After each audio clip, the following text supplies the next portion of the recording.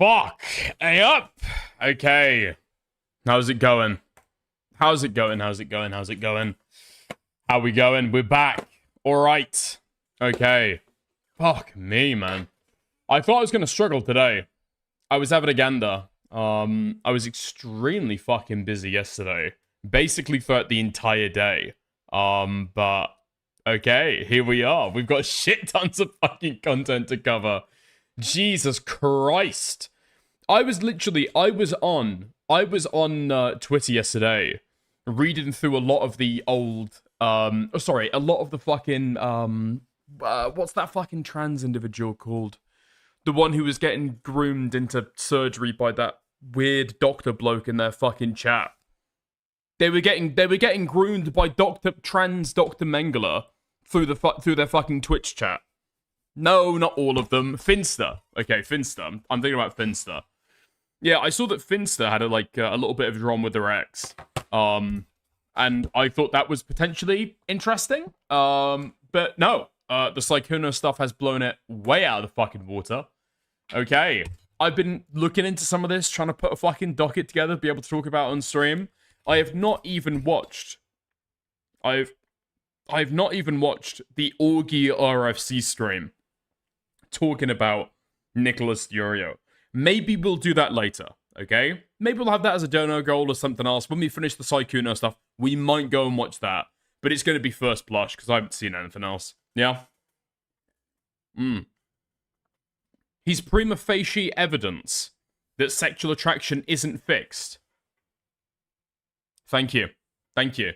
Oh, I see what you mean. Okay, how's it going? Did they burn the bridge? No. Okay. I'll show my hand. I'll show my hand a little bit.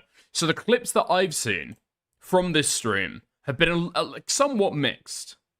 Alright? Orgy at some point seems to be agreeing that, yeah, a little bit weird, a little bit strange there, you know? Nick, for example, kind of like skipping through the fucking, the Ethan Klein lawsuit to try and ignore the, the Nazi salute allegations. That was very fucking funny.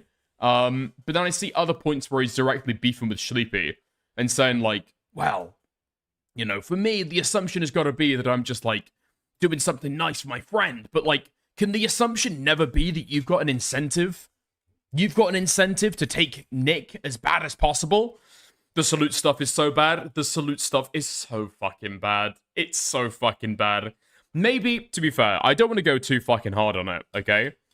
Because, you know, you've got, like, a limited sample size. You know, it's only a certain amount of, you know, people who happen to come across your stream. There's probably a bias in there already.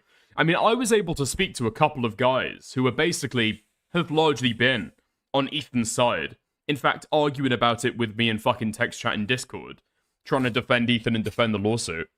And then as soon as I start talking about it, pulling up on stream, both of them change their fucking mind. I do think this is going to be the fucking turn of the tide.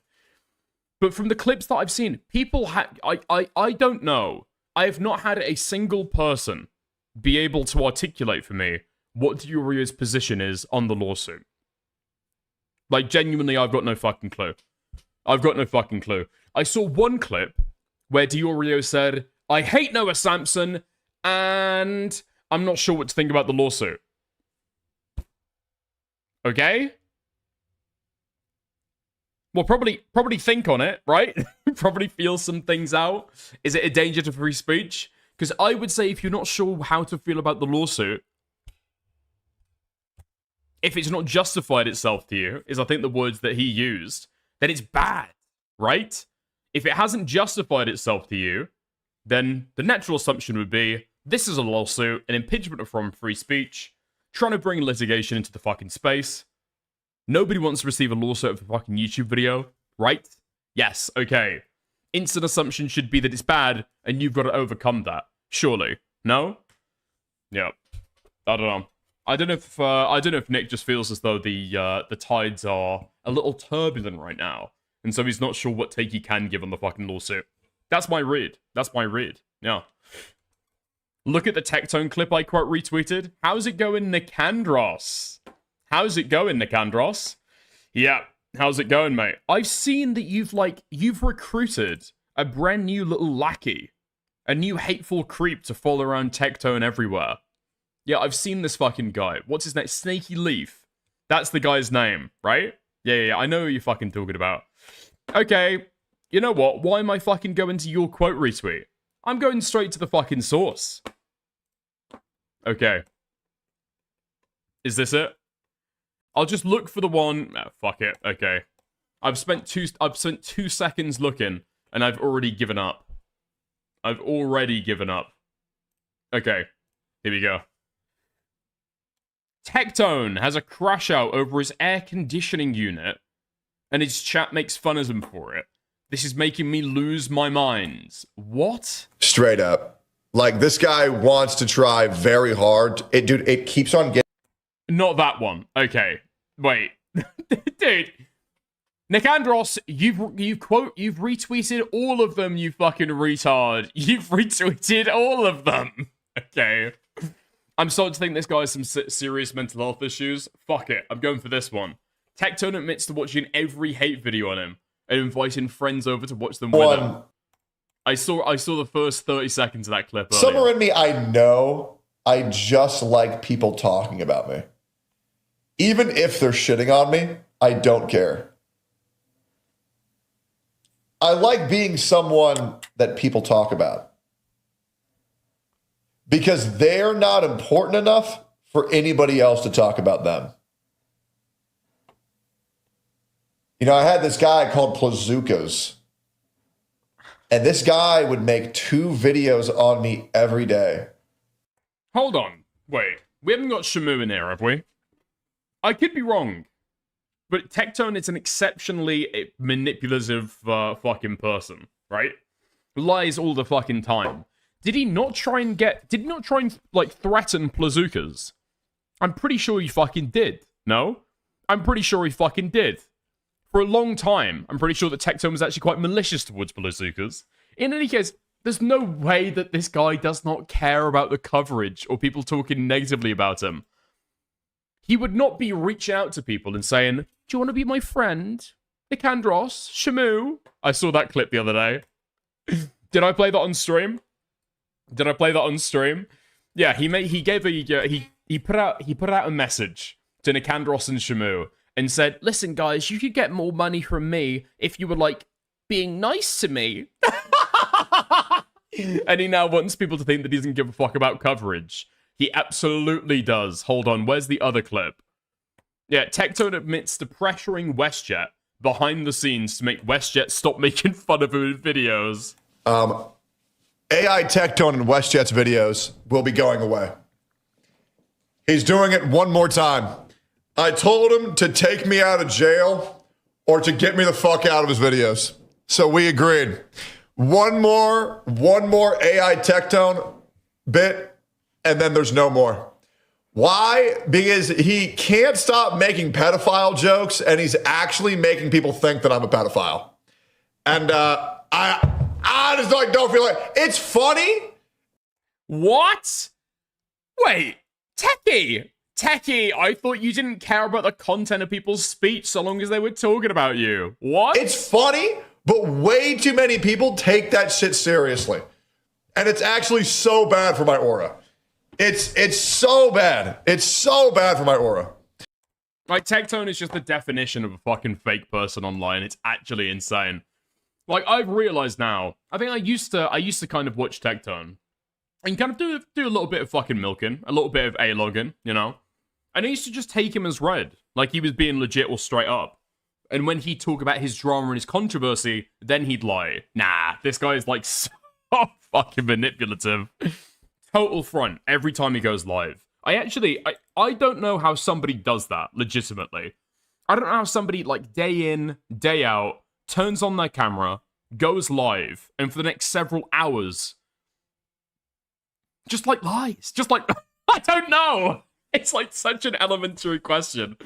I'm like a little 6-year-old boy in church. Daddy, do people really lie? People go out into the world and just lie, really?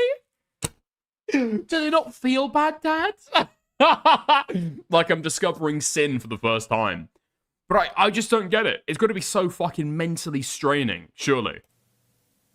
about how awful of a person I was and how I'm going to jail and all this shit.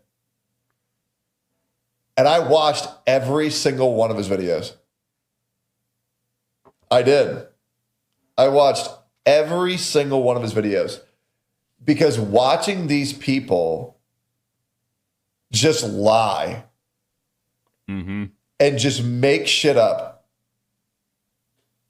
it's compelling to me. Shut the fuck up. This guy is unbelievable. Yeah, I watch these guys' videos and they just fucking lie about me every fucking day. Every fucking day they're putting out lies about me, saying I'm going to jail, saying that I'm a rapist. They put out fucking lies. And I love it. I find it really compelling. That's why I'm, mulling it over and talking about it on stream. Plazookas, a guy who used to be active, 4 years ago, I think? He obviously cares. He obviously cares. He's got videos that he's thinking of in his fucking head right now that he's fucking raging over. It is. And then seeing their audience believe it is like, wow. So it really is that easy. Just fucking lie. It's where Techie learned I from. used to invite my friends over. This is real, by the way. I used to invite my friends over. Friends who I will not name. Friends that I still talk to. Whenever a new hate video would drop on me. Yeah. Because I just think they're so funny. Yeah, that shit never fucking happened. That shit never fucking happened. And you can tell, because, his lies aren't even consistent with one another. He used to invite friends over, yeah? Friends that he's still got to this day. This guy is bitching and whining and complaining about the fact that he has no friends anymore. Watching it with who? Your fucking mum? Your fucking crab-riddled sister? Yeah, you ain't got fucking anybody, dude. You've got absolutely fucking nobody left. Fuck me. But, yeah. There we are. Hold on. Do you have some of the orgy stuff? Maybe a little, whet your appetite a little bit for later on. We'll see if we fucking watch this stuff. Even Orgy RFC admits that Pigolus Durio skipping over Ethan Klein's claim in his suit versus Noah Sampson that he was depicted as doing a Nazi salute is very sus. Yeah? Diorio pre-watched Queeman and anticipated this retarded point that Ethan Klein made. Then he memorized where Ethan Klein complains about that clip in his own stream. Or sorry, he memorizes where Ethan Klein complains about it. Then he goes live while he's streaming, remembers that Ethan's about to bring up the retarded Nazi salute thumbnail point, comes up with an excuse on the spot that Mutahar's full name is on screen. Then he skips over it. And that's just insane to me. That's just actually insane to me. Now, is that what happened? I don't know. The only thing, I do have a question for why Diorio didn't cover that, though. Honestly, I do honestly. Wait, I think Substance is failing to pick up on a little bit of nuance here. I think Orgy's saying that it sounds crazy. It sounds insane, as if, that's improbable, that didn't happen. Alright? I don't think that Orgy is saying, that's insane, that's crazy that happened. I think he's somewhat skeptical, right? Honestly, question why Diorio. Because I gotta be honest, you do sound fucking insane. As soon as you fucking lay it out or describe it, you do sound fucking insane.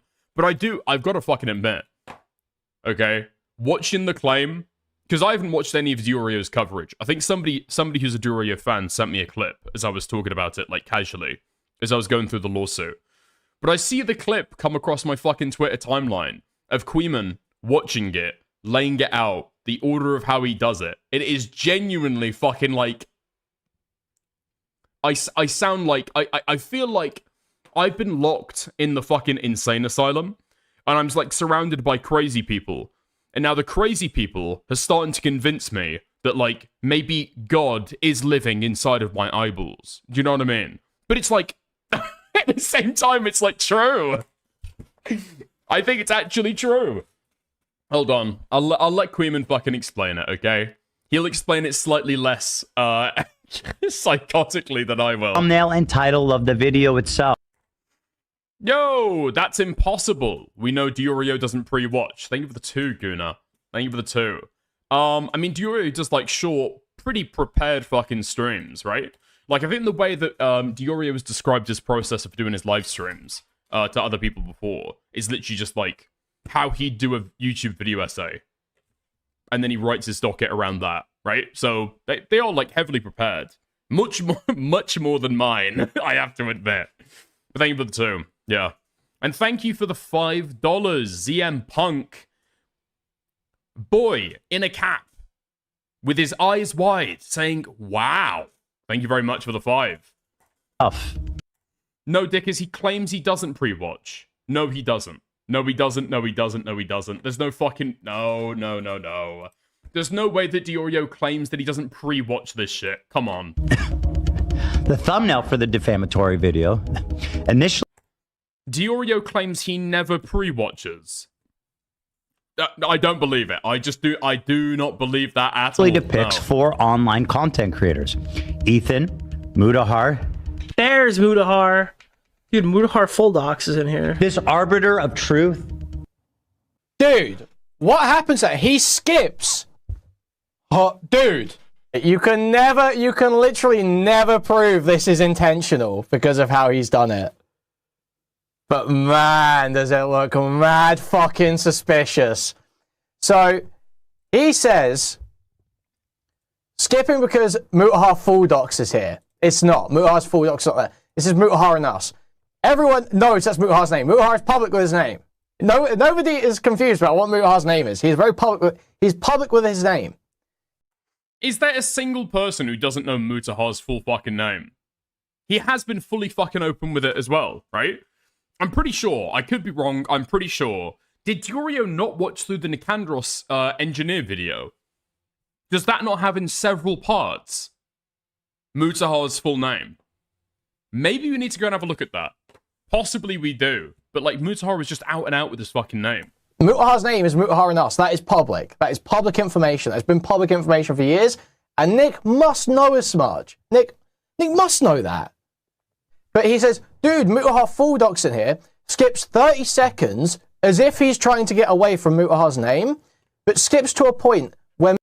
Lol, I forgot his last name was Anus. I am 99% sure that I have heard... I'm 99% sure that I have heard Nicholas Diorio make that exact same joke. No? Haha, Anus.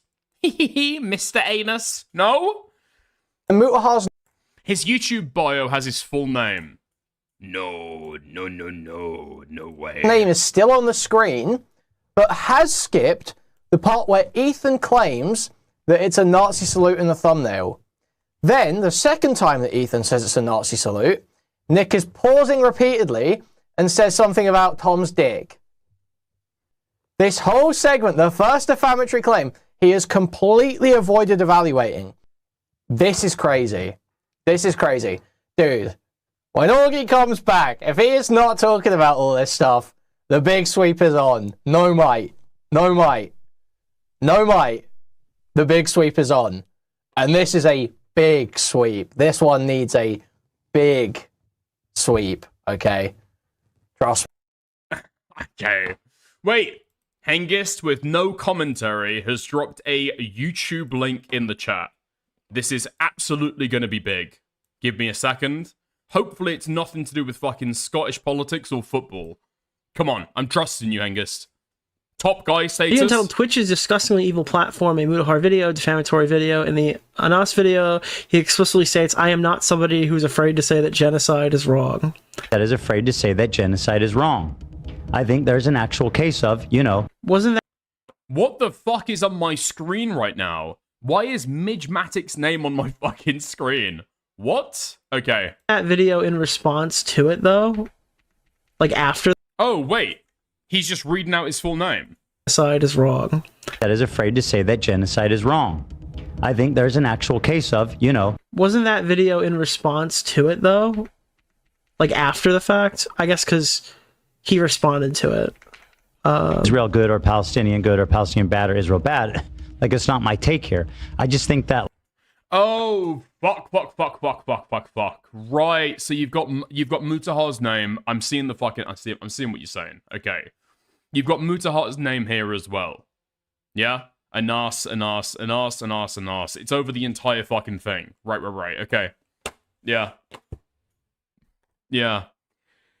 Extremely weird. Extremely fucking weird. Yeah.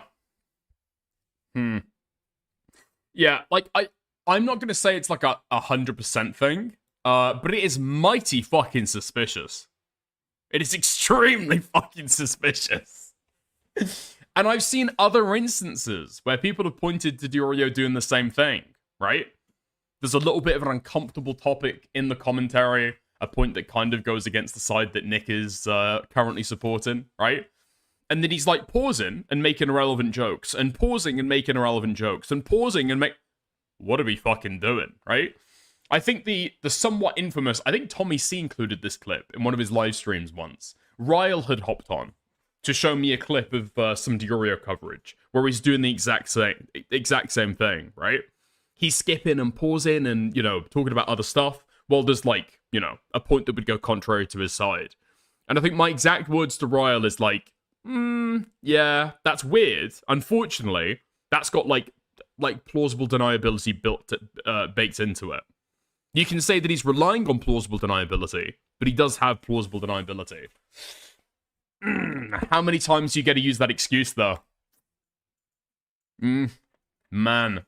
Especially given the fact that, like, during the stream with Ethan, let's say that he doesn't pre-watch, okay? Let's say that he doesn't pre-watch. That is the first claim that Ethan is bringing about as his defamatory claims that he's suing over, right? Is that not a fucking important thing to, like, sit down and listen? Like, okay, fuck, all right. First defamatory claim. Let's lock in. No? We're talking about fucking Marvel? We're talking about Family Guy? Why? It seems very strange. Yeah, 100%. Dickers. Better than Chud Rust, better than podcasts. That's how I like to brand myself, yeah. That's how I like to brand myself. Not the best, just better than the alternatives. How's it going, Sister Godiva? Oh, fuck me, Hengist. Tommy clip, let's go. He's talking about. So that must be something different. So, yeah, let's see more. Trick in the book. This is what you do when you make... This is like the oldest trick in the book. Who clipped that? Who clipped that? Hold on. Who clipped that? Trick in the book. This is what you do when you... Oh! Interesting. Very interesting. We've got a double agent, ladies and gentlemen. Simp Man. Oldest trick in the book. You make... This is like the oldest trick in the book. The oldest trick in the book. The guys that just started streaming know the oldest trick in the book. As a streamer, when you're watching someone else's like hit piece, and you typically you have a really bad point. Look at that fucking gay ass sweater. Oh, interesting, Tommy C. As soon as there's a little bit of information, a little something that goes against your narrative, suddenly we want to start cracking jokes. We want to start cracking jokes that makes absolutely no sense, okay? I don't think that anybody in here would say that that sweater is gay. It looks very academic, very refined, if anything. This sweater, this looks like a father's sweater. When we finally talked him into taking his suit off. My God. Boy, you must be a pussy machine, Dickers. Did you know you're getting goddamn right. Look at that fucking haircut, that sweater. Like, use a comb, bro. Use a fucking comb. Nah, he's a manly man, isn't he? Use a fucking hair. A comb? Holy fuck, dude. These people have got no fucking idea. Jesus Christ. I don't want to take fucking fashion tips from some loser who's sitting on a Tommy C live stream, yucking it up and backing up everything he fucking says. You probably don't own a comb, motherfucker. The hair is curly. You can't use a fucking comb on that shit. You gotta get some fucking broad teeth stuff.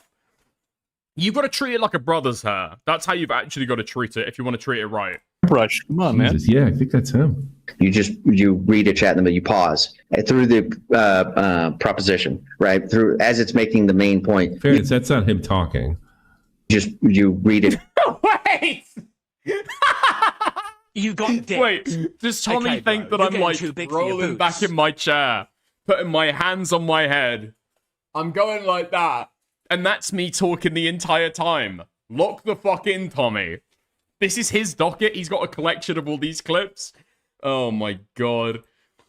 This is what happens when you actually don't put any effort into your commentary content throughout your entire fucking career.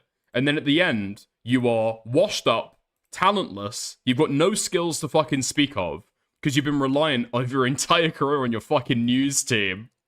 They've all flown the fucking coop. And now you have got literally nothing. You've got nothing at the end of your fucking career. You've lost your fucking brains, okay? You have gone water-brained. You are dementia-ridden. But you haven't even got any of the fucking old pizzazz to be able to, like, hook back into. You know? It's like an old man who got everybody around him to do all his fucking work for him. And so he's got no clue how to do a commentary drama live stream anymore. Chat them, you pause through the proposition, right? Through as it's making the main point, you just pause directly in the middle because that is going to disrupt the thought process, and you can't be held accountable for what you were, hey, I was reading the chat, I wasn't paying That's the oldest trick in the book. attention. Yeah, I'm gonna be honest with you, everybody that's wild. everybody does it to a certain extent. But yeah, some people do that. Yeah, I forgot about this clip. So Tommy accepts that, yes, everybody does this. Yes, everybody does this. Oh my god, can we go back a second? Hold on. Because what Tommy doesn't get is it's not the I sweater. wasn't paying attention That's the oldest trick. for what you Where were, is it? That, ladies and gentlemen, above the sweater, the neckline. That is a thick, tree trunk-like neck. That's what gets the ladies, not the gay-ass sweater. That's just there for, for like, furnishings, you know? But yeah, some people Little extra flair. will do that a little more liberally than others. I saw what's-his-face do that to me. Or, Chud, or here's what you do. You watch the fucking video and you don't bring up the main points and act like you did. Yeah, you just play the The wrong problem is timestamp. that What's the problem, Dickers? he knew this going in. These are the geniuses. You can't know that give it plausible deniability. But it does genuinely give you plausible deniability. Since a pause over something gives you plausible deniability, I guess. Any of this streaming. Oh my god, this is why we don't watch Tommy C anymore. He'll go. You are kind of right, though. That is correct. Every time that Tommy C gives commentary, he goes. Yeah, I guess so. It's so fucking stupid. It's so fucking stupid. And what he doesn't even fucking realize is that in that clip, You got dicked. I'm giving Okay, Nick bro, you're charity. getting too I'm big the for your one saying boots. there's plausible deniability there. You can't run with this claim. Thank you, Sykkuno, for the 20 sec. Yeah, very true. It's not a fucking neckbeard, okay? It goes all up here. I'm fine. Fuck you. All right. Oh, you look like a young DGG Wick. Please never say that to me. Please never say that to me ever again. That guy has spent most of his career pretending to be a wizard so that he can wear a hoodie and hide the vast majority of his body. Yeah. Check DMs, Dickers. Check DMs. Nick claiming that he doesn't pre-watch. Okay. Wait. Does he mean that he doesn't pre-watch rather than a criminal anything? proceeding. Okay, because there's some content that you do pre-watch. There's some content that you don't pre-watch. There's no way that a drama live streamer would say that they never pre-watch anything. Is not a condition precedent to Nick following the most basic principles of storytelling. Random chatter. Pre-watched! You can't predict this! You pre-watched it! disbarment or suspension from You guys should know that I don't pre-watch shit, dude. practice. Therefore, did he commit a felony? Any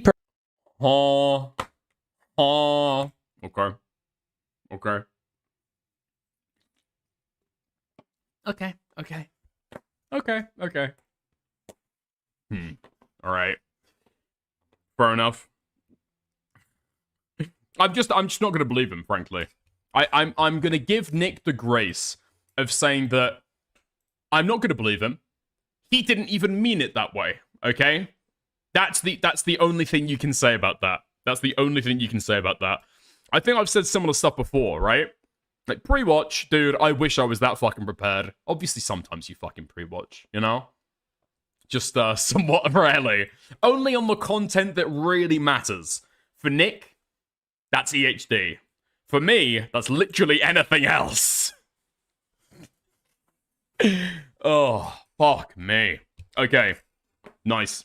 Speaking about literally anything else, let's go into literally anything else. Let's get into the Sykkuno stuff. All right. Now, there's two takes that you can have over this stuff. You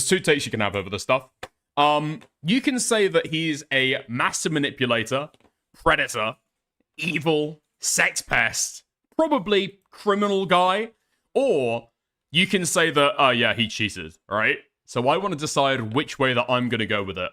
So, for example, there are two men that I'm going to say during this. There's a hero and there's a villain in the way that you can interpret the Sykkuno drama. First up, the villain. Let's have a look at Kodiak's response to this stuff.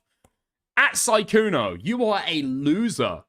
You are the abusive dude that lives an example as why good guys get ignored. You are scum, buddy. Hello, Bao VTuber and others. Sorry, hell, Bao VTuber and others should have exposed you back then. I don't get why you all waited to expose this loser. Good dudes would have went out of their way in VTubing and ended his career in a heartbeat. This is why women need to report abusive behavior. This guy makes all of us look like trash. Bao's 2025 escapade would have seen a different ending. Guys like me would have handled him, made him a personal mission. He's an abusive lair. Men, don't treat women like this, ever. The good ones are queens and deserve you being the best man possible to them. Don't be like this, period. Yeah, Gripper, well pointed out. This guy has been divorced twice. Another thing to point out is that this guy has been, like, publicly sexually harassing a poor Israeli, a poor young Israeli lady, as she's currently being shelled by Iran. She's living in fear. She's living in a bunker. Meanwhile, she's getting peppered day in, day out by sexual harassing comments by Kodiak on the timeline. To the point where it blew over. It blew up. It exploded. And she just had to say, I'm not interested in you. Please leave me alone. You've invented this in your own head. But, of course, he's like a total fucking virgin loser, incel. And so the only way that he can look at drama through is that successful people, right? Pretty guys are actually evil.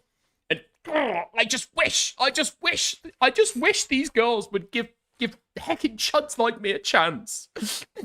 It's the fucking Stan. It's the fucking Chads who ruin it for the rest of us, man. All the Stacys are thinking that the Chuds are evil because the Chads keep on fucking it up for us. If it wasn't for men like Sykkuno, Kodiak would have bitch after bitch in his DMs, thirsting after the fucking bear cock. Absolutely. Hold on. Okay, yeah, wait, hold on. He goes further than this. I would also like to know, Bao needs to say something about this and still apologize to the various men she insulted? Huh?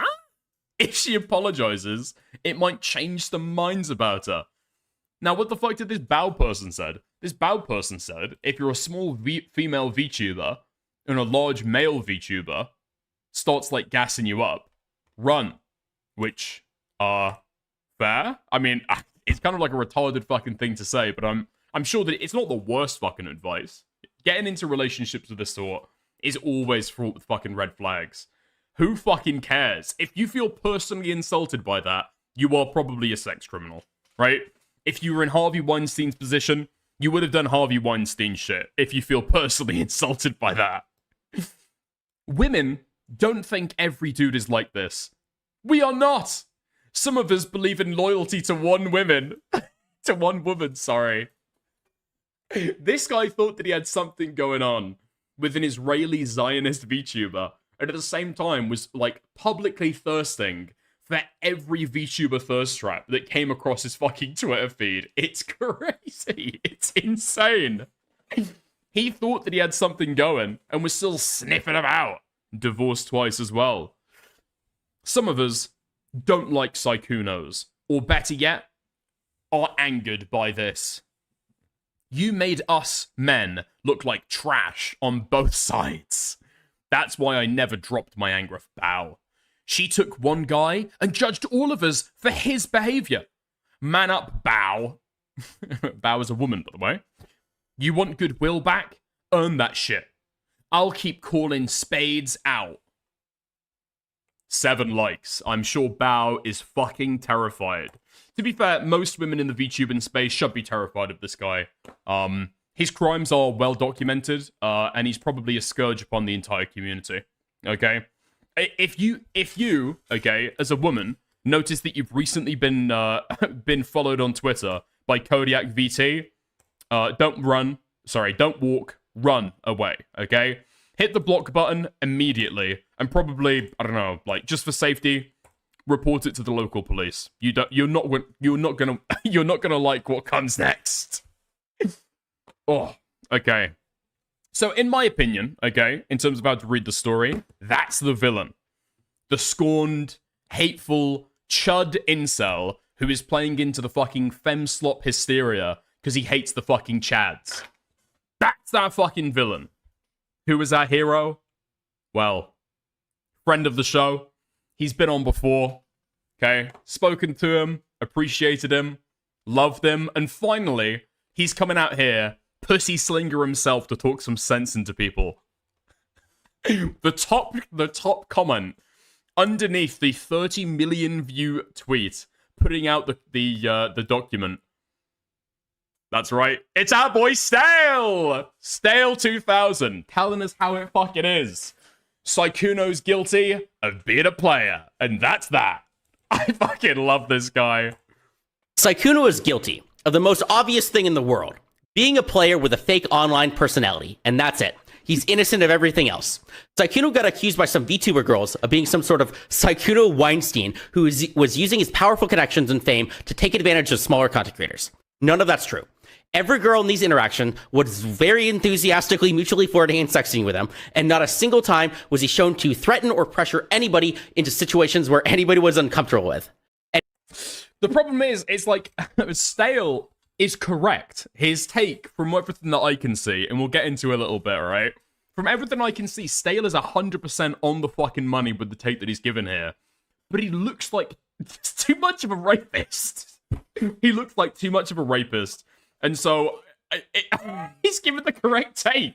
But I just wish he hadn't used Facecam, basically. And his horrible sugar daddy love bombing that he was accused of amounted to buying somebody the video game Resident Evil 9 and flying a girl out to Paris. All he did wrong was flirt with too many women at the same time while lying about it. It's kind of shitty, especially to his long-term girlfriend, but it's not predation. And come on. With somebody who looks like that, with that large of a female audience, did anyone really expect anything different? Of course he's a player, but he's not a predator. Damn. Sykkuno. Damn. Stone cold. I have an ungodly agenda against Sykkuno, and will assume the worst. Listen, okay? That's probably an alright dynamic, okay? I've already given my take before we go into the entire document. You just hate Asian people, presumably you're bigoted against Asian people. That's fine, okay? But what we need to do now, okay, is actually dig in. Actually look through some of this stuff and find out what we actually fucking think about it. So let's go in for the Google document. Because I'm coming at this. I'm coming at this from a very certain perspective, okay? So I will be completely upfront with that. Completely upfront. The stuff that I've been seeing over the course of this drama has been so fucking retarded. You had a girl coming out saying that, oh, when I was a teenager, 16, 18, he started DMing me and risen me up. Then it turns out she wasn't 17 at all. She was like 18 when this guy was talking to her, probably older. And then she deleted her entire Twitter account. That's now gone. You can't find those tweets anymore. Yeah? Actually, I was able to find a single archive. a single archive of when she actually takes the L. So, fuck. Let me get the screenshot up. Because her initial statement was, and I quote directly from a Discord embed, okay? I quote directly. I wish I was the type of teen who screenshotted everything before he deleted his combos, / asked me to use Snapchat so it would inform him if I did. First off, I mean, accusing somebody of using Snapchat, you know what you're saying there? They're absolutely a fucking pedophile. Only pedophiles use Snapchat. The only people that I know to use the app Snapchat are pedophiles, and I don't know, people who are looking for sugar babies, or I don't know, people trying to buy weed. Those are the 3 types of people who use Snapchat. But you know what you're fucking alleging now, right? Yeah, there we go. He did the exact same thing to me when I was a teenager. 17 to 18. And he was an adult. And deleted his footprint with me. What the fuck? What the fuck? What the fuck? He deleted his fucking footprint with you. He hasn't done that for any of the other girls. Why is he doing that with you? Wait, 17? Then in 2020, when he became one of the most popular content creators, I had to swallow him down. What was this guy making these girls do? What the fuck? Seeing so many people I looked up to hang out, collab, and entertain him. He has done this for many, and I mean many years now. It's not much info, but everything described in the document was so one-to-one with my experience with him. I actively didn't seek out to meet up with him because I knew he had a girlfriend. Huh? I don't know how you're trying to call out other people. The drama right now is because of cheating, right? Can you call out somebody for cheating on their girlfriend if you knew they had a girlfriend at the time? You didn't seem to fucking care then. What are we talking about? I actively didn't seek out to meet him because I knew he had a girlfriend. But I heard from others he did sleep with women. Wait, what? I heard from others he did sleep with women. So I've been living a fear of this man since 2018.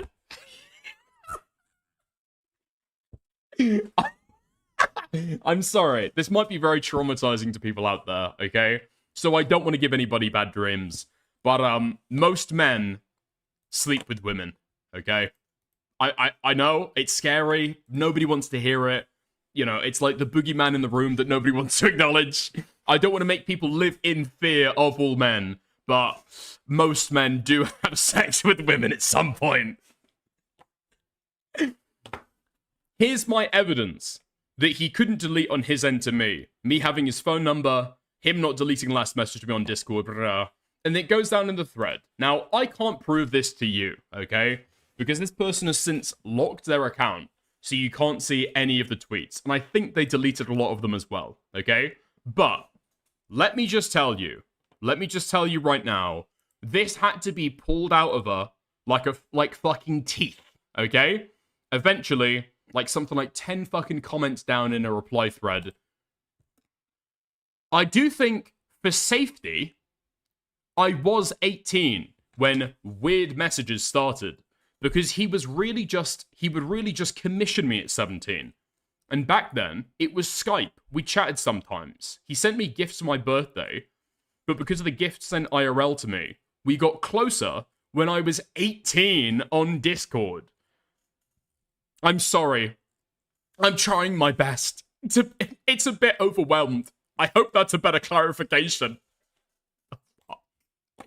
Yeah, I'm sure you're totally fucking overwhelmed. I'm sure you're overwhelmed. What's actually happened here is that nobody's overwhelmed, okay? People are not coming out and making irresponsible statements. They're saying exactly what they mean to fucking say. Because this tweet from a literal fucking whomegalol has managed to get 30 million fucking views, and then people feel as though they can jump on the fucking bandwagon. Right? The tone has been set, okay? And the headline is serial cheater, master manipulator, dangerous predator. And everybody is going along and following the fucking tune. The reaction that this guy has got even from the people who are supposed to be friends with him, is insane. Is insane. I got a fucking, I've got a tweet here from Lily Pichu. Yeah, here we go. Here we go. Lily Pichu comment on Sykkuno. I feel like I don't really know who people truly are. And it's a lot to unpack. I'm trying to believe in people, but I've ended up disappointed so many times. I'm becoming more closed off. I'm taking a few days off. I'll see you guys later. Stay safe. Stay comfy. Bro, your friend got caught cheating on Discord. What the fuck are we talking about? He had a girlfriend and he was sexting with fucking Discord kittens. What are we fucking talking about? People are playing this shit up all the way to fucking 11. And the reason why they're doing it is to be able to sympathy bait for themselves. There is no other possible fucking explanation. You are, oh my, you find out that your friend has been sexing with Discord women, and it's like a punch to the fucking gut. It's like a punch to the fucking gut. You get like internal hemorrhaging, and you start coughing up blood from the sheer fucking, from the sheer damage to your soul. Shut the fuck up. My chakras are all out of line. My chi has been disrupted by this news. Shut the fuck up. It's not that fucking deep. Hold on. Is there another one here as well, or did this person also delete their account? Ooh, yeah, this one's gone as well. Okay. Yeah, here we go. Here we go. Just to, again, get the fucking tempo of this stuff. This was one of the quote retweets that was going around at the time. So it says, Sykkuno also reached out to me via Discord and started talking with me. He asked where I lived, and later asked me if I was going to a convention. At the time, I didn't think nothing of it, because I thought Sykkuno was just trying to be friends. You're getting too big for your boots. But after learning what, Didn't you say after this learning was a today what was coordinated really effort the happening other behind day? the scenes, Is that what this this is? scares me. He was known to hang out / talk with a lot of VTubers. My heart goes out to all the girls and victims. Please stay safe, everybody. I don't know who this Mochi person is. Wait, did I have that tweet up earlier? Oh, I do know who this person is. I do know who this person is. So they ended up deleting their tweet, right? But this is them. This is them.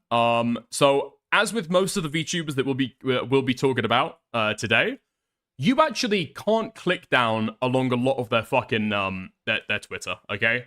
You can't look at their alts, you can't scroll down too fucking far, because surprisingly, all of the girls that it looks like he was DMing and sexting with all have separate porn accounts or are goonified to the fucking eyeballs on their fucking VTuber models. I give to you one of the alleged victims. And now let's remember, okay, victims of what? Victims of what? Victims of entertaining sexual conversations. That is what we're talking about here. That is the allegation. When people say that he's a predator, it's because he was having sexualized conversations. What? What? It feels like there might be something of a common theme here. Something of a common theme, you know? Woman makes VTuber. Woman makes hentai porn of a VTuber character. Gets hit up by a horny Asian man. Taylor's old as time. No? Play the Lily clip, sweeping. Hold on, did you send it to me? Hold on. Send it to me and I'll read the fucking dono that I just got. Fuck. Yo, thank you, Kit Katza, for the 5 Canadian. Didn't you say this was a coordinated effort the other day? Is that what this is? Didn't you say this was a coordinated effort the other day? Okay. Did I say that? Did I talk about this shit? Maybe in Discord. Yes, so this was a coordinated effort. This absolutely was a coordinated effort. We'll go into a little bit of that later. But if you look at when the document drops from a pretty fucking insignificant Twitter account, nobody fucking knows who this girl is. And then Mugen puts out a video Within a day, this shit is getting... Hold on. Yeah, within 24 hours, 1.4 million views. Drops an hour after the document releases on Twitter. And you've got all these other people instantly ready with fucking quote retweets. Yeah, this shit was coordinated with a lot of fucking people. So I think the hype around it and this hysteria has not been born out of people thinking that something actually truly terrible happened here. Because we'll go into it. Nothing really fucking happens, okay? It's a little bit of a nothing burger. But people are overplaying it so fucking hard. And it literally can't be for anything other than grudges. Can't be for anything other than grudges. Okay. Wait, what the fuck is this? What did you fucking send me? Hold on, Speed Racer. Is there something here to do with Lily Pichu? Oh, this is like leaflet. This is early leaflet stuff. Okay, who wants to start it off? Our Yuri drama, Shirley edition, episode 1. Sure Lily is now Leaflet's username, right? This is her old username. Okay. Leaflet and Lily Pichu had a shared YouTube channel.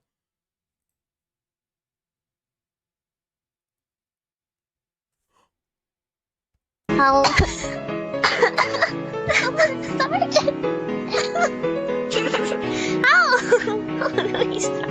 Hi, Rose. Oh, hey, Lily. What are you doing here?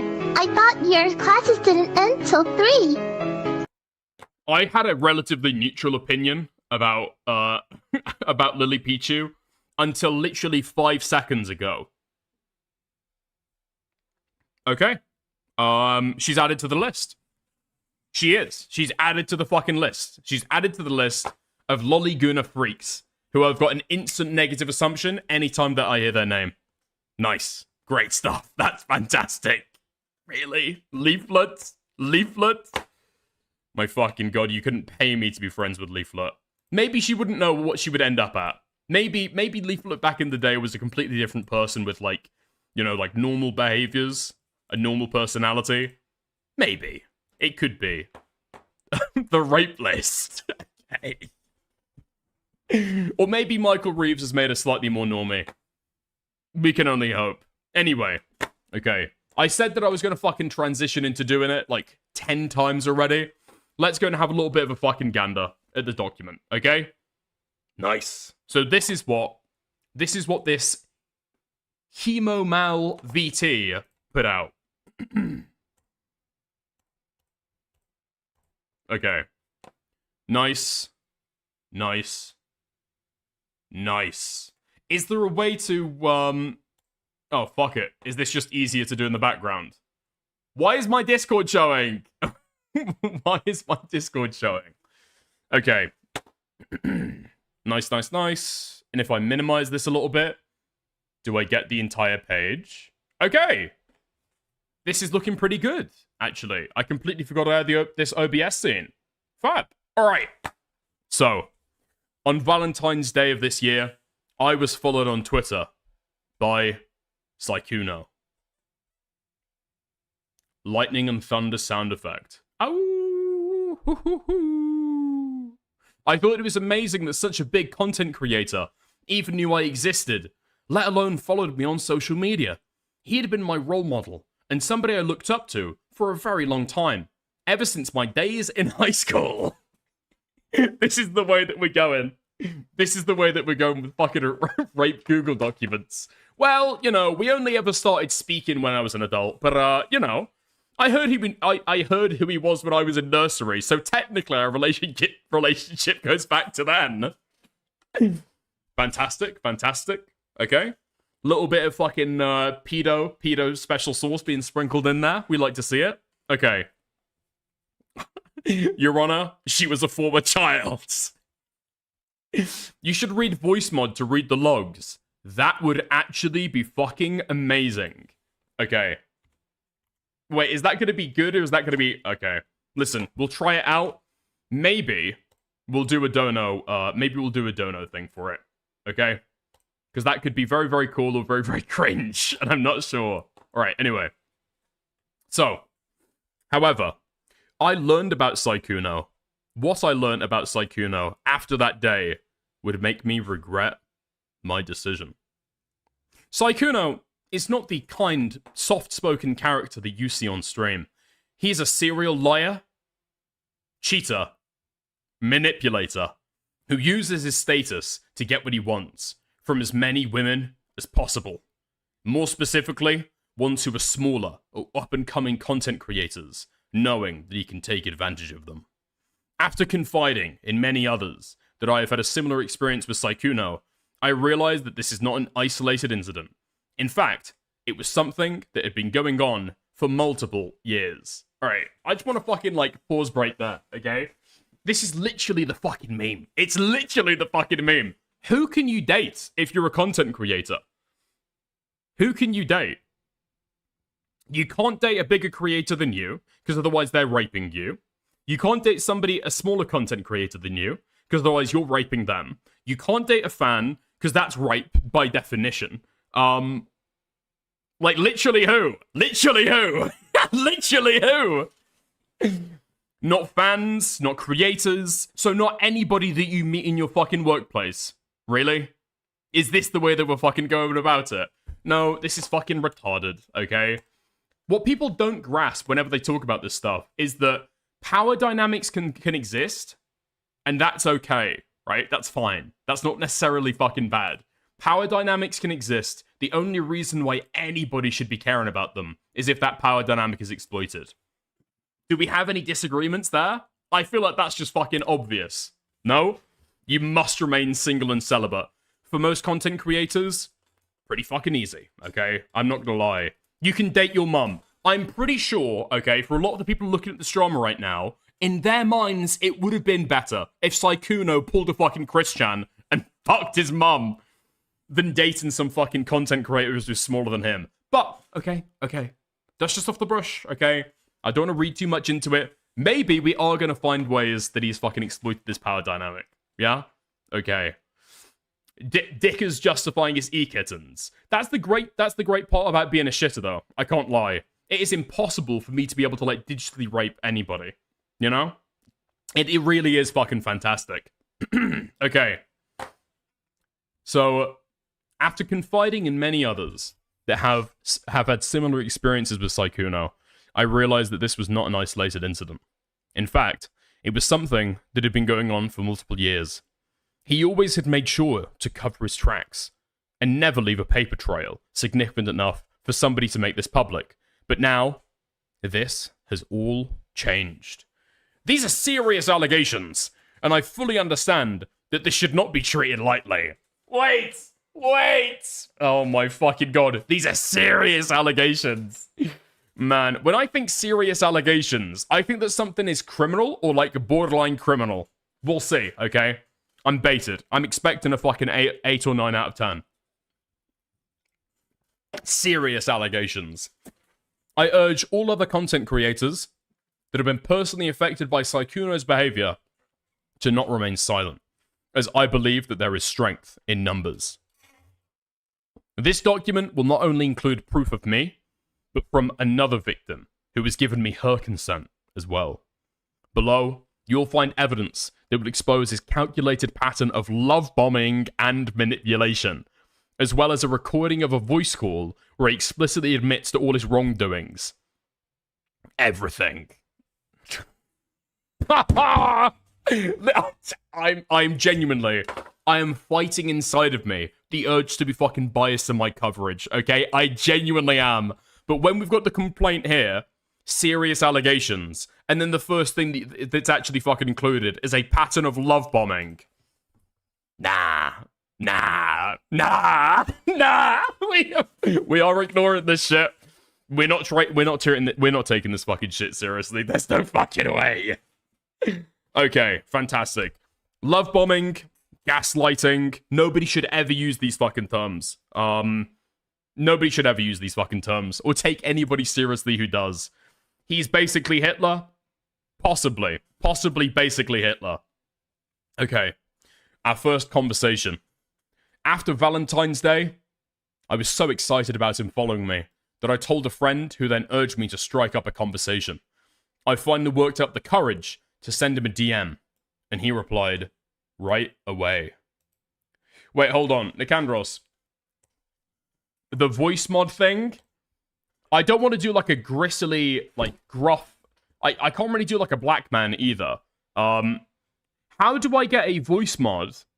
How do I get like a fucking voice mod voice that is like just Asian enough to kind of make sense without being racist? Does that exist? Do I have that somewhere? If anybody's got like recommendations on that.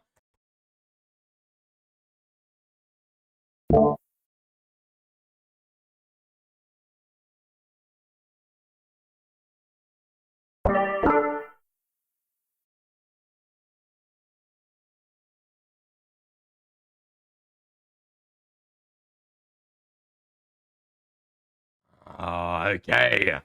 Yeah, I know you can't fucking hear anything, because I can't hear shit either. Alright. Fuck my chud life. We'll do it without anything. We can't hear yo ass. You need to add an audio input device on your scene that has the voice mod input. It should work as a fucking add audio input device source on OBS. I've already fucking got it, okay?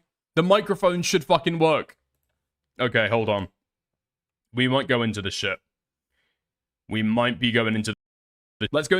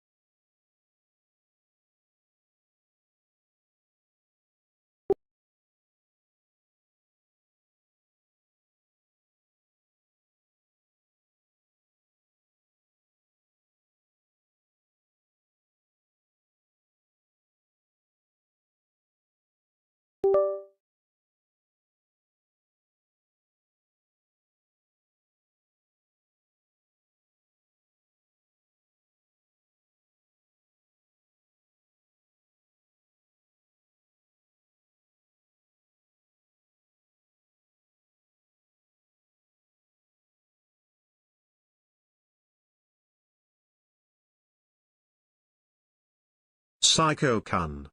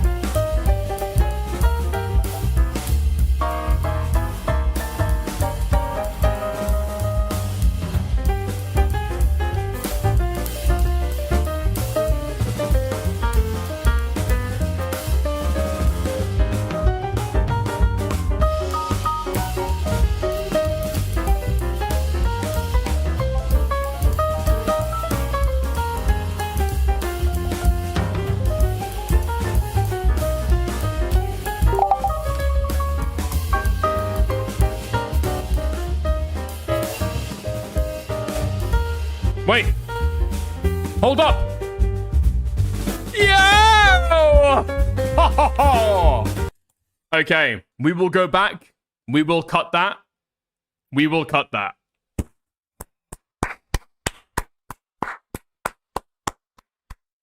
You know the worst part of all of that shit? I had Candros in fucking chat that I had to force to, like, watch. Completely muted. I can't talk back to him. Being like, actually, aren't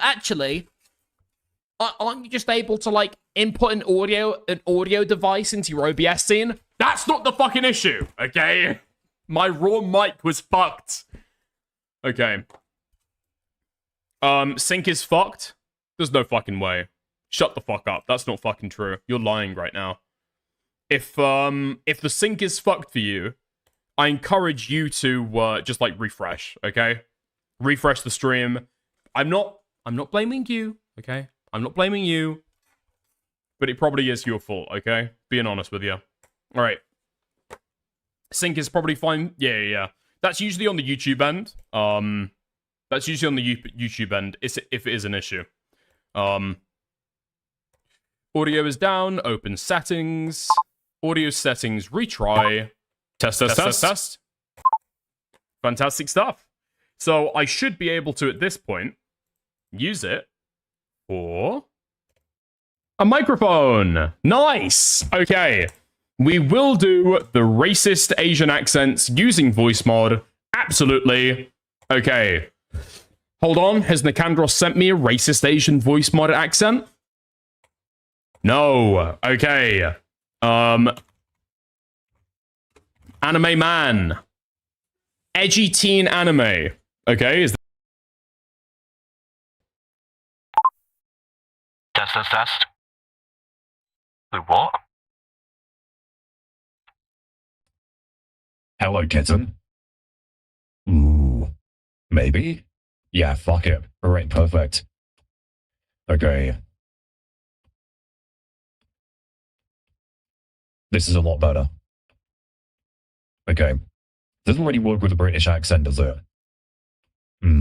Okay. Anime girl. First result? Hello. Kawaii desu. Does that work as a woman? Yeah, really. Oni-chan. Why am I in a cupboard? Okay.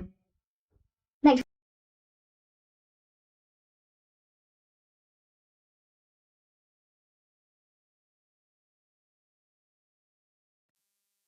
Hold on. Ooh. Hello? Yeah, perfect. Okay. Let me add that shit. Great stuff. Okay. Fantastic.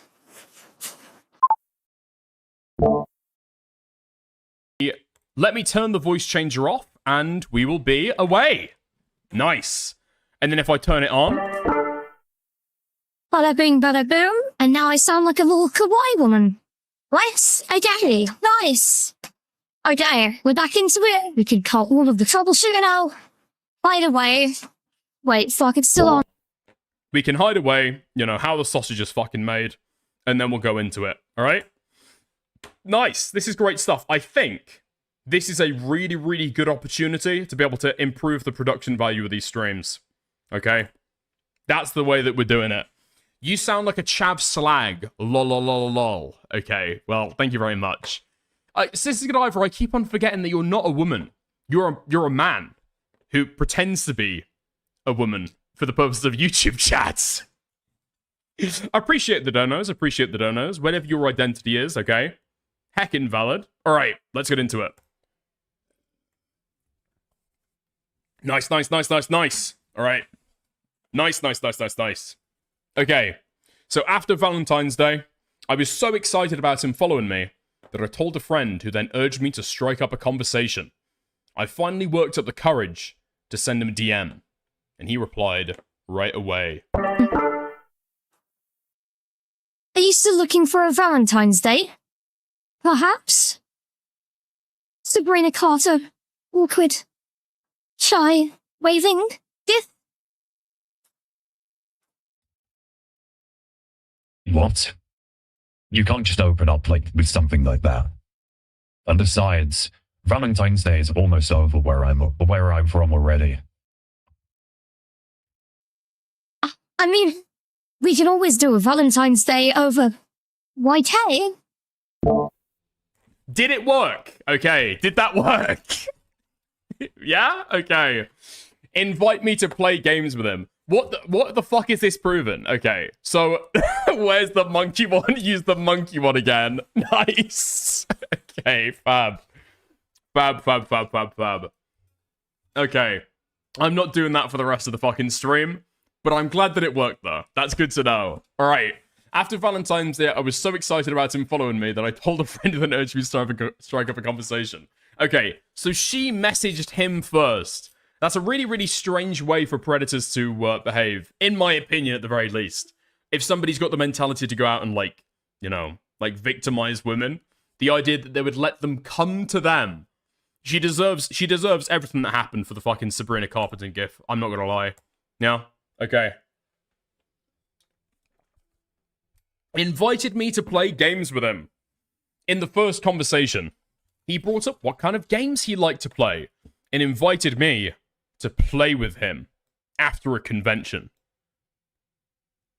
I can take the healing kit and occasionally heal you with it. What time is it when you're from?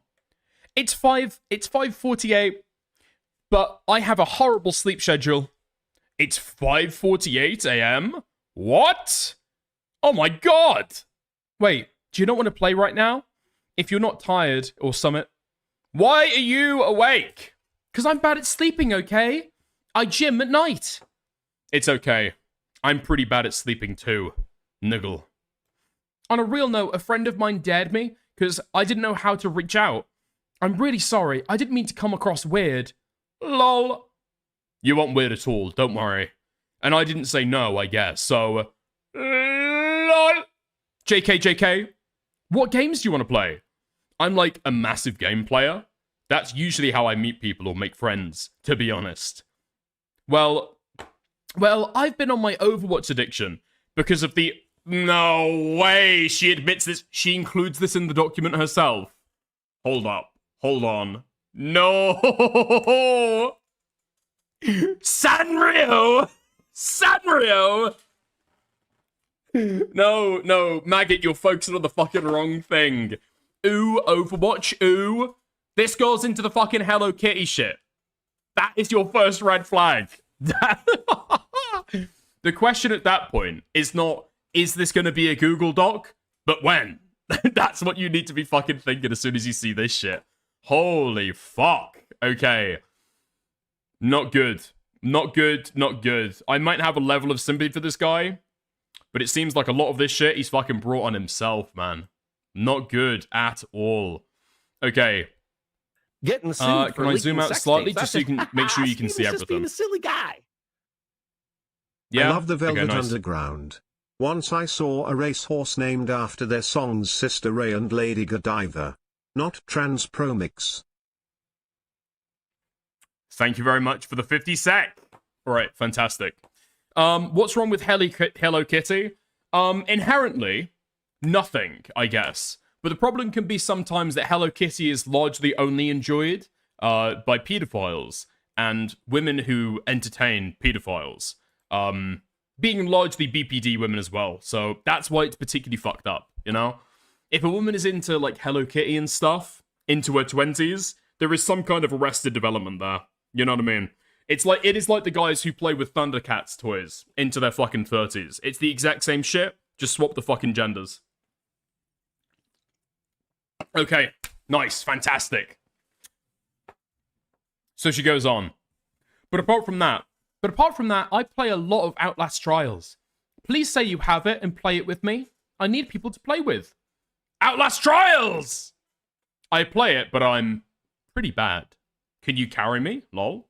I play Overwatch a little bit, but I'm like most useful on Torb, hiding behind a turret. But they nerfed that apparently.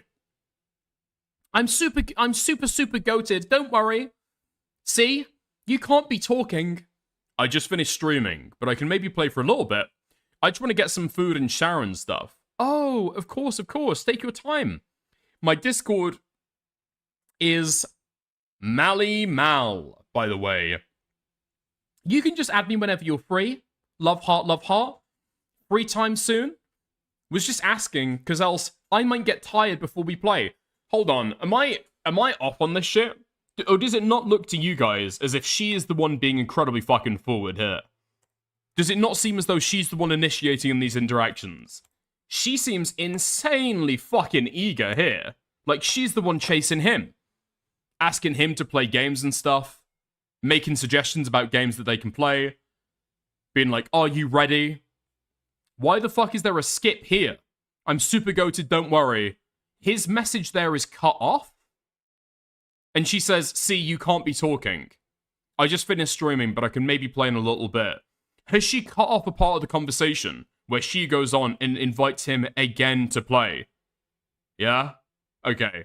Because this girl seems eager as fuck. So I don't know where the manipulation angle is going to come into this stuff. Alright.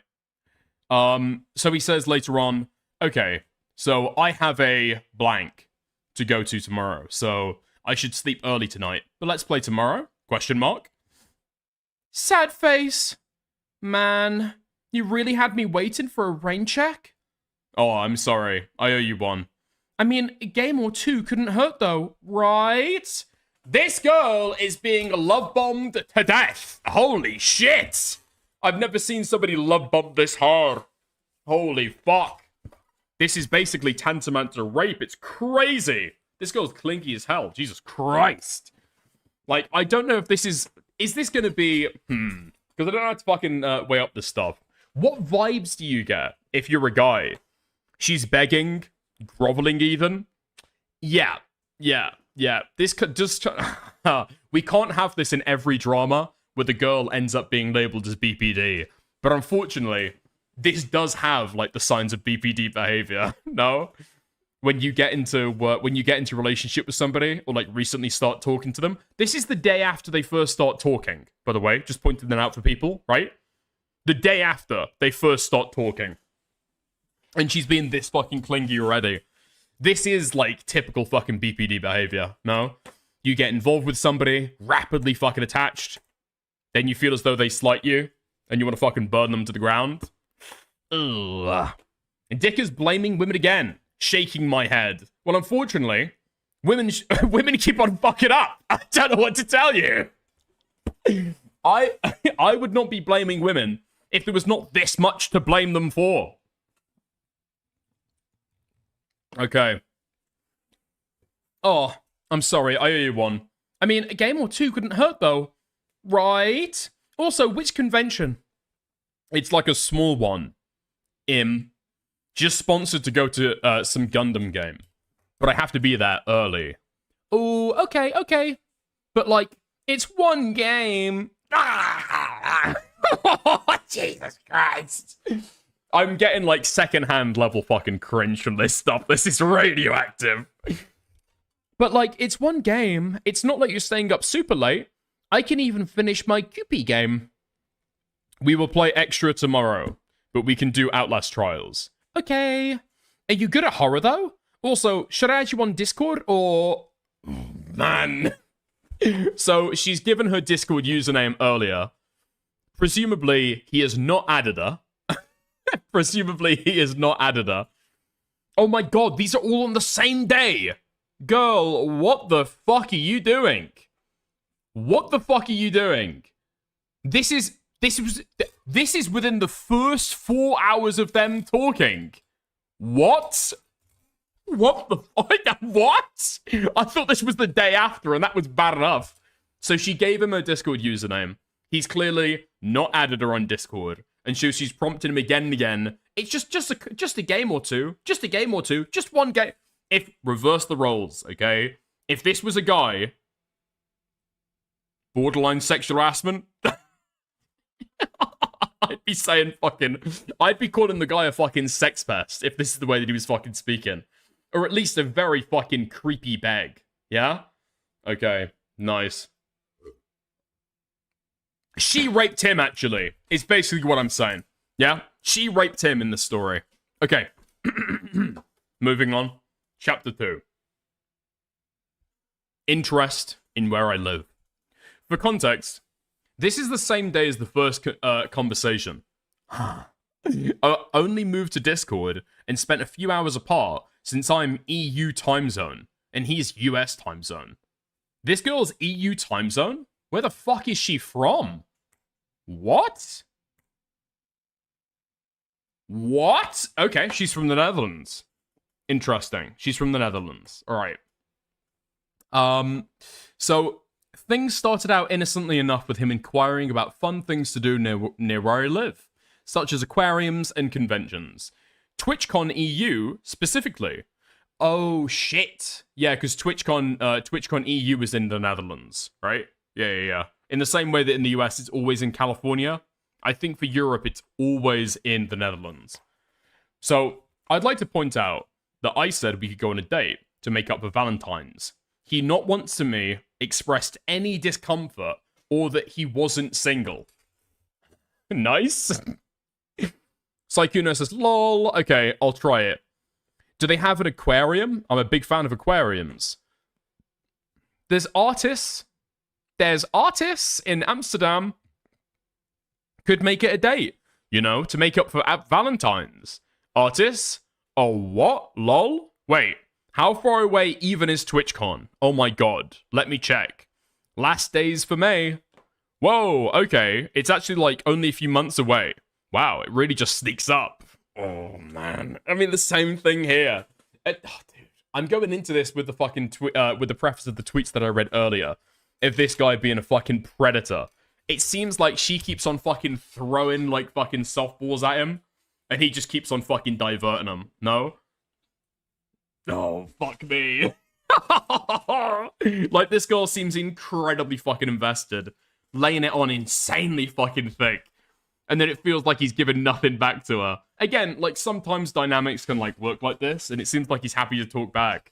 But if this was a guy, and this is a repeated series of behavior, ooh, man. You need to fucking slow your roll, dude, okay? You need to fucking slow down. You seem like such a fucking creep in these DMs. I've completely changed my opinion. Following my private Instagram. He would also follow my personal, private Instagram that's only available to my IRL friends and family while using his official Sykkuno account. I want gasps. I want gasps in chat. Making plans to meet me in person. All right.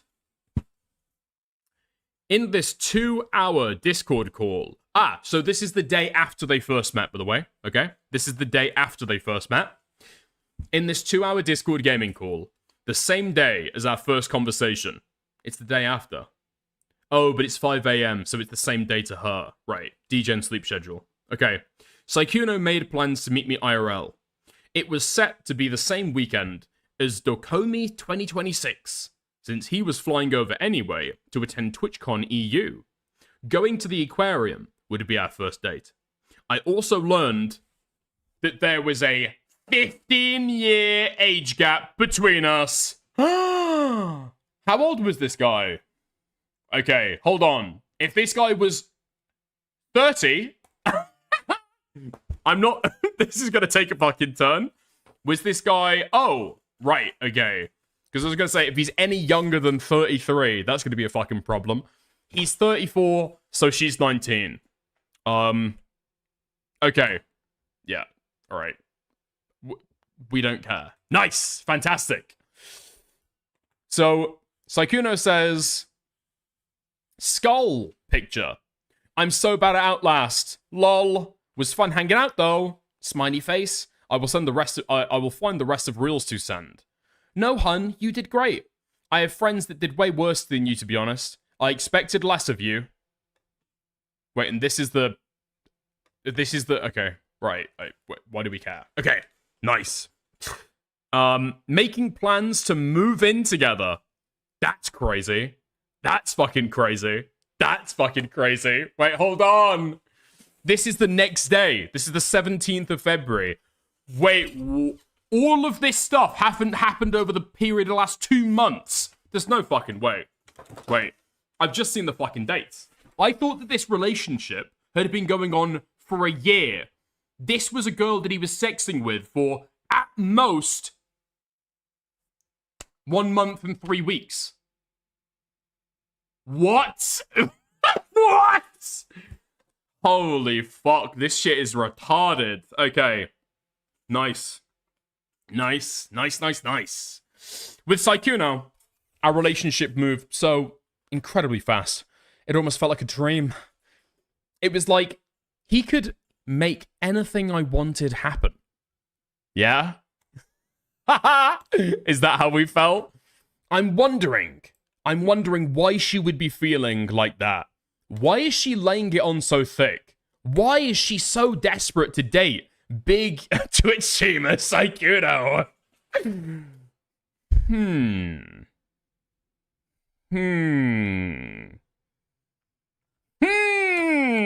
Okay. So we've got a Dickers level shitter. We've got a Dickers level shitter going for one of the biggest fucking Twitch streamers on the platform. That's nice. That's nice. We like that. That's great stuff. Okay. Look, don't mistake my fucking position, okay? So I don't think that whenever a fucking chatter or a smaller streamer is going for a bigger streamer, it's purely driven by fucking clout, okay? There can be real feelings there and real fucking emotions, but there is a clear fucking incentive for getting into these relationships, okay? Because if you end up as like the boyfriend or girlfriend of a big Twitch streamer, that does direct a lot of attention your way. Even if the relationship isn't public, but you get the ability to be able to be on streams and play games with them. Right? That's just the fucking truth. Okay. Nice. So,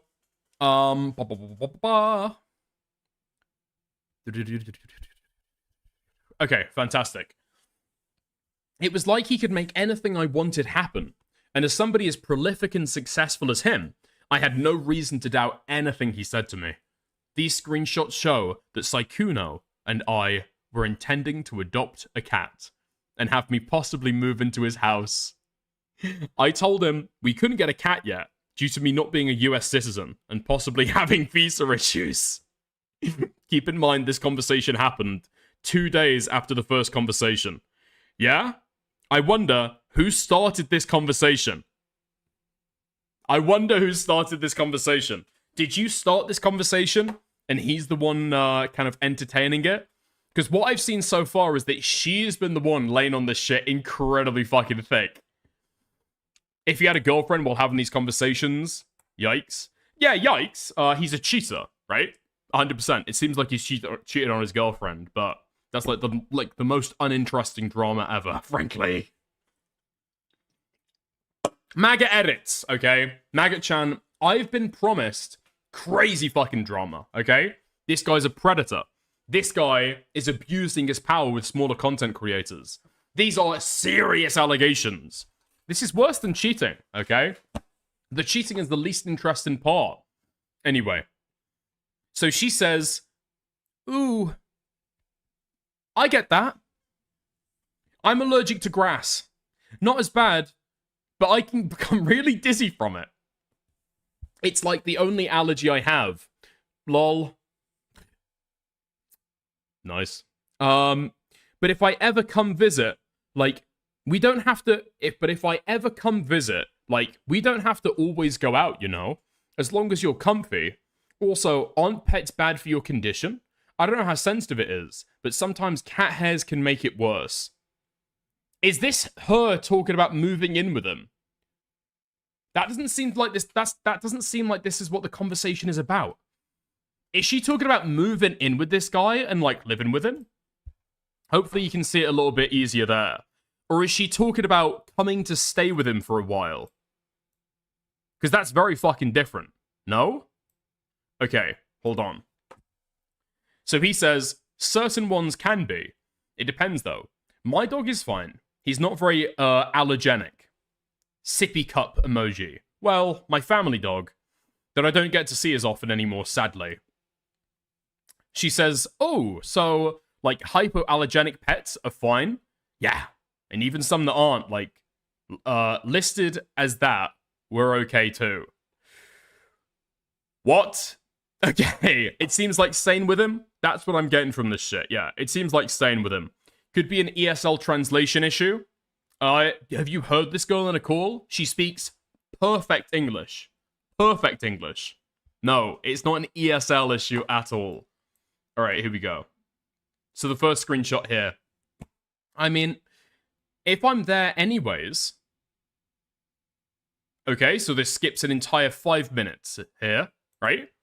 From this DM screenshot up here, 8:25, and then we skip all the way down to 8:31. Weird? Okay. Well, I mean, if I'm there anyways, we'll have to think of a name, no? Yeah, but I don't know if I can take care of it by myself. Or were you just gonna name it Cat? You'll have to stay to take care of it. Lol. I'm okay with that. Though, I don't know how that'd work for me, staying there. I can't stay forever either, you know? Because I'm not an American citizen.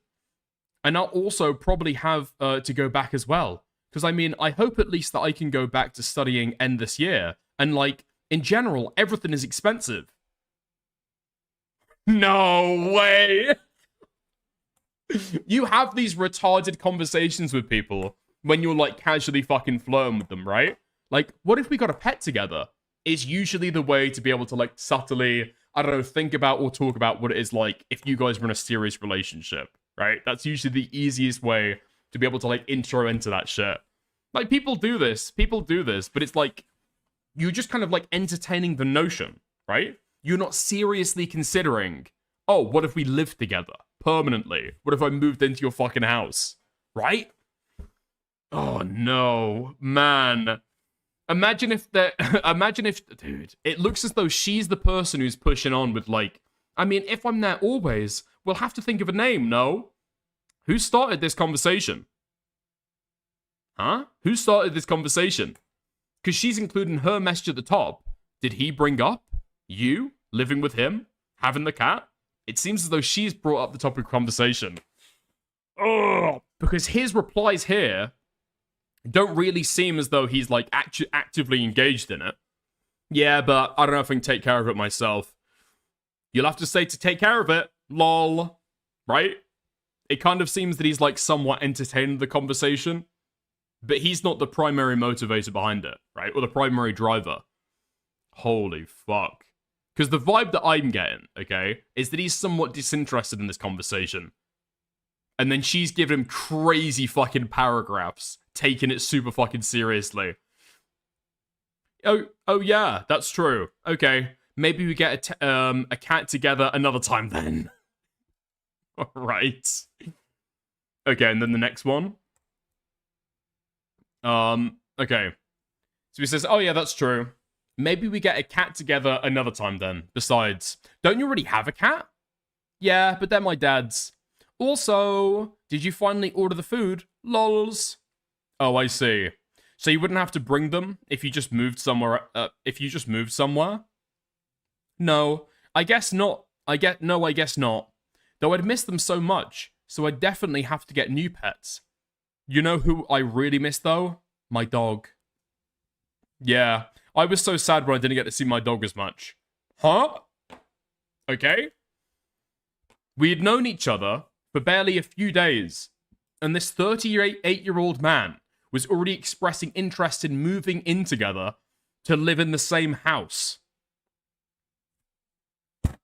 Huh? Oh my god, this document is so fucking bullshit. This document is worse than I fucking thought it was gonna be. I do not ignore Kick. I do not ignore Kick. Shut the fuck up. Oh my god. Muujin is fucking running with this shit.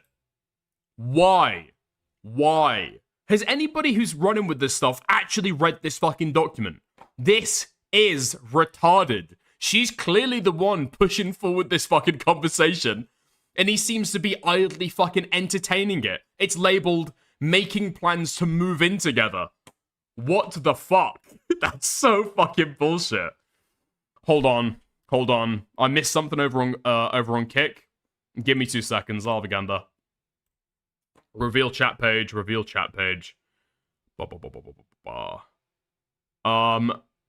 I've got follows over on Kick. Did I get donos over on Kick? What? Did I? I don't see that I did. Somebody tell me who did what to who, and I'll thank them out for it, okay? I appreciate it. Kick chat rise up? Okay. Everybody's saying that I fucking missed something, but unfortunately, I can't see shit, okay? Kick.com/Dickers/chat. Oh my god. This is the only way. Chat. Oh my god. This is the only way to fuck up, you twat. Okay. Yo! Okay! Sorry about that. Thank you, Sister Godiva, for the 500 kicks. Dickers, Dicklers, straightest man in the UK. Nobody is as straight as hims. Women, stand in line. Thank you very much for the 500 kicks. I appreciate that. Sorry for our janky kicks being right now. I'm trying to figure out a way to be able to, like, interrogate kick to make sure I can still see the messages. And not completely rape it, okay? Fuck me. Okay, I appreciate it. Thank you. All right. Okay, let's get more into the fucking document, though. So, lying about being single and dating history. In this screenshot, Sykkuno says he's only ever had one relationship in his life. I would eventually find out that is a lie, and that he had been dating and living in the same house as a girlfriend for years. And I was not the only girl on the internet that he spoke to on a daily basis. Okay. She says, I mean, you've been in a relationship before. It's not like it's your first relationship. Sykkuno says, I don't know. Lol. I've only actually dated somebody once, and they broke up with me. So, yeah. I think I'm not very good, so it's probably just a me issue. So she says, did you, like, never do anything for your ex? Like, at all? What the fuck are they talking about? I mean, I think I did. I just don't think she thought I did. So, yeah. But I mean, everyone has their own way of what they want. So it's not important to be like, are you getting what you want? And if you're not, I totally understand. Such as, that is a crazy out of context message. I don't even know what she's fucking claiming here. Okay. He claims to not have a girlfriend at the time. Yes. Okay. Right. Mm-hmm. True. Sexting. Alright. Time for the real fucking allegations. I'm expecting leather straps. I'm expecting chains. I'm expecting nipple clamps. Let's go! Predatory sexting. We texted every day, and these interactions would be charged with flirting and suggestive conversations. I would send him suggestive pictures and audios, and he would confirm that he would touch himself to them. Additionally, he'd always act flustered and inexperienced, keeping up the illusion of his on-stream innocent persona. We'd regularly talk about date ideas and things we'd like to do together in the future when we meet up IRL. Topics that are usually discussed between two adults who are clearly romantically interested in each other. Really? That's a little bit of a reach. That's a little bit of a reach. Is that woman read versus man read? Possibly. I think that might be that might be a certain type of read. 34-year-old man, flustered and inexperienced. Or you can say possibly prudish. All right. Like, don't forget. Okay, we're talking about a Dutch girl compared to an Asian man. Yeah, I think the dynamic there is, like, relatively fucking clear to see, right? Something like that. I think that it's probably just, like, he's slightly prudish and uncomfortable talking about the stuff, possibly, okay? As a Brit, 100%, hard empathize, okay? Hard empathize. Nice. So on the topic of texting, we also called almost every day, even after he'd stream for over 8 hours. I mean, I'm gonna be honest, okay? Rich as fuck, famous Asian man, and yet still an Asian man. Have you seen the shit they fucking jerk off to in Japan? You telling me that they're, like, open and free and, you know, they're totally fine to talk about sexual topics between each other? They have a healthy relationship with their own sexuality? Yeah, fuck off, dude, okay? I know what goes on there. They're bottled up until they fucking explode all over a drawing of a 5-year-old child. Getting sued for that is leaking what sex happens. tapes. That's what happens. Just being a silly guy. Have you had a dog? If you had to get a dog, what would you get? I have a Westie. She is a menace. I've had dogs. Thank you for the 50 sec. Yeah, I've had dogs before.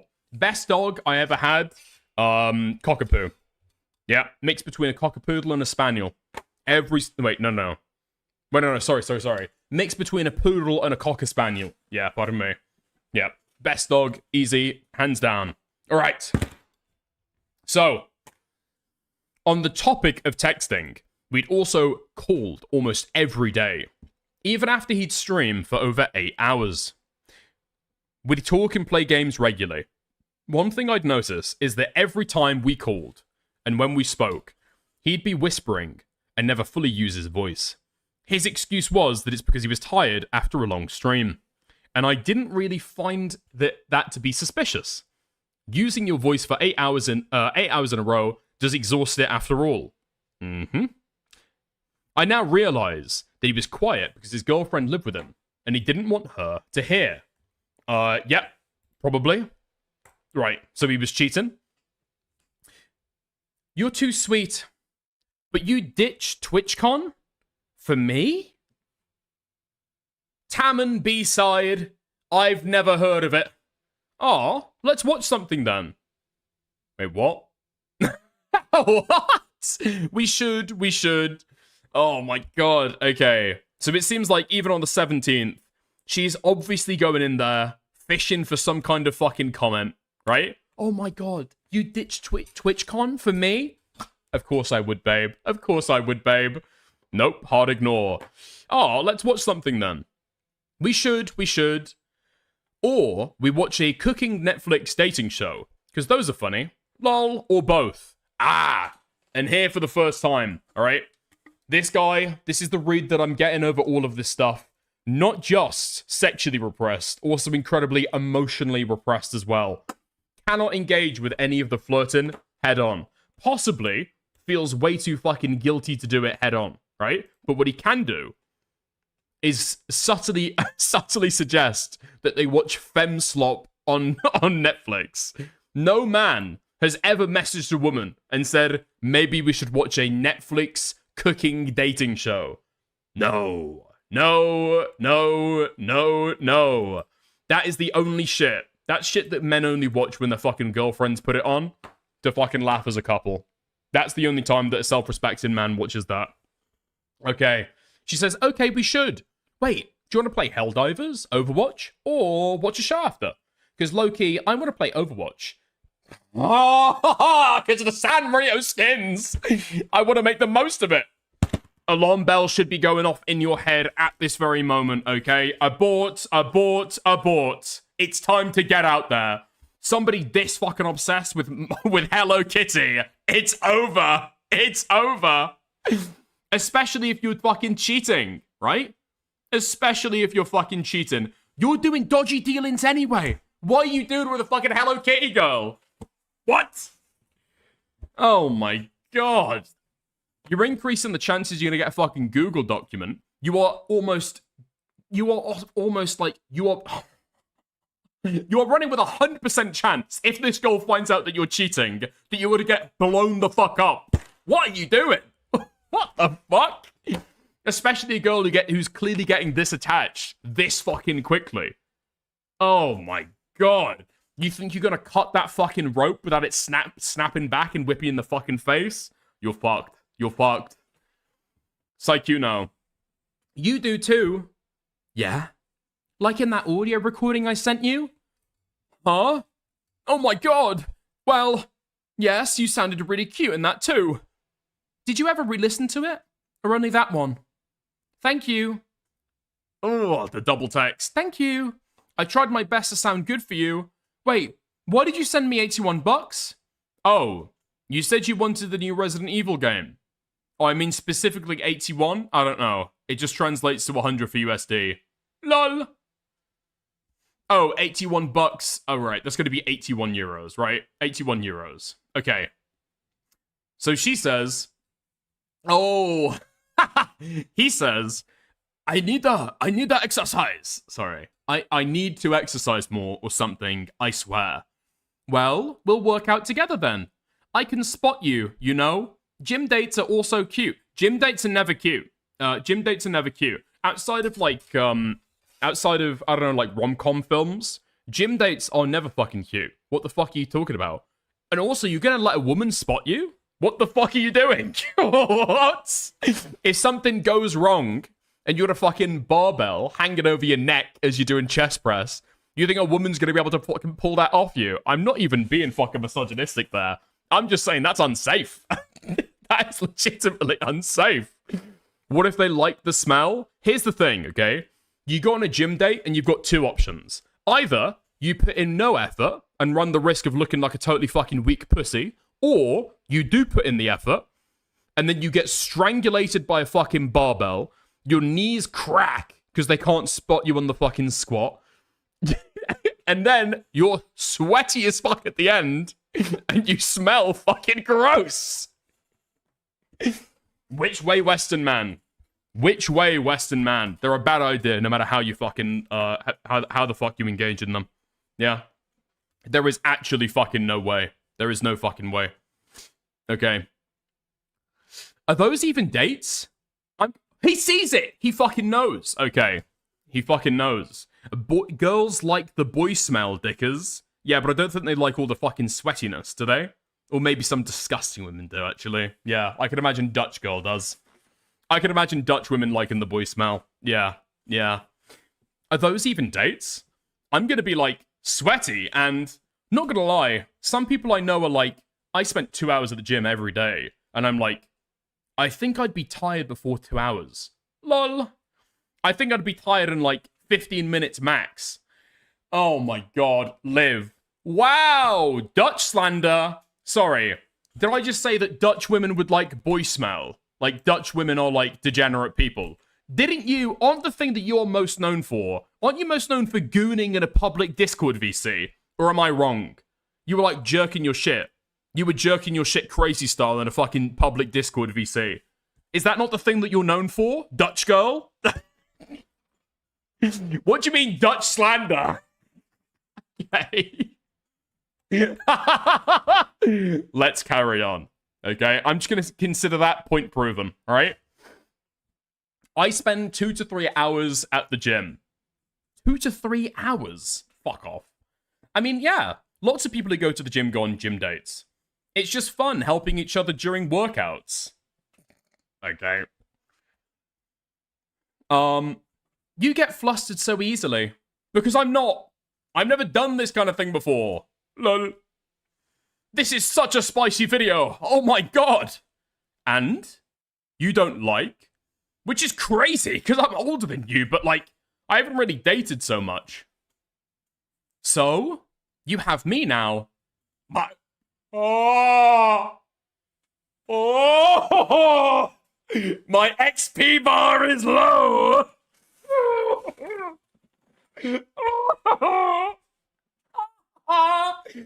How the fuck?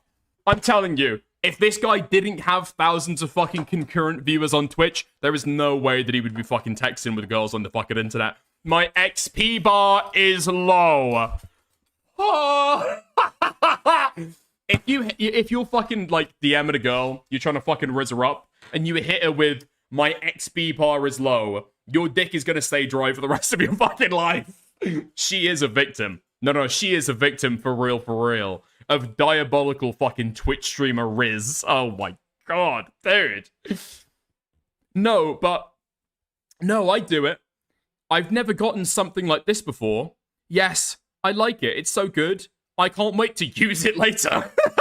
You're talking about a fucking, like, a sexy video that you receive from a girl on the fucking internet. Like it's a spanner. Like it's a fucking screwdriver. Now, I will be sure to make maximum utilization of that video of your vagina at a later point, later today. Don't worry. Don't worry. I can't wait to use it later. Just tell her she looks pretty and move on, bro. Damn, babe. Eyes with love heart eyes emojis. you look so hot in this, tongue emoji, boom. That's just like copy, paste, that's what you do. My XP bar is low. Oh, okay. You know, I've kind of wondered. What the fuck? So again, there's a complaint in this fucking document that he is engaged in a conversation when in fact she is the driving force behind it. And this girl's calling herself a fucking victim. You know, I've kind of wondered if you've ever touched yourself while watching what I sent you. What? Why would you ever wonder that? Well, because they're spicy pictures and videos. Of course I wonder if you put them to use. I'll definitely put this one to use. So, you've never done so before? Maybe? Sweating. Dog sweating emoji. I want a yes or no. Yes, of course I have. How could I not? What the fuck? Fuck me. Holy fucking shit. Holy fucking shit. Okay. Interesting stuff. Going back to sleep now. Love heart. Love heart. Hope you have a good rest and that you're feeling better today. And you don't have to send me. What the heck? Lol. But I hope you feel as good as you look. I know you said you weren't feeling too great yesterday. I'm feeling a little better, yeah. I love getting compliments from you. Also, good morning, handsome. What are you up to? Oh my fucking god. She's a victim of her ovulation and diminishing eggs. Sis Godiva, she is 19. What the fuck are you talking about? Oh my god. This is crazy. Is she like ovulating all the fucking time? Or I don't know if she's just trying to like direct the conversation the way that he would like it. This guy's getting pegged 100%. If this guy ever came to Rotterdam, he would absolutely have a fucking strap on rammed up his fucking ass. She wants him on all fours on the fucking bed. Guaranteed. 100 fucking %. Sugar daddy. No. No. No. No. Take out this section, retitle it, change it around, pay pig. That is what this section's called now. Pay pig. Less than a month later, Sykkuno would randomly ask for my PayPal account in DMs. He'd waste no time in sending me money unprompted. Something that I'd later realize was simply a behavior pattern that he'd employ with women he'd expressed interest in. I want to reiterate that I have never asked him for this money, and he did this of his own volition. He bought me a gym jacket, link below, and Resident Evil 9, because I had expressed interest in the game. Eh? You still on asleep either? I fell asleep, woke up again because I'm having trouble sleeping. Oh, well, good morning. And what's your PayPal, by the way, so I can buy you games later? Huh? Straight to the point, Jesus. I need to update my email to my PayPal, because it's my old name from before I rebranded. What the heck? That's crazy. That's just an American thing. Want me to send it back? No, I wanted you to get a nice gym vest. Lol. Well, I mean, especially because it seems like you're really passionate at working out. So I thought it'd be nice. This just seems like a simp who's like buying gifts from a woman online. Is it sugar daddying? Sugar daddying. Sugar daddying usually has like an explicit agreement that you're going to get back some kind of like some kind of sexual favor, right? I'm gonna send you money regularly every month, and then you're gonna send me like sexual photos, sexual videos, do sexual favors for me, something like that, right? There's like a stated transaction that's going on there. It's like a prostitute, but you've got a monthly subscription, something like that, right? Not always sexual. You give attention, they give money.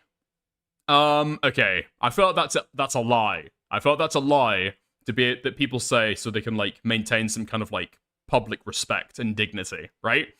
Sometimes it's just attention. Yeah, it's always sexual. It is always sexual. It is always sexual. Maybe you could convince me that 0.5% of sugar daddy relationships are purely attention based with no fucking sexual component, 0.5%, I'll give you that, okay? I'll give you that. But nah.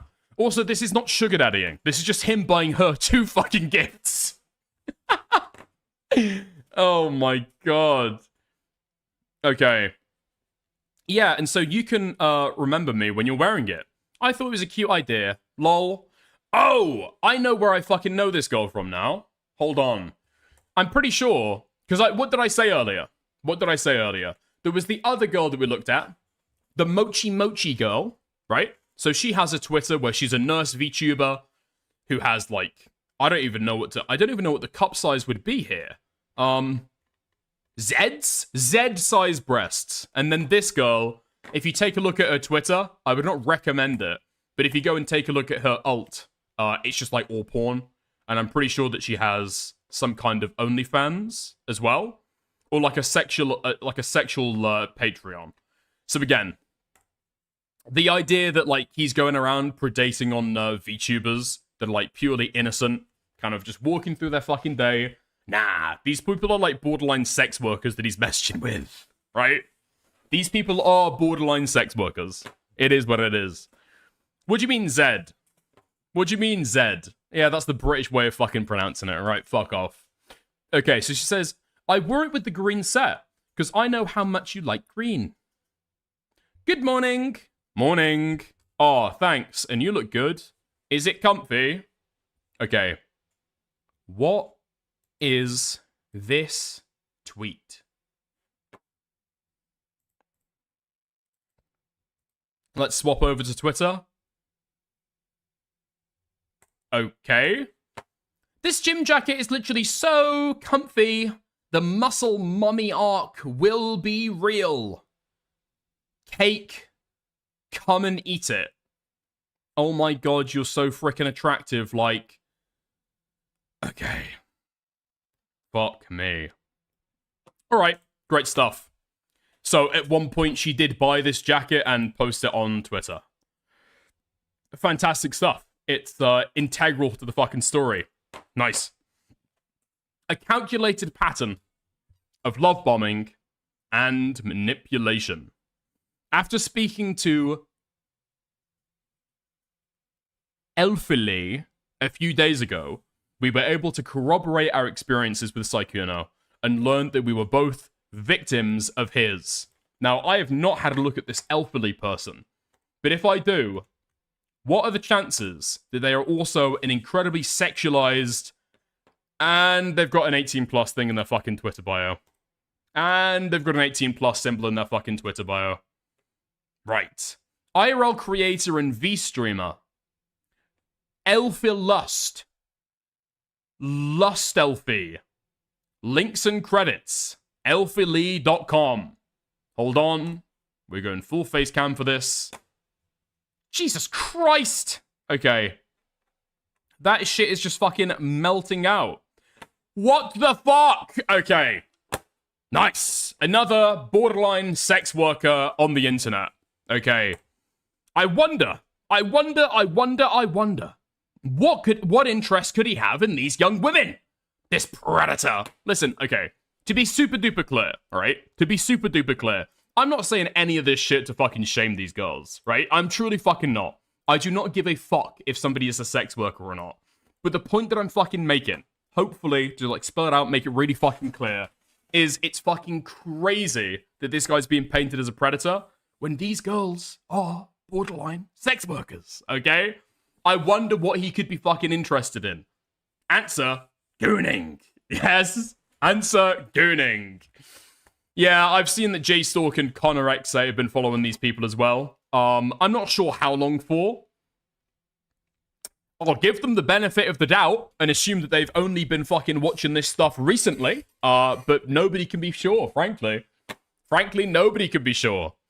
Just, all I would say is pay attention, okay? Pay attention. Because after the Tectone drama began and ended, I think most ordinary people realized, oh, Pinky Chew is not going to release a statement about that stuff. Okay, all I keep on seeing from Pinky Chew is, like, her thighs and breasts. Yeah, okay, I'm not really interested in that.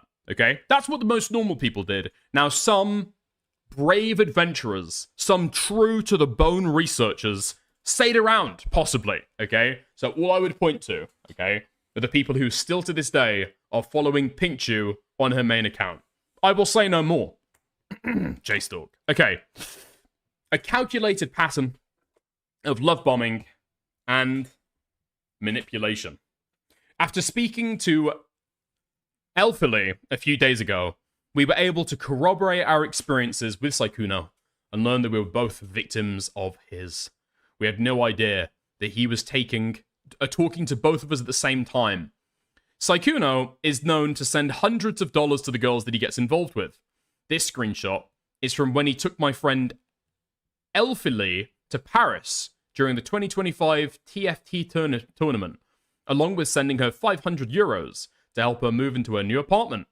You can also clearly see that this was sent from his business email's PayPal account. Screenshot below. Okay? Paying for another girl to fly out to him. Here are the DMs, in which we can see that he offered to pay for her flight to TFT Paris, as well as all the food and hotel fees there. Pretty much taking care of her financially during the entire trip. Oh, man! Oh, man. And 2/3 through the document, we get the reason this shit was actually fucking put together.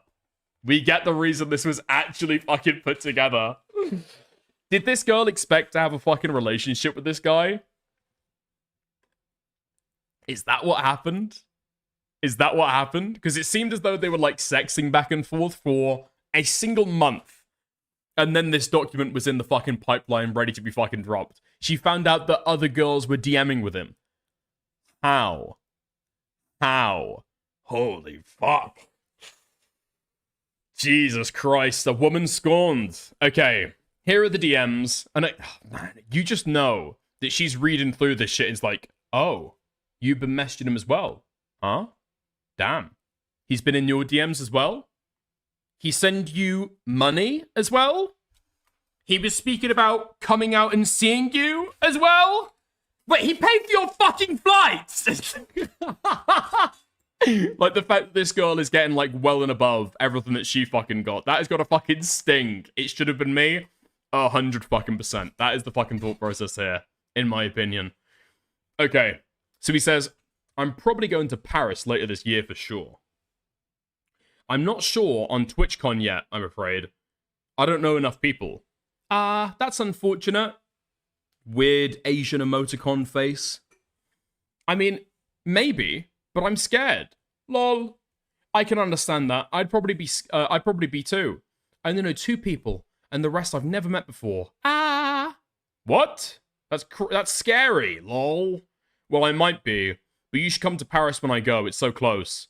Paris is really easy to get to, yeah, since it's EU. You better hang out then when I go there. I might go to TwitchCon, maybe. I'll have to see, because I know nothing, and no one there, and it's expensive. I'll pay for it, don't worry. Whoa, really? Weird Asian face that I don't understand. You do that? Yeah, of course. And all the food. You'd have to deal with my annoying ass, though. Mwahahaha. But you gotta choose places. Deal. I'll annoy you so much, though, lol. I'll be like, Kuno! Let's go out to get boba! Okay, fuck this. I'm not reading the rest of this shit. Okay, damn, that's insane. He pays for a girl's flight. Do I fucking care? Okay, the rest of this is gonna be a fucking nothing burger confirmed. Okay, Elphily's experience. Elphily would talk to Sykkuno off and on for the span of 5 years. During that time, she had absolutely no idea that he had a girlfriend in the 5 years, and that she had known him off and on and flirted with him anytime she would bring up the topic of his love life. He would give the response of playing too much games and not going out enough to meet women to date. Also, I have a question for you. Why are you single? Like, how? Huh? That's a crazy question. Lol. I think it's a combination of, like, playing too many games. Why crazy? Same calculated behaviors and patterns, using as nerdy gamer boy facade to lure women into a false narrative. Wait, we're saying that it's a nerdy gamer boy facade? No, I think he might actually be a fucking loser. This guy is talking about having, like, low XP and fucking dating. No, I'm pretty sure this guy is absolutely just a fucking loser. What? What do you mean facade? Calculated behaviors and patterns. This is your brain on BPD. Poof. You're cute. You're this sweet to all girls? Or am I just lucky? What? Lol. Only to the ones I think are cool. Ooh, wait. Hold on. Wait. Is that not a direct implication that he's speaking to other girls and it's not that serious? I'm not reading too much into this shit, am I? You're cute. You're this sweet to all girls? Only to the ones I think are cool? No? I don't know. Is this after he's asking to fucking fly her out? That's 3 days later. Okay, so I'm looking for my fucking women in chat. I've got Babka saying you're reading too much into it. I've got Maggot saying you're right 100%.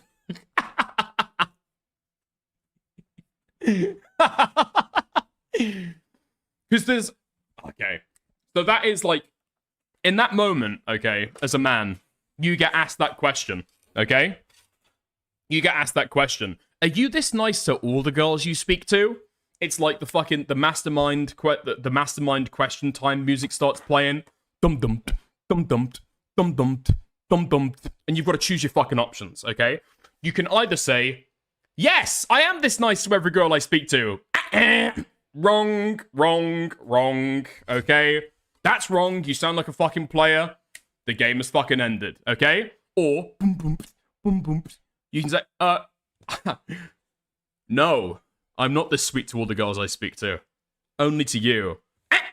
Wrong! Also fucking wrong! You come across crazy fucking serious about this relationship, okay? You come across as super fucking invested in that person in particular. The correct answer is only the ones I think are cool, okay? Yeah, I like you. Yeah, I'm being nice to you for a particular reason. It's not like all girls, but yeah, you're not the only one, my love. Cool? Yes? Okay. Nice. Is this going to be on the test? Only if you play your cards right. Only if you play your cards right. I think my answer to that is pretty fucking on the fucking, pretty fucking on the money. Pretty fucking on the fucking, you know, for the fucking, Sorry, I got stressed during exams. Okay. Here is proof that Sykkuno was in Paris for the TFT event around this time. Directly from his Twitter. Ooh. Lily Pichu. That's not good. That's not good at all. Who are these people? Oh, is this like Disguised Toast? DSG Toast? Something like that?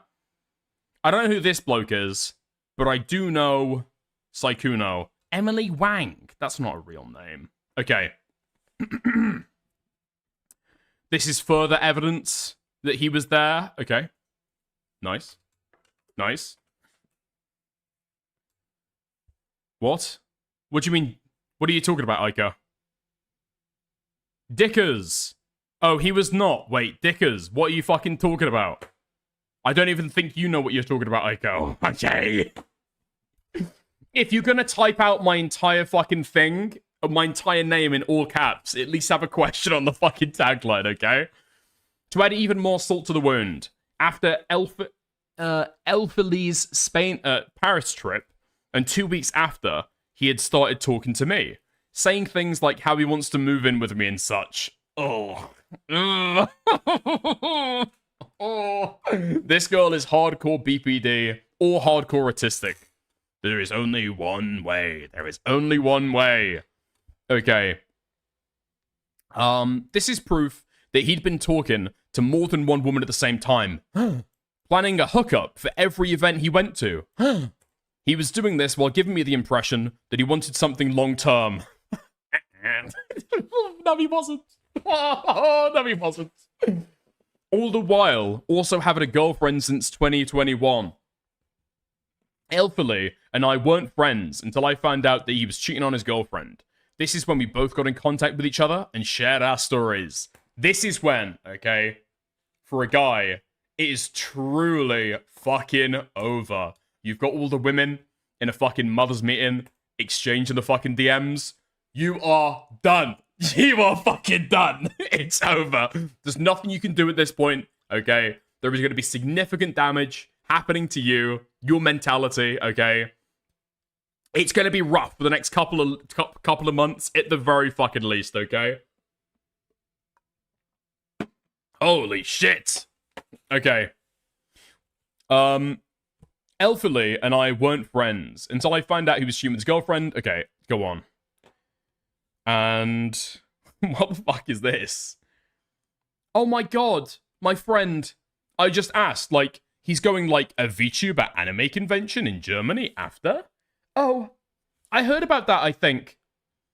I'll be there from Monday, or sorry, it's Thursday to Monday. Arrgh. Arrgh. I fell asleep. No worries. Morning. Hi. How was your day? Awful. Spent the whole day crying. Crying right now. Why does some men cheat? I'll never understand. What the fuck? Get out, get out, get out, get out. Wait. Hold on. Hold up. Putting the timeline together. Taking a look at the timeline. Okay. Wait. When was he talking about paying for her fucking flights?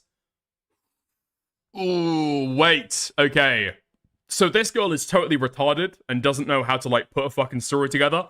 This guy was talking about flying this elf person to Paris, to TwitchCon in Paris, 2 months after, presumably, she breaks up with her boyfriend.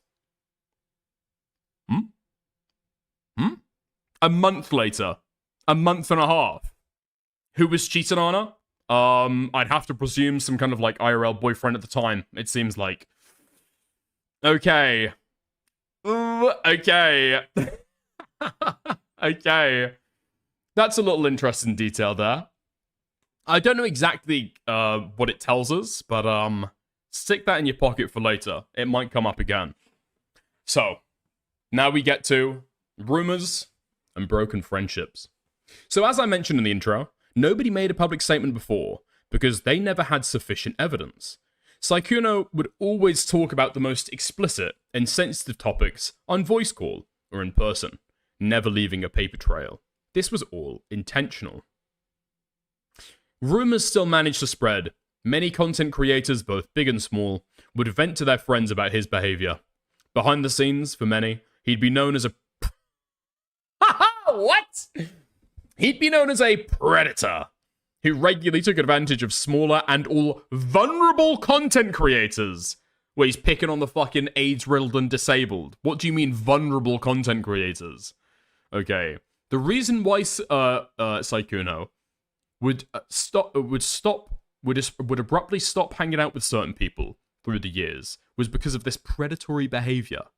However, he had managed to keep enough influential friends around him to legitimize his position in the space. The predatory behavior that we're talking about, FYI, is sexting with e-girls who have, like, spicy Patreons and who do, like, thigh pics on Twitter. This is the predatory behavior. Interesting. Extremely interesting. Okay?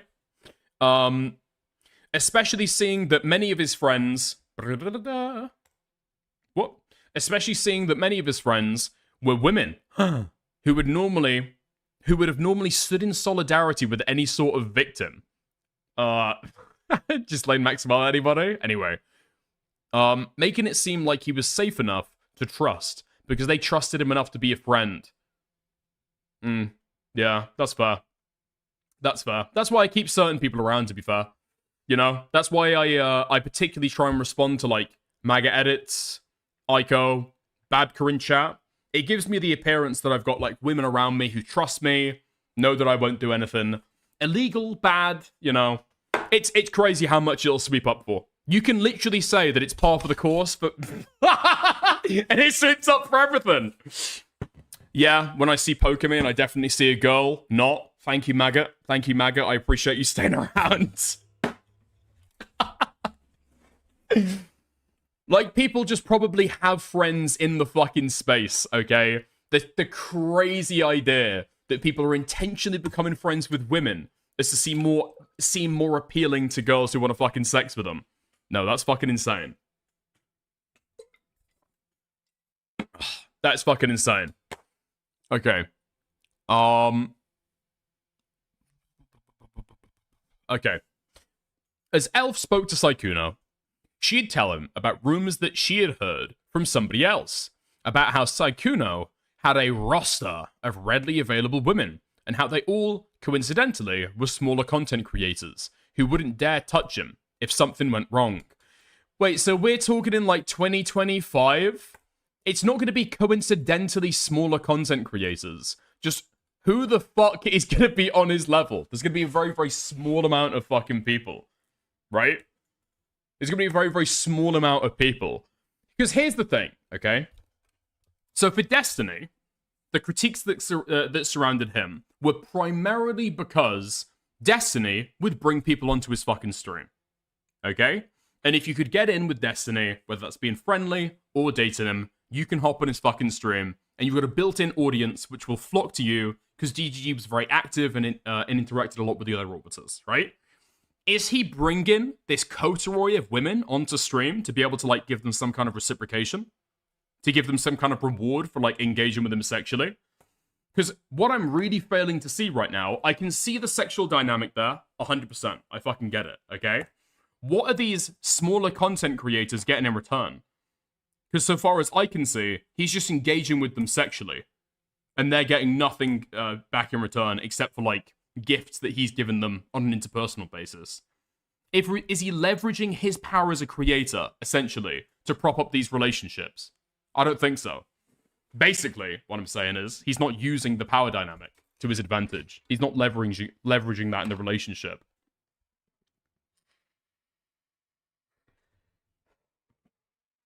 Okay, nice. So Elfie, or Elf, of course, didn't believe this. After all, Sykkuno had a calculated pattern that worked perfectly in his favor. His massive...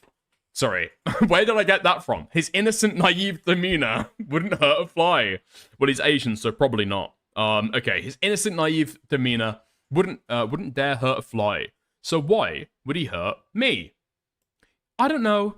He said he dislikes you, and that you only go for girls that are small, so you can manipulate them with your shy persona.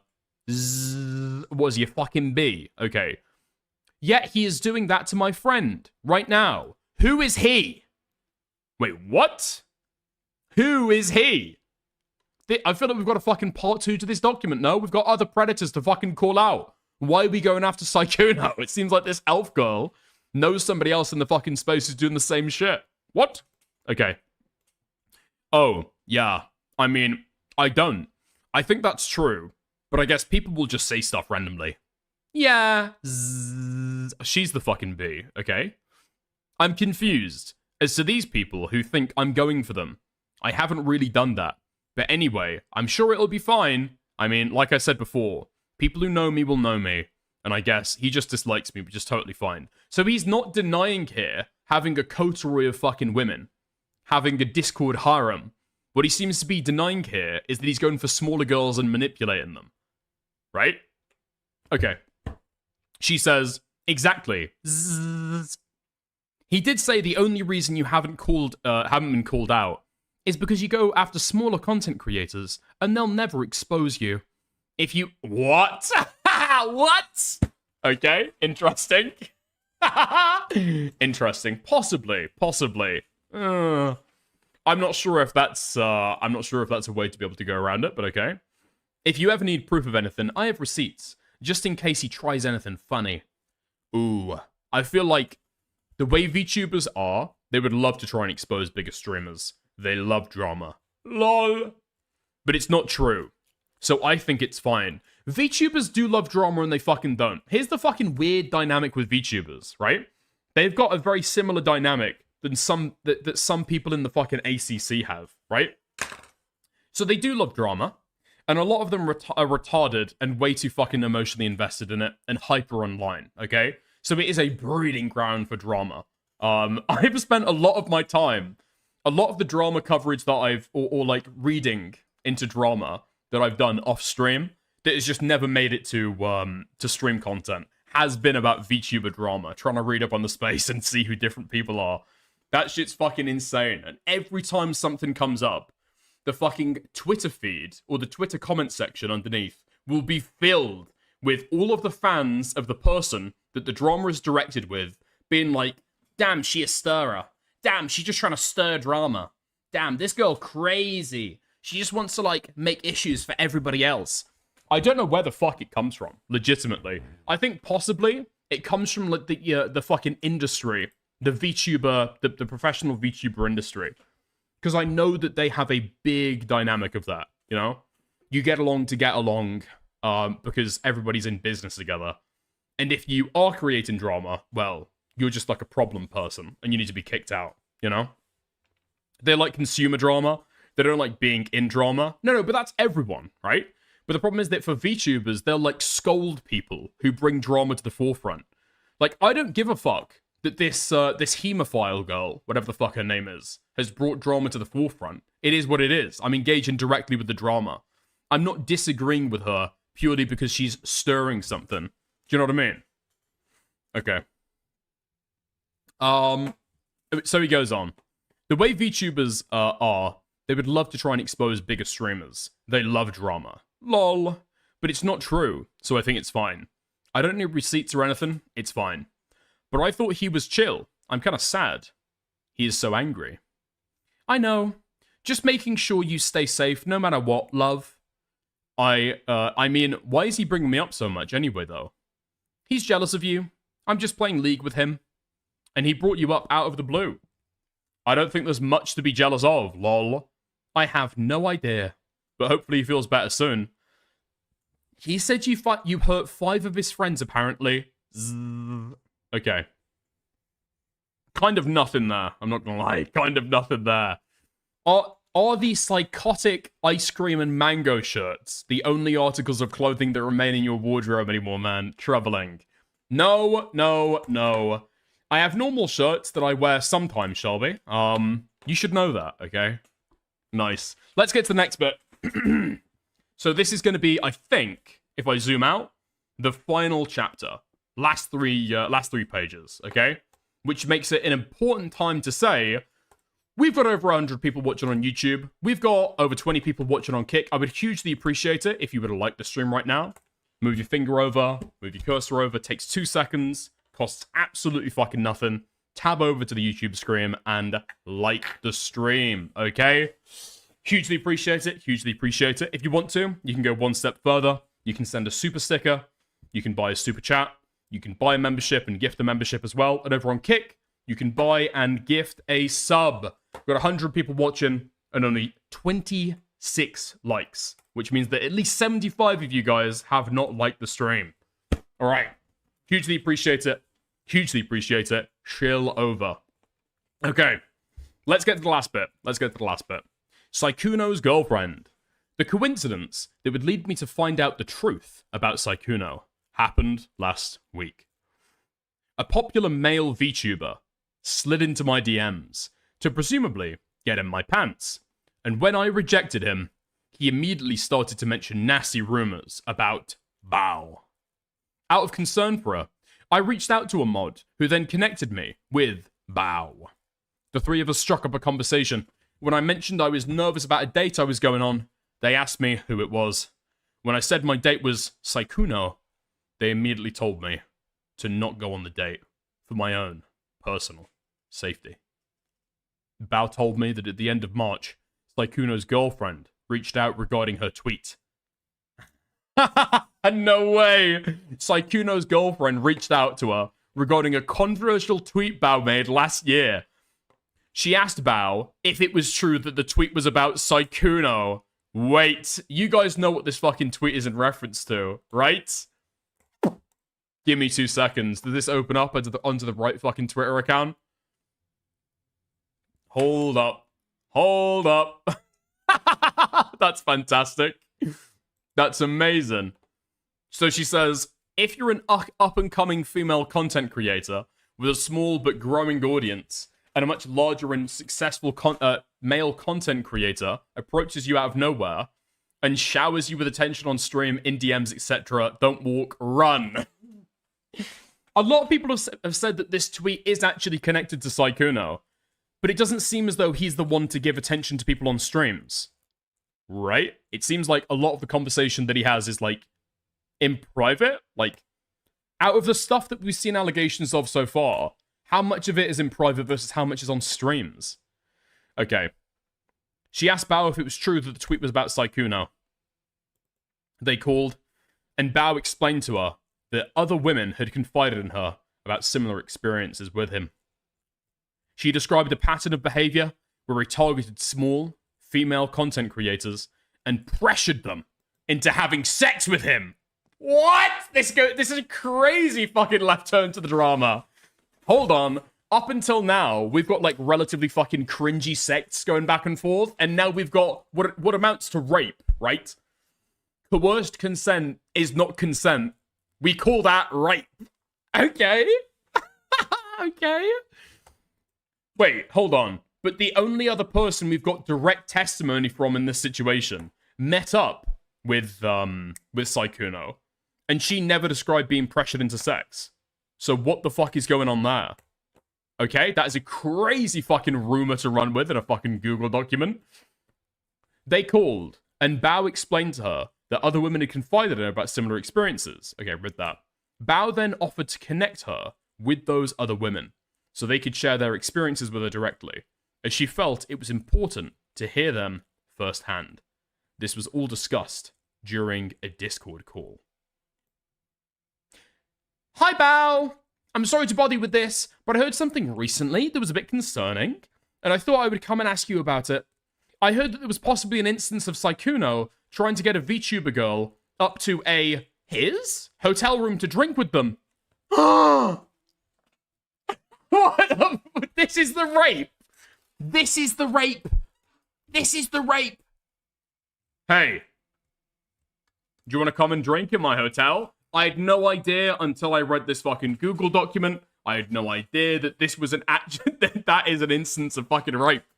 As soon as you ask, as soon as you invite somebody up until you're into your fucking hotel room, automatic rape. What? And the tweet you made about being cautious of larger male streamers, showering you with gifts / attention was about him, in regards to him doing it to one of your friends. Bao told me 3 days later, before I contacted her and her mods. Sorry. Bao told me that 3 days before I contacted her and her mods, Sykkuno and his girlfriend were trying to reconcile after Sykkuno managed to convince her that it was all a huge misunderstanding. She had no clue that I, as well as many other girls, still existed in Sykkuno's romantic and sexual life. Bao and her mods would put me in a group chat with Sykkuno's girlfriend. No! What? Hold on. Why the fuck is nobody talking about this aspect of the drama? They got in a fucking group chat with his girlfriend. No! No!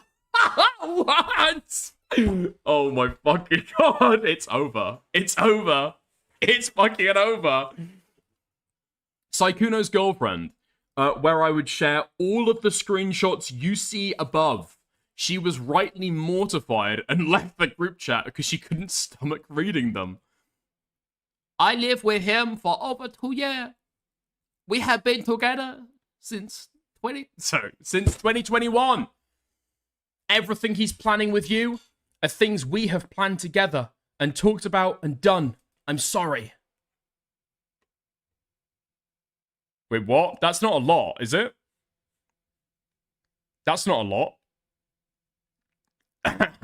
Shut up, Bobby Mom. Okay, I'm not doing that shit.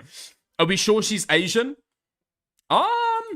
Asian man going after VTubers? I assume that they are Asian as well. I thought that everyone involved in this was Asian.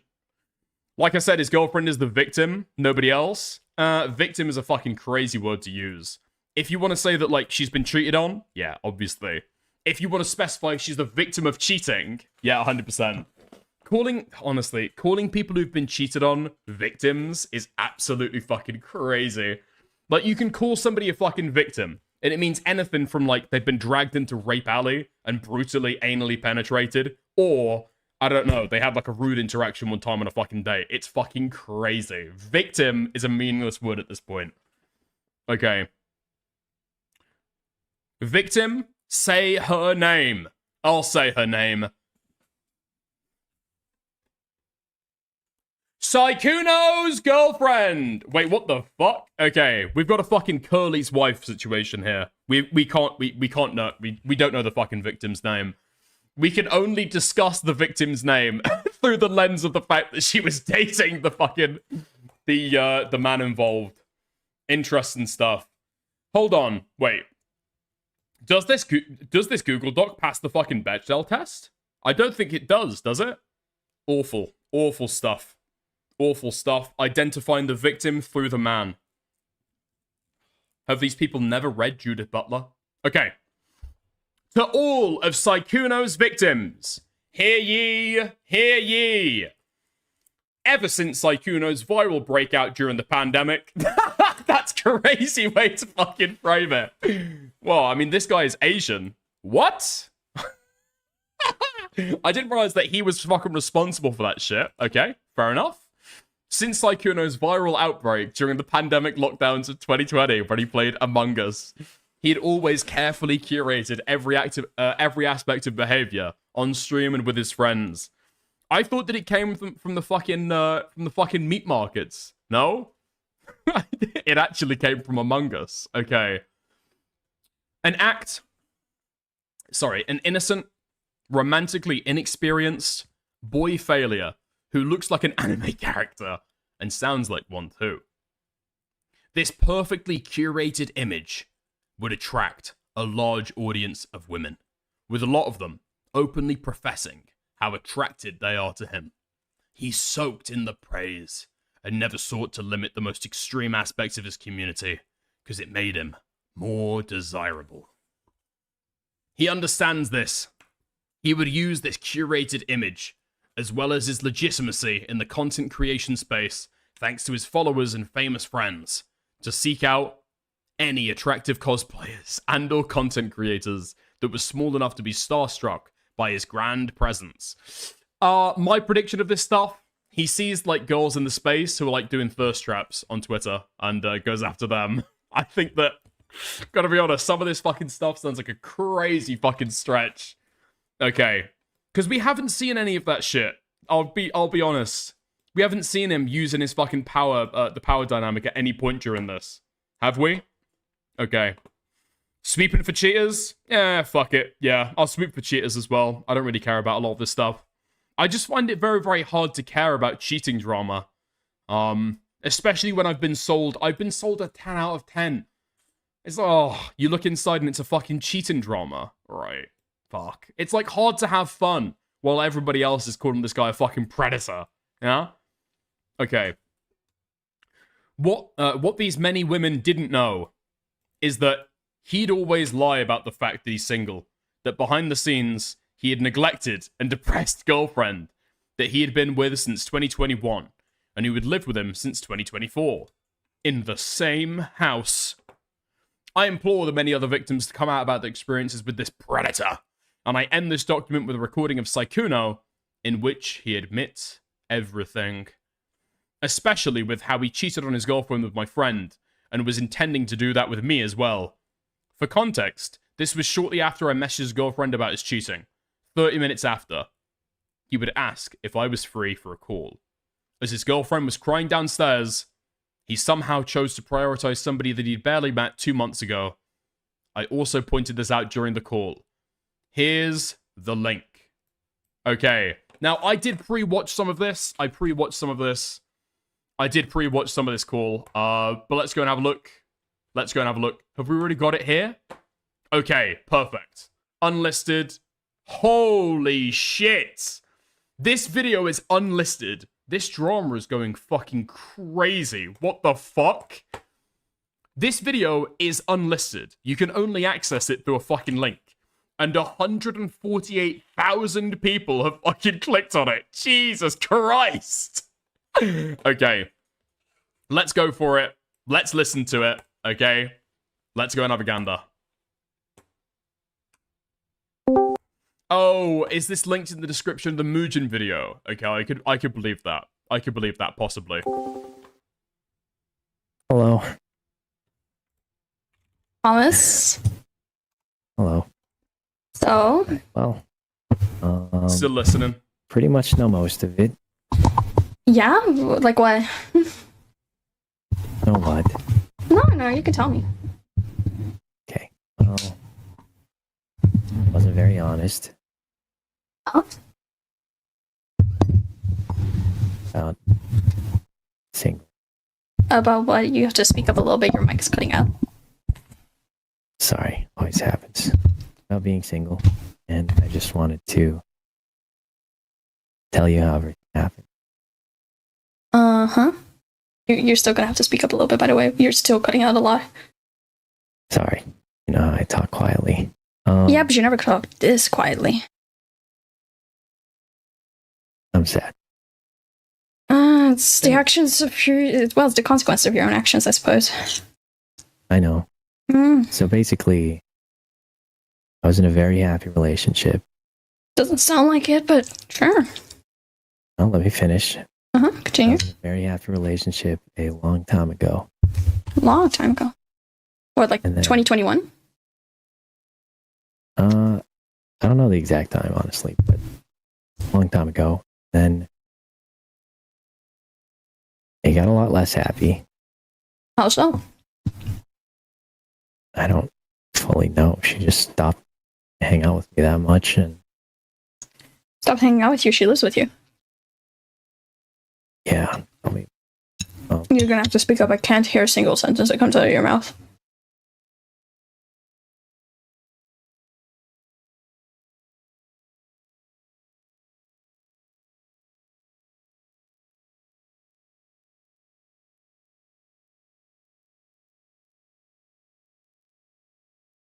You there?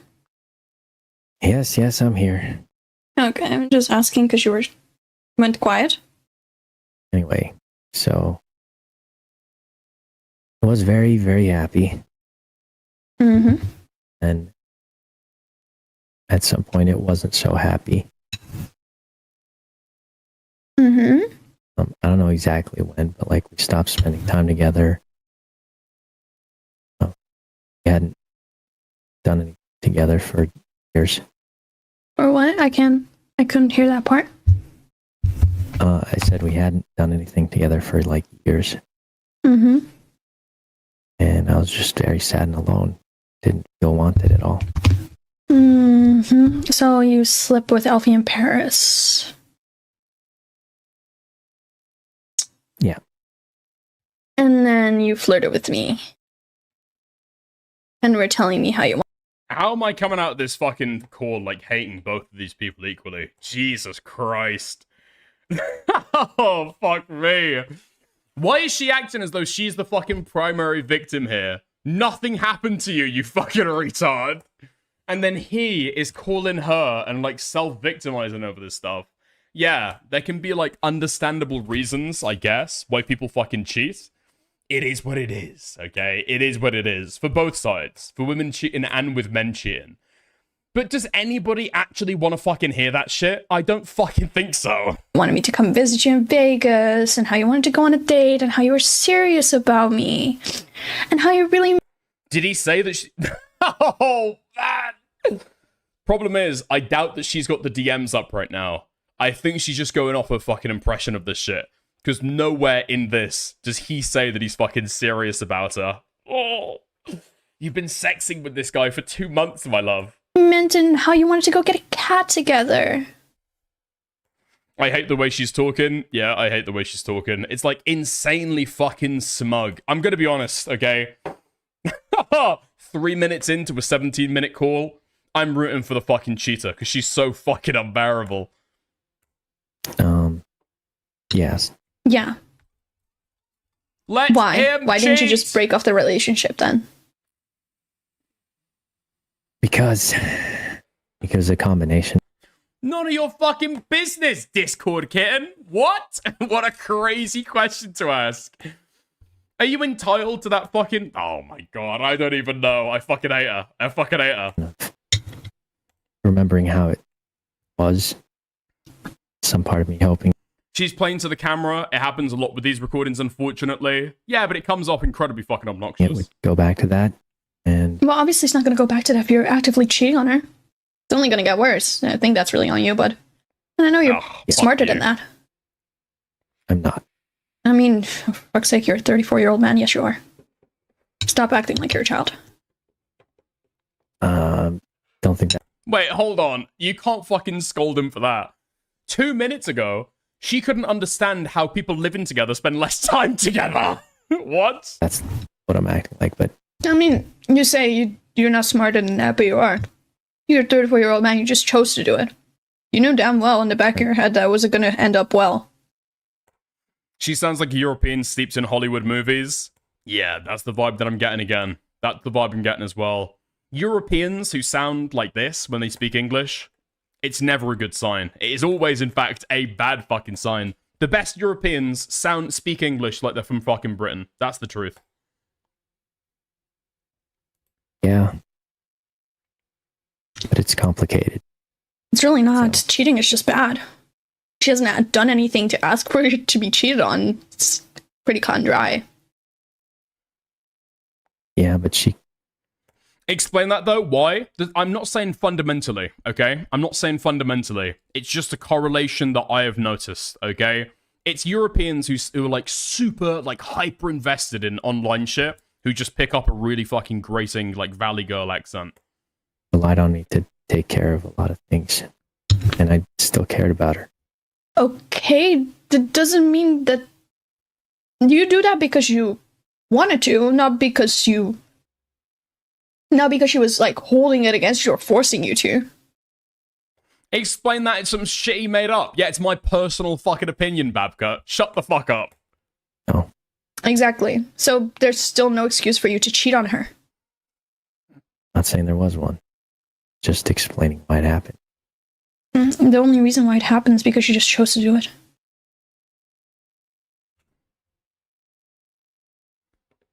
I don't know why you decided to lie to me, because you know damn fucking well that lying especially is like a big thing I do not tolerate. But you don't know the guy. You don't know the guy. You don't know the guy. You fucking sexted with him on Discord for 2 months. What the fuck? You know me. Listen, you know me really well. Holy fuck, this woman does not have friends in real life.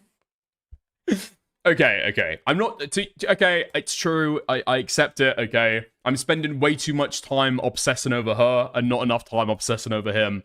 It's like there's nothing to grasp onto here, right? His girlfriend has been in a call with the fucking Discord kittens. His life, his relationship, probably his streaming career are severely fucking damaged. His relationship probably fucking over, okay?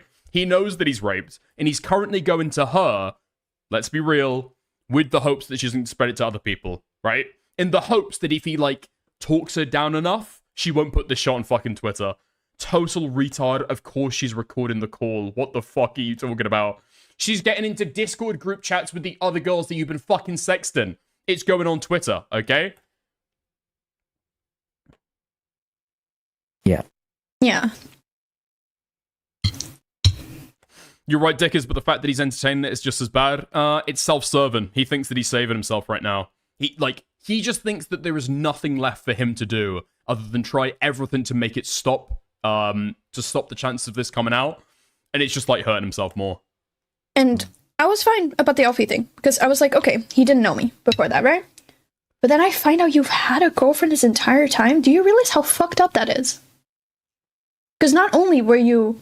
Because, sure, you didn't lead Alfie on. Alfie acknowledges that you didn't lead her on, right? Because I've talked to Alfie. I'm friends with her. I've been friends with her before I even met you. Wait, what? Okay. Like... Is that the way she frames it in the fucking document? I thought Elfie was a fucking victim of his. She acknowledges that you didn't lead her on. You led me on, though. You did lead me on, though. What? Is that a fucking British die? Wait, is that Australian? Me on, though. You did lead me on, though. Yeah. You gave me all these fucking fancy ass promises about, oh, we're gonna go on a date when you come visit here. What, so you could cheat on your girlfriend again? So you could sleep with me so you could cheat on your girlfriend again? That wasn't. What were you intending with that? Well, I thought it was going to be over. But what? I don't think that he was leading her on at all. Was he? Was he leading her on at all? I mean, again, I don't know how much you can lead somebody on after like 2 months. Did he give the implication that these guys were going to have a fucking relationship? Maybe. Actually, no, I think... I think the problem here is cheating, right? He wanted to have like a sexual relationship with her because he wanted to cheat on his girlfriend with her. I don't know where the leading on comes from. Is this about the fucking pets? Oh, this is about the fucking pets. Like, I thought that was going to be the end of that. No, shut the fuck up. They wanted to move in together. Honey, no, they didn't. No, they fucking didn't, dude. What the fuck are you talking about? Go and read the document. Second day that they're talking together, she has clearly introduced the topic of pets and coming and staying with him. And he's like somewhat entertaining it. The idea that he is saying seriously that they're going to live together some way after speaking for 2 fucking days, out of your fucking mind. And the fact that she's taken that seriously speaks to a very severe lack of socialization and experience. The end of what? My previous... Like, he's not led her on. That has been invented in her fucking mind that this shit is going to be super fucking serious. Relationship. She's led herself on. Break up with so you could date me, or what? Well, like I said, it'd been a long time where, like, we hadn't spent time together. Hadn't done anything in years. Mm-hmm. Yeah, the chatter's name was in Honey, Babylon. my head, I thought that was at some point be over. What? I couldn't hear you. I said, I thought that meant that was going to be like the end of it. So you were already moving on before you even broke up with her? Were you intending to break up with her, or were you just waiting for her to break up with you? No, I don't know. Mm-hmm. It's So- just a really weird mix of like. I just want to understand this. My read here, and this is total speculation, it seems like, at least from what he's saying, the relationship was in a bad space. He wanted probably to break up with his girlfriend, but he's probably too much of a pussy to consider, like, being single. And so he's trying to monkey branch and find the next opportunity before he's, like, even broken up with his girlfriend and is single and in a position where he's ready to date, right?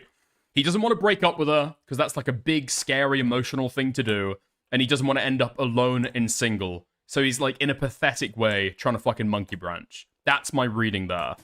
So what was your intention with me? Like, where was I in this whole thing? Like, were you intending to date me after her? Like, were you intending to just ditch me to go date me?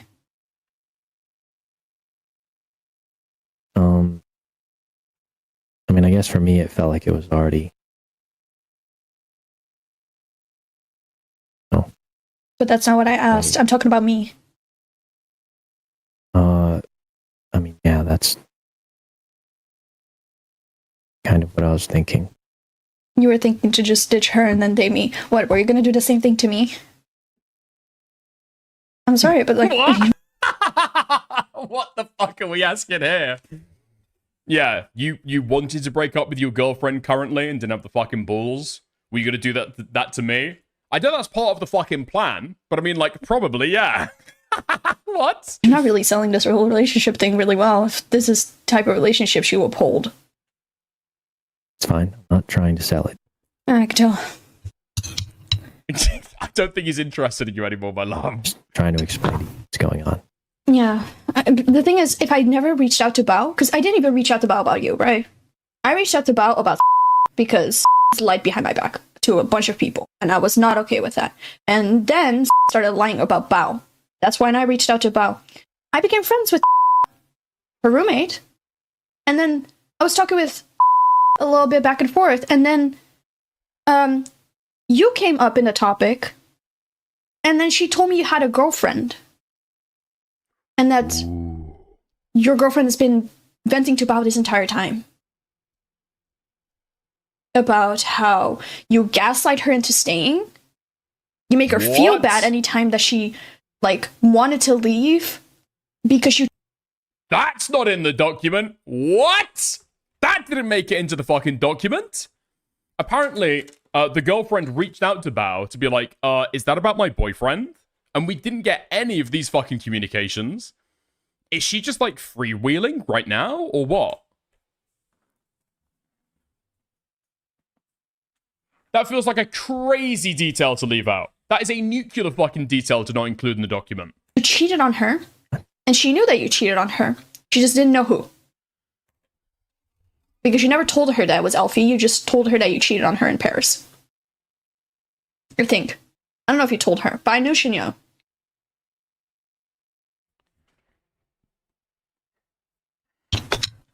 Yeah, I did tell him. Why? Why go through all of this trouble?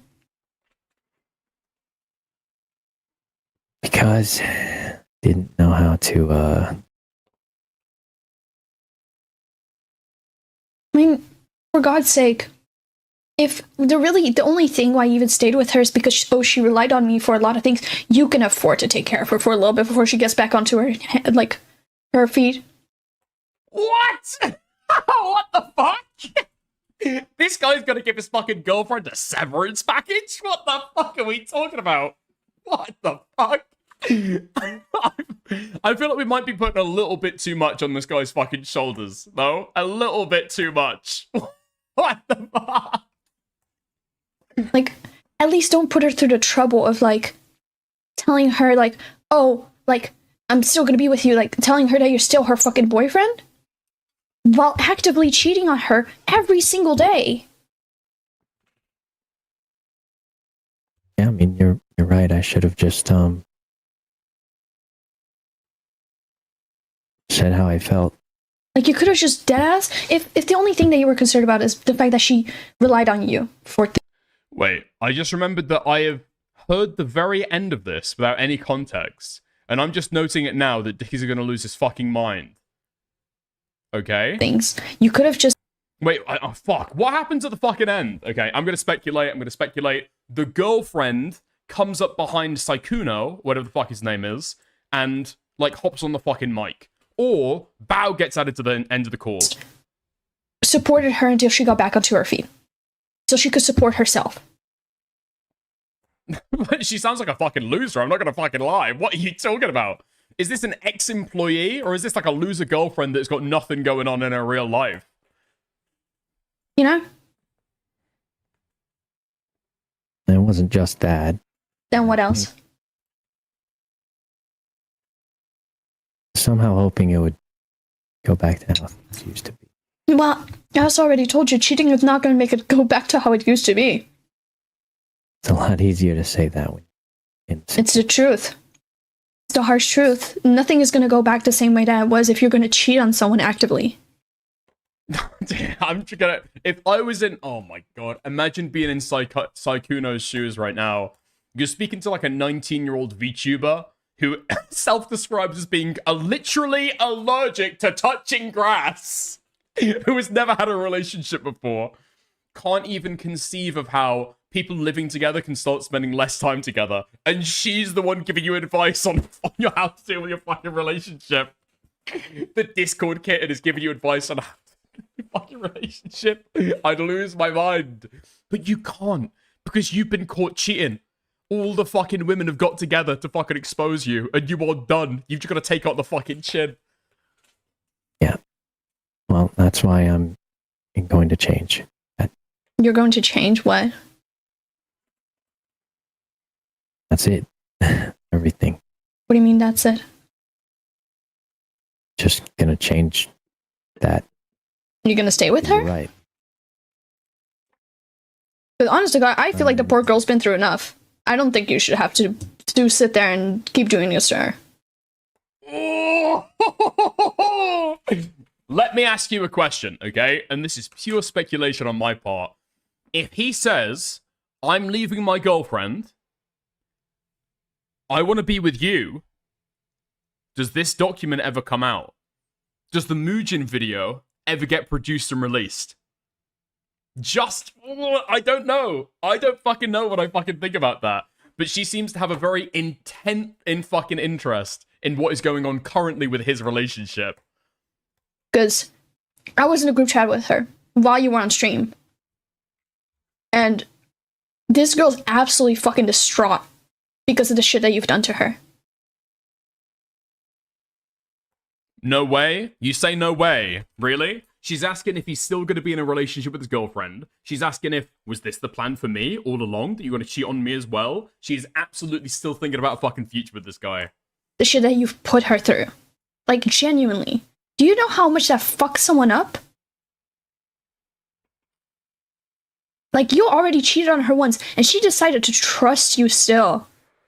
She decided to stay with you, despite the fact that you already had cheated on her and admitted to it. And when do you go, dude? Okay, if we wind back all of the Predator language, basically ignore the entire fucking document, and then just look at what he's fucking done. Yeah, okay. This guy's like cheating scum who's putting his girlfriend through the fucking grinder. Yeah, 100%. You go onto fucking Twitter and go find the next girl to fucking flirt with. Like, if anything, honest to God, I'm not even mad at this point. I'm just disappointed. I'm really disappointed. You've known him for 2 months. You're not disappointed in it at all. Yep, that's fair. Because she's been crying to Bao about it.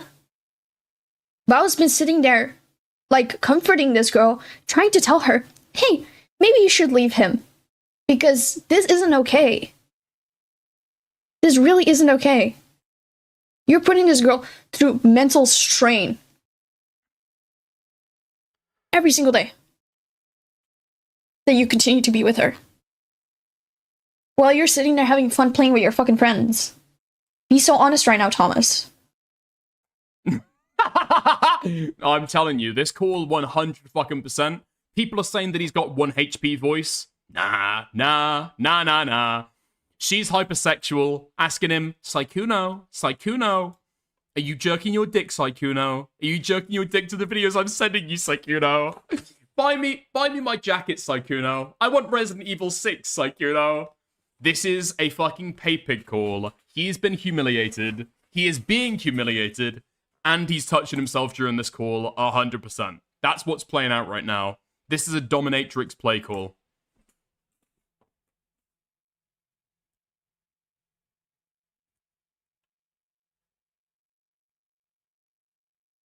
So you think, you might be right. Yeah. Like, if it is money that she doesn't have. Dude, why are you fucking ranting at him? Let him fucking answer. What the fuck? Oh my god. Is this just her fucking soapbox? Or if it's a job. This is so fucking obnoxious. Or if it's family. Or blah, blah, blah, blah. Gave her a lot. Yeah, well, there, exactly. Just help her back on her feet until she can support herself. And then just leave the girl alone. Because she deserves better than that. Because you cannot sit there and be like, This accent would throw me for a fucking loop. This accent would throw me for a major fucking loop. I couldn't date somebody like this. It'd be like having fucking whiplash every 5 minutes. I love her. Like, this girl is fucking teleporting from continent to continent, as, like, in the same fucking sentence. But do all of this shit to her, and continue to let her stay in that situation. Well, she has to convince him to break up with his girlfriend.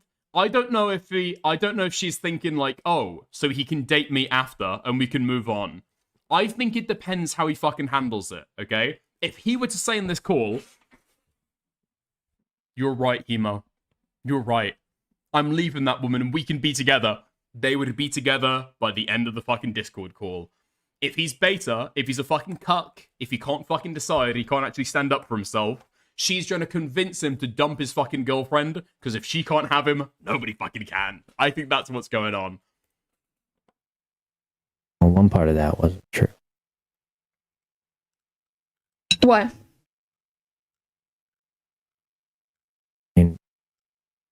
I think the feelings faded. Well, then you should just let her go. Instead of just sitting her there, wasting her time.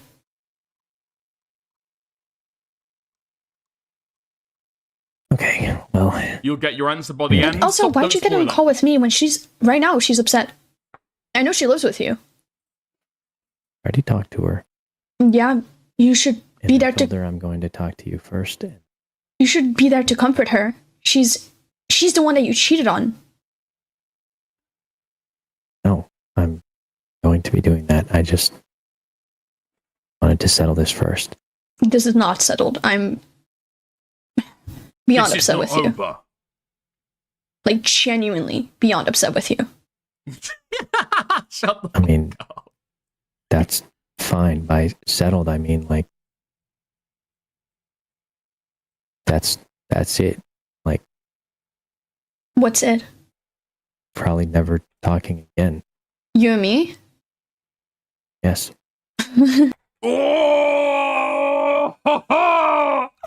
Inflection point in the call. Inflection point in the call. Oh no. Oh, the tsundere laugh. Oh. What? Why? Is that not why? Oh, the angry fork sounds as well. This guy's about to get fucked. What? Why? Is that not why? Now, this isn't tsundere laugh, it's yandere. I don't know the difference. What is why? I'm still upset with you, but you didn't cheat on me.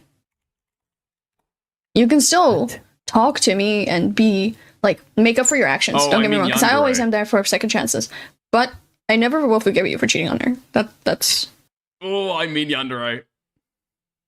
That's that.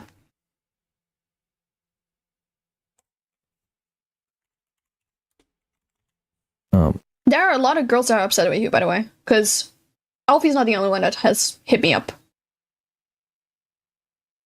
Yeah, that sounds like you've heard things. Yeah, and you lied to me a lot about that too. A lot. Because, how big was the roster again? I don't think I ever had one of those. I mean, maybe not at the same time, but you sure do hop around.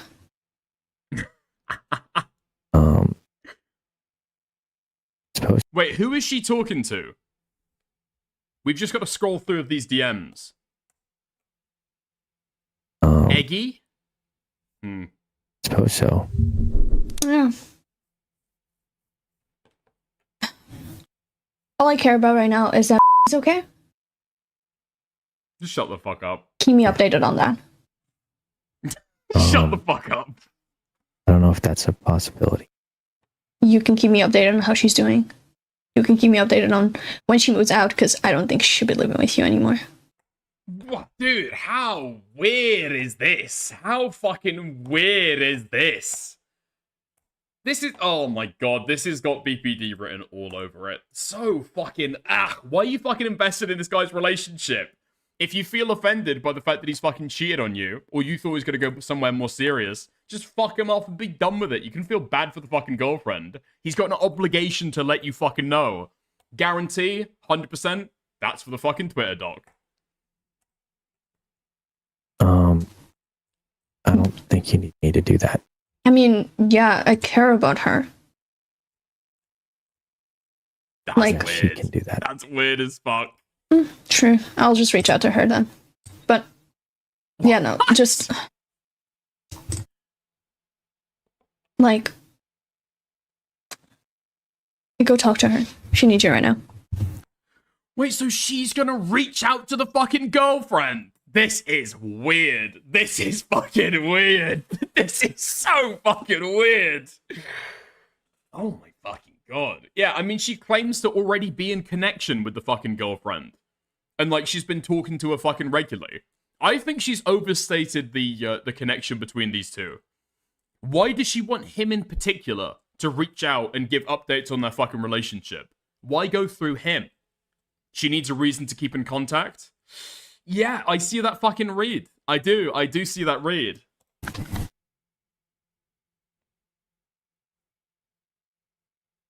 Yeah, okay. Oh, bye. Bye, Thomas.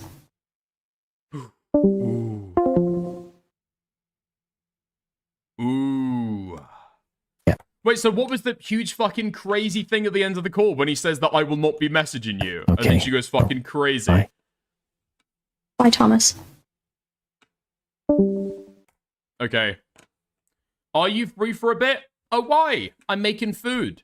You're making food at this hour? But you know why, and I think I should explain. Ominous much? 6:50 in the morning. I can't say shit. Not ominous, just the truth. It's 6:50 a.m. I'm making breakfast. But if you're not interested, that's fine too. I give you the short version if you can't call. Let me call in a few minutes. Let me go upstairs. Man. Okay. And is there anything else left of this fucking document? So she takes 20 minutes after the call ends. She takes 20 minutes after the call ends and says, I'm beyond disappointed in you right now. How fucking weird. I'm not gonna lie. This guy is fucking cheated on his girlfriend and caused, like, irreparable fucking mental damage to this girl. And somehow, I've come out of it being, like, more disturbed and creeped out by the woman involved. What the fuck? Jesus Christ. Okay. I do gotta say, okay? I do gotta say. God put women on like this on this earth just for cheating men. That is it. 100% every single fucking time, right? They are the Venus flytraps of women who you can fucking cheat on your girlfriend with. And when you do, they will bite off your entire fucking dick and you fucking earned it, right? Man, I don't feel bad for him at all. I think he gets what he fucking deserves. I do still say, okay, the response from a lot of other people, fucking insane. Saying they've been fucking DMing with this guy when they were 17, only to later say, oh, actually, it was 18. I was an adult. This girl going crazy, going with the fucking Predator allegations. Nah, that's fucking insane. That is totally fucking insane. Toastify has some interesting info here. Ooh, really? Okay. Wait. New insights? A penis flytrap? Okay, I like that. A penis flytrap. Okay. Why was this part of the screenshot cropped out? Why leave the additional DMs where this person isn't even sure if the claim is true or where it even happened? What? Oh, she is overplaying the fucking extent of her knowledge in the call then. Okay. They called and Bao explained to her that other women who'd confided in her about similar experiences with him. Okay, so they're talking about the hotel room thing, okay? They're talking about the hotel room. Oh, I saw this earlier. Yeah, I've got this fucking saved. I remember this. So if you copy and paste that image into another Google Documents file, and then you can reverse crop it and see the rest of the image. And this is what you get. I didn't read through it earlier. But I fucking should have. Oh my god. So the message that we see there, right? That's the first fucking paragraph. The line underneath is, I just wanted to know if it was true or if I'd been misinformed. I'd rather hear the truth if you do know something, but I'm really sorry for coming to you with such a weird question. Not trying to start anything. I really just wanted to know if something was happening that I'm not aware about. I understand a lot of he said, she said rumors go around, but it was just something that was concerning me, so I wanted to ask you. Thank you so much. So she's treating this as though this is like the source of a fucking claim, and this is somebody reaching out and saying, I'm not sure if this is fucking true. I don't have enough reason to believe that this is fucking real, but I've heard this shit. Can you confirm? Blast it out as a fucking confirmed allegation. Crazy work. I also wasn't told when or how long ago this was, but it was something they heard. Wait! So, okay. This is the chain of events that has led to this, alright? Person X has heard something and passes it along to person Y. Person Y reaches out to Bao to say, have you heard about this? I'm not sure if it's true. Bao then sends the screenshot to this fucking Hemo person, and then it gets blasted into a fucking Twitter document. What the fuck? This is crazy.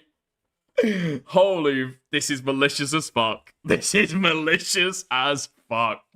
I'm not sweeping for him, okay? I've made my fucking opinions about Sykkuno pretty fucking clear.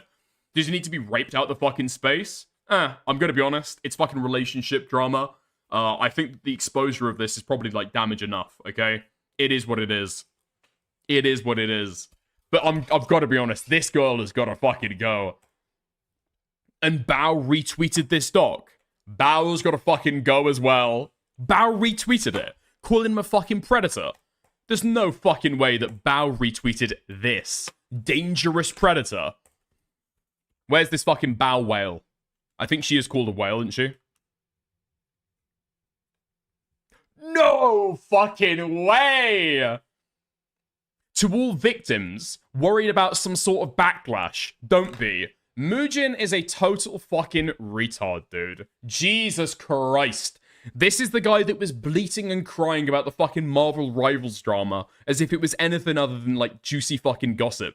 As if it was the real fucking issue and somebody was actually fucking harmed. Calling these women victims. He cheated on his fucking girlfriend with Discord and Twitter whores.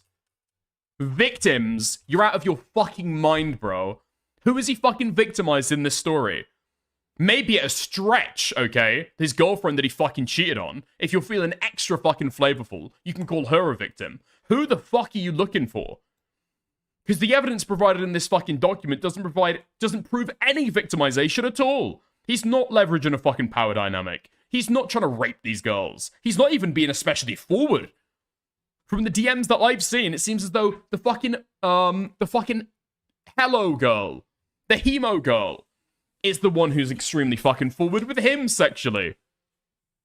What the fuck? He doesn't even come across as a fucking creep. She's the one pursuing him sexually, primarily. They're all the same accounts, and this platform makes it seem like they have a voice by consistently pushing negative replies first. Huh? It's all noise. I encourage you to speak about your experiences. They matter. These guys are trying to fucking kill this guy, huh? Holy shit. What did this guy do behind the fucking scenes to get this kind of fucking response from people around him? Because I guarantee, okay, none of this is just because somebody's been exposed fucking cheating drama. What the fuck? I've got to be honest, okay? Muujin did a pretty fucking decent job talking about the Tecton stuff. And so it is genuinely fucking disappointing to see him running with retarded shit like that tweet there when it comes to this situation. Like, it's gonna forever fucking hurt his credibility, no? If he wants to talk about serious shit. To say that this is somebody being victimized. Hemomal VT's associate brought up some interesting information about how she made drama in the past of people she was a side piece to. Huh? Did Muujin cover the Tectone stuff? Yeah. Muujin, like, went into detail on the Tectone stuff. Not on his YouTube channel, on Twitter, but still, okay? Muujin got a lot of reach talking about the Tectone stuff. Vanessa VT, and of course, as always, yes, okay, Twitter whore. Nice. We respect it, it's fine, it's fine, it's fine, but, you know, the circles that they swim in. Hi, Vanessa. When did you last speak to Josuke Gio VT? Huh? Just a question, as a friend of his. He's digging himself into a hole right now. What happened? I'll tell you after. I can even add you in on the call. What do you mean? When was the last time y'all talked? I'd love to know what the intention of this conversation first. I honestly couldn't give a less of a fuck about this. He cheated on multiple girls and took their money, using them, and then claimed he has no money. Well, yeah. He's even lying to you. That's what he's been doing about? Saying he never liked you, never was going to meet you. Oh, okay. that he has blocked you everywhere. I mean, he has plans to come to my place for Christmas. Yeah? What's the last time you all talked? He sent me dick pics of him stroking his cock, sexted me. Yeah, he told me y'all never had a thing. And he said I was his girlfriend. Nah, and shit like that. I have everything, like text messages and everything. Can you answer? I'll add you after. When's the last time you talked? Because he's saying y'all haven't talked in months. We still talking. I'm planning on fucking. Even though we don't date anymore. Oh, man. Okay, I'm seeing what people are fucking talking about here. Okay. So she had a situation, what? A year ago? A year ago. Where she finds out that some, like, no-name, degenerate fucking Discord loser is sexting her as well as another girl, and then goes and blows that shit up. Okay, so it seems like a pattern of behavior with her. It is what it is. More about her character than anything else. Oof. Who's next? Anyone want to try? Anyone want to try? Are there any Discord losers in the fucking chat right now who are this desperate for some fucking e-pussy that they want to go and fuck the penis fly trap? Anybody? Anybody up for it? This was about Geo Suke Geo VT. Stop pretending it's about Sykkuno. Huh?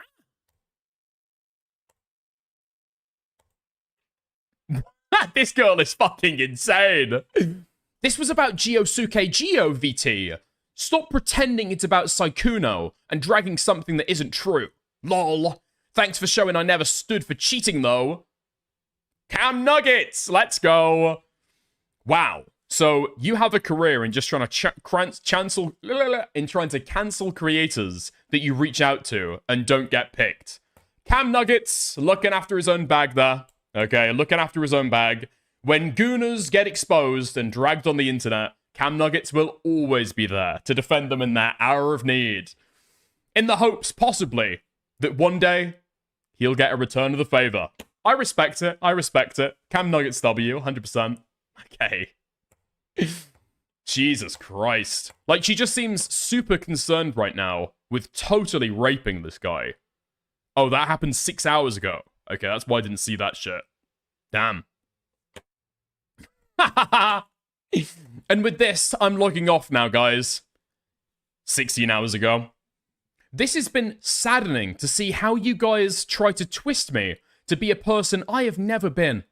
I only did this to give my friends the opportunity to speak along with me. I have gained nothing but hate and death threats from this. I wanted to make sure no other girls were getting led on again and used. But I'm fine financially, if that's what you're wondering. I thought at the time I was pursuing something genuine. Okay. Is there anything else to the Sykkuno stuff? Oh, there is. Okay. So I spoke earlier, okay? I think at the top of the fucking story about this stuff being coordinated as fucking hell. And then we spoke a little bit ago about Mugen. Now, okay, anybody who's been here watching the entire thing will remember that I said that Mugen released a video about an hour after the document got released. So let's see, okay? Let's see. How much will Mugen just include the exact same shit in his video? How much will he be critical of? What kind of take is he going to run with? What is it going to do with his credibility? Because I'm not going to lie, looking at the title, it's not great. How to go from viral star to serial cheater and a manipulator. The lies of Sykkuno. At least he's not using the word predator, huh? Be prepared for a bunch of bullshit. That's what I'm looking forward to. My girlfriend of 4 years has recently become obsessed with a male streamer, and I feel really uncomfortable about it. This was a post made on the subreddit r/relationship advice around the end of 2020. What was particularly shocking here is that barely just a few days after making that initial post, he'd end up breaking up with his girlfriend. Her obsession with that streamer was that irrational. And during that time, she wasn't the only one who might have felt this way. That's because the male streamer in question here was none other than Sykkuno, a name and face that had become a core memory of the COVID-19 pandemic, more specifically when everyone was locked up in their homes. In the span of less than a year, he would go from having 1,000 average viewers on Twitch to 50 100,000, even having a stream where he peaked at over 100,000 concurrent viewers. What he'd be most known for was his gameplay of Among Us with his friends, who happened to be very big content creators as well. Not only would he get tens of thousands of concurrent viewers on Twitch, but he would get millions upon millions of views on his YouTube channel as well. And while his rise to He's so girly looking. Is that like, I don't know if that might be like an Asian thing, I guess. Like they look slightly more androgynous. fame is definitely incredibly Is that the appeal for women? I'm not sure. I don't get the appeal of the fucking BTS guys, but there's a million fucking 15-year-olds on Twitter that are obsessed with them. impressive. What was truly unparalleled here is his extremely high ratio of female viewers, confirmed to having been higher than any of his other content creator friends. His handsome look, his anime-sounding voice, and his witty jokes made... Can we say that in 2026? Talking about a fucking Asian person? Wow! That's so cool! You sound just like an anime character! Wow! I don't think you can say that, can you? Oh, I watch anime too! I've been learning a little bit of anime. Arigato gozaimasu! Yeah? Women go rabid. In fact, it was also a joke that he would turn male fans gay. But what made him really desirable is just how socially awkward he was. He was innocent in an endearing way. He was a boy failure that needed a woman to fix him. In a nutshell. Huh? Wait, hold on. I'm spotting the fucking links here. Is that not the exact same fucking verbiage that was used in the document? Did Muujin help write the document? I'm thinking now. He was this picture, almost allergic to other women. He just couldn't handle anything romantic. He would get too flustered. This made many of his fans want to be the one to finally fix him. But make no mistake here, this was all a perfectly crafted image that he had made for himself. He wanted you to think that he was innocent, naive, a boy failure, someone who's inexperienced in relationships and would never hurt a fly. Because in reality, behind this mirage, this illusion, there was a master manipulator, a serial cheater, and a predator. Someone who... Can we just like ease off it, okay? Master manipulator. Tectone has been trying to get commentary, as many commentary channels on his fucking side. So far, he's gone so far as to say that Shamu and Nicandros can, like, you know, can bury the hatchet with him, and they can be friends now. Offering to drop down in fucking Tomato Town with Chud Logic and Fortnite. Trying to get all the commentary guys to be his fucking friends, right? Maybe you can call that guy a master manipulator. I kind of get that, right? Doing gay ops, plotting things behind the scenes, making sure that everybody's got the same fucking marching orders when you go into a drama. I could get that, master manipulator. Seems like this guy was just like, you know, was using like Twitter with like one hand and was like like messaging e-girls or responding to e-girls that were trying to fucking thirst after him in DMs. Master manipulator. This guy's just a fucking gooner. Would make it a point for many years to target smaller content creators, take full advantage of the fact that he was one of the most desirable men. What? Oh my god. No way Muujin's running with the fucking victimization line. Holy Men in the streaming world, all while making it seem like he had no experience with women and that it just might be romantic. They just might be that special someone who can fix him. What he would somehow forget to tell them, though, is that he had been in a monogamous relationship since 2021. But you don't have to take my word for it, because he admits to everything in a recorded voice call with the victim herself. And on top of that, that same victim, who goes by the name of Hemamal VT, would choose to write a Google Doc that shows the entire timeline, her and Sykkuno's DMs together, as well as the DMs of another victim that actually slept with Sykkuno while being totally oblivious to the fact that he has been in a relationship since 2021. This might be... Hold on. Go back. Document here is called Exposing Sykkuno. And that is the version that Muujin is saying that Hemomal wrote. Right? But if this is the version that Hemomal wrote, we've already seen that. That's already been released. So why blur it? That's one question. Another question, okay, is that he's got Exposing Sykkuno as the title. That's not the document title that got released to the public. The document that got released to the public is called Copy of Exposing Sykkuno. Prediction, okay? Chemo Mal wrote the original document exposing Sykkuno. That's why it's blurred, because that's not the one that made it to the public. Mugen got sent it over, copied it, revised it, sent it back over. That's the one that got published. He made this video, and this document that got published here was written, or at least edited, by Mugen. Okay? He has the original. She puts out a different copy, and he's blurring the original version. 100 fucking percent.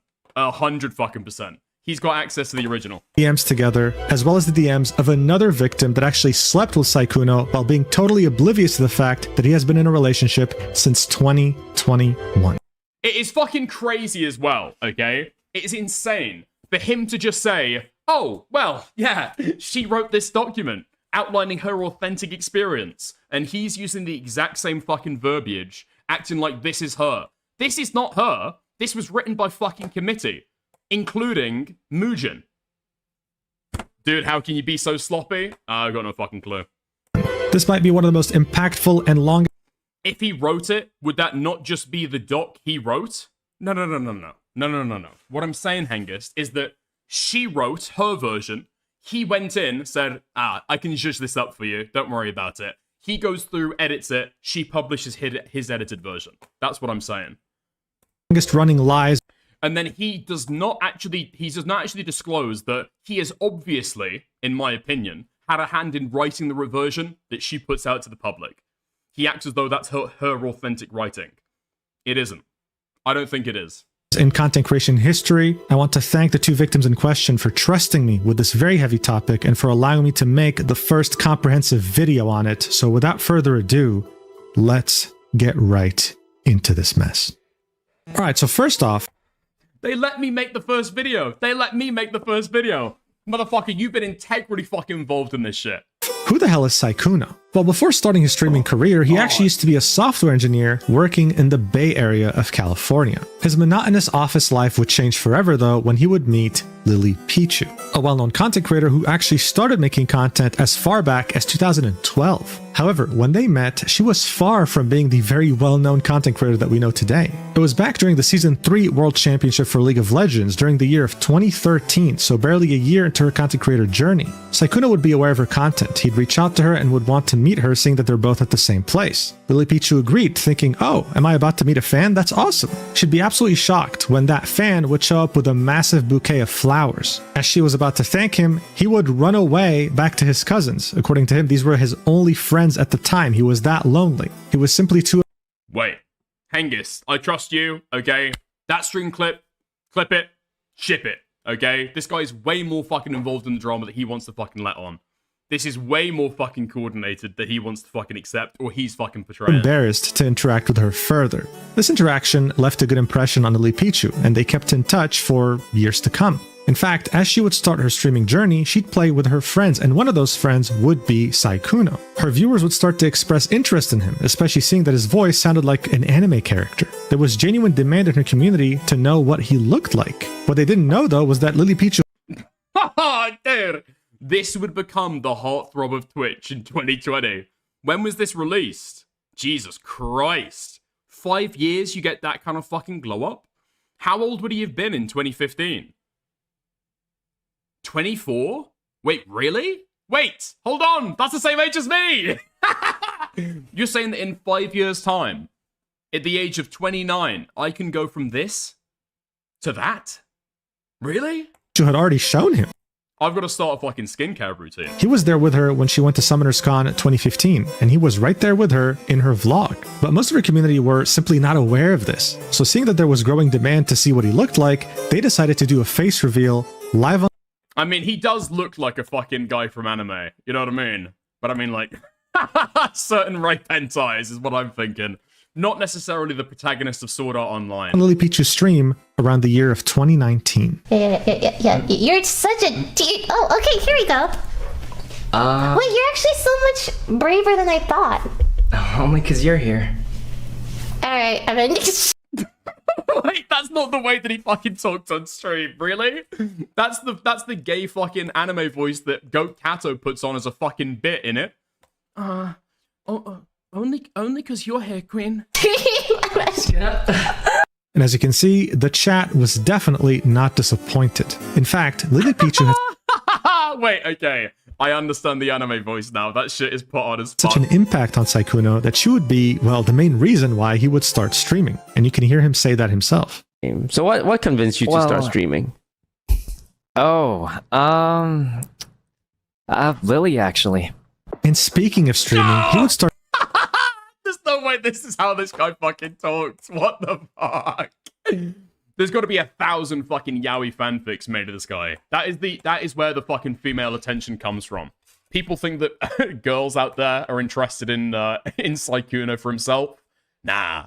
They're excited because they can write fanfics where he's getting bummed to death by big black guys. Started doing so shortly after revealing his face on Lily Pichu's stream. He'd start at the beginning of 2019 with barely under 100 viewers, but as the months would go by, he would start to get very rapid growth. He would really start putting in serious hours by August 2019, and within just 1 year, by August 2020, he'd be sitting at 8,000 average viewers, reaching a peak of 15,000.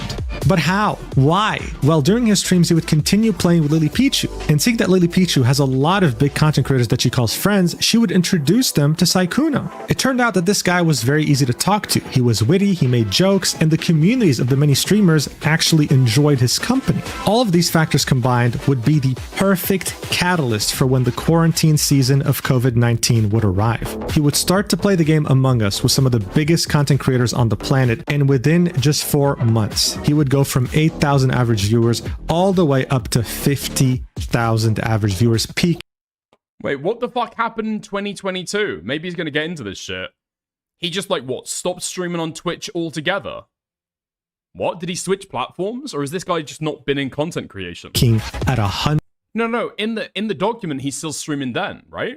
I don't know what the fuck happened to this guy. 100,000 viewers in one stream. He was gaining 500,000 followers every single month. In just the span of like a year and a half, he had gone from being a mid Oh, this guy got a YouTube contract. Right, that makes sense. tier streamer to one of the biggest on the entire platform. It wasn't just Twitch though. He would be getting millions upon millions of views on his YouTube videos as well. He was killing it on every single platform he was on. And so by 2022, when YouTube was aggressively recruiting Twitch streamers to stream on their platforms instead, offering them multi-million-dollar deals, they targeted Sykkuno, seeing that he's extremely brand friendly, has a very loyal audience, and had become a household name in such a short time. So on May 2nd, 2022, he would announce to the world that he was moving to YouTube on a 2-year exclusive contract. And as you can tell by the engagement, this post went viral. What I really want you to understand though is just how valuable he was seen by companies and platforms. Back when YouTube was aggressively recruiting talents that were on Twitch and their confidence and hubris, seeing that they completely dominated the streaming scene at the time,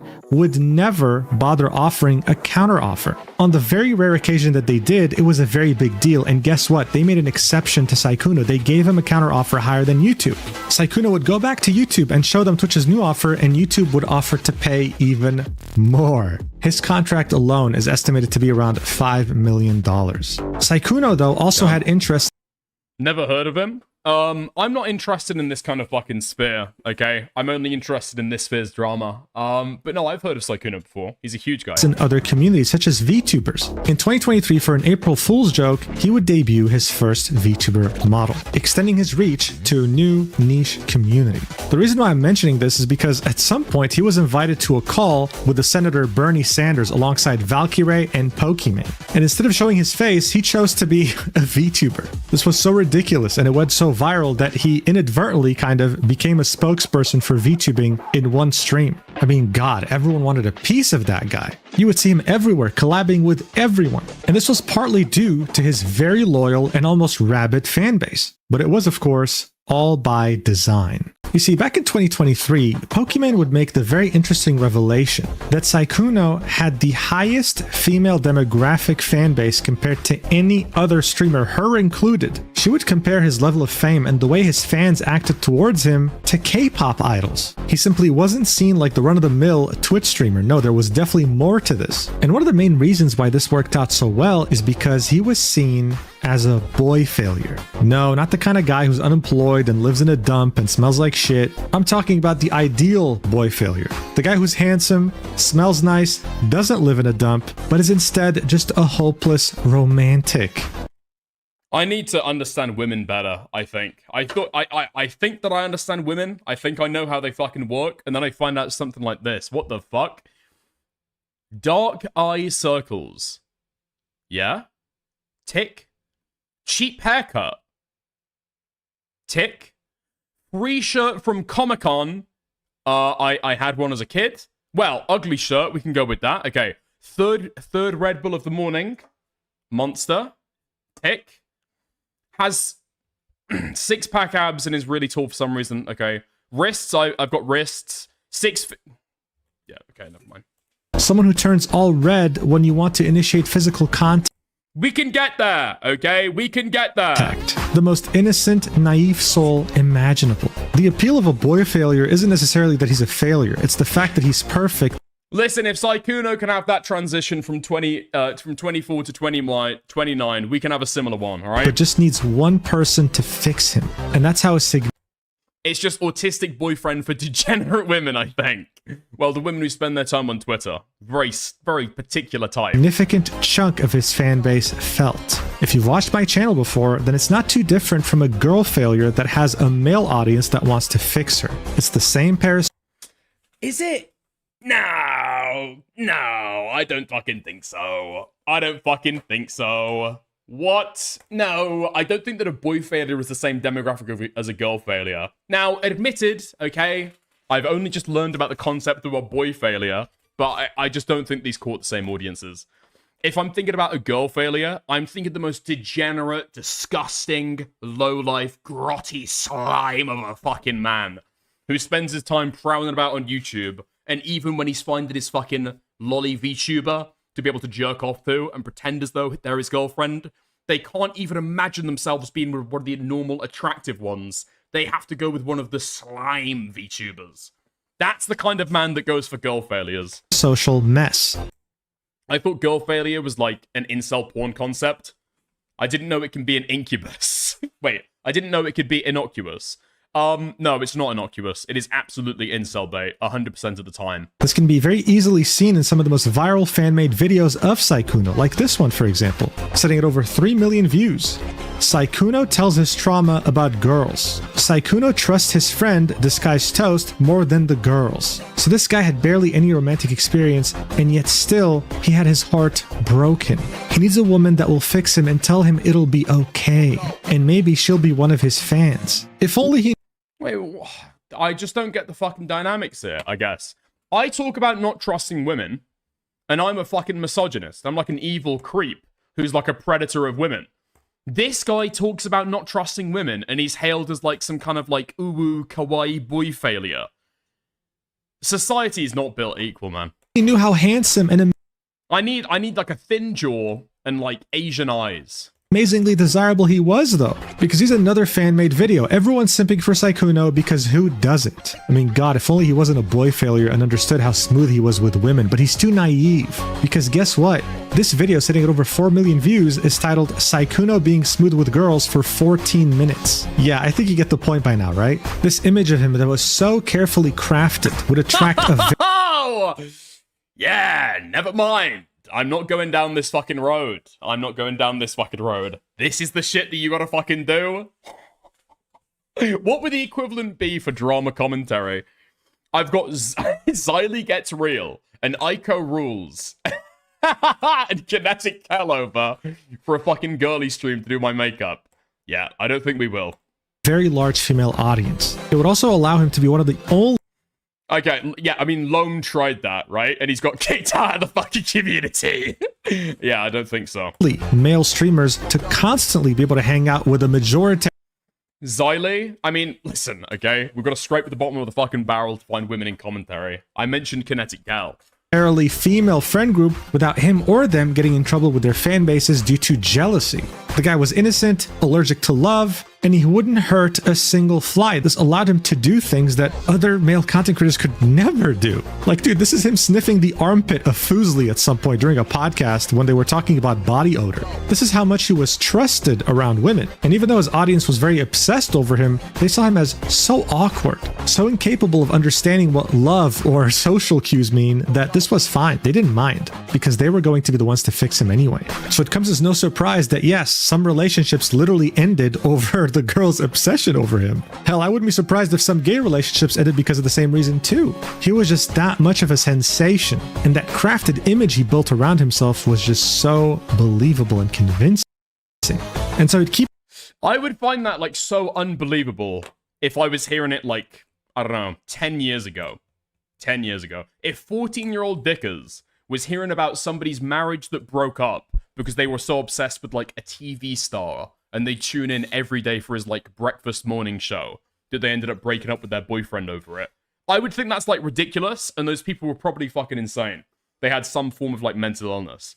With a streamer, I can kind of buy that stuff, right? I can kind of believe that, yeah, okay, that could possibly be true. Keep on doing what he's always done, and after his 2-year contract with YouTube would finally end during May 2024, he would make his grand comeback to Twitch, peaking at over 26,000 viewers. However, his viewer count would slowly begin to drift. And by April 2026, he'd be sitting at 1,665 average viewers, a far cry from the peak of the pandemic back at 50,000. He'd also... Whoa. Hold on. That seems like... Okay, I know we hate this guy right now, but I mean, like, in the middle of 2022, he took a contract on YouTube and spent the next... I don't fucking know. He spent the next, like, what? Yeah, 2 years building up his numbers on YouTube. Is he multi-streaming at this point? That kind of seems like that's what's happening, no? To stop collabing with larger content creators as much as he used to, mostly sticking to himself. But hell, I mean, 1,600 average viewers is still very easy to make a living off of. He had made his millions of dollars, had this incredibly obsessive fan base. As far as content creator careers go, this really wasn't so bad. The guy was a multimillionaire. What people weren't aware of, though, is that for many years since becoming a viral sensation, he would use his status as Sykkuno, as the most desirable streamer imaginable, as this K-pop idol, to pursue relationships with smaller or up-and-coming content creators, whether they be... Okay, so another way to phrase that, he's using his aspect of being desirable to get into relationship, but people were attracted to him, and they ended up sexting with him. Okay, nice. Cosplayers or VTubers. Yeah, I just checked Sykkuno multi-streams. I would guarantee, without even looking at it, that he alerts people that, like, oh yeah, I'm streaming on Twitch again. Main viewership's going to be on YouTube, and it's going to be like, what, 4 times the viewership, I'd imagine. Manipulating them into thinking that they were special, all in the hopes of hooking up with them, and while being in a monogamous relationship. Most desirable streamer imaginable? Give me a motherfucking break. I know!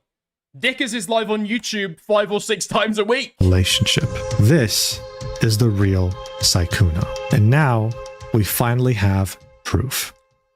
Hemamal VT, who I'll refer to as Mal from now on, is someone who has been making content for the last year. She occasionally there is no way that this guy doesn't follow her on Twitter. What? Hemamal VT follows Mugen. They work together on this project, and he didn't follow her back? I'm telling you. Through the course of this drama, there is an effort for Mugen to portray himself as if these guys are like totally independent and he's just commenting on the fucking story. Counterpose. Okay? Where is it? Okay. So me and Mugen have been friends, and that has been has been one of my confidants in this entire time. On top of that, predator doesn't mean pedo. I stated he was a predator because he's gone around the VTubing community, specifically reaching out to smaller streamers to get sexual favors out of them while giving them half-truths and lies. Okay, interesting. So me and Mugen have been friends, and it's been one of my confidants this entire time. but he doesn't acknowledge that he had a big hand in that Twitter document. He doesn't acknowledge that he's, like, helped with the drama behind the scenes, and he's pretending as though he doesn't follow her on Twitter. Okay, buddy. All right, man. Streams from time to time, but also... I'm telling you, right? I'm telling you. It's just little things along the way that give a false impression of how involved this guy has been in this drama. I feel as though he's been an integral part of this coming to the fucking surface. To post cosplays on her Twitter profile, some of them being revealing. Those revealing...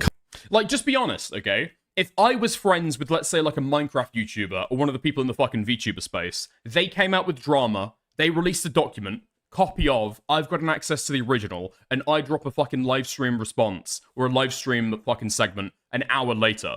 Would you not think that I was the main driving force there? Of course I fucking was. And if I tried to act like I fucking wasn't, that would be insanely fucking dishonest. Cosplays would catch Sykkuno's attention, and he'd follow her on Valentine's Day of 2026. Within barely a few days, he would start talking about how they should move in together into the same house, all while having a girlfriend. When Mal would find out about the girlfriend, she would decide to write a Google document. The Google document would contain Mal's side of the story as well as Elfie Leah's side of the story. Another VTuber who, of course, also posts cosplays from time to time, which is why Sykkuno was interested in her to begin with. She also had no idea that Sykkuno had a girlfriend, and would meet up with him during December 2025 in Paris when he would travel for a convention. Unlike Mal, though, she would actually end up sleeping with Sykkuno, again, completely oblivious that he has a girlfriend. They would both share their stories and the DMs with Sykkuno in the Google document. This document would be 32 pages long, and it would detail both of their experiences with Sykkuno, leading up to the revelation. Wait! No fucking way! What? Okay. So the way that he presents this in the fucking video is if he's not following this elf girl, and he's also not following the Hemo person. As soon as the video drops, okay, and the screenshots have been taken, guess who the two top people are that he's following? Probably, realistically, refollowed. Top of the fucking list, Elf. Hemo. This guy is so fucking sloppy, it's unbelievable. The fucking breadcrumb tracks are there for anyone to fucking see. This guy is friends with these people. They've said it fucking publicly already, and he's trying to cover his fucking tracks as if he's just commented on the drama. You're not a commentator, you're a player in the fucking drama. Accept it, okay? Holy fuck. Their stories and the DMs with Sykkuno in the Google document. This document would be 32 pages long, and it would detail both of their experiences with Sykkuno, leading up to the revelation of the fact that he has a girlfriend, as well as a link to the full 17-minute YouTube video in which Mal would confront Sykkuno about cheating on his girlfriend with her. Here's how— You're saying this like it's in the fucking past. How have you got access to the fucking original? The original that was never shared with the fucking public. It's so fucking crazy. It's so fucking crazy. A YouTube video in which Mal would confront Sykkuno about cheating on his girlfriend with her. Here's how it would start off. On Valentine's Day of this year, I was followed on Twitter by Sykkuno. I thought it was amazing that such a big content creator— I guess it's because he doesn't want to seem biased. Yes, that is exactly why. He doesn't want to seem biased, and if this goes down the fucking pan and goes wrong, because it is a coordinated effort, he wants to be able to say, well, I was just the reporter on the ground at the time, right? I wasn't involved with this shit. I was just fucking making YouTube videos about it based on what I'd been shown. That's the exact same reason. That's the exact reason why. He wants to limit his fucking liability, remove the accusation that he's biased when he's making this YouTube video. That's what he wants to fucking do. So dishonest. Even knew I existed, let alone followed me on social media. He had been my role model and someone I looked up to for a long time, ever since my days in high school. However, what I learned about Sykkuno after that day would make me regret my decision. Sykkuno is not the kind, soft-spoken character you see on stream.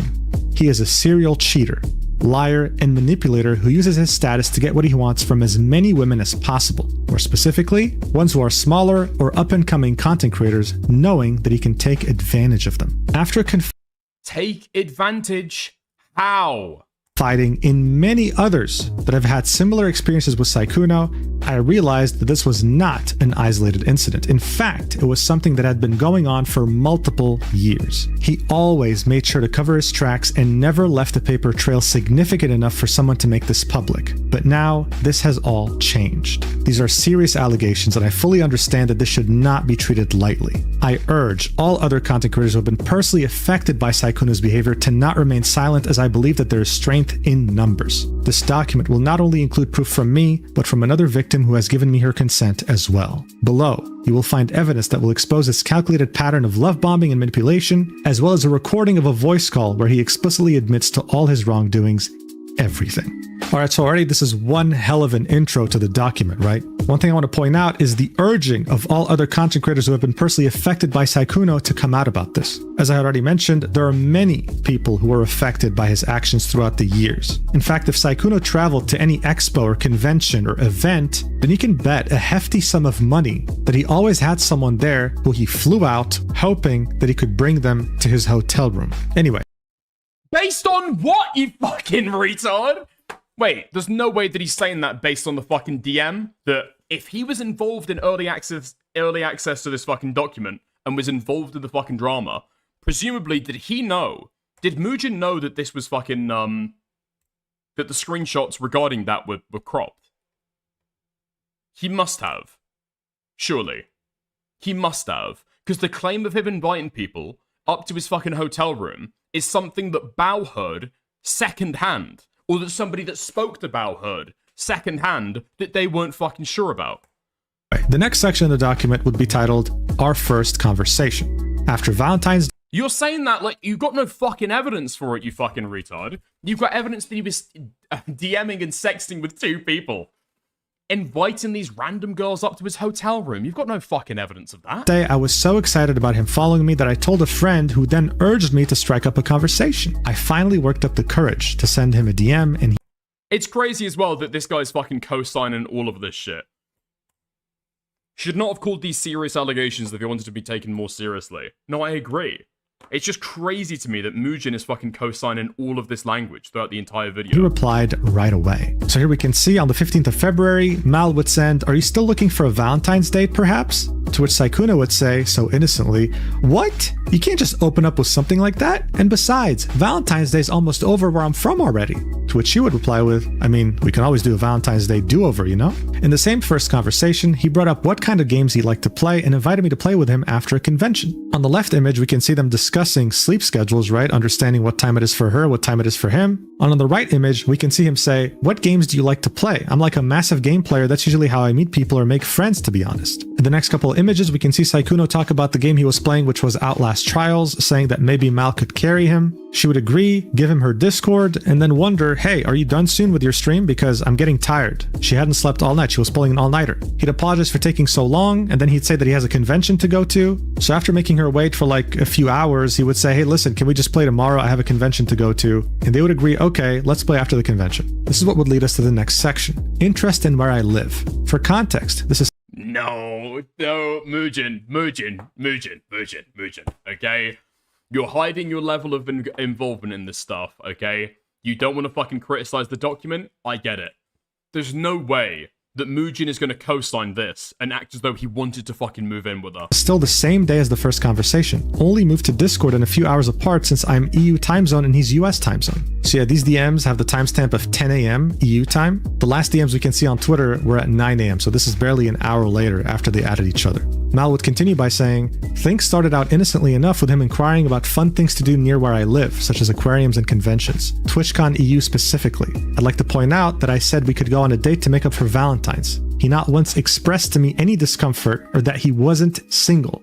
So yeah, this is how it goes. If someone expresses interest in you, right, you typically tell them fairly quickly that you're already in a committed relationship. You don't just let things slide. Mal had no reason to think that Sykkuno was already taken. Otherwise, he would have said something after she proposed a date. He'd ask, yeah, he was like cheating on his girlfriend, yeah. "Do they have an aquarium? I'm a big fan of aquariums." She'd say, "There's artists in Amsterdam, could make it a date, you know, to make up for Valentine's." He'd only reply with, "a what? Lol?" continuing on with his innocent persona, but he'd never say, "Oh, no, actually, wait, like, I want to meet up as friends. I'm actually in a relationship." Not once. The next section will be titled, "Following my private Instagram." He would also follow my personal private Instagram. Wait, hold on. The sweeping is insane. No. Oh my, okay. That is only available to my IRL friends and family while using his official Sykkuno account. So here we can see an image of Sykkuno following her with her personal account name being hidden since it's personal. The next section will be titled, "Making Plans to Meet Me in Person." So bear in mind, this was the next day, okay, the 16th of February. They had started talking on the 15th. He followed her on the 14th. The document would say, "In this 2-hour Discord gaming call, the same day as our first conversation, Sykkuno made plans to meet me IRL. It was set to be the same weekend as Dokumi 2026 since he was flying over anyway to attend TwitchCon EU. Going to the aquarium would be our first date. I also learned that there is a 15-year age gap between us." Right, so look, I personally spoke to the victim about this. I asked, like, would that... What? This guy's calling this girl a fucking victim. I don't know what this is. I don't know what this is. I think I saw somebody say that, like, he wants to be up in her guts himself. I don't know if he wants to, like, break a huge story about an enormous fucking Twitch streamer, and so it's just fucking drama farming for the guy, and he knows it's going to be a big thing. A fucking victim. Give me a break. Usually have been like a red flag or a turnoff. She said yes. But the thing is, this is Sykkuno we're talking about here, right? Shut the fuck up. Oh my god. Would that have been a red flag and a turnoff usually? And did his reputation as like a soft boy influence you?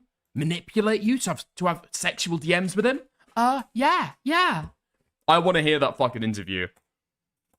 So she made an exception, because as you saw in the intro of this document, she used to watch him in high school. She genuinely looked up to him. To say that she was starstruck was an understatement, and that's exactly what he was counting on. Now, while keeping that 15-year age gap in mind, this next section definitely hits different. I just find it crazy how people say like, "Oh, you know, I used to watch this person during high school," and they're like 19, and they've been watching a content creator for like 2 years. It's titled, "Making Plans to Move In Together." These messages would be on the 17th of February, 2 days after they started talking. It would say, "With Sykkuno, our relationship moved so incredibly fast, it almost felt like a dream. It was like he could make anything I wanted happen. And as someone as prolific and successful as him, I had no reason to doubt anything he said to me. These screenshots show that Sykkuno and I were intending to adopt a cat and have me possibly move into his house. I told him we couldn't get a cat yet due to me not being a US citizen and possibly having visa issues. Keep in mind, this conversation happened 2 days after the first conversation." So in this first image of these set of DMs, we can see them talking about pets in general, right? About how he might be allergic to certain pets, about how his current dog doesn't trigger his allergies. So they start discussing the prospect of getting a cat. Mal would say, "I mean, if I'm there anyways, we'll have to think of a name, no?" To which Sykkuno would say, "Yeah, but I don't know if I can take care of it myself." Mal would say, "Or were you just going to name it Cat?" He'd say, "You'll have to stay to help take care of it, lol." To which she'd say, "I'm okay with that, though I don't know how that would work with me staying there. I can't stay forever either, you know, because I'm not an American citizen and I'll also probably have to go back as well. Because I mean, I hope at least that I can go back to studying end of this year. And like in general, everything is so expensive." And then he'd say, "Oh yeah, that's true. Okay, maybe we can get a cat together another time then. Besides, don't you already have a cat?" Which she'd say, "Yeah, but they're my dad's. Also, did you finally order the food?" And he'd say, "Oh, I see. So you wouldn't have to bring them if you just moved somewhere." To which she'd say, "No, I guess not though. I'd miss them so much, so I definitely have to get new pets." So barely a couple days after speaking to each other, Sykkuno's out here discussing getting a pet together, taking care of it, raising it together, and looking into the possibility of her maybe moving in together with him one day. This was as he was sharing a home with his girlfriend. Shut the fuck up. Shut the fuck up. Shut the fuck up. She has started this conversation. She's the primary fucking driver of it. He seems to be entertaining it. Are we saying this is a genuine concerted effort for him to arrange them to fucking live together? He had met this girl on Twitter 2 days ago. He was actually sincerely talking about moving her in. Dude, shut the fuck up. You don't even fucking believe this. This is like disgusting levels of drama farming. Just so fucking dishonest. Either, okay, you're being dishonest, okay, to frame the drama in the craziest fucking way possible, because really, there's not that much meat on the fucking bone here. It's a cheating drama. It is what it is. We gotta drag every tiny crumb out of it, because there's barely anything there. Or, you are this socially inept that you should never talk about drama commentary ever again. Those are the two options. Dishonest or retarded and unqualified to do drama commentary. You have to pick one. With him one day. This was as he was sharing a home with his girlfriend. The next section will be titled Lying About Being Single and Dating History. In this screenshot, Sykkuno said he has only ever had one relationship his entire life. I would eventually find out that that was a lie and that he had been dating and living in the same house as his girlfriend for years and that I was not the only girl on the internet that he spoke to on a daily basis. So here we can see DMs of them discussing this topic. Mal would say, I mean, you've been in relationships before. It's not like it's your first relationship, referencing what they might potentially have going on. To which he'd reply with, I don't know, lol. I've only actually dated someone once and they broke up with me, so yeah, I think I'm just not very good, so it's probably just a me issue. To which he'd say, did you never do anything for your ex, at all? To which he'd say, I mean, I think I did. I don't think she thought I did, so yeah. But I mean, everyone has their own way of what they want, so it's important to be like, are you getting what you want? And if you're not, I totally understand. Mal, of course, would want to inquire as to what he was saying, what do you mean you think you did? Like what? But he'd never specify and he'd always keep it vague, keeping up this persona that he crafted, the one that was allergic to love, that had no idea what was going on with women. This would lead us right into the next section titled Sexting. We texted every single day, and these interactions would be charged with flirting. It's just crazy to me that this guy's being painted as a fucking predator when in the DMs she's asking, yo, you jerking your cock right now, big boy? Yo, big boy, you jerking your cock to my pics right now? And he's like, why are you asking me this? Yeah, sometimes, I guess. She's the fucking predator. And suggestive topics. I would send him suggestive pictures and audio.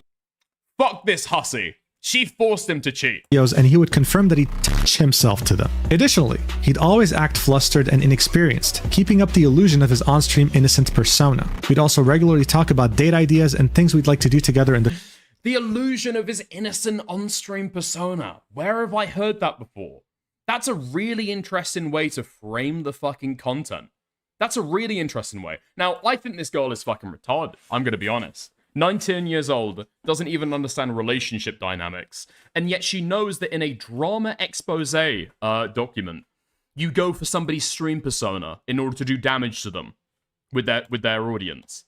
That's crazy. That's an insane amount of fucking drama knowledge. That's something I'd expect from somebody who's been doing drama for a long fucking while, possibly made a career out of it. The future when we'd meet up IRL. To be clear, okay, this document is framed for maximum possible damage to this guy. 100%. This is not a document to expose what he's been doing behind the scenes, earnestly, with good intent, from good faith actors. These are people who want to fucking burn this guy. 100%. They're going after his streaming career. Topic. I will say, there's very, very few times when you can say that as definitively as this scenario. The entire way that it's fucking framed, it is to undermine his stream persona and to undermine his fucking channel. That are usually discussed between two adults who are clearly romantically interested in each other. On top of texting, we also called almost every single day, even after he'd stream for over 8 hours. We talk and play games regularly. One thing I'd notice is that every time we called and when he spoke, he'd be whispering and never fully use his voice. His excuse was that it's because he was tired after a long stream, and I didn't really find that to be suspicious. Using your voice for 8 hours in a row does exhaust it after all. I now realize that he was quiet because his girlfriend lived with him and he didn't want her to hear. So in this first set of DMs, we can see them discussing things to watch together. Sykkuno saying, let's watch something. Mal would say we should. He would say, let's watch a cooked Netflix dating show because those are funny, or both. And Mal would say we should. And do you also want to play games like Helldivers or Overwatch or etc.? In the next image, we can see them discussing the spicy audio that she sent him at some point. He'd say, you do too. She would say, yeah, like in that audio recording I sent you, to which she would act flustered over and say, huh? Oh my God. Well, yes, you really sounded cute in that too. To which she would say, did you ever re-listen to it or only that once? In the next screenshot, we can see them discussing going on a gym date. Mal expressed to him how much she enjoys going to work out at the gym, and so Sykkuno would inquire about what a gym date looks like. This is when they discuss it more. In the next two set of DMs, we can see them talking about more spicy topics. Mal would say, you get flustered so easily. And then Sykkuno would say, because I'm not. I've never done like this kind of thing before, lol. To which she would say, and? You don't like it? He'd continue saying, which is crazy because I'm older than you, but I haven't really dated much, so... And then Mal would say, so? You have me now. he'd reply with, my XP bar is low, but no, I do it. I've never gotten something like this before. Yes, I like it. It's so good. I can't wait to use it later. As in, I can't wait to grill my sausage to it later, whatever she sent. To which she would reply with, you know, I've kind of wondered if you've ever touched yourself while watching what I send you. To which he'd say, what? Why would you wonder that? She'd say, well, because they're spicy pictures and videos. Of course, I wonder if you put them to use. And then he'd say, I'll definitely put this one to use. She'd say, so you've never done so before? And then he would say, maybe in all caps, with a flustered, sweaty She's raping him. She's raping him. emoji. This is when she'd put her foot down and say, I want a yes or no. And then he would say, yes, of course I have. How could I not? Overall, these DMs were a balance of spicy and Let the man grill his sausage in peace. Let the man grill his sausage in peace. wholesome, just like what you'd expect when two people are romantically interested in each other, saying goodnight to each other, inquiring on their health. He'd I guarantee, okay?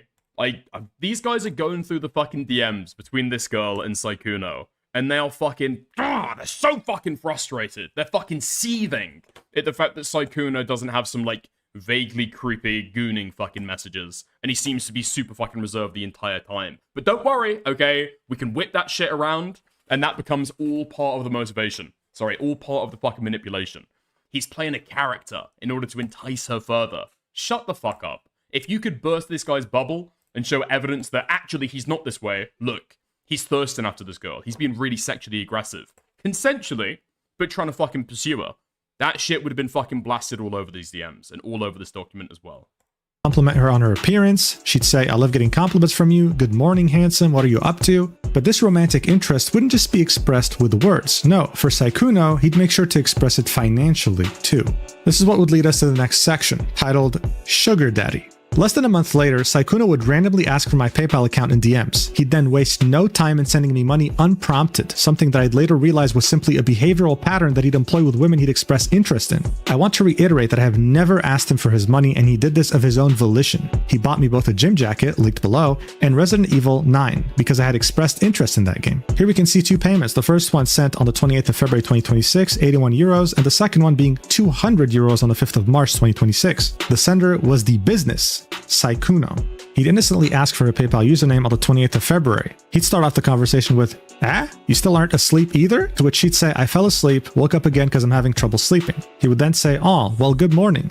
And what's your PayPal so I can buy you games later? She'd say, huh? Straight to the point. Jesus, I need to update my email to my PayPal because it's my old name from before I rebranded. When he would send her money for a gym jacket, at some point she'd say, want me to send it back? To which he'd say, no, I wanted you to get a nice gym vest, lol. Especially because it seems like you're really passionate about working out, so I thought it'd be nice. And then you can remember me when you're wearing it. I thought it was a cute idea. She'd buy one, she'd wear it, she'd send it to him, and she'd say, I wore it with the green set because I know how much you like green. She'd also make a tweet on her account while wearing it, saying, disgusting Riz? What do you mean, disgusting Riz? Buying a girl gifts? I think it's W Riz. Like, irregardless of the fucking context. This gym jacket is literally so why are you explaining it, bro? Okay, yeah, fair enough. comfy, the muscle mommy arc will be real. Especially in your fucking 30s. Yeah, fuck it. I'm with you, Babcratch, actually. You've convinced me. In your fucking 30s. Saying, I want you to have this and think about me.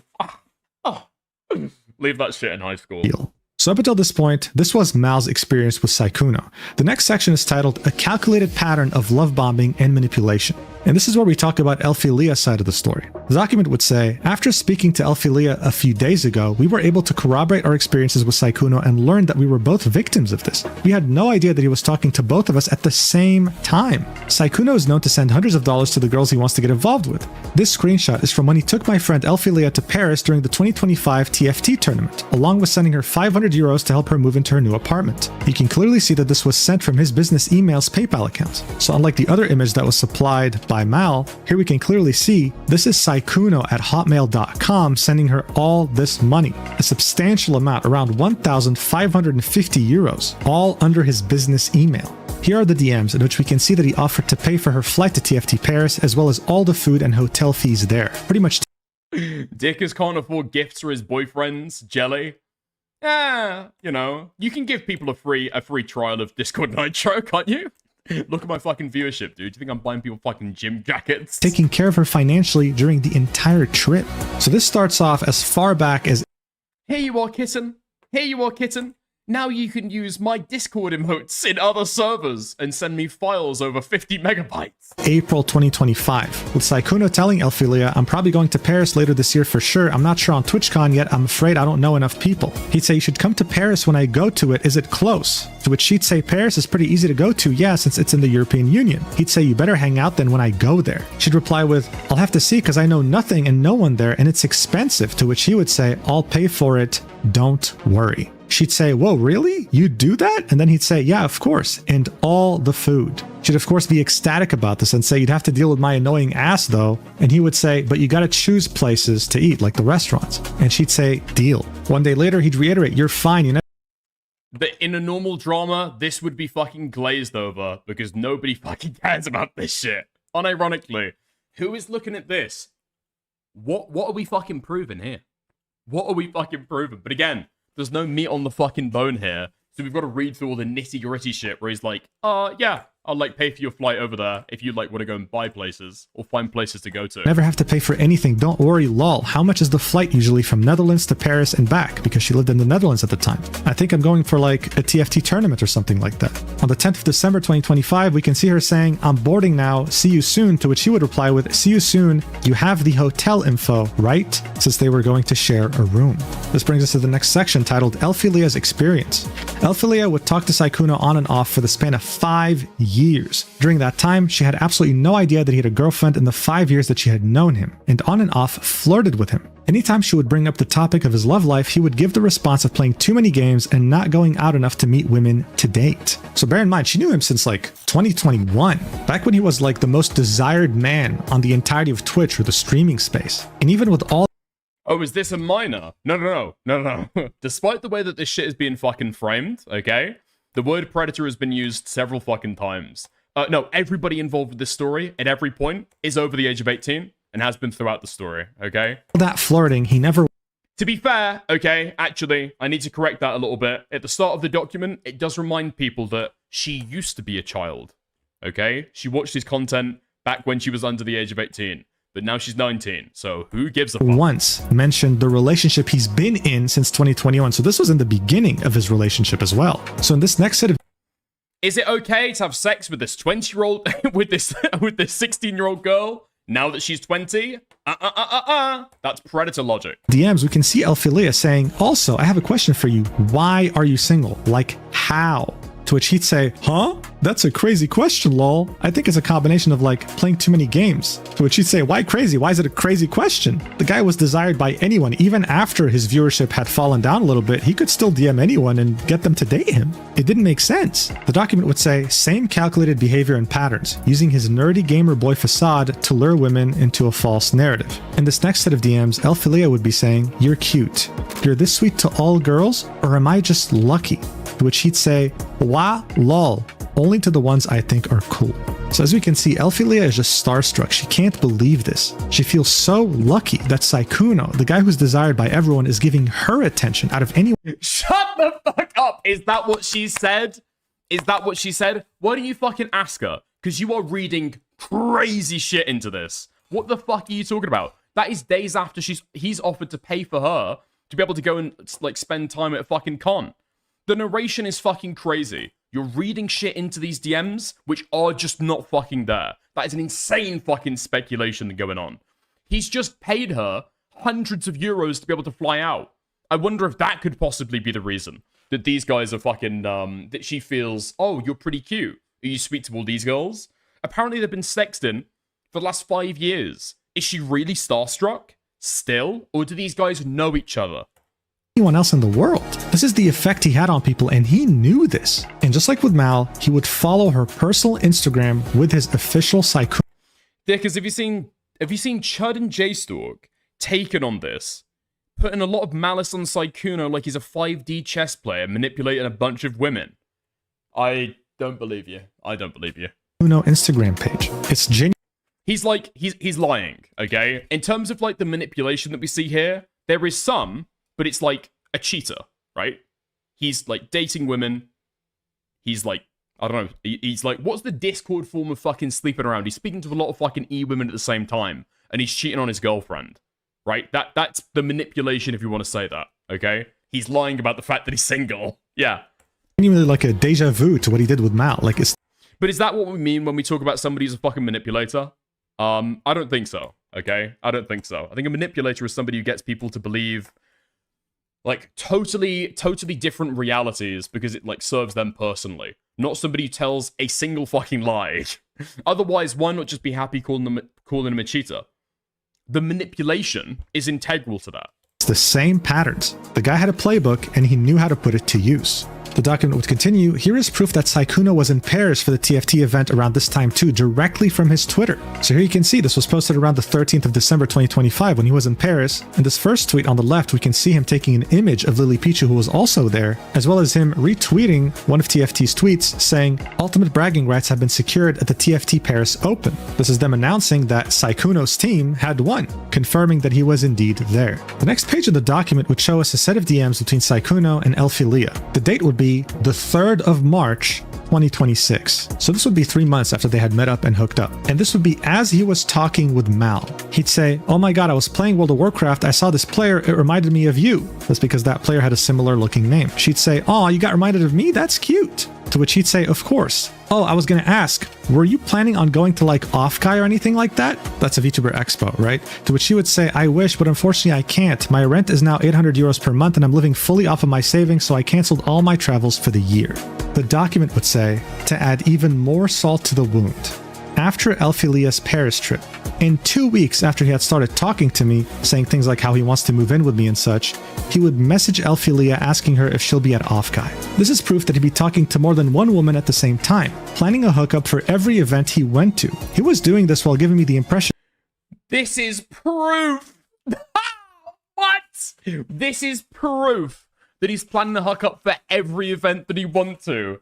Crazy fucking reaches. That he wanted something long term, and all while also having a girlfriend since 2021. Elphilia and It's crazy. It's crazy. These guys have massively fucking overplayed their hand with how many people that they believe were fucking sexing with this guy, which is exactly why they're putting out a fucking appeal for more victims to step forward. Which is to say, more people who are having like consensual like e-sexting with this guy. They want a bunch of them to be able to step forward, because currently they've got 2, and the stories are not particularly fucking compelling. I weren't friends until I found out that he was cheating on his girlfriend. This is when we both got in contact with each other and shared our stories. She deserves the world. This section would end with both Sykkuno and Elphilia talking about random topics. I've seen 3 more. I think I've seen 2 more. One deleted their tweet, and the other one privated their account. And then at the end of this DM chain, we can see Sykkuno saying, "How was your day?" To which she would reply with, "Awful. Spent the whole day crying. Crying right now. Why do some men cheat? I'll never understand." The document points out that this is ironic, seeing that Sykkuno is a cheater himself. So as you can see, when these 2 women spoke to each other and shared their stories, they were shocked. Shocked to know that they were being used so casually, and shocked to know that this man was in a relationship. But how is it that he did this for years with no consequences? How is it that there are many Elphilias and Mals out there with no one saying a thing? Well, they... Are there? Are there? Are there? You haven't fucking proved that, dude. Either show us the fucking receipts or shut the fuck up. Has he done? Maybe. Okay, I could believe that. I could believe that 100%, right? He's like sexing with these 2 girls. He's probably sexy with more of them. Sure, I could believe that 100%. But what do you mean? There are 1,000 Elphilias. There are 1,000 Elphilias. What women that he had consensual sex with? That's crazy. They kind of did, which is what the next section is all about. It's titled Rumors and Broken Friendships. As I mentioned in the intro, no one made a public statement before because they never had sufficient evidence. Sykkuno would always talk about the most explicit and sensitive topics in voice calls or in person, never leaving a paper trail. This was all intentional. Rumors still managed to spread. Many content creators, both big and small, would vent to their friends about his behavior. Behind the scenes for many, he'd be known as a predator who regularly took advantage of smaller and or vulnerable content creators. The reason why Sykkuno would abruptly stop hanging out with certain people throughout the years is because of this predatory behavior. However, he'd managed to keep enough influential friends around him to legitimize his position in the space, especially seeing that many of those friends were women who would have normally stood in solidarity with any sort of victim, making it seem like he was safe enough to trust because they trusted him enough to be a friend. As Elphilia... It's just insane. How the fuck have any of these girls been fucking victimized? It's actually just, it's so fucking juvenile, this shit. Leah spoke with Sykkuno.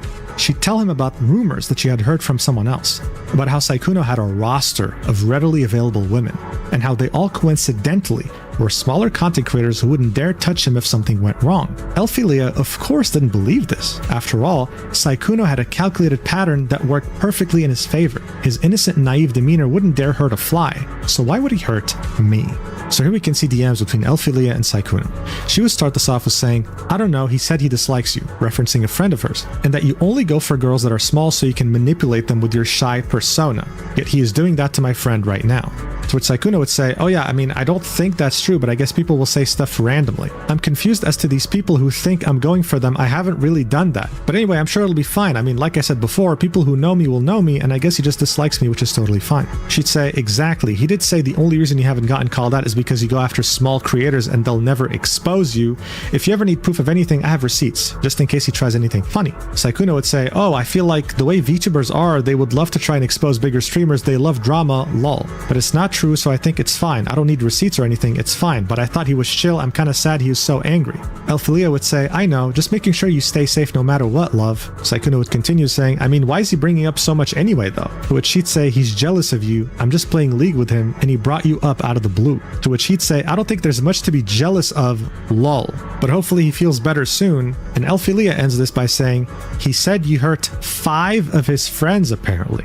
So this was on the 22nd of December after they had met IRL, and Elphilia had no reason to doubt him, right? She still had no idea that he had a girlfriend since 2021. This is why she was still so readily siding with him. And speaking of cheating, this is what would lead us to the section, Sykkuno's girlfriend. The coincidence that would lead me to finding out the truth about Sykkuno happened last week. A popular male VTuber tried to slide into my DMs to presumably get in my pants, and when I rejected him, he immediately started to mention nasty rumors about Bao. Out of concern for her, I reached out to a mod who then connected me with Bao. The three of us struck up a conversation when I mentioned I was nervous about a date I was going on. They asked me who it was. When I said my date was with Sykkuno, they immediately told me not to go on the date for my own personal safety. Bao told me that at the end of March, Sykkuno's girlfriend reached out to her regarding a controversial tweet Bao made last year in 2025. She asked Bao if it was true that the tweet was about Sykkuno.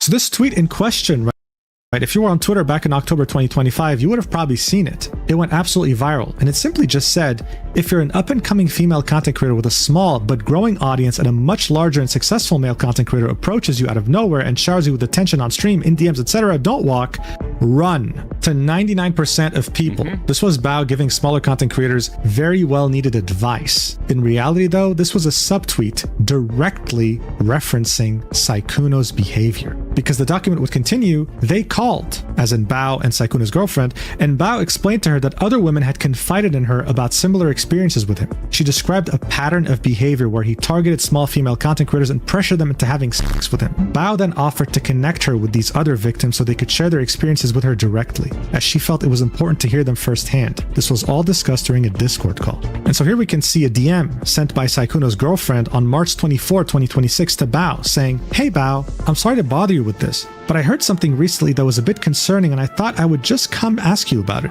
I heard that there was possibly an instance of Sykkuno trying to get VTuber girls up to his hotel room to drink with them, and that the tweet you made about being cautious of large male streamers showering you with gifts and attention was about him, in regards to him doing it to one of your friends? You know, before we get... Wait, dude, where the fuck is the clarification here? That this is a cropped screenshot, and that person's not even sure if it's fucking true. This shit is fucking insane. This shit's fucking insane. What the fuck do you mean, wake up? I'm alive. I'm alive. It's just, Mugen is just reading through the fucking document, and so I can't really give much commentary on some of the stuff that I haven't already given before. Because I'm trying to think, I'm trying to earnestly come up with framings or takes where I could actually see like a more honest critique here. I don't think, to my satisfaction, we haven't seen evidence of this guy looking as though he's getting ready to have, like, serious relationships with people, okay? It's looking forward like he's, I don't know, like, sexting with them. That's all I see so far. If he's leading people on, I mean, that's bad, I guess. It's just, for the height of the fucking drama that's been described so far, I feel there's a more interesting aspect here with the fucking, the girls getting involved in Mugen. Back to the document, this actually reminds me of this one tweet that was posted on Twitter back in October 21st, 2025 during TwitchCon North America, where an innocent fan came across Sykkuno in the lobby of a hotel at 2 a.m. One can only wonder what he was doing there, but as you can... Yeah, that's true. He probably had like 12 toddlers in his fucking hotel room, dude. Yeah, this guy's got like thousands of fucking women in his fucking rape dungeon just upstairs out of view. It's crazy. Looking at this screenshot now, I feel like I'm looking at something from the fucking Epstein files. I'm gonna be fucking honest. Deeper secrets are belied by this photograph. You can see rumors are very easy to spread once you spot someone in a hotel lobby at 2 a.m. The document would continue. Bao told me that 3 days before... Dickers, who do you think the guy is who spread these rumors in the first place? I don't know. I don't know. I contacted her and her mod. Sykkuno and his girlfriend were trying to reconcile after Sykkuno somehow managed to convince her that it was all a huge misunderstanding. She had no clue that I, as well as many other girls, still existed in Sykkuno's romantic and sexual life. Bao and her mod would put me in a group. Don't you think the guy would have come out already to support the victims, unless he already has?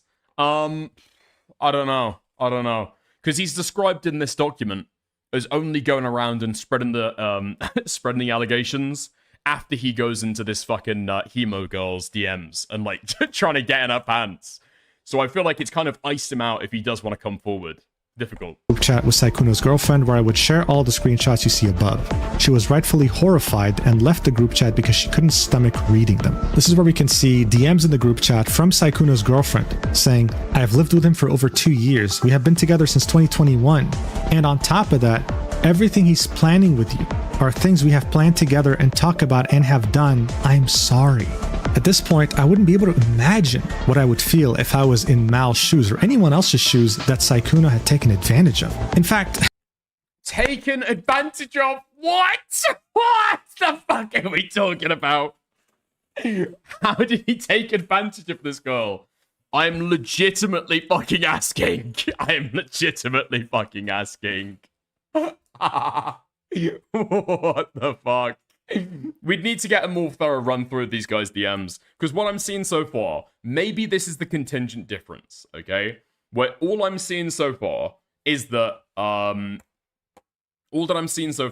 these guys have had, like, sexual, flirty DMs, but none of this shit seems that serious to me. They'd only been talking for a couple fucking months, right? Some of it seems like flirting, sure, but nothing to be taken that seriously. They live on different fucking continents, for Christ's sake. Now, if I saw more messages from this stuff where he's like, yeah, I really see a future with you. Yeah, well, you know, maybe we could have something going on together, right? Like earnest discussions like that. Okay, I'd fucking get it. Maybe he's leading these girls on to like a monstrous fucking degree to be able to get like sexual favors out of them. I would possibly get that, right? But I don't see that in the fucking DMs. I mean, I can't imagine being his girlfriend. He's cheating, not grooming. Yeah, I know. Apparently, new allegations dropped that he sexted with a minor. That girl walked that back immediately and then locked her fucking account over it. Okay? I looked into that as well. Like, every time something crazy crops up, the girls fucking lock their account. So here you are, okay? If you're thinking about the Kyrie girl, I do think for safety, it was 18 when weird comments started. Because he would really just commission me at 17. And back when it was Skype, we chatted sometimes. He bought me gifts for my birthday. But because the gift sent IRL to me, we got closer when I was 18 on Discord. Yeah, and then you can't find this girl's account now because it's fucking locked. Hearing these rumors about someone I lived with in the same home and finding out about it this way, even after he managed to convince me that him sleeping with someone back in December 2025 was a misunderstanding. It's horrifying. This would all lead us to the final... What's with these fake allegations, bruh? It's almost like this drama has been, like, started off by people that want to paint this guy as a fucking manipulative predator. And so people, when they've jumped on the fucking bandwagon, have painted him out like a manipulative predator instead of, like, a loser, disgusting creep cheater. Right? That's the fucking thing. People have tried to sell it as a 10, so other people jump on the bandwagon when it's a 10. As if it's a 10. When actually, all they're holding is, like, a 1 or a 2. Yeah. He, like, sexted with me beforehand. Yeah. final section of this document titled To All of Sykkuno's Victims. Ever since Sykkuno's viral breakout during the pandemic lockdowns of 2020 when he played Among Us, he has always carefully curated every aspect of his behavior on stream and with friends. An innocent, romantically inexperienced boy failure who looks like an anime character and sounds like one too. This perfectly curated image would attract a large audience of women, with a lot of them openly professing how attracted they are to him. He soaked in the praise and never sought to limit the most extreme aspects of his community because it made him more desirable. He understood this and would use this curated image, as well as his legitimacy in the content creation space thanks to his followers and famous friends, to seek out any attractive cosplayers and or content creators that were small enough to be starstruck by his grand presence. It would work most of the time, as he'd use the same calculated pattern that he used with me and Elphilia to lure them in and eventually fly. To lure them in! To lure them in! Oh! They messaged him, dude! What? This is fucking crazy. This is actually fucking insane how people can get away with this shit. And where is the public sentiment right now? I actually can't tell. I think I've got Asmongold. I see Asmongold saying that he doesn't think he's a predator, but he doesn't think that collaboration is necessarily that bad, which, you know, not definitionally, not always. I've seen Legal Mindset say that he thinks this shit is kind of fucking retarded. I've seen XQC coming out and being somewhat defensive of the guy and saying that the shit's overplayed. To be clear, right? There is bad shit that's gone on here. 100%, right? Cheating, I'm about to give you a crazy hot take, is not a good thing. Like, cheating's bad, right? You shouldn't do that. But that's all we've got. This is a fucking cheating drama, masquerading as a fucking pedo-predator drama. Yeah, okay, here we go. So it's obvious he back-channeled with the victims. Him being Mugen, right? That's not a bad thing in my opinion. It's also obvious that while Sykkuno was an obvious fuckboy, he was obviously not a predator. I wish adult women would stop using predator to describe unfaithful guys. It waters down the word. I don't think that's what they mean though, right? So when Mugen calls this guy a predator, or when the girl calls this guy a predator, I think they are trying to hint at something larger. They're not calling him a predator because he's, like, cheating on people. They want to paint this image as if he's, like, victimizing these other girls. Fly them out to the next. Let's say, for example, let's say that he never had a relationship with a girlfriend at the time, and he was just kind of, like, sexing about with a bunch of girls. All the arguments going to this guy being a predator would still hold.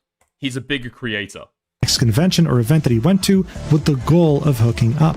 What these many women didn't know, though, is that he'd always lie about the fact that he's single. That behind the scenes, Reception of the drama is mixed. The OTV circles are against him, but most of the edgy side of the internet doesn't care. He had a neglected and depressed girlfriend that he'd been with since 2021 and who has lived with him since 2024 in the same house. I implore the many other victims to come out about their experiences with this predator. And I end this document with a recording of Sykkuno in which he admits to everything, especially with how he cheated on his girlfriend with my friend and was intending to do that with me as well. For context, this was shortly after I had messaged his girlfriend about his cheating. 30 minutes later, he would ask if I was free for a call. As his girlfriend was crying downstairs, he somehow chose to prioritize someone that he barely met 2 months ago. She's referring to herself. I pointed this out during the call. Here's the link. So the link isn't here right now, but obviously it will be by the time this video comes out. It's okay though, because I have the video. And if you're wondering why you should watch it here, well, it's because Sykkuno's voice is so damn low. I mean, the guy was whispering as if someone was after him with a gun that you could barely tell what he's saying. I actually... Okay, we've already watched the call, so we're not really interested in that, but let's get to the end of it here then. Just... Shortly after the call, the last thing Mal would ever say to Sykkuno would be, "I'm beyond disappointed in you." So look, according to Mal, there are countless other victims. It is completely up to... What do you mean? Wait, hold on. Somebody said earlier in chat, Mugen probably knows behind the scenes. Mugen probably knows something. According to Mal, You got dicked. there are Okay, thousands bro, of you're getting victims too big ready for to your come boots. out. This is Camden Draw Davis Mom, shit. I need you to tell Gabba to share his toys. Okay, thank you for the 2. What's he not sharing, Cal? But no, like, I don't know what reason there is to believe that there are thousands of victims here. The only victim that I could possibly see, which is a crazy stretch of that word, would be his girlfriend who got cheated on. to them on whether they want to come out with their side of the story or not. For now, though, we can confirm at least 2 different people that were completely misled by him as he cheated on his girlfriend so comfortably. In those 2 instances, we can see him also using the same playbook, the same tactics, sending them money, making them feel special, following their personal Instagram, wanting to meet ASAP, to hook up, everything. And I think one thing that personally... Yeah, that's called cheating on your fucking girlfriend and sleeping about. struck me was how only 30 minutes after his girlfriend found out about his cheating and probably confronted him, he chose to run upstairs and prioritize Mal, someone he met 2 months ago, all while his girlfriend... Okay, bro, I mean, can we fucking, like, air this shit down just a little bit? Yo, thank you, Lizzie is baked for the 1 month of membership. Leviathans are coming for this guy. Unfortunately, none of these guys have the balls to show their fucking face, so not that spooky. Thank you for the 1 month of membership. Girlfriend was crying downstairs, gutted. Yeah, I mean, this point is fucking retarded as well. She hops on it, Mugen hops on it. He's just fucking cheated on her. What's he supposed to do? Just sit there in bed, holding her, hugging her? I doubt she's that fucking happy with him. You know? He's going in there to say, basically, I'm not speaking to you anymore. That's what he says, right? That's what he says towards the end of the call. I'm not speaking with you anymore. This is fucking over. Heartbroken. There's a reason people say with great power comes great responsibility, because once you have this power that Sykkuno possessed, you can so easily take advantage of others. So as a content creator, you have a very clear choice, and unfortunately, Sykkuno decided to be the worst person possible. I wish all the victims in this travesty the absolute best, and I also encourage them to speak out. When it rains, it pours. And right now, the first drop has hit the ground. Sykkuno and anyone else who seeks to take advantage of their position need to be held accountable. And for anyone who grew up watching him during quarantine who looked up to him, I'm sorry to be the bearer of bad news, ruining whatever ideal image you had of him in your head. Wait, hold on. I need to go back. Advantage of others. So as a content creator, you have a very clear choice, and unfortunately, Sykkuno decided to be the worst person possible. I wish... What the fuck? This is crazy. This is hysterical. This is a fucking op against this guy. I don't know what happened behind the scenes. I hope some of that shit comes out, but I guarantee it's going to be fucking juicy when it does. Worst guy possible. Outright hit piece, I'm going to say 100%. I'm going to say 100%. Mugen co-signs the fucking Predator label, even if he didn't include it in his fucking title. He absolutely co-signs this shit. This is like designed to fucking ruin this guy. Again, over a cheating drama. All the victims in this travesty. The victims in this travesty! Dude, get off the fucking estrogen and explain why the fuck you want to kill this guy. I would love the fucking beef. I want to hear about it behind the fucking scenes. What I don't want is people acting as though he's worse than Hitler over a fucking cheating drama. Best. This guy didn't even do a fucking video about Tectone. That's fucking true. He did a tweet. He did a fucking tweet. But if this is the shit that Mugen is saying is the worst person possible, honestly, everything that he said about Tectone is fucking worthless. And I also encourage them to speak out. When it rains, it pours. And right now, the first drop has hit the ground. Sykkuno and anyone else who seeks to take advantage of their position need to be held accountable. And for anyone who grew up watching him during 2026, and we're still doing the content creator sexted with fans. Content creator sexted with other content creators. Especially when this fucking Mugen guy takes pains at the top, takes pains at the start to highlight the fact that this guy has fallen off. He's not a fucking huge streamer. He's not this huge heavyweight in the fucking space. He's getting 1,000 concurrent on Twitch. Quarantine who looked up to him, I'm sorry to be the bearer of bad news, ruining whatever ideal image you had of him in your head. In any case, if more victims decide to speak out... No, you're fucking nuts! Oh my god. Oh my god. Then I will most likely stream me reading all of them on my channel later on. For the time being though, please, if a larger content creator reaches out to you, even if you don't make content, please always be extremely skeptical and know that they probably don't see you as the most special person in the world. They've probably done this to many others already. Thank you so much for watching until the end. I really, really appreciate it. If you want a healthy alternative to an energy drink, then definitely use the code Mugen at GamerSubs for 10% off. And if you want exclusive content like high quality art and exclusive... Don't be doing that, okay? Do not be doing that. Okay. There we go. That's the fucking end of it. Hold on. Is there an article that I just saw that I might be interested in looking at? DMs? Yo, thank you. You got wait, let's have a gander. Okay, bro, you're getting too big for your boots. Dickers points out that expose our Mugen... DMs. Thank you for the 2. Dickers points out that Mugen wants to seem like he's less involved in the allegations against Sykkuno by unfollowing the accusers before screenshotting. The doc Mugen shows his name exposing Sykkuno, but the document publicly shared is copy of exposing Sykkuno. Yeah, that's good enough. Yeah, that's good. No, I don't... Is there anything changed? Tweaked slightly, but I think that's good. Yeah. Appreciate it. I appreciate it, Hangist. I appreciate the clips. I take what I can get, okay? Beggars can't be choosers. Alright. Nice. There's an article that I fucking, that I want to have a look. Dickers, wait for the outro of Mugen's video. There's some weird stuff there. I'm on the, last 30 seconds of it. Maybe. Exclusive yapping videos, and definitely check out stacked.com. It's like Patreon, but better. I love you so much. Platonically. Come on, platonically. I'm not going to be like Sykkuno, and I'll see you in the next video whenever that is. Mwah! What the fuck? What the fuck? Thomas the Predator engine. Shut the fuck up. This shit is hysterical as fuck. I've never seen an Asian man be fucking lynched. What? Oh my god, Leviathans are coming for you. What did you do? Cheated on your fucking girlfriend. Who cares? Fellow content creators. For potentially interesting reasons. We'll have to see. Yes, I fucking clicked off it way too easy. This Mugen guy is absolutely smearing this fucking, What the fuck is the guy's even name? Sykkuno. He's fucking smearing him. It's crazy.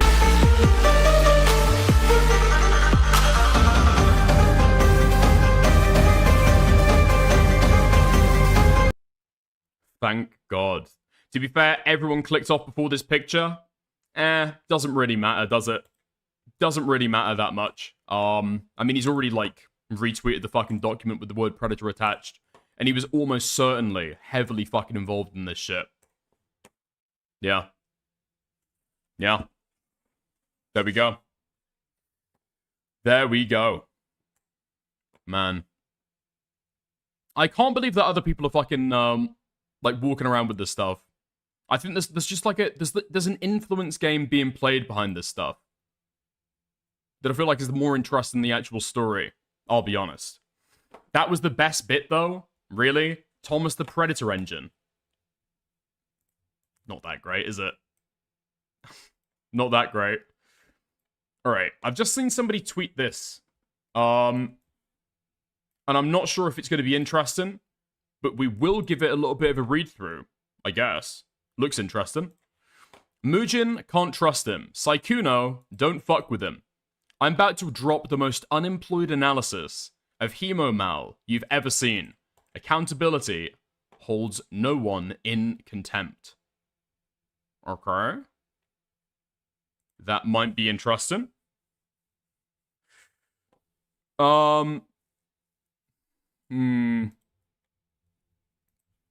This shit's just not fucking loading then, huh? Okay.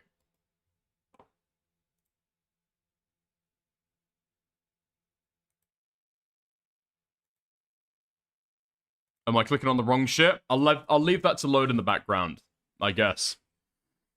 I'll leave that to go in the fucking background. Okay. Wait, hold up, Carl.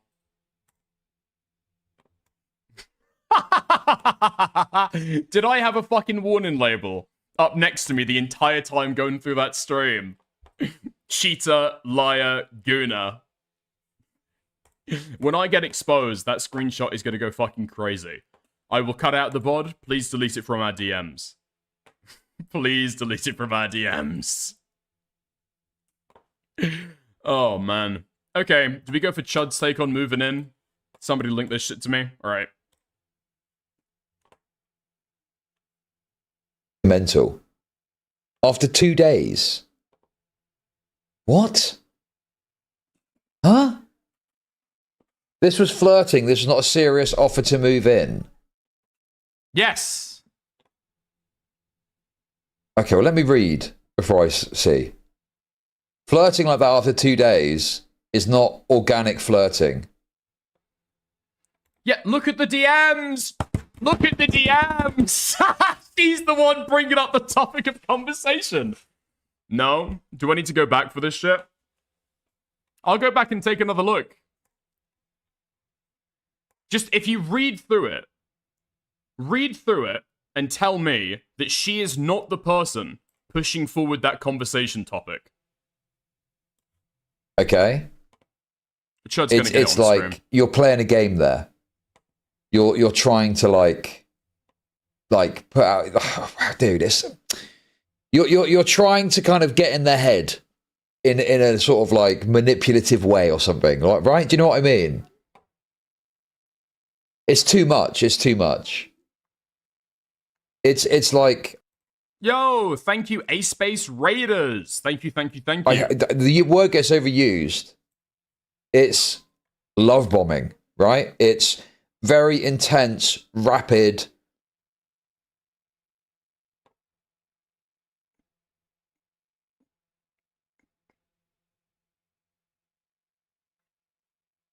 Wait, that's the end of the fucking clip. Okay, can I watch the full video? Okay. That is fucking mental. After 2 days. What? Huh? This was flirting. This is not a serious offer to move in. Okay, well, let me read before I see. Flirting like that after 2 days is not organic flirting. Okay? It's like you're playing a game there. You're trying to like put out, dude, you're trying to kind of get in their head in a sort of like manipulative way or something, like, right? Do you know what I mean? It's too much. It's too much. It's like the word gets overused. It's love bombing, right? It's very intense, rapid things that you're throwing their way. Read the DMs, okay? Read the DMs and tell me that he is the primary fucking mover in this drama. Dude, look at the DMs, okay? Between them talking about hypoallergenic dogs and her saying, I mean, if I'm there anyway, we'll have to think of a name, no? He says, yeah, but I don't care if I can take care of it by myself. She says, or were you just gonna name it Cat? He says, you have to take care of it, lol. Where's the 5 minutes of DMs? Who was the first person to bring this up? He's the primary fucking driver here? Dude. Read the fucking DMs. Question where the fucking gaps are. Stylo? No. You got dicked. Okay, bro, you're getting too big for your boots. He didn't pause Andy, he paused Andrewed. Thank you for the 2. She's obviously fawning over him, and he's trying to lock the pussy down. No, okay. That's like a side point. I think I agree, right? She's going head over heels for the fucking guy, and he seems to be, I guess, responding to it. But she's the prime mover in that interaction. He's not sincerely offering for her to be able to move in, which is what is alleged in the document. He's trying to get in her head. She seems to be the one bringing it up. Read between the lines. To like get in their head and like manipulate them, you know? It's not like a normal course of conversation that you have, you know? Like, you're telling them what they want to hear, exactly. Let me read though, because I don't know yet. I've not read any of these messages. So let's see. Okay. You can't make it hard. Jacob, why are you linking me the take from Chud before he's even read the messages? Okay. We're 1.5 in it. Let's To go go outside, I through. do too much sometimes though, so... Oh, I get that. I'm allergic to grass. Not as bad, but I can become really dizzy from it. It's like the only allergy I have, lol. But if I ever come visit, like, we don't have to always go out, you know, as long as you're comfy. Also, aren't pets bad for your condition? I don't know how sensitive it is, but sometimes cat hairs can make it worse. Certain ones can be. It depends, though. My dog is fine. He's not very allergenic. Sip emoji. Well, my family dog that I don't get to see as often anymore, sadly. Oh, so like hypoallergenic pets are fine. Yeah, and even some that aren't like listed as that are okay too. I mean, if I'm there anyways, we'll have to think of a name, no? Yeah, but I don't know if I can take care of it myself. Or were you just going to name it Cat? You'll have to stay to help take care of it, lol. So a bit playful, but like, I don't know. Like I see the vision on this, right? He wants to like escalate it rapidly. And also, that's another point. Yes, he knows that she's obsessed with her, right? He knows that she's obsessed, and so he's playing like games with her here. And this is going to be the fundamental problem with this story: is there's going to be behavior to criticize here, but because it's been overstated, people are not going to want to fucking hear it. They're just going to want to hear this person is a lying bitch, blah blah blah blah blah. And I'm looking at this, and I can already see a picture forming where I'm like, nah, there's some shit he's doing which is fucked. But no one's going to want to hear that. They just want the cathartic, you know, this woman's a bitch. That's the problem. You'll have to stay to help take care of it. I'm okay with that, though. I don't know how that would work with me staying there. I can't stay forever either, you know, because I'm not an American citizen, and I'll also probably have to go back as well. Because I mean, I hope at least that year I can go back to studying in this year, and like in general, everything is expensive. Oh yeah, that's true. Man. I mean, I agree that people are going to massively overplay it. People are overplaying it, but the overplaying is where the fucking interest is for me, I guess. There was just 5 minutes of DMs there that are totally lost to time when the topic of buying a pet together gets brought up. And I want to know what's in that 5 minutes of DMs. I don't know. I feel like this guy's being fucking... I just honestly... I feel like this guy's being totally shanghaied here by people who are making, like, drama fucking moves against him for, I don't know, like, reasons. She seems to be the prime mover with a lot of the fucking flirting, right? She's the one who seems to be fucking escalating it. So, there we are. Okay. Hold on, I need to take another look at these fucking DMs. Thoughts on Mr. Pedo's take? Is that what we're calling Chud Logic? Okay. I'm telling you. There have been attempts already with this document.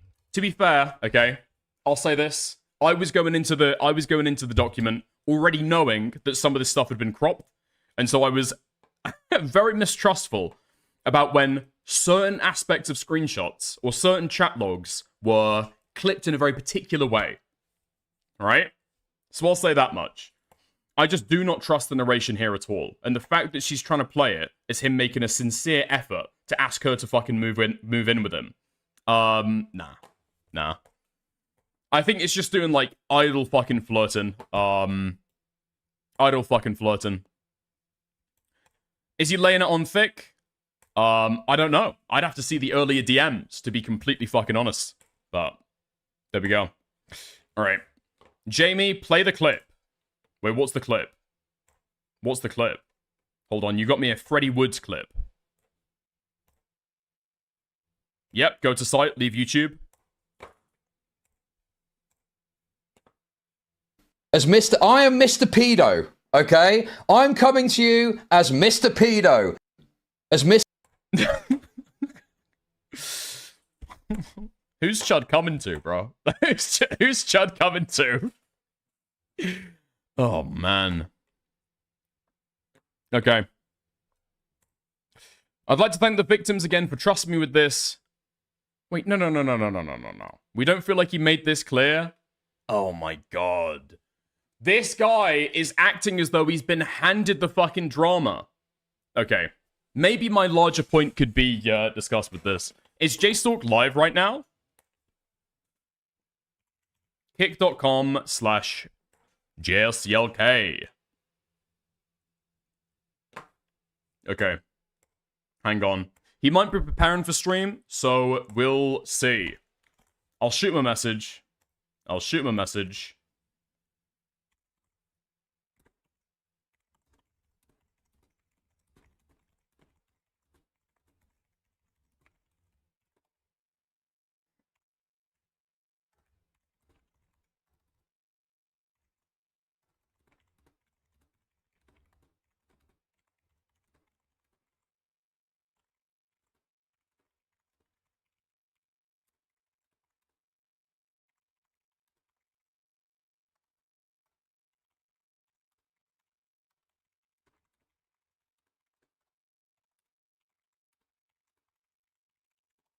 Okay. Nice. Like, no. So, his involvement with it, in general, okay, in my opinion, has been made clear, okay? He himself is clearly saying that he's getting the stuff before other people have, okay? But the amount of his engagement is being underrepresented here. When you go and look at his video, he is not following these other people. When you go and look at his video, he's framing it as though he is a second-hand reporter who's receiving this information and just giving his commentary on it. My opinion, there's reason to believe that this guy was integrally involved with the document. Okay? There's reason to believe that he's much more involved with how this drama has gone than just somebody who's reading the document and happening to make a video on it. You got dick. He's been described by one of the girls as a confidant during the drama. He's been involved. He's been involved.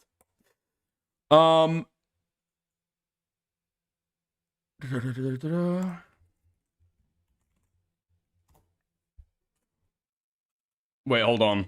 I'm getting a DM. I mean, he says he's far more involved. No, hold on. I don't have a transcript, but I spent a bunch of time talking about why he shouldn't have gotten involved to collaborate on this yesterday. Give me 20 minutes. Okay, J-Stalk's going to call in, or we're going to have a call in 20 minutes when J-Stalk fires up his stream. Okay? Okay. Nice. Should be good. Should be good. Fantastic stuff. Okay. Fuck me. Okay. We'll take a look. Oh, 20 minutes? What else can we do during 20 minutes? What else can we do during the 20 minutes? Fuck. Hold on. Somebody just sent me some fucking Durio stuff. We can maybe have a look at that. Apparently Durio has edited his VOD upload to include the Ethan Klein Nazi the Hamas mass rape hook. Wait, hold on. So he edits the VOD to include the Nazi salute that he never looked at before. Okay. Talk and Twitter. Well, good luck proving that mass rape was a hoax. That it was atrocity. Hold on. Second defamatory statement is Samson's factual assertion that Ethan spread atrocity propaganda. He shares the Hamas mass rape hoax. Hey, Future Nick here. I just wanted to pop in and give you a bit of additional information on something that I had missed while I was streaming this. I saw quickly on a Nick Andros tweet something a bit concerning, and I didn't... What was the Nick Andros tweet? Quickly on a Nick Andros tweet. Wait, what's the Nick Andros tweet? What's the Nick Andros tweet replying to? You can see that Ethan hasn't been cleanly cut from the nuke thumbnail or color graded. Is Ethan doing a Nazi salute to Hassan's destruction of the original? Imagine getting defamed by a photo of yourself. Hopefully this gets the slap, but the chilling effect will remain. Tweet something a bit concerning, and I didn't intentionally omit this from the segment, but ultimately I was like locked in on the participants of the thumbnail, and I had just completely missed it. There's no reason. So this is 5 hours ago. This is after the Orgy stream. This is presumably after the criticism has already come through that this guy was missing intentionally or talking over the fucking thing. Or talking over the initial defamatory claim, right? Where he's outlining the first defamatory claim and trying to skip over it because he says there's Mutar's docs there. And now he comes back to correct it? I mean... I'm getting the same vibes as when Diorio went and clarified his position when he was talking about Anissa on the first stream, right? He gives a take, he gets criticism for it. Later on, there's a little bit of a revision there. Reason for me not to show it, considering it kind of is in line with the opinion that I have by the end of the segment anyway, and really even before. But anyways, what I'm seeing here is, in the description of the thumbnail itself, the background of the thumbnail was a devastated landscape of the Gaza Strip with a photoshopped Israeli flag. The thumbnail includes Ethan performing a Nazi salute to the Israeli flag. That is kind of an insane thing to put in a lawsuit. Oh, okay. That's interesting. So the tweet that he's talking about from Nick Andros is a quote tweet of Queeman. Images that go hard as fuck. Using an image of Ethan from one of his own thumbnails as defamatory picture of him doing a Nazi salute, but posting a picture of Hassan in a full Nazi uniform is cool, I guess. Can we not normalize this kind of lawfare BS for handling internet drama? I don't know. Is that intentional? I mean, the tweet that he's talking about fits pretty easily on your fucking screen, right? But, I don't know. Nick has shown a propensity before that if there's somebody that he doesn't like, he will cut them out of his YouTube VODs to be petty by not bringing up their name when he's talking about their material. Suit, because specifically, you can clearly see, as shown in Nick Andros' tweet, that the Ethan Klein Nazi salute is just him getting ripped off of his own thumbnail, going over, pointing at Hassan Piker. He's doing like the soy poke thing. That's like, that's not a Nazi salute. I spent some time looking at the arms, and I don't even think there's anything charitable I can say about him moving the arm to make it look more Nazi-esque. I'm not really sure what exactly the lawyer was going for on this one, because again, that's just ripping it straight from the thumbnail and placing it down into the video. You can see that Ethan hasn't even been cleanly cut out from the nuke thumbnail. This is Nick Andros talking, or color graded. Is Ethan doing a Nazi salute to Hassan's destruction in the original? Imagine getting defamed by a photo of yourself. It's not, yeah, it's obviously like an insane thing to do. So I just wanted to point this out and add this in because I obviously missed it in my segment. But ultimately, again, as you'll, I guess, come to learn by the end of this, I don't really agree with this lawsuit. I really don't think it makes a lot of sense. So I wouldn't go out of my way to censor something that agrees with my overall argument. Anyways, back to the video. Thank you for watching. Would he have to prove that Hamas... Okay. Wait, somebody says that he never said that the lawsuit was bad. The clip that I got from Nick, okay, and this is coming from a Nick Diorio fan, is that Nick's take is that he's waiting for it to be justified to him. So as of yet, the lawsuit hasn't justified itself to him. He's not saying that it's unjustified. He's saying that he thinks that it's like a silly mistake, and he doesn't think that it's warranted. But there's like no criticism over the impact that it's going to have over freedom of speech in the space. There's no criticism of Ethan for filing the lawsuit. There's no mention of the fact that this guy is clearly off his fucking rocker, going off on a fucking mental health spiral. There's no commentary about any of that. Nothing personal against Ethan. He just doesn't think the lawsuit is good. Ethan is still good though. In fact, the way that this was framed when Diorio fans were talking to me is whether I was going to take Nick's side or Queeman's side. That's weird. That's interesting. That's an interesting way to frame the fucking drama. If Nick and Queeman both have the same opinion, right? This is an unjustified lawsuit that shouldn't have been fucking filed. Weird. Strange. Odd. Okay. Really? Where is JSTLK? Where is this guy? Another example of Nick skipping over unfavorable information. By saying, remember when you accused Queeman and Augie of doxing with no evidence because your feelings got hurt? And Willie says, crazy because I never did that. I said I was doxed by Queeman's unhinged viewers. And then I criticized Queeman. Alright. So let's hop ahead here. Augie RFC, my broom is the strongest broom, many have said. I mean, to be fair, that's pretty self-effacing, okay? I don't think the Nick's trying to hide that he's skipping past that shit. I think that he's pretty open with not wanting to talk about that. Fuck me. Is Sykkuno a pred, though? I heard that claim was BS. Yeah, that claim is like an intentional smear. Yeah. It's like an intentional smear. Oh, my God. I'm, like, sitting around right now, waiting for JStalk to go live, so we can, like, hop on a call and talk about some of this drama. And he's leaving me. To be fair, I'm complaining about him being late to it. It's not even been 10 minutes, about the 20 minutes that I was told to wait. But, yeah. Where the fuck do I go for this, this fucking, this article that I wanted to read? Because I see it here. When does willingness become disdain? It's interesting when people accept socially unacceptable norms. I wonder what tint of glass they're looking through. The Discord call. In this 2-hour Discord gaming call, the same day as our first conversation, I also learned there was a 15-year age gap between us. Hemo Mal knew the age disparity from the first day. Wait, hold on. Here's a question that I don't think anybody's raised just yet. So she's saying that she's been a huge fan of this guy, has idolized him, and has been a fan of his for years, and she had no clue how old the guy was. Huh? Really? You've been a fan of this guy since high school. Let's say charitably, like 2 years ago, right? So you've been a fan of him for 2 years, and you had no clue that he was in his 30s. Okay. So Himamal knew the age disparity from the first day. A person's true worth is revealed, not when things are going well, but when things are not. Okay. She shows willingness to accept and overcome this social challenge by pursuing a relationship with Sykkuno. When things do not go as planned, she shows her true colors in this quote. We'd known each other for barely a few days, and this 34-year-old man was already expressing interest in moving in together in the same house. When it benefits you, it's a blessing. When it doesn't, it's disgusting. Sure. Yeah, I could buy that.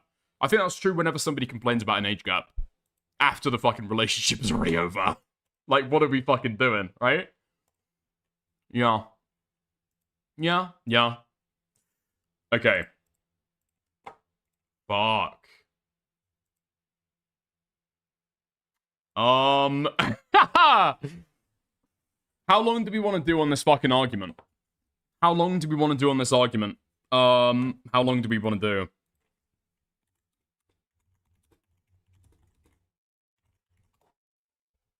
Okay, we can do like a quick talk with J-Stalk, and then we'll see like what we want to do from there. 15 minutes or an hour.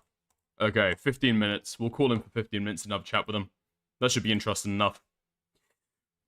Why are you sweeping this hard for a cheater? Oh my god, Johnny. Don't even try to fucking get under my skin over this stuff. Oh my god! I said. The guy's slimy. The guy's a cheater. The guy's lied, okay? I've accepted all the fucking correct points. I would say the main through line for me in this drama is like how overplayed this stuff has been. And plus the coordinated effort, right? That put together, very, very fucking weird. Very, very fucking weird for me. But there we go. Okay. We'll see. Oh, actually, fuck it. Let's go for some of the XQC shit that he's done over the course of this drama. Yeah? Okay. I got sent some of that. Okay. Calling Sykkuno a predator is insane. Then Sykkuno. Dude, he's so fine, I can't. Chat, he's so fine, I can't. Chat, like... A name and face that had become a core memory. His handsome look, his anime-sounding voice, and his witty jokes made women go rabid. In fact, there was also a joke that he would turn male fans gay. But what made him really... Yo, that's what happened to me! That's what happened to me! Desirable is just how socially awkward he was. He was innocent in an endearing way. He was a boy failure that needed a woman to fix him. In a nutshell, he was this picture, 97. almost allergic to other women. He just couldn't handle anything romantic. He would get too flustered. This made many of his fans want to be the one to finally fix him. But make no mistake here. This was all a perfectly crafted image that he had made for himself. Behind this mirage, this illusion, there was a master manipulator, a serial cheater, and a predator. Someone who would make it a point for many years. No, chat, you guys, you better debunk this real quick, because that's crazy. Guys, I didn't look at the posts. I saw the main post, and that is a crazy... To target smaller content creators. In order for this to be true, you have to establish a few things. Okay, let me explain what that is. To have a power dynamic, you need to You need to have a power dynamic that exists, 1, and establish that. 2, he would have to use the power dynamic, that's 2. And 3, he would need to have a pattern of... Oh my god, I fucking love XQC. I've said before, XQC is like my favorite fucking drama creator. Every single fucking time this guy weighs in. At the very least, okay? At the very least, it's fucking reasonable. Spitting. Using that to his advantage. That's kind of the basis of it. What's he saying? He's fucking spitting facts. That's what he's saying. And if that's true, then fuck him for that. Okay. Nice. XQC... Wait, what? XQC calls Sykkuno the GOAT after cheating allegations come out. Huh? Yeah, I saw. My eyes are because I was scrolling it. I saw the Sykkuno files, and I couldn't believe my eyes. I couldn't believe that he could do something like that. Just kidding. I actually didn't watch it. I just I'm gonna be able to do. I didn't click any files. I saw the post. I thought it looked odd. And I just thought, yo, he's kind of the GOAT. That was my unless I missed something bad. But what I do here is consistency. He has a harem. What do you mean by that? What do you mean by that? He has a harem. Chat. Okay, hold on. Because we've talked about this 10 times. Chat. I thought a harem was like a place where you have all of the women in like a zone, and it's like collectibles, but not like that. Chat. After seeing how this monkey lives, I will instinctively think the opposite of him. Hengist, no, XQC is basically like the fucking, he's like L from Death Note, you know what I mean? Like, he leaves every single other area of his life to go to total shit, just so he can focus on being a genius at fucking streamer controversies. That's what's happening. Underfed, Langley, his feet are always up in weird fucking positions, doesn't clean up after himself, has to have a butler, yeah? XQC is the fucking L. XQC is the L of internet drama, 100%. Wait, no fucking way! Okay, I've got to fucking say over this. So in this next set of DMs... I did not watch any of this shit before I fucking went and gave my commentary, okay? I started after people dropped these in my fucking inbox. Or sorry, I started before people dropped these in my inbox. XQC says the Eagles are the actual predators of the Sykkuno drama. Oh... He's gone into the fucking future and watched my commentary. As you can see Elphilia saying, also, I have a question for you. Why are you single? Like, how? To which he'd say, huh? That's a crazy question, lol. I think it's a combination of, like, playing too many games. To which he'd say, why crazy? Why is it a crazy question? The guy was desired by anyone. Even after his viewership had fallen down a little bit, he could still DM anyone and get them to date him. It didn't make sense. The document would say, same calculated behavior and patterns, using his nerdy gamer boy facade to lure women into a false narrative. In this next set of DMs, oh my fucking god. Yeah, this was a glazer. The guy who makes this video is a glazer. Like, this guy coordinated the release of this video because he's a big ass fucking glazer. That is what a bro. This guy is fucking rimming the fucking frosting on that. I'm not being charitable, bro. I am always on business about this. These topics are pretty touchy. And I have to be on top of my game, and I am. Like, this is just, it's uncharitable as fuck. Like, the nerdy gamer facade would have to be in a way that's predatory for it to be bad. Being for flirtatious and reserved, and being that game where the other person has to be more flirtatious and they have to make the step forward is fine. It's absolutely fine. Especially in the early stages of talking. It's not a way that's predatory. It's not setting up the thing where somebody's gonna losing or it's not manipulative yet. Nerdy gamer boy facade to lure women into a false narrative. In this next set of DMs, Elphilia would 100% agree, 100% endorse, 100% endorse. Be saying, you're cute. You're this sweet to all girls, or am I just lucky? To which he'd say, wah, lol, only to the ones I think are cool.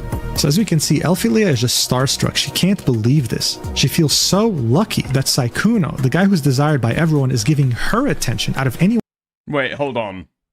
I'm pretty sure that Muujin has written and published documents before. If somebody could link me a Google Doc that Muujin had written on drama before, I would hugely appreciate it, okay? Anyone else in the world. This is the effect he had on people, and he knew this. No, it's the opposite, you fucking glazer. It's the opposite. I can't. And just like with Mal, he would follow her personal Instagram with his official Sykkuno Instagram page. It's genuinely like a deja vu to what he did with Mal. Like, it's the same patterns. The guy had a playbook and he knew how to put it to use. The blind spot is in his view, not hers. She is aware of how big he is and how much of a starstruck that she is. How do you expect him to know how much she's starstruck and how much he's using that to his advantage. Like, it's in the reverse. I've seen enough. This has more information than he has. Because he's public, he's streaming it. All of it is all public, all official. Everything is out there. You think that it's always, oh no, he has a step up. In terms of informational value, she has a step up over him. It's actually one-sided information. She knows everything about him. He knows everything about her. That's a VTuber expo, right? But she would say, I wish, but unfortunately I can't. My rent is now €800 per month and I'm living fully off of my savings, so I canceled all my travels for the year. The document would say, to add even more salt to the wound, after Elphilia's Paris trip, I would love to go all this and do all this with you, but I have to be honest with you. Guys, I'm counting my pennies here. Dude, can you hear this? Clink, clink. Just checked on Mugen's Twitter and he seemingly hasn't published a Google Doc. I mean, I leapt on Mugen's Twitter and he's got a Google Doc right here telling people how to write Google Docs. Clink, clink. This is the last few coins I have in my pockets, mate. I can't possibly do this. I would need money to do this, of which you have. Oh, you have. To the jungle. Oh my God! I'm being love bombed. He sent me money to go to the convention. How could he? How could he? Did you hear this? I need money. I need money. You gave me money? Oh my God! Don't do that! Stop it! Weeks after he had started talking to me, saying things like how he wants to move in with me and such. Okay. Nice. Because I'm taking a look, and I'm pretty sure that I've seen Mugen write Twitter documents before. Or Google documents before. And I'm like 99% sure that the Google document that I read from this Hemo girl is like almost identical to the Twitter document that I've read from Mugen before. But I could be wrong. Because I'm sure that I've read Mugen documents before, and I thought they were really, really well written. And that struck me very, very similar. Just everything about this just strikes me as if this girl was not working alone and probably had Mugen involved in the writing of the doc. Oh, XQC is not that fucking hard to understand, dude. He's not that fucking hard to understand at all. Holy shit. You are... People try and force hate for XQC and pretend as though they can't fucking understand him, okay? Just like loosen up, you know? Get loose. Get in vibe with a fucking French Canadian. You'll be fine, okay? I'm kind of surprised, though, that after years of, like, talking on stream in English, XQC hasn't seemingly improved his English skills at all. That is quite interesting to me, but hey-ho. I'm guessing people have been just a little bit more kind of amped up on trying to understand it. Possibly. I remember, I think, it's like XQC as a creator. I think part of the reason why people buy into XQC's community is that you learn to be able to understand XQC. And by that point, you're like kind of hooked, you know? He kind of floods your ears so well that it's just like, it's content for hours. Because half of the noises that he makes are like incomprehensible misspeaks. You know? I've heard that he mumbles in French. What, to himself? Possibly. Okay. I don't know what he's saying, but I agree because he's cool. Yeah. Nah, XQC's alright. I think XQC's good. Okay.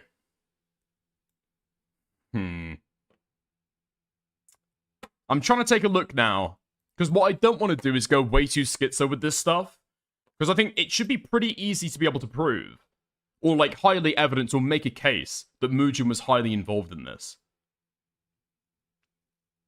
Right? I don't think you need to go crazy with it. So, let's just read through this and let's take a look. Mugen's definitive guide to writing a Google Docie.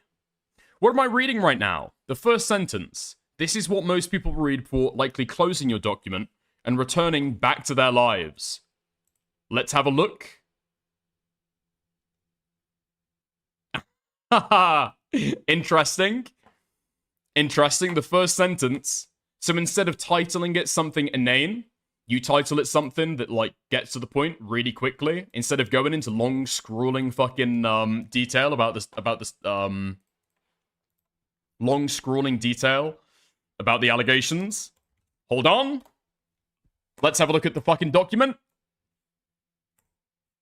On Valentine's Day of this year, I was followed on Twitter by Sykkuno. That is the title.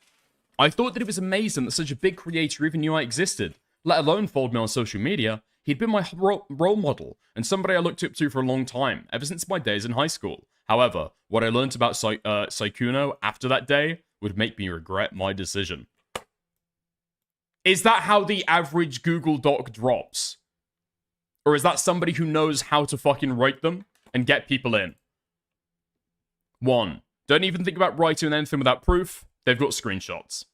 Grammar. If somebody commits to reading your document, don't make them regret it by writing like a toddler. Grammar's fine, but who cares? ChatGPT? Yeah, agree. Less is more.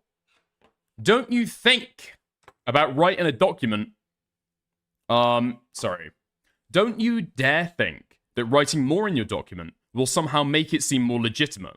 When a content creator wrote a 1,000-page doc, 99.99% of people didn't read it. When I made an 6-hour video on it, only 5% of people bothered watching until the end. Make every single page of your document count. This isn't an exaggeration.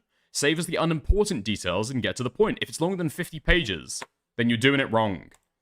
And this Twitter document, despite talking about several victims, linking to the call in the document, and then going through 2 months of timeline and several complaints, manages to be within 32 pages. Structure the document properly. The most obvious way to do this is talk about the series of events you want to expose to the world in chronological order. If you decide to write like The Witcher writer and go back and forth 100 years in the span of 5 pages, then you confuse everyone for no reason. This isn't a fancy book, it's a Google Doc that will categorize as online drama. The expectations are not in your favor.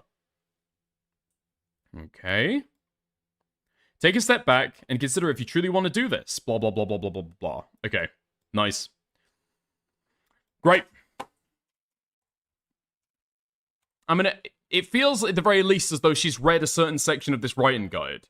Like, it's just done too well. It is done too well. The idea that she's done this stuff on her own is just like, I don't believe it at all. I am wholly convinced that Muujin has had a hand in writing this stuff. We'll have to see, though. We'll have to see. We'll argue with J-Stalk. Maybe he'll turn out to agree. I'm just saying, okay? Over the course of this drama, he's basically tried to portray it as though he's somebody who's just like been sent this information and has got the opportunity to be able to talk about it first. He's more involved than that. Oh. How's it going, mate? You're right. Yeah, doing good. How about you? Yeah, pretty good, thank you. So, you think that Muujin has been upfront about his involvement in this drama. Is that correct? Yeah, well, for 2 reasons. One, within like, I think 30 minutes of the doc dropping, he had a full edited video out the door. Yeah. So he had to be complicit with them the whole time. And then he drops the YouTube comment saying he's complicit with them, that he's been working on this with them. He thanks them for trusting him with this. Mm-hmm. Yeah, but that's what I'm saying, okay? So I think you've accurately portrayed his alleged involvement in the story so far. He's saying that he's receiving information from them, and that they have given him this information, and he's going to be the first one to be able to make a fucking YouTube video about it. Do you think that that's been his only involvement? He's just received this information, and he's been given the fucking first move advantage. No, I would assume that he's like, if they had something that was like super fucked in there, that he said, hey, you shouldn't include this, or something along those lines. He could have. So there's obviously a whole bunch of, and I went on a whole rant about this, why you shouldn't help people with stuff like this. So that's why I'm confused, is because for some reason, I went on a whole rant yesterday while I was covering this about how you shouldn't help people put together like a doc like this as the YouTuber, as a drama YouTuber, because there's too many conflicts, right? You can't separate yourself out from the conflicts. So obviously you shouldn't help, because no matter what happens, people are going to blame you. Like if anything goes wrong, unless it's 100% without a hitch, everybody will blame you for how that shit went. Yeah. So I went on a whole rant about this. So I'm not sure. I actually was just looking at my VOD trying to see what the fuck was what did I see that made me go in the opposite direction of you and say, hey, you really shouldn't have been this close to this. You were too close to this in general. Well, I think I mean, I agree with this stuff. I don't think that he should have got quite so involved. However, okay, I don't think that Mugen has made a decision to, like, get involved. I think he's, like, squarely on the team. He's not like an advisor. He's, like, one of the fucking guys pushing this to come out. So the document, okay, the way that that is written, these people had help with writing it, right? Can we agree with that? Why do we think they got help from him and not like ChatGPT or something? They could do, but the way that this stuff is phrased doesn't seem like ChatGPT. So the opening line being, on Valentine's Day this year, I was followed on Twitter by Sykkuno. I thought that it was amazing that such a big content creator even knew I existed, let alone followed me on social media. He had been my role model, and somebody I looked into for a long time, ever since my days in high school. However, what I learned about Sykkuno after that day made me regret my decision. That's not somebody who's, like, going with a title about my allegations against Sykkuno, or my expose against Sykkuno, and then just, like, dryly going through it and maybe giving commentary. That's somebody who's, like, going there for, like, a hook. I think that's somebody who knows how to make drama content. This is a 19-year-old girl. Hold on. Do we... Yeah. Is this not, like, a cultural phenomenon at this point? That people do Google documents with these allegations? We do, and yet somehow, like, every single Google document that a 19-year-old puts together is, like, 1,000 pages long. Sure, this is 30 pages long, and it really should have... This could have been 4 pages long. That's another reason, like, I'm not sure, maybe he really wanted to get, like, a whole other narrative in here. I feel like if he's a drama YouTuber, like, as somebody who streams drama stuff, when I read this, I see all the extraneous information, like all the stuff about her getting shit bought for her, right? That's all extraneous to me. I don't think that actually builds their narrative whatsoever. If he were involved, I would expect him to cut a lot of the stuff that's just not relevant, not super important. So Mugen has a Google document with guide, with advice that he gives people on how to write Google Docs. Now he says that a maximum that it should be is 50 pages. And anything lower than that is, like, what you should go with. But I think that the claims are kind of... It's overly long. Because I haven't watched your coverage, but I'm... So possibly you disagree, but I think that the actual allegations haven't got that much meat on the bone. This is a guy who's, like, been sleeping around on Discord. Hold on. But he's already got a girlfriend. But there's not that much meat on the bone. What are the allegations? Well, the allegations... He's a serial cheater, liar, and manipulator. He uses his status to get what he wants from as many women as possible, more specifically, ones who are smaller or up-and-coming content creators, knowing that he could take advantage of them. I think that's conclusively proven by this document. Taking advantage has maybe got, like, some moral load in there, which I might disagree with. But, in terms of him being, like, the sugar daddy... Why do you think he follows a bunch of smaller VTubers? Because he really wants, like, Valorant partners? Just wants content creation. Well, I don't have an answer for you if that's, like, a leading question. But who was taking advantage of I have an answer for me, because I know that basically I went through and looked at a bunch of them who were coming out, and they're all, like, hot, right? They're all, like, in-person people who do VTubing, and they're all hot. Okay. So I'm saying, and they've all got, like, 18 plus in, for, like, sexual partners, in their right? tagline, right? They're putting out, like, sexual content on Twitter, from what I've seen. He's looking for sexual partners, which, like, I have no problem with that. The problem with that is the way he presents himself, right? As someone who's, like, super innocent, isn't really doing this, right? Well, yeah, he's going around and being and, like, sexting with people and cheating on his girlfriend when he, like, acts like a good person who's socially inept. I have no problem with him even trying to have sex with these women. My problem is basically him lying to them, presenting them, like, with an idea of, like, a relationship, misrepresenting what you want out of that interaction.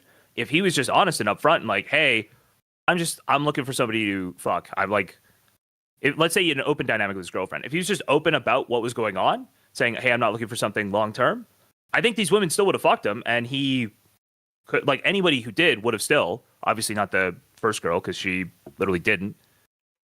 But I just don't see any reason for him to do this kind of lying. And I do think it sets women up to be like hurt. Like, it's doing harm in the world for no reason.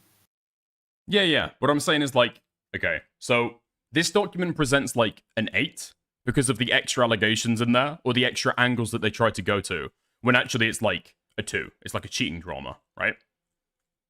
I don't. So these are the things that they lay out. That he's a A serial calculated cheater. pattern Yes. of love bombing and Liar. manipulation. Okay. I mean, he obviously love bombs and manipulates. Is it calculated? I don't know. You like don't like the adjectives, I guess. Well, no, but I'm saying that a lot of that behavior is integral to the cheating, right? So if you're Integral saying to like the cheating. manipulation, him saying, no, I'm single. If that's manipulation, that's fine, but that's cheating, right? I mean, I think this has to do with, so manipulation is also the idea that he's like not talking to other women repeatedly, right? So not just the cheating, but also that he is like, oh, I've never talked to women before. I don't do anything like this. That's manipulative. Mm-hmm. When he's like literally got a roster. Well, there's allegations that he's got a roster, but I don't think there's anything proven in here that he's got like a huge list of girls. I mean, have you looked at Twitter and all of the people he was hitting up and all the people he had like interactions like this with? I think I've seen a couple people. One of them has, this was a while ago apparently, and then they like privated their account, and then somebody else went and like deleted their tweet. But in terms of like any given time that he's, yeah, go on. Sorry, I don't want to like totally make it. I don't want to totally gaslight you and make it sound like I have no idea what you're talking about. But I just explain away how hyperbolic they are, like with the dangerous predator thing in the tweet, with like their VTubers, and anything that's like a 3 for us is like an 11 for them.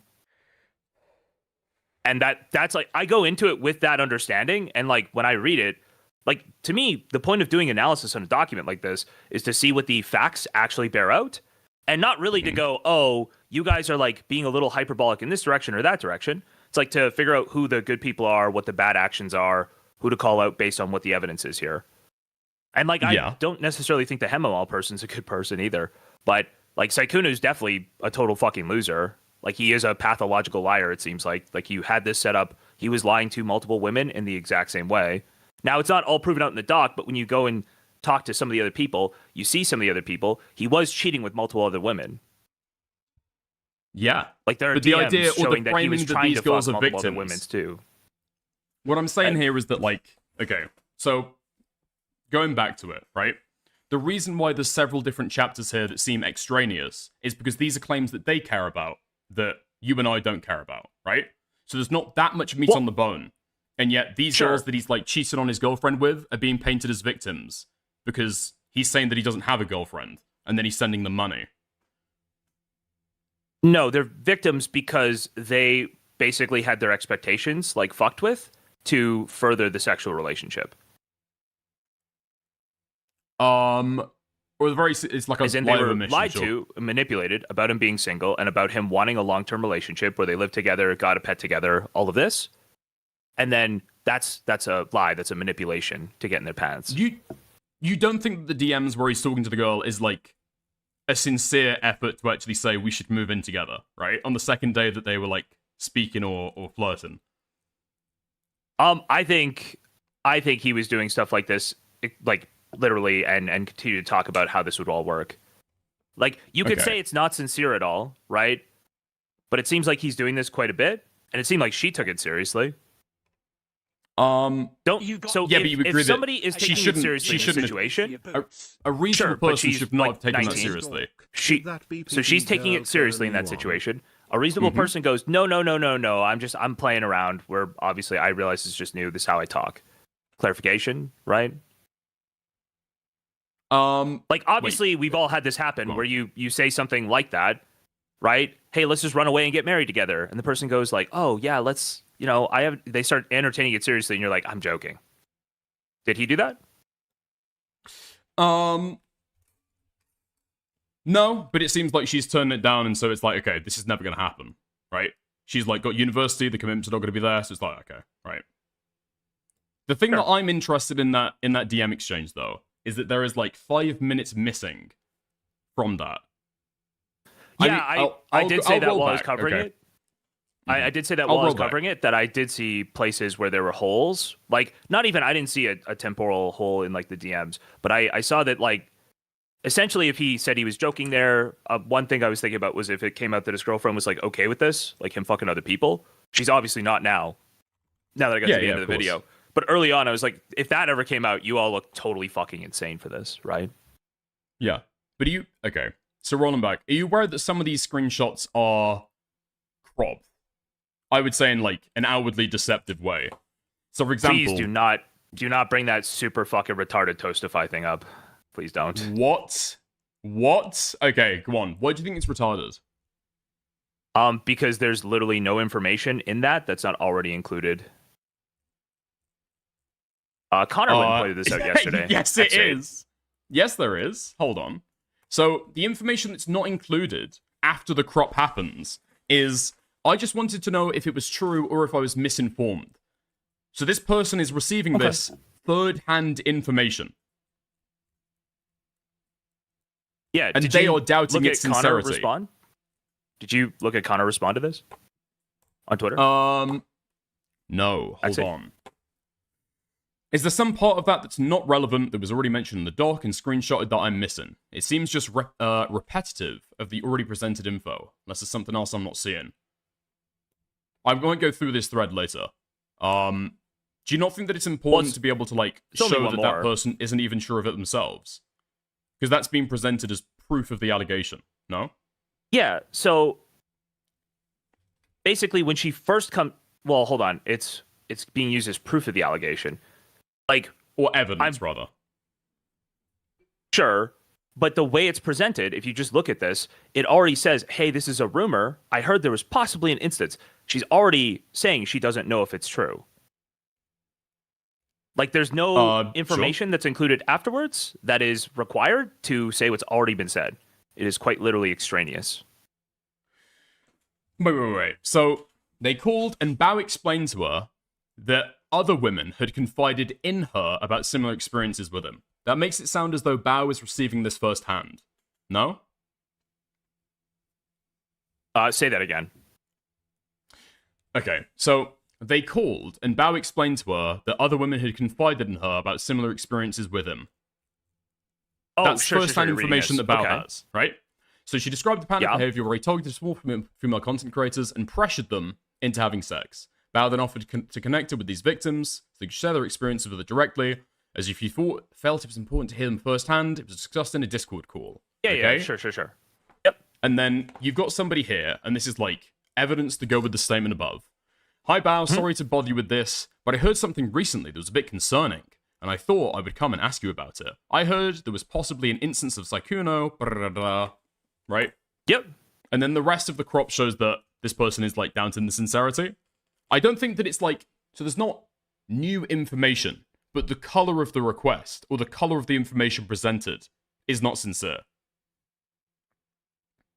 I still disagree entirely. So what they did here, it seems like, is they probably put the screenshot too low. It should probably be like the paragraph about they call Bao to explain this screenshot should be right after. She asked Bao if it was true that the tweet was about Sykkuno. That's what the tweet is. That's what the message is. Is this true about Sykkuno? Was this actually about Sykkuno?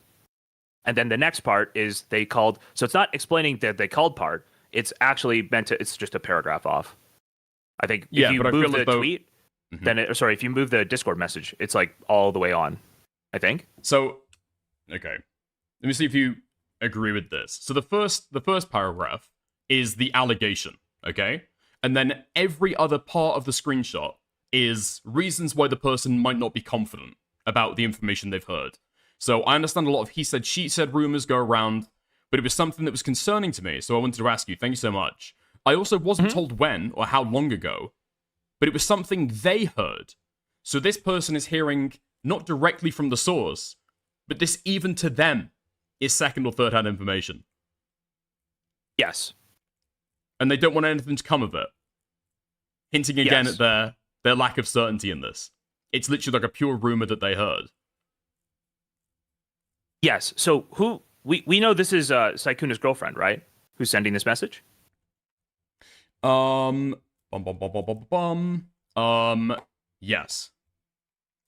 Sorry, I'm saying that. Let me go back and I should just double-check. say it as a statement. It's Sykkuno. No, it's Sykkuno's girlfriend who's sending the message. Yeah. So basically, this is used to show that she sent the message to the Bao person. It goes with the statement above, and then they call Bao. They don't have like a proof of this in the doc, but all of this stuff, like I'm assuming when they put this out, You don't do this with massive creators and say, they told me, I talked to them, they told me about all of these things. And then, like, it's not technically sourced, right? But again, the girlfriend isn't sure of this, and she's saying, the doc creator is saying, I've talked to the girlfriend, I've talked to this bow person, we figured things out. She's writing this, like, after all of this has happened, right? Mm-hmm. This isn't meant to prove that anything except that the girlfriend had talked to this bow person. And I have no idea how this girl would have gotten it unless she talked to bow or the girlfriend. Those are the only two people who could have given her the screenshot. So, like, she's writing all of this while being in contact with these people, provably. And I just don't see any reason why none of this seems, I don't even know what we think is possibly not true here. What do we think she's, like, hesitant of? Like, at this point, we know that this is true. But then she talked to the bow person. Do you want the proof of the call with the bow person to confirm that the rumor is true? Well, no. Okay. The only reason why I'm saying this, okay, is if you cut off the rest of the message. Do you agree, okay? Not in direct information, kind of like pieces that you can pull out of it, but the framing is incredibly different. No. If, for example, if I send like a Discord message to you and I say, hey, I heard that Queeman was sleeping with, I don't fucking know, Aiden, okay? I heard that Queeman was sleeping with Aiden. Somebody told me that Queeman was sleeping with Aiden. And then the rest of my message is giving, like, uncertainty. I heard this, I'm not sure when. You know, the person who heard this didn't actually know any of these details. Yeah, but it is literally extraneous. There's already uncertainty here. I heard that there was possibly an instance of Sykkuno trying to do this. Okay. But if I'm reaching out and I heard asking something recently, possibly. Okay. Getting sued for leaking sex. You don't think there's any difference in how you read those two things? Well, sorry, it's extraneous because literally, like, this is proven out, and she's already talked to this person, and that's, like, known that it's about Sykkuno. The tweet was about Sykkuno. Wait, say that again. Say that part again. I got a dono through.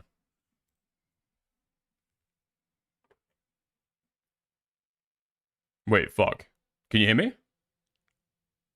Oh, shit. Have I muted the wrong fucking thing? Okay, shit. Sorry. Uh-oh. I meant to go and mute my alerts. I muted my fucking Discord. Sorry about that, mate. No problem. No problem. Yeah, so, again, it really doesn't matter because she is, like, saying that this did happen. So, like, regardless of what happened in terms of her being uncertain when she reached out, why is the level of uncertainty when she reached out? Let's say you were correct. For one thing, even if that were true, given that it's now confirmed, why does the level of certainty of the girlfriend matter? Like, slightly minimizing the level of certainty of the girlfriend when she reached out to Bao? Why would that even matter to the doc at all? I don't understand. Because it hints about whether or not it's actually true? No, then so the uncertainty Bao. of the girlfriend is the uncertainty of whether or not this happened, especially after this follows on from being told, don't go on that date for your own personal safety. I think the implication is pretty clear here. Sorry. So, yes, but they are saying that happened without a source. They're literally saying that happened using Bao and her, like, proclivity to respond to stuff like this. Like, they're saying they talked to her. So that's why I asked you, did you want proof of the call with Bao, that they were in contact with Bao? I don't understand how they get this DM if they're not in contact with Bao. Yeah, it seems like they are in contact with Bao. That's not what I'm disputing here. Or that's not even my contention.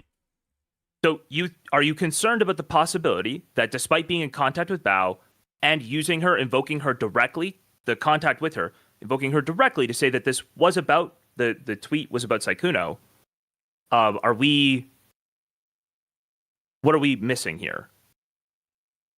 We're not missing anything. I'm not even saying, oh, this is probably untrue. We need more evidence here. The only thing that I'm saying is that this screenshot has been cropped to include the allegation about what potentially happened and not include the rest of the reasons why the person is not sure about it. I think that quantitatively, absolutely, those statements are absolutely different.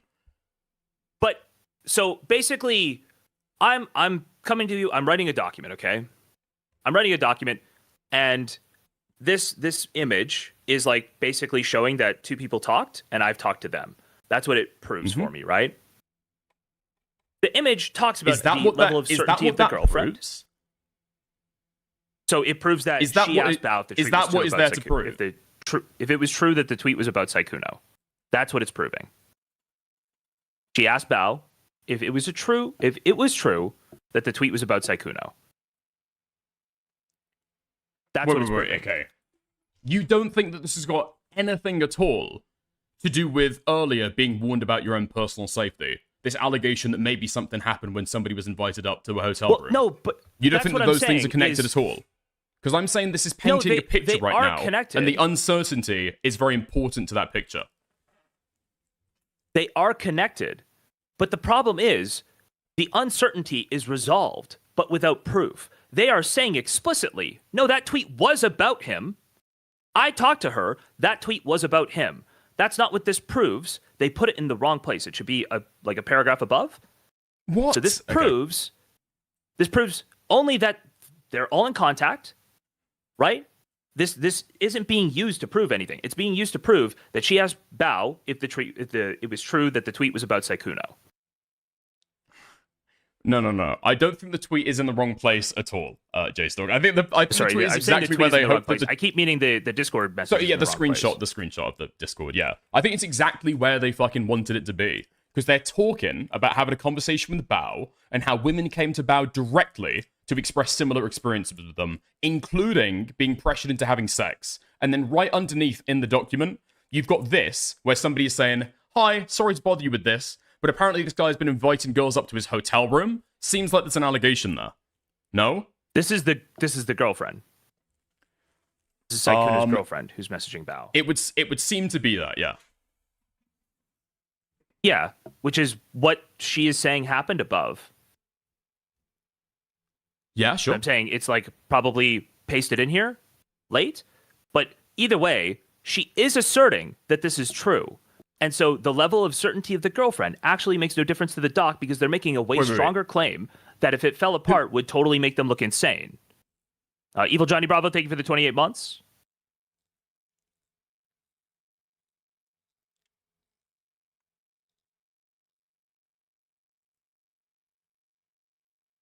But like this, the reason I don't think it's being used to prove that he was that like any of the claim in the paragraph just above is because it's literally just the girlfriend asking, I heard there was possibly an instance of Sykkuno doing this, and I heard recently something recently that was a bit concerning. I thought I would just come to you and ask you about it. I heard that there was possibly this thing going on. She's already uncertain. Okay, but is this it? And you're saying that this Discord screenshot here has been put in the wrong place, and it's got nothing to do with the pattern where he's targeting small female content creators and pressuring them into having sex. Do you say there's no implication in your mind that this screenshot is being used to evidence that? The only thing that its purpose for is to say that, oh, the girlfriend spoke to Bao. So is it evidence for that? Is it evidence for what, sorry? Is it evidence of this? I don't know. Maybe I should draw this out because I feel like we're missing and I don't know where we're missing. So I'm saying it is evidence that they're all in contact. And she's saying, based on this contact, Bao explained to her, Sykkuno's girlfriend, that other women had confided in her about similar experiences with Sykkuno. She described a pattern of behavior where he targeted small female content creators and pressured them into having sex with him. Bao then offered to connect her with these other victims so that they could share their experiences with her directly, as she felt it was important to hear them firsthand. This was discussed during a Discord call. So they don't have the Discord call here, right? But they're saying, look, this is how you know that I'm telling the truth because I have the screenshot of Sykkuno's girlfriend talking to Bao. But what's cut here is the context of, well, she's not certain about it. Well, I don't think that's really cut context. And this is literally not proof of the conversation that happened or anything. They're just asking you to trust them, that they talked to Bao and Bao is explaining this to them, or the girlfriend's explaining it to them. Somebody around Bao is explaining it to them. Maybe Bao's working with Mujin. I have no idea. But like, the level of certainty is irrelevant because they're literally saying the other stuff happened. The level of certainty of the girlfriend is irrelevant because they're just saying it happened. These Discord calls happened. Okay. Right. And you're saying that they didn't show the entire message because they were short on space? No, I don't know why they didn't show the rest. It is extraneous. If you had to guess why they didn't show the rest. Because they've already got evidence that the guys have spoken together on the very next page, right? I lived with him for over 2 years. We've been together since 2021. I think the allegation about him bringing somebody up to his hotel room is pretty integral. And the implication is pretty clear, given that they've just spoken about pressuring girls into having sex with them. And in my mind, you're saying you're not sure where they've cropped the screenshot because it's extraneous. There are so many screenshots here where you could have cropped them for extraneous information to tighten this stuff up. Do you think Mugen helped them with this? It seems pretty clear to me that... Because this is like totally dispositive of anybody with any amount of experience helping them, because this question, even in the form it's in, does literally nothing to prove that this happened. Well, no, it's so like I need you to commit in a direction. So you understand, it's completely incompetent on his part, if that's the case. Mm-hmm. On Mugen's part, it's incompetent on his part. Yes. It's completely incompetent to suggest that this proves the above paragraph. Oh, yeah, I agree. Yeah, of course. So do you... Well, but I'd say the exact same for his video. Who's a big drama creator would do it. I think he would, because he did the exact same thing in his video. Oh, what did he say in the video? I don't remember how he presented it in the video. I know that this is literally not... Did he critique or question any of this document during the video? Wait, but you're saying... You're saying he pulled that he read this and said, we know that he was doing this because she asked if he was doing this. That is what you're suggesting to me. Is Mugen framed it this way, that because this question was asked, it's proof that he did it. Okay, what is your question about Mugen's intent? I'm saying Mugen would never do this because I assume that if he's that big a YouTuber, he's not this retarded, that he would say that this proves anything here. I think this is to put an idea in somebody's mind, a stronger implication than is actually sincere, that there are allegations swirling around about him trying to get VTuber girls up to his hotel. Yeah. In the sentence after, there is an implication about him pressuring people into sex. Yes. They're claiming that directly. They are saying this. So now they're invoking somebody else. So this is like when Tommy C says that Nicholas Diorio shit talks Chud Logic and he's a total fucking snake and this guy's... Well, now, I feel like if Nicholas Diorio doesn't come out and say something, somebody's invoking his name. Obviously, I know Nicholas agrees with that if he's not going to say anything, right? That this person is obviously going to come out and say, I didn't say that. If you're invoking a massive content creator and saying, she told me this, she told us this, right? That this is what happened. That is her word. It's Bao's word is, yes, this is what people have told me about. And I'll put you in touch with some of them. Sure. That's what they're invoking here. And this DM does nothing to help that. This DM is just the girlfriend asking if it was true that the tweet was about Sykkuno. Because the tweet is about somebody who does... She's not idly asking it, J-Stalk. She's not idly asking it. This is to... When somebody reads this, what you're learning is that there is an allegation that this is going around. And it's not just them saying it. You don't have to trust them. Here's somebody else reaching out, in fact, from out of the fucking the ether to say, hey, I've heard this. Is this true? And then what is cut out, and this is after them saying about pressuring girls into having sex, and then there's something here about asking him up to his hotel room. And then what is cut out is the fact that this could be he said, she said, total rumor. I'm not sure. I'm not even sure when or how long ago this was. It's just something that the person that I heard it from, it's something that they had just heard. And so I'm coming to you. This is a fourth-hand rumor. And you're saying that that doesn't impress upon you any kind of difference? No, none when they're objectively saying that after this, they had a conversation directly where Bao confirmed that it is the case and that this was happening. Okay, so you think that entire screenshot is totally useless then? Yes, you could cut this entire screenshot out of the document. It's just to show that, yes, we are in contact. It is something to show that, hey, I was in contact with them. No, it's not. Because you've got a more direct... I'm telling you why I don't think it is. Because if you scroll down like 2 seconds, if they put a picture of like a horse cock here, would that like convince you that this is proof and they're trying to mislead people? Pardon me? Like it just is what it is. It's not proof of anything. It's her saying, I just heard this rumor and I'm checking to see if it's like possibly about my boyfriend. Yeah. And then she goes on to say that this is fourth-hand information that she has and she's really not sure if it's true. And that gets cropped out, okay? So what I'm saying to you right now is that this screenshot was not included. Already a rumor. I'm sorry to bother you with this, but I heard something recently that was a bit concerning. It's already a rumor. Yes. Yes. But it's how direct the rumor is to the first source, the first hand of information, or to the source of the information. So she doesn't even know when this was or how long. But the person that they heard this from somebody else. What you're saying is that they included this to prove that they're in contact with the girlfriend. That's not true, because on the next page, we've got her saying, I lived with him for over 2 years. We've been together since 2021. So I'm saying, what is the purpose of this DM? And you're saying it's purposeless. I've got no clue. No idea at all. The purpose I'm of this telling you DM that it doesn't is to give some provide kind of anything evidence new, to their claim that it is that literally these stories are real. showing that she asked Bao if the tweet was true, or if it was true that the tweet was about Sykkuno. And then it's a screenshot 2 seconds later of her asking if it's true that the tweet is about Sykkuno. But it's under the wrong paragraph for that claim. That seems to be the case for me.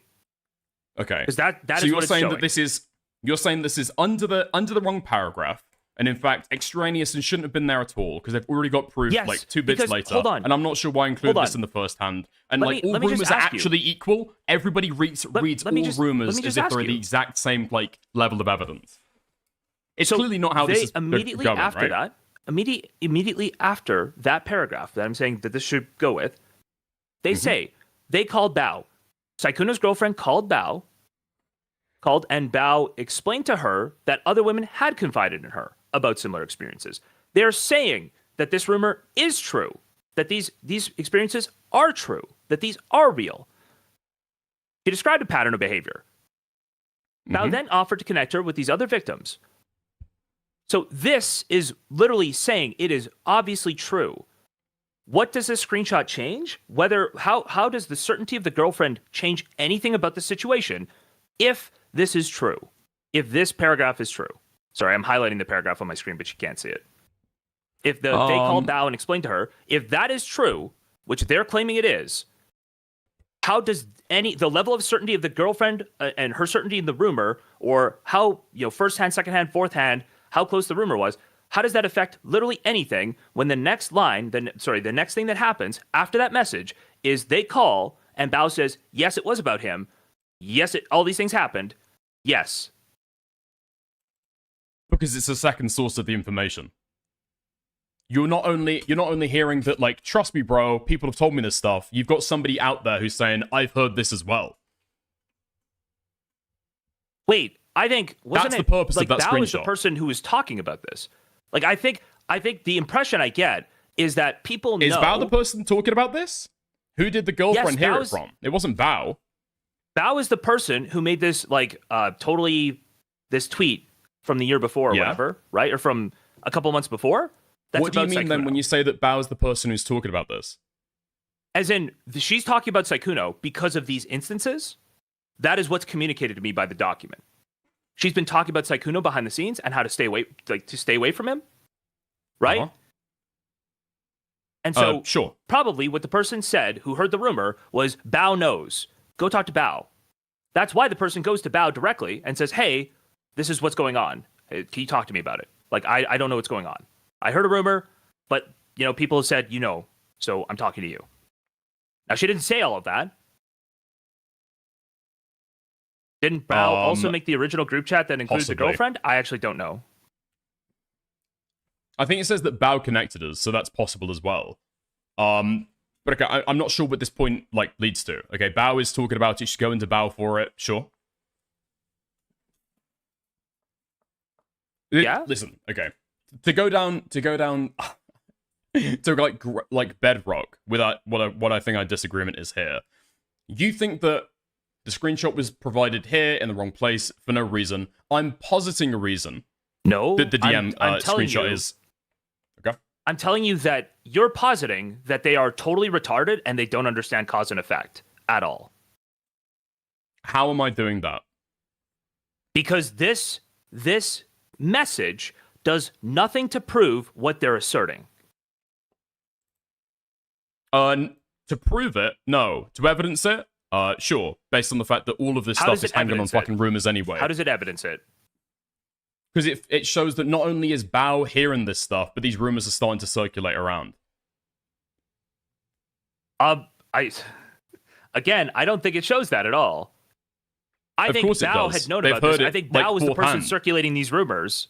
That's why the girlfriend's going to Bao. Wait, you think Bao was the person circulating these rumors? Yes. Okay. I guess that because where'd you get Bao that is literally information referencing from? these rumors and talking about them. That's the whole point of talking about the tweet from a year ago. Wait, so you think? Okay, that's like total conjecture. I feel.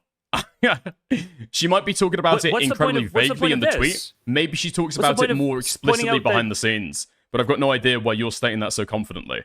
That Bao was the person spreading this specific rumor behind the scenes, and not the person that was allegedly asked up to the hotel. What I'm saying is, because it sounds like Bao was the person she's a big content creator, and people are going to her. She knows multiple people like this, right? Multiple people with this story.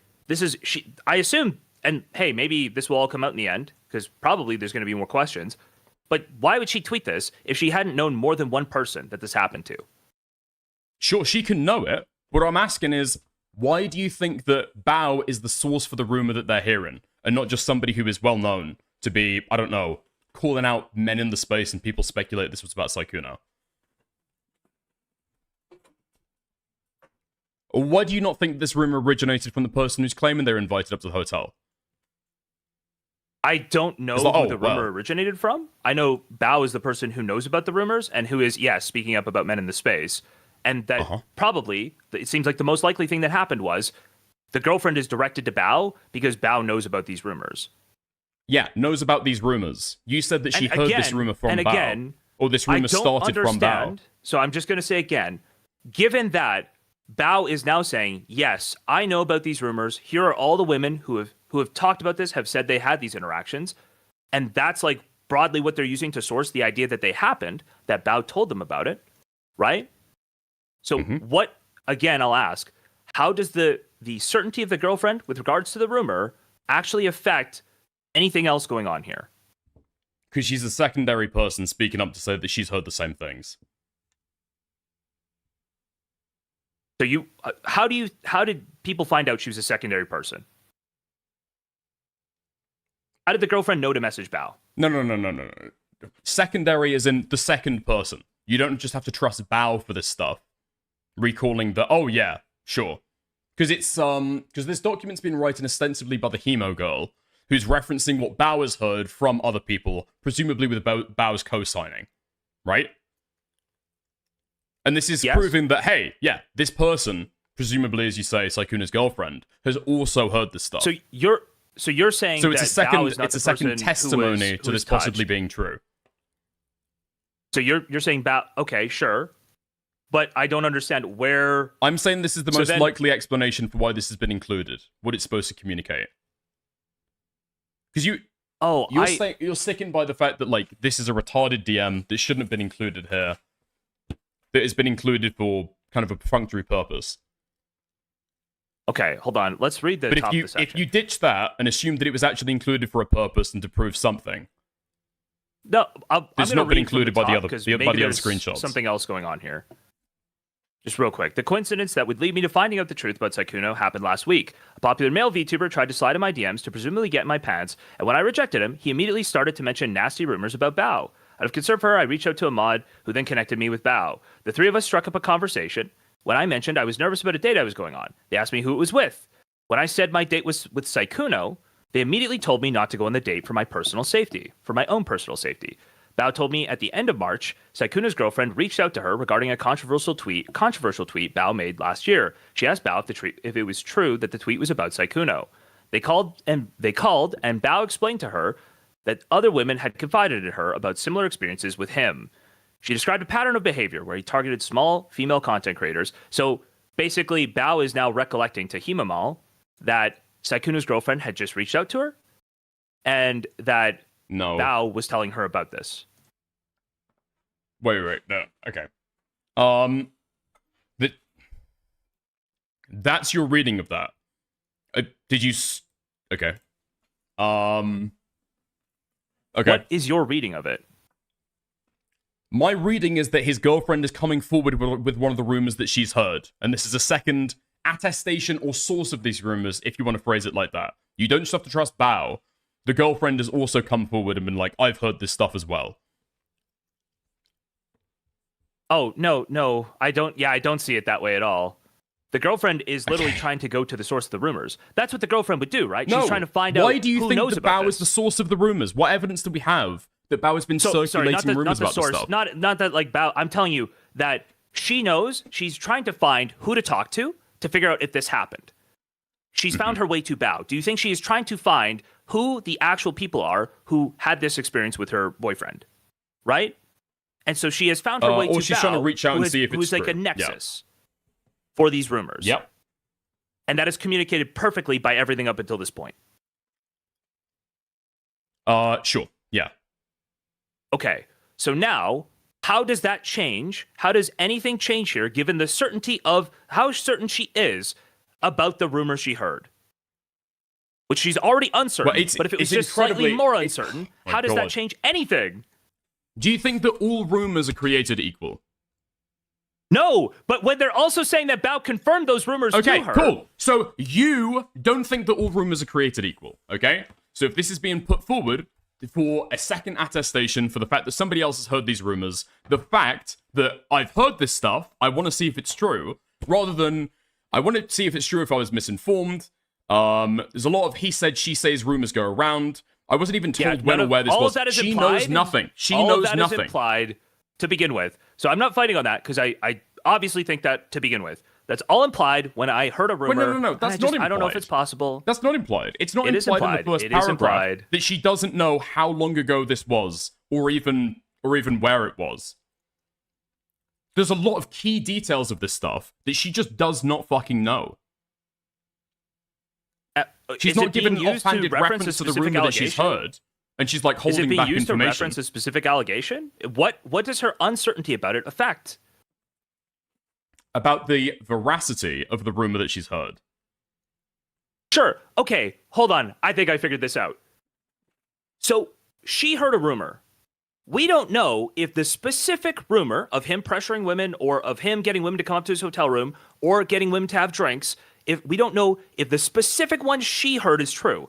But we also have no idea what that rumor is. And then Bao has said, hey, I have multiple rumors I'm telling you about now, and I will put you in touch with all of the women your boyfriend has like sexually mistreated in some way.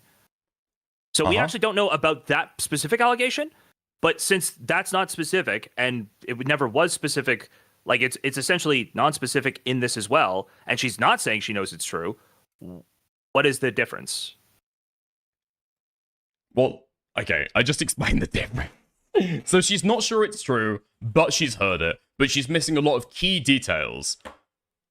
And she's reaching out not as though she's got like core information that she's heard, which would be incredibly concerning, but she's basically heard absolutely fucking nothing. When she reaches out and said, I heard something recently that's a bit concerning, something with a hotel room, that is literally all the information that she has. Yes. She doesn't know when it happened or anything else. Yes, and she confirms that she knows nothing else. The rest of the message limits the scope of what she has heard, right? So in terms of this being a secondary source of this information, or a source that somebody else has known about this stuff, it limits the scope of that and makes it less likely that the rumor that she's heard is true. Why? Let's say the rumor she heard was false. Let's say she heard something. She heard that Sykkuno actually made these women. Sykkuno actually only talked to black VTubers and got them to write the N-word on their breasts like Marao does, okay? Let's say, but it's totally fake. Okay? Yeah. Does that change the allegation? Does that change anything going on here whatsoever? Wait. Sorry. Say that again. I actually, I don't know. We're like totally missing on something. Maybe I'm looking at my chat. Maybe on my chat we'll see what we're missing on. I don't know. They're trying to say that we ended up talking to Bao, and the girlfriend, me, Bao, and a few other women all got in a group chat and started talking about how this guy lies. We realized he lies a lot. That's like what this is all talking about, right? It's what it's all leading to. And it's using Bao as the source for the truth, the truthiness of these things. And so whether or not the girlfriend, like the girlfriend could have had a premonition. She could have seen Charlie Kirk and a beekeeper in a dream, just like Candace Owens, and they could have said, "Your boyfriend is cheating. Go to Bow now." And the story is the same. I don't think the story is the same. I don't think the story is the same. Obviously, you've been hyperbolic with the thing that you're describing. But if I were to say, that I've heard rumors from a bunch of women against morale, versus I've heard of women allegations from a bunch of women against morale, and here's a screenshot of somebody else who's heard those rumors and is coming to me. Is that the exact same epistemologically? The way that we look at that, the certainty we have over that stuff. No, but. Or is the fact that I can provide somebody else who has heard then this you're to give secondary attestation these rumors are going around, is that completely worthless? You're leaving out the next part, which is then we went into a call and this person confirmed to us that multiple women had this happen or have told Bao that they had it happen. That's like the level of certainty we have here, that's right? not proof to the public. You're just saying, oh yeah, I heard this as well. They confirmed it to me. Yeah, sure. But hold on. So multiple people have. So the attestation is from Bao that multiple women have felt pressured by this guy to have sex with them. I don't care. I'm not calling him a rapist. I don't think this document proves he's a rapist. I actually don't think it's asserted that he's a rapist in the original statements. It's not asserted anywhere that he coerced these women into sex. That's what Bao described. This is not proving that. The proof is literally their word. So it's not trying to use this screenshot to say, we have two women saying this. It's saying, no, the girlfriend heard something. She wasn't certain about it. She went to Bao. Bao told her, certainly, that multiple women have reached out to Bao and explained what happened with Sykkuno. That is this section does. That is the least interesting point of it. This screenshot is to prove that the girlfriend reached out to Bao. I mean, yes. I just don't buy that. I just don't buy that. We take so much for granted over the course of this document. I don't know why they would need to feel as though they need to go out their fucking way to prove that. Oh yeah, here's the message where she reaches out to Bao. Again, for that explanation to be the case, again, I mean they put it after the wrong document, and way. they've already proved that they reached out. I'm not saying that it's proving something. Okay, to be completely clear, I'm not saying under reasonable drama considerations, okay, that this proves anything. I'm saying the optics that it gives, or the impression that it gives to the public. So I'm not saying how I'm looking at this as though that gives extra evidence to me, but I'm saying that's the way that it's being presented to the public. That might be our disconnect there, I guess. But I just don't think so, because you're saying it provides a disconnect to the public. But in reality, the only thing that is different here, is she was already uncertain. It was a rumor. And then she goes, but I'm a little more than just uncertain. I'm really uncertain about this rumor. But then when she talks to the person goes, all those rumors are true. And you're saying the idea that she cut out the I'm really uncertain part, it changes the story in some way. Yeah. Okay. Yeah, I think I think the level of certainty that somebody has when they're bringing it across a rumor leaves doubt that the story might not be true. Yeah, but they're claiming the story is true and is more than rumors, and these are first-hand accounts that Bao has heard, right? Yeah. And this doesn't prove that at all. All it shows is that the girlfriend was uncertain, and so she reached out to Bao. And I don't think this changes, even if they include all of it. And I literally don't understand how you could possibly think it does. And I'm glad that Connor came around and obviously showed that it doesn't. Okay. I disagree with that. I'm glad Connor pointed you think that it's been cropped for? What's your alternative explanation here? I don't know, but again, because I feel like I've just spent the last amount of time stuff in Google Docs arguing for my motivation, and do you genuinely not have one? You've got no clue why they cropped it at all. It literally is irrelevant. It changes nothing about the story. They could have not cropped it, and I would have the exact same read on everything here. Would you have a different read if they didn't crop it?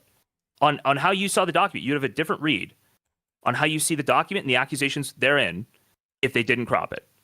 No, again, I'm not talking about the way that I'm interpreting this or how reasonable people should, but I'm talking about the optics to the public and the way that it's presented. If you include the second half, there's room for doubt there. She knows none of the fucking information, and she thinks that it's a he said, she said when she's coming to her. There's room for doubt in the first half. Yes, but it exacerbates the level of doubt, okay? It takes pains to explain the level of doubt. That's my point, okay? With the way that this stuff is presented to the public. Uh-huh. Yeah, I don't... Are any of the other screenshots cropped? I don't know. I haven't gone through them in the document. Okay. Because I'm seeing a lot of stuff where you still left in the messaging stuff at the bottom of the Discord screenshots. That could be completely irrelevant if they're just going through and cropping all of these screenshots. Yeah. It could be. I would be curious. Does Mujin's guide not talk about the fact that when you crop something in a Google Doc, it's not actually cropped and people can still see the full image? Are you asking that knowing that it does? No, I'm literally asking. Because that's like a thing I know very well, and I assume most people who've ever covered a Google Doc know that very well. And so, again, I would wonder why Mujin would leave it like this if they were trying to do that. If he helped. Okay. But going back. Well, you think that you would agree, though, that would totally like degrade your idea that Mujin helped significantly with the doc, right? No, it wouldn't. Like he would know that for sure. I think that a lot of his leaps here. I think that a lot of his leaps here and the way that he phrases stuff is just unreasonable anyway. I think he is going for an optical win over this stuff. So yeah, calling him a predator, for example. We've got no evidence of that so far. So I think that he is going for optical wins. Yeah, but he obviously would do that, right? Okay. Yeah. Yeah, 100%. So I'm saying that this is an optical win. He obviously thinks Sykkuno's like a predator, right? But I'm saying, what we're saying is, you could think he's like he's framing him predator, as a predator. like as in he I don't lies think that to a bunch of Mujin these women believes to he's try to got fuck evidence. I don't think that Mujin believes he's got like strong evidence for predation. I think this is a cheating drama that's been like to me, intentionally stirred up by Mujin. I should say that's my definition of predation, which I said they shouldn't use that word because everybody else, people get really, really angry about that word. But I think he has like a system where he is like literally preying on women who are smaller content creators by following, then reaching out, trying to do the same, like connect each time. He goes to all the hot women that are even remotely in his space, and he just sees if he could get like some easy sex from them, right? Now it's not people hear predation. Have we got a single think, instance where Mujin reaches out to them first? Or sorry, yes, I mean from the other women on Twitter and shit. Yeah, have they have they shown the DMs? I'm not sure of a single one that has. Yeah, there's a lot of women with cold opens. Just go look for them. There's like at least 3. Actually, in fact, I think he sent the same cat gift to multiple women to do a cold open. The little emoji? No, like a tenor gif. Okay. As like an opener? Okay. Wait. On Discord or on Twitter? On Twitter. Okay, fair enough. I might have to have a look at that. Okay. Or possibly Instagram. Sometimes I forget what the messages are. Or like sometimes I forget what the format is for both. So the allegation I think is that he like conversations start on Twitter and then they move over to Discord at some point. But okay. Yeah. Wheeling back. Yeah. So the way that I'm looking at this stuff, okay? Going for optical wins, and there are cropping that is happening in screenshots. Okay? So this is why I am coming into this document. Here's why you think this. Is because I think you started building a narrative at the very start of your stream. And I think you've been building that narrative for a while, and I think you want to preserve that narrative. I think that's why you can't let this go, to be honest with you. Really? Because I watched this clip, and it's very funny because you say he unfollowed these people to not look like he was following them during the... I didn't say that. Paint the picture? Or did I say that? I don't believe I said that. You do say that. You do say that. You say that's what the that clip he refollowed them. You do a whole thing is. where you go to his follow list, and you like talk about how he refollowed them because they now he's like he wanted to make the video. You or did he that whole thing. screenshotted it. He screenshotted it when he wasn't following them. Yeah. No, you said probably refollowed them. I'd have to go back. I'll accept that I said that. I'll accept that I said that. Yeah. And so I was just like, well, that seems silly when he says, "I'd like to thank the victims again for trusting me with this." Like I do actually think he just made it very clear that he was talking to them beforehand. And if he wanted to really like actually make it obfuscated in some way, he would have like delayed the video. He wouldn't have like released the video with the Google Doc? I think that he's been. I think there's more than that. I think he's had conversations beforehand, with these people, and I think the product of the document, in my opinion, still like the way that it's written, the way that it's formatted. I get the implication. I'm pretty confident that he's talked to them. I get from this. And I get the advice on how to write it. Had worked with them. Yeah, I get all of those implications. That's what I get immediately from his video. From the comment where he's like, "Thanks to the victims for trusting me," and the fact that he posted immediately. No. I get all of that. That doesn't sound like he's working with them. That sounds like there's a one direction that information is traveling. That's from them to him. What I'm saying is, it appears though to me that he's like receiving advice, or they're receiving advice. I understand that that's how you feel. Why then have they made like so many clear mistakes with this? Well, I don't think that Mugen thinks that these are mistakes, especially given the fact that Mugen's video completely backs up every point that they try and build here, every narrative structure they build here. He gives it in more detail in his video. They feel like one piece when you read them. Yeah, I do. That is literally what made me think like, oh, these are working in concert. I think that's a part of it. Yes, I had this impression the whole time, right? And it's not. But I didn't get the. And it's not. I never got the idea that he was trying to hide it. Personally. Okay. Well, the way that he... Okay. Agree or disagree? The way that he frames it is as though he is receiving information from these people, and he's happened to be given an exclusive on this stuff. Or happened to be, however it happens to be, he's been given an exclusive on it. I don't know if he frames it that way, but let's say for the sake of argument, he does. I don't remember because I obviously haven't just watched the video. But let's say he does. Okay? Let's say he frames it that way. Right. And the way that it seems reading through the way that it seems reading through the document is that he's had some kind of collaboration with this coming to the forefront, right? I think you yourself say these guys have collaborated, right? So that's he's what I think. acting as though he's a commentator who's receiving this information when actually he has collaborated in the production of the document. Yep. Okay. So he's lying about his involvement in the story. Collaboration. Well, I don't know if it's lying. Again, if let's say he's misrepresenting, even though he makes it very clear he had heard about this, he had seen all the material way beforehand. Like, I think that already implies that if he'd seen the material beforehand, he would have pointed something out to them if he thought it was like really a miss, right? He would never have just like cover. I don't think anybody would like cover it for an exclusive and not say like, "Hey, you should adjust this thing." But okay, wait, no. Let's say he's the way that he brings up the way that he brings up the document. Is he framing this as though this is something else that somebody else has written?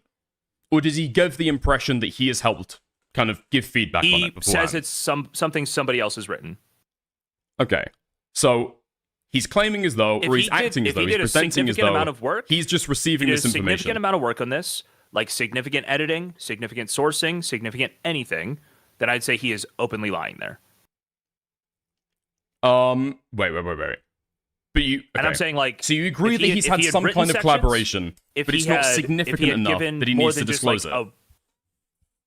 Yeah, like hold on, because we're gonna get to the point where, let's say, hold on, actually, let's do this first. Let's argue. Let's say he did actually collaborate with them very significantly, and he's hiding that fact. Okay. Mm-hmm. Let's say both. Okay. What is your issue then at this point? That you've got an alleged victim, self-described by their own words and by Mugen, who has come forward and framed their allegations a very particular way that they otherwise wouldn't have without Mugen's involvement, and that is his thumb on the scales of the drama. Sure. So do you think that in that case, so you have no evidence for this, right? That he's pushed her in a more dramatic direction? It could just as easily be that he's pulled her back from a more dramatic direction? He's pushed the... Well, no, he agrees right up to the line. I guess it could be the other way, sure. That she actually, I will argue that I like think he has pushed her on certain arguments, actually. Okay. All right.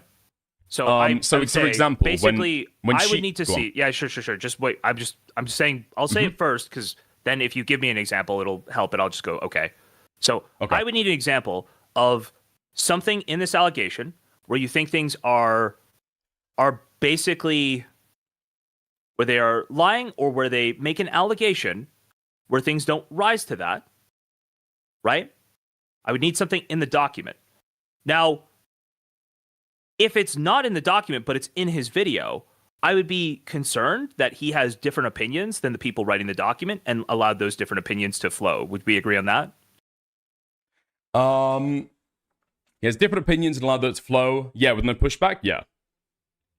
Like, no, I'm saying that, like, if he says something that's not in the document, I would say that's a difference of opinion they have, and he's not going to put words in the mouth of these people and get it put in the document.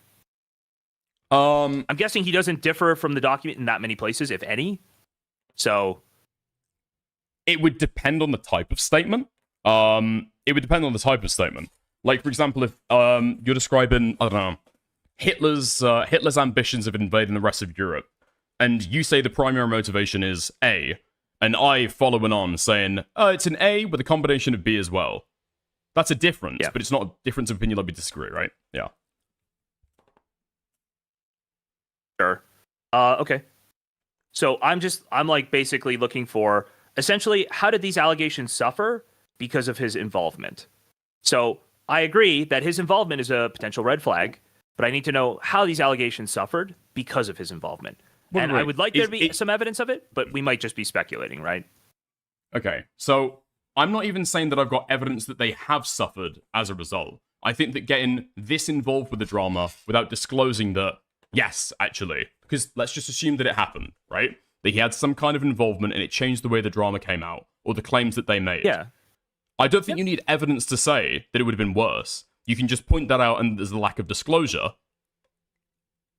And then that's the criticism, right? Because you've got no idea how the document would have come out in the first place. Okay.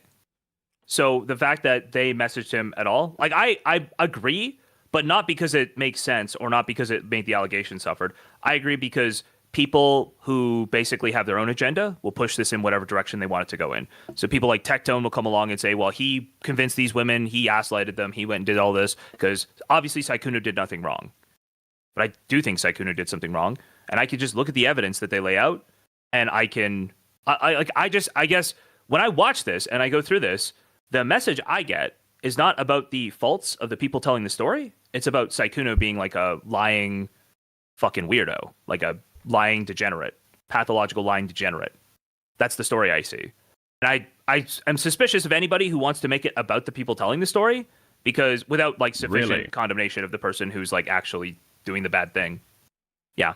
No, I think there's plenty of ground to be able to be critical about the way that this like came out. I think that any time that you've got drama creators that are this heavily involved with the people making the allegations, such that it seems as though there's evidence that there might have been collaboration by your own like metric, that's always going to be questionable, especially when you've got like what's ostensibly a cheating drama, okay, from what we've seen on the outside. To summarize it, that is what it is, right? And then he's been described as a predator by Mugen? Yes. Did Mugen say predator in the video? Yeah. Okay. Right. I can send you a clip. I definitely saw. Sure. I literally wasn't sure what words he used, because I know that in this document, the word predator is not in the document, right? Or maybe it is, but it's not in the initial allegations. Like the initial allegations they lay out in this document are the thing. Yes, but the initial allegations they lay out in this Google Doc, like this Google Doc is well produced. If you only read this Google Doc, I have like no issue with this Google Doc. I have no issue with like it proves the allegations it sets out to prove. The only problem I have with it is you gave me a little extraneous information that I don't care about. It calls him a predator several times. Sure. Again. Go on. So, predator. What is this in relation to? We'll see. I implore the many other victims to come out about their experiences with this predator. Yeah. So this is after they talked to Bao, right? So again, there's like not very much. So maybe the criticism we could have for this is that essentially they find out about this cheating, they all freak out, and then there's some conversations with Bao where there's no evidence of those conversations, essentially, like what is actually said there, no voice recordings, no logs, but they just say what happened with Bao, and then they say, here's where we end. Okay. So it seems like without being able to produce the evidence of the things Bao said, other than saying what she said, they've included like their feelings about how about what Bao said and how it affected them. They include the idea that he is a predator. What we just said he is has that invited these women up. is that whether has he's gotten being them drunk. labeled as a predator, right? Whether he's being labeled as a predator, and you say that Mugen didn't call him a predator, he did, and they didn't call him a predator Oh, here. I said I literally asked you, did Mugen say this? Pardon me. Because again, I said I didn't watch the video I thought there was some today. disagreement on whether he had or not. I thought that you said that he didn't, but okay, yeah. Because it seems like everybody's calling him a predator off information that maybe I'll hedge and say is to yet to come out. Okay, maybe it's all yet to come out. It just depends on what you mean by predatory behavior, right? So, as I mentioned in the intro, no one made a public statement before because they never had sufficient evidence. Sykkuno would always talk to people in the most explicit and sensitive topics, or about the most explicit and sensitive topics on voice calls or in person, never leaving a paper trail. This was all intentional. Rumors still managed to spread. Many content creators, both big and small, would vent to their friends about this behavior. Behind the scenes for many, he'd be known as a predator who regularly took advantage of smaller or vulnerable content creators. The reason why Sykkuno would abruptly stop hanging out with certain people throughout the years is because of this predatory behavior. So the predatory behavior is him basically trying to fuck smaller content creators. This is about Bao. This is the Bao stuff, right? That she's got a bunch of these stories, and we haven't seen that sourced very well. Yeah.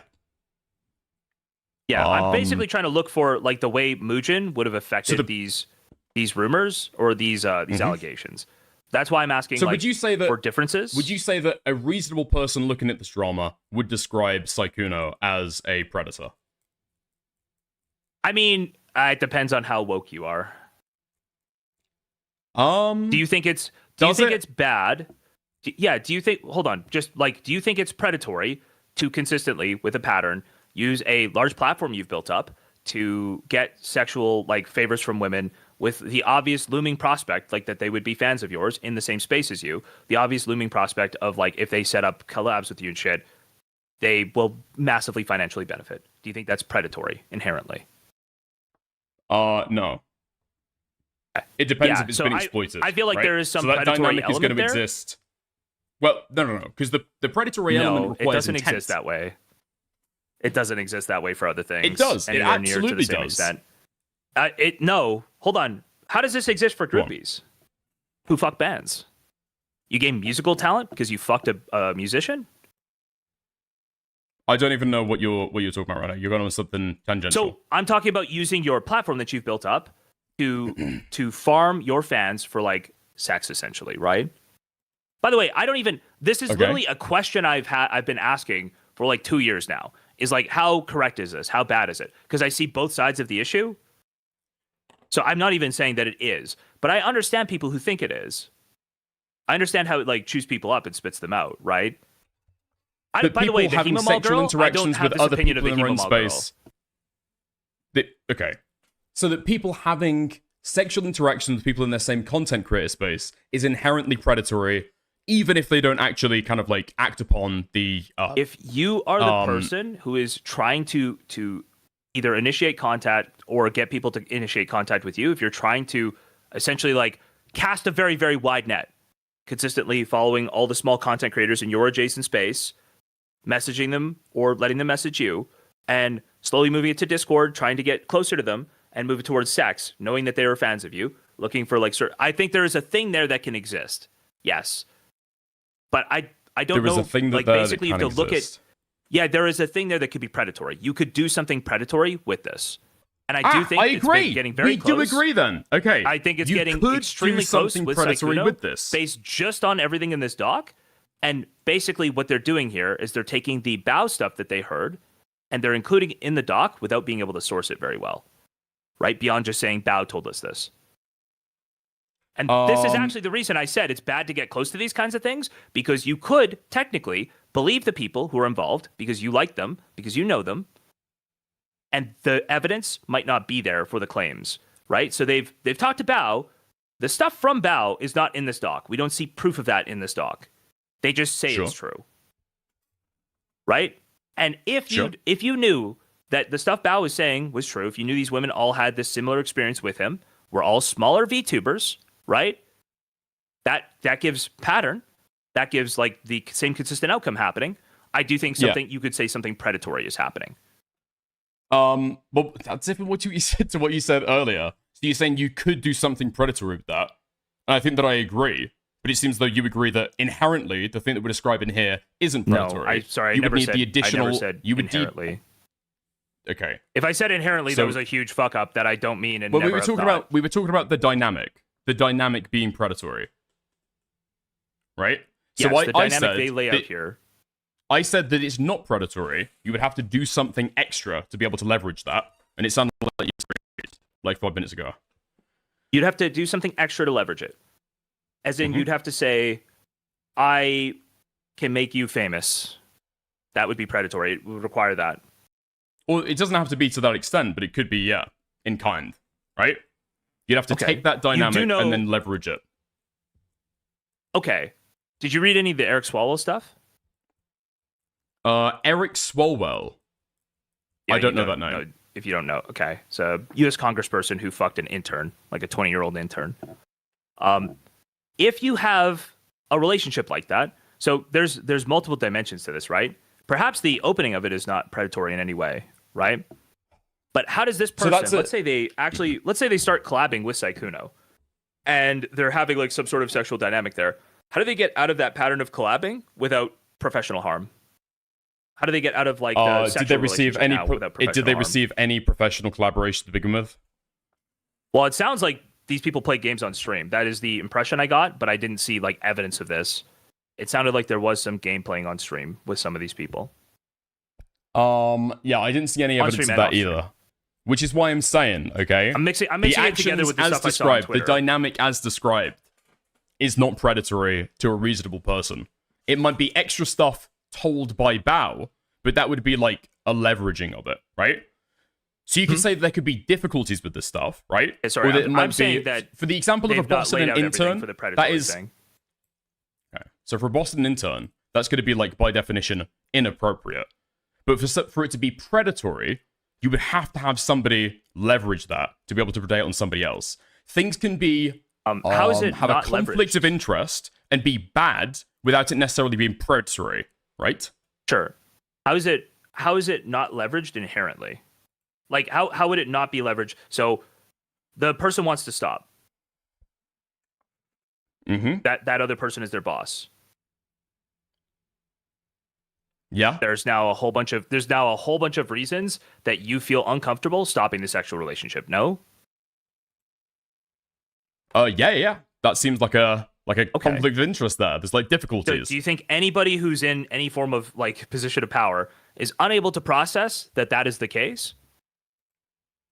No, I understand. Yeah, which is why I say it's inappropriate. But just because something's bad doesn't make it predatory. Yeah, I agree it's bad. We're quibbling over whether it's predatory. I think predatory requires intent. So you're then actively if using you a power had- difference between you and Sure. somebody else to go after somebody in a more hold vulnerable on. position. But if you had a pattern of doing that, then suddenly it becomes something different, no? Well, no. The pattern is evidence that it is intentional. Or the pattern might be evidence that it might be intentional. So for Destiny with mentally ill women on the internet, okay, the pattern is evidence that it's intentional. The pattern isn't what makes it intentional. It's like an epistemological difference. Sure. Yeah, sure. I have no problem with that. It's not really with him, with Destiny, I actually think he's probably better in terms of like this specific thing than Sykkuno is, like by a mile. Like Destiny always made it very clear that he was not, I don't know, I think it's really like he doesn't fit into this drama like at all. Like he always made it very clear that he was not having like a long-term relationship with these people, no? Sure. I was just pointing to I don't know, a pattern proven predation, but yeah. Well, yeah, but then it comes down to like how aware are these people? How much of a problem is it? Like basically you have to argue that people are retarded. And so I guess my argument is you don't. Like at this point You it don't. seems very, very You just have to point out that there's no evidence that these people received anything back from Sykkuno. That's all you need to prove. That he never There's no evidence integrated them they into their received streaming anything space. back. Yeah. Because what you were talking about is it's predatory because there's some kind of reciprocity. They're receiving something back that at some point they might stop receiving back if they terminate the relationship. and there was no evidence so far. Well, of it that could, being it the could case. be. It could be. I was going through. So basically, what I'm seeing here is, I mean, this might be a totally different allegation. It sounds more with this stuff. I'm talking about like hypothetically with these relationships. I think they get like it's right up to the line where the content creator relationships, given the like scale difference, that can start to feel like almost inherently like so bad. I'm not talking You know what I mean? hypothetically. What I was saying initially is that I don't think that a reasonable person can look at this document and the information presented as is and call this predatory. I don't think that an average person, a reasonable person, would. Do you agree? Predatory. Because there's no Again- evidence they received anything back. Again, to me, when they said, what was my criticism on Dangerous Predator? It's like, I actually was like, okay, I can maybe understand going for Predator in terms of English, right? The problem is it's got a connotation. When they said Dangerous Predator in the title, to me, that implied that you were like in some sort of sexual, physical, mental, like harm was going to come upon you, right? Beyond just lying. Like I would say, you know, consent violations, this kind of thing, right? Which I would say there's no evidence of that in this document. Yeah, sure. So again, that's why I get baited into defending this because I do think like the word predator should probably work here, but I think it's basically because of like some online connotation that it doesn't really work here. What online connotation? Okay, I don't know what. Okay. Like I do you understand what I'm saying in terms of like English? The idea that he's got like a hunting ground of sorts, the idea that he is like at the apex of this thing, that he is like going out and following the same pattern over and over, like predating. It does feel like there is some sort of thing going on there with only his concerns and none of their concerns. But realistically, then you fall into, well, probably all like pickup artists are predators. And while that is probably true in both senses, you need evidence of that, right? Yeah, I think that people mean a very particular thing when they call them a predator. But yeah, sure. So Okay. that was my criticism for the word, was basically I think that it's got is some online connotation, but I think it kind of works in an English sense, but you probably have to give it up to the people who. I don't think that it works. I don't think that it works in any sense, to be honest. I don't think it's an online connotation. I think even offline, in like real life, when people hear the word predator, they usually think pedophile and child molester or serial rapist. An average person, even not on the internet, they're going to think to be mass honest, rapist or pedophile. I think covering these sorts of dramas has given me like some sort of like different way of seeing it. So again, I had criticism for her using Dangerous Predator in her tweet, but that's like, it's me basically having to disconnect and say I can see why people are upset about this, even though I think it's like I don't care about the word predator. If let's just say like down the fucking pub or down a bar, for example. Sorry, I keep if saying, I say Dave is a total fucking predator, by the way. Hold on, I've actually tried to lay this out multiple times. I actually don't like arguing this because I know I'm like super outside of the norm, and so I'm not going to ever like win an argument on this. I just don't care to have the argument. So again, you say it means this when they say predator. I would have avoided predator for that reason.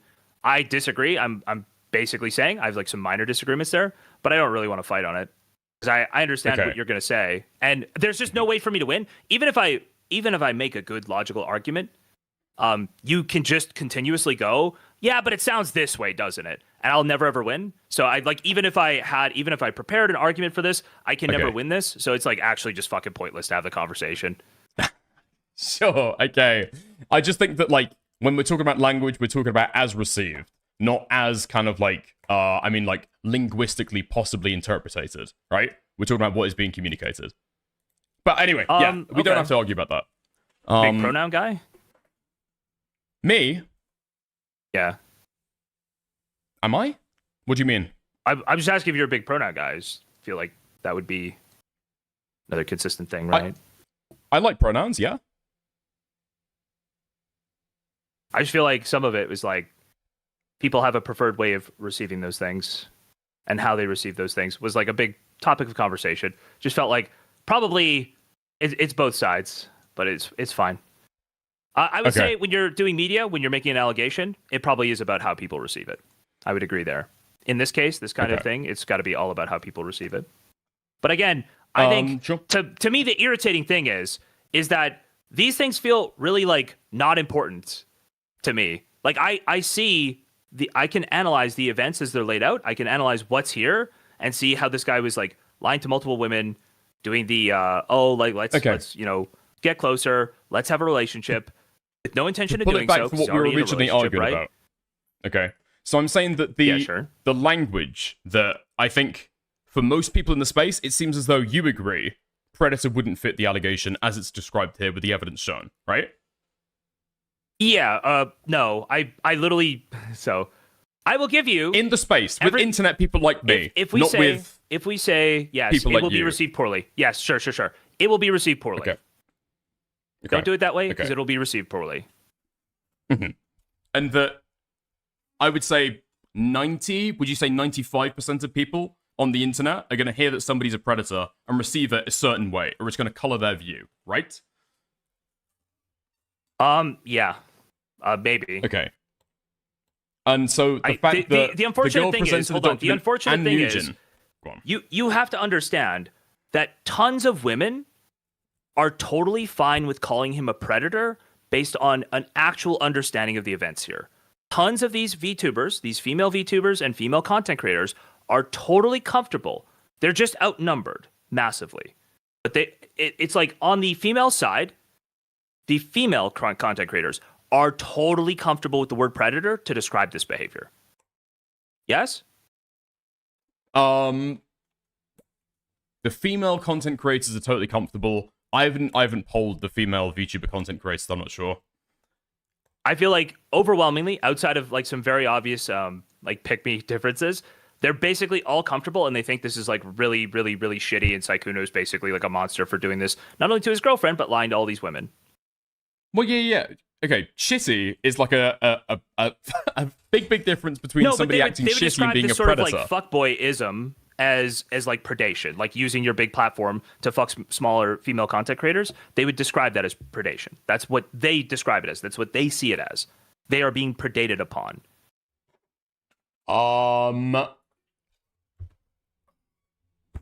Okay, I would deny that he's using it. So we'd go back to the, I guess, the task at hand. But possibly, I could imagine that female you would VTubers deny he's using his would platform. describe it that way. How did he reach out to these women? Yes. Oh, well, if you're saying that he's like send them a message on Twitter, then by definition. But again, I would talk about like leveraging his platform. Fame. No, I think he's using his fame, right? He's using his fame to fuck these smaller content creators. Sure. It's like a politician. Let's say you're like a U.S. senator, and you work on some committee, and there's like a 20-year-old intern from another place, right? Who you want to fuck. You meet them in some committee or something. You meet them there. You don't have actual authority over them, but they know you. You're like a very popular senator. You want to fuck them. There's like a thing going on there where like if you have no serious intention with them, they want to know that. And if you lie about it, that hurts them, right? And so women, when you lie to them about your intention, that actually feels like predation, like they are being lied to and the thing's been misrepresented, right? Being hurt, yeah. Yeah. That's what I'm saying is that's how women see it. Okay. I don't know. I don't know if it's worth like sitting here and arguing over like what women think about it. I'm just not sure. I just don't agree with that interpretation. But maybe people might loosely, casually use the word predator. I agree. Hold on. You do disagree that in that situation I just set up, that if that senator like lies, let's say he's not married, but he's got like a long-term partner and it's not really in the news, and he lies and he cheats on them and he says, yeah, we're gonna get married. We're gonna be like a political power couple. It's gonna be awesome. We're gonna be great. Maybe not that part because I don't think that's evidence in the DMs, but we're gonna be together. It's gonna be great. And then they find out actually he was lying the whole time. You don't think that is them feeling... And then you find out there's a pattern of him doing exactly that with other women multiple times. Yeah, so that would again be promising... That would be promising some kind of reciprocity that he's never intending on delivering on. Right? So he's using a power differential there. You don't think... The fact that this other person wants to be involved in politics. I'm saying don't... I said the professional thing. I said cut that because it's not evidenced by the DMs. Leave that part out. Just, hey, we're going to be together. It's going to be awesome.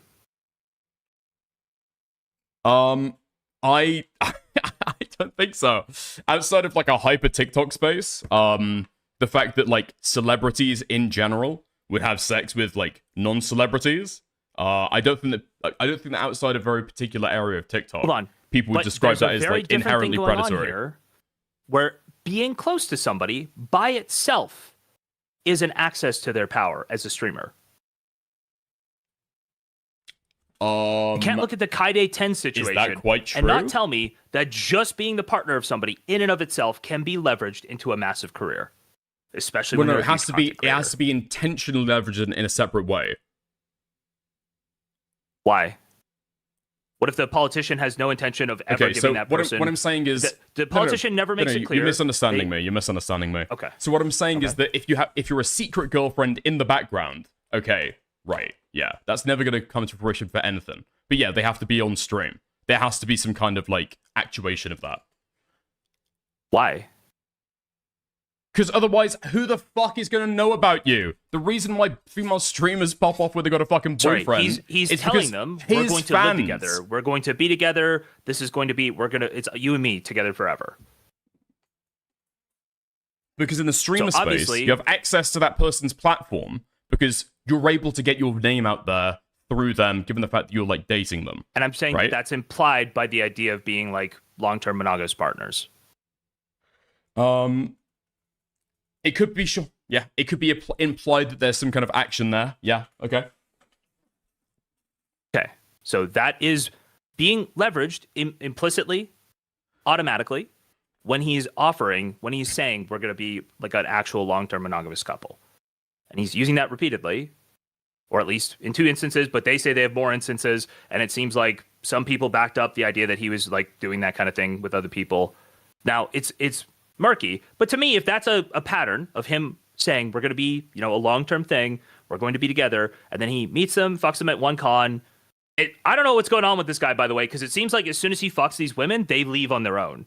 I don't know what the fuck that is. That's rough, okay? That's rough.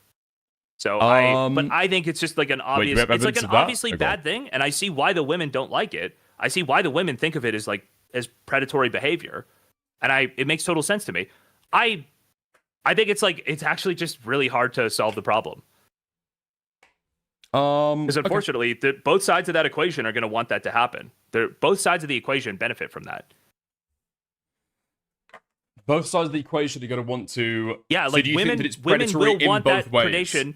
Women literally will want that predation until it goes badly for them.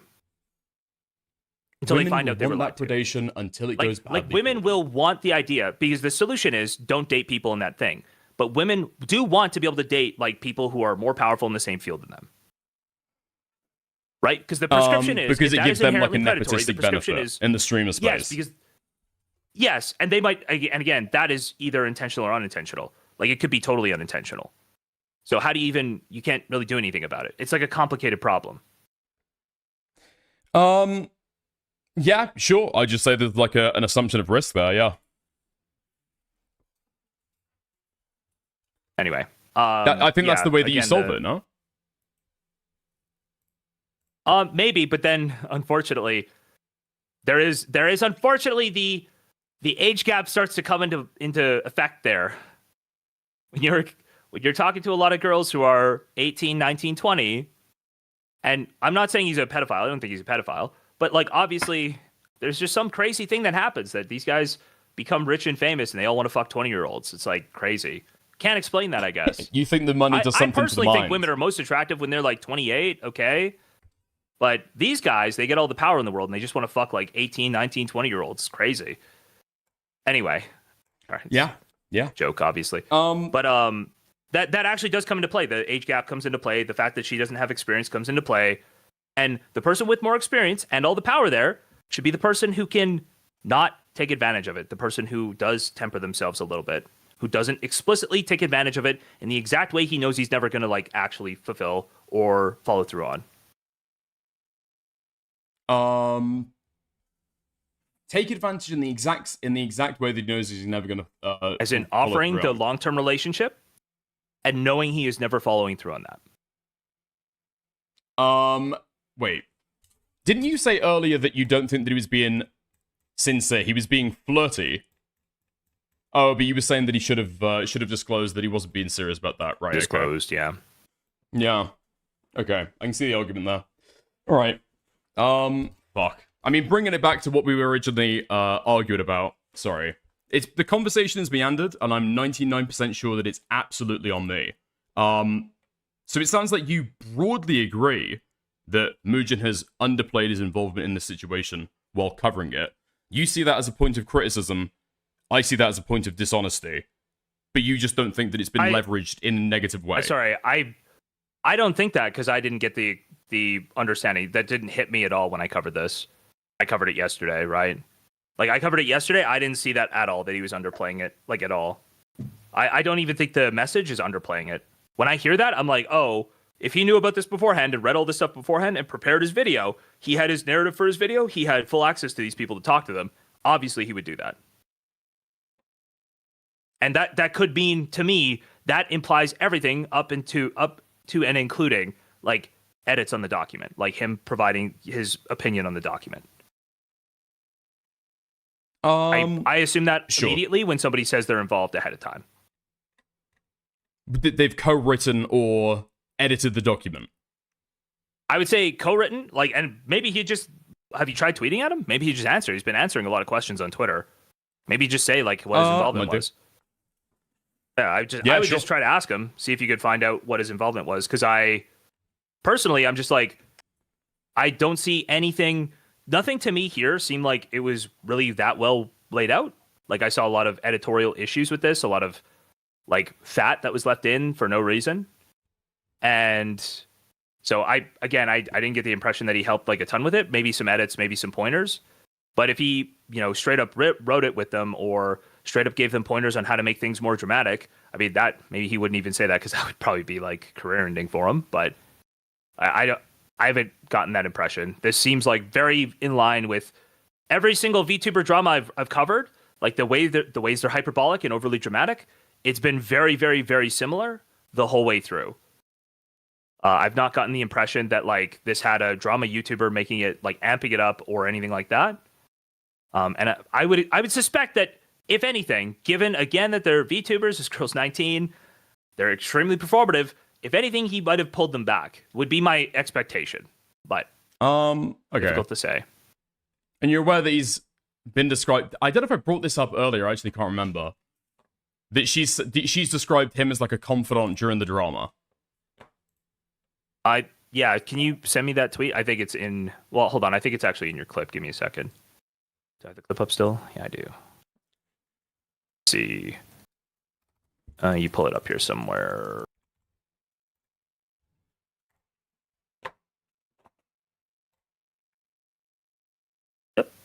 So me and Mugen have been friends, and he has been one of my confidants in this entire time.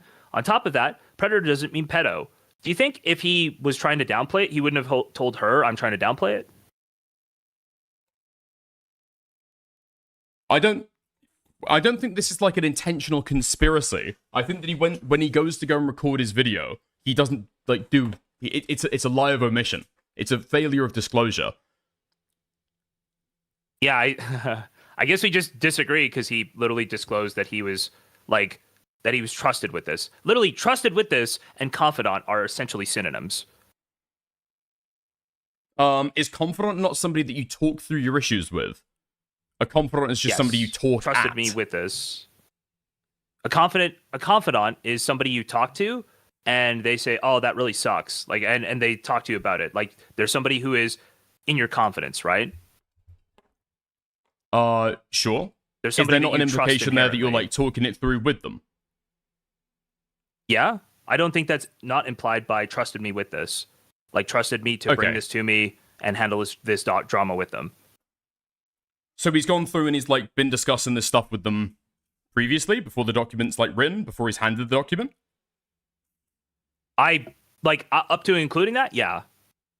And basically, the thing I would say is I would need some evidence of how his coverage basically overplays what they wrote or overplays what their allegations are.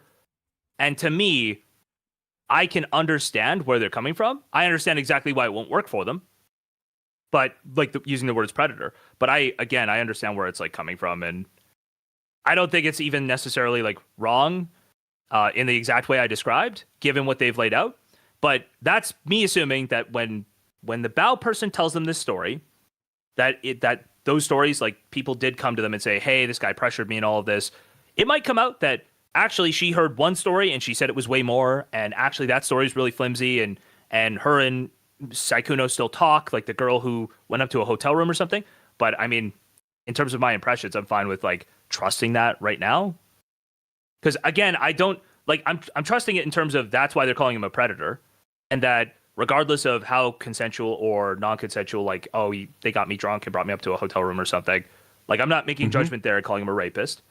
But it's like that there's a pattern of going after smaller creators, trying to fuck smaller VTubers, people in that same space.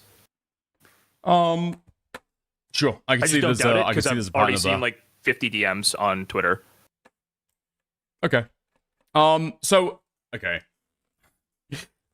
If you see commentary channels getting intimately involved with the drama of other people, such that they get an exclusive, you would never. Okay.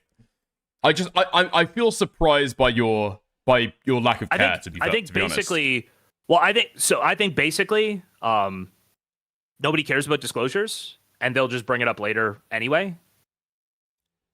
So, like, as an example, when the stuff happened with Destiny in January, it was very obvious. People asked me, hey, aren't you biased here? And I said, yeah, that's like a person I've been super close friends with for like a year and a half now, who was the co-host of my stream for like 8 months. Like, Does every he single say day that he's been for super... hours and hours and hours a day. Okay. Sorry, I'm just saying that, I like, don't think that he people says still that he bring up didn't- me and say that I didn't disclose stuff, and it's like, it couldn't have been more obvious, but go ahead. I think that is like informed, I don't know, viewers of drama, you should clear about disclosures, right? Yeah, so when I read If that, somebody that, was thank if you for somebody was trusting me making with a this. documentary about Destiny and had collaborated with him for the entire thing, right? But he doesn't appear in there, and it's like, you know, I appreciate thank you, Destiny for handing me a trusting bunch of with this information. Mm-hmm. Yeah, that's enough of a disclosure for me to go, wait, what did you guys do here? Which Yeah, I but think you've gotten. do you not here. want a And you just disclosure? say, Do you not what want happened? disclosure about the fact that there has been editorial, if there has been editorial processes over it? I don't. So again, I assume it's up to that line, and I think you could literally go and ask him so that's the thing is basically I think, and everybody does this, and it's the laziest fucking thing in the world. So don't, okay? Just go ask what involvement he had. He literally disclosed that he was a part of it, that he was trusted with this ahead of time. He didn't try to hide it. And if you think he had more of a hand and fucked this up somehow, then just ask what his process, what his involvement was. Okay.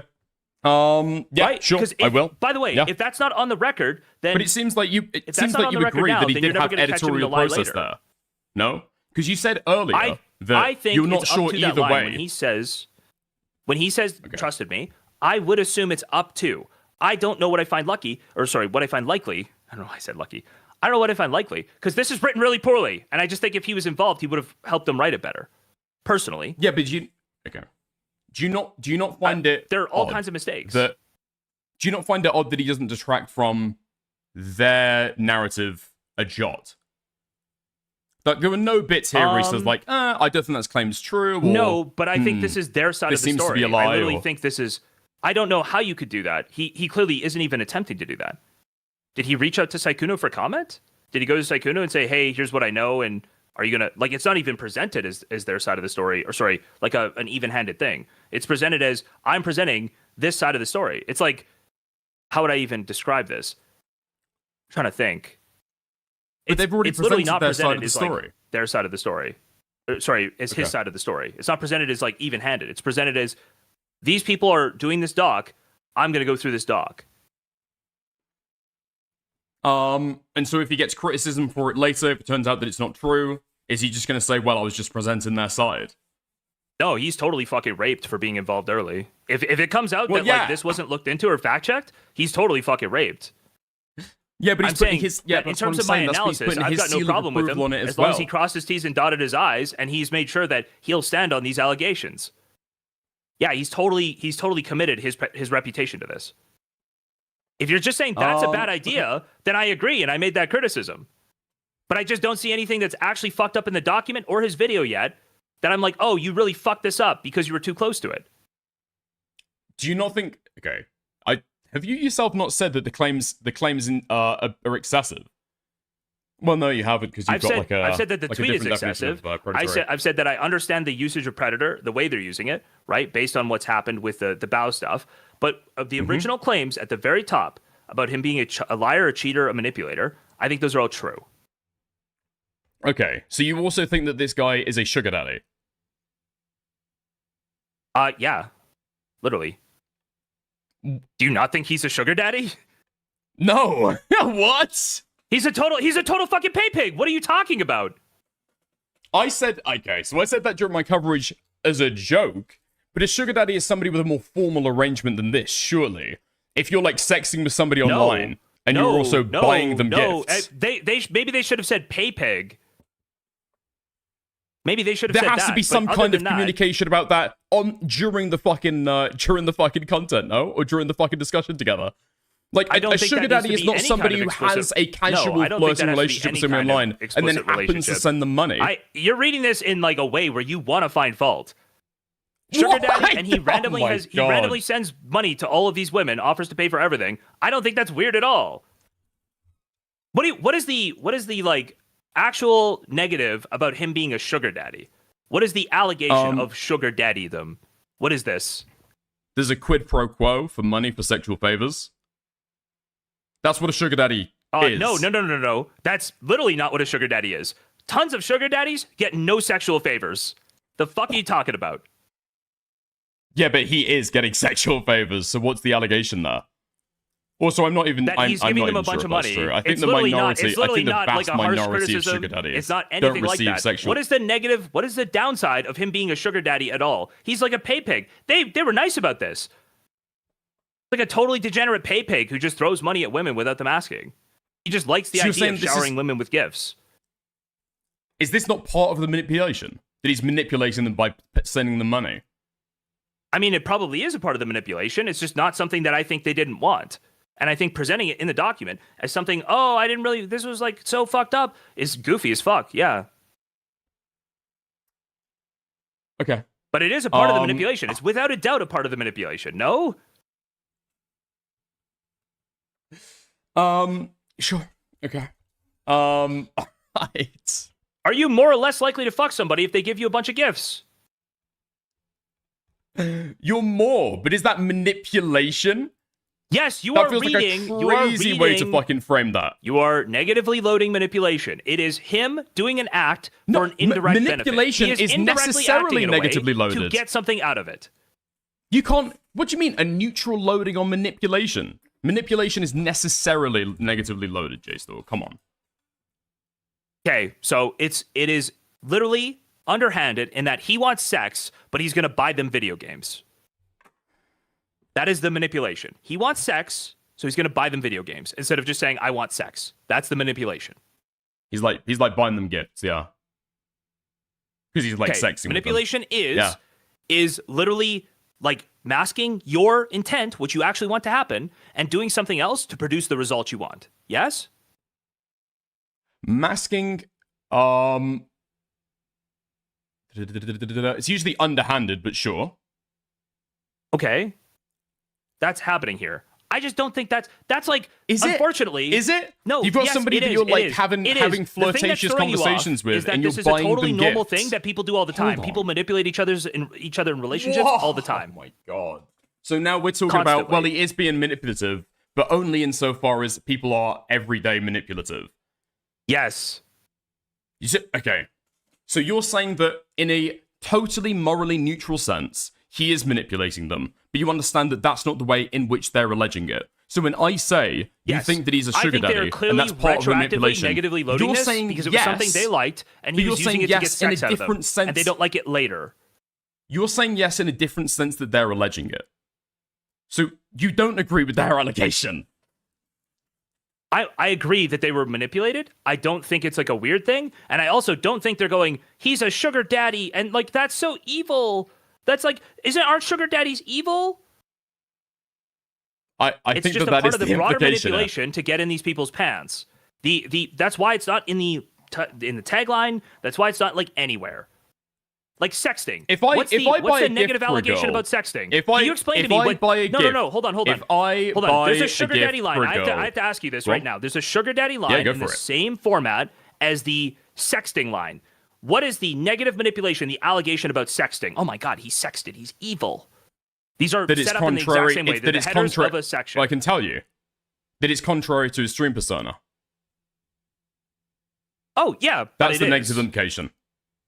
Sure. Yeah. Well, no. So you agree that it is a negative implication? Hold on. But you just would you agree that well. where he cuts away from his, where he is like cutting away from his stream persona, that's like, oh, also, I don't even think he does. This is going to be. Okay, hold on. It's going to be a tangential thing. I have to go to my door. 2 seconds. You can talk. I'm sorry. I'm not meaning to fight on everything, but I think this is all do you have fine. BBC, I do you don't have think Bluetooth headphones? Yeah, I can hear you. Cool. Fuck me. Actually, shit. While Jay Stalk's gone, I need to get fucking water. Jesus Christ. Sorry.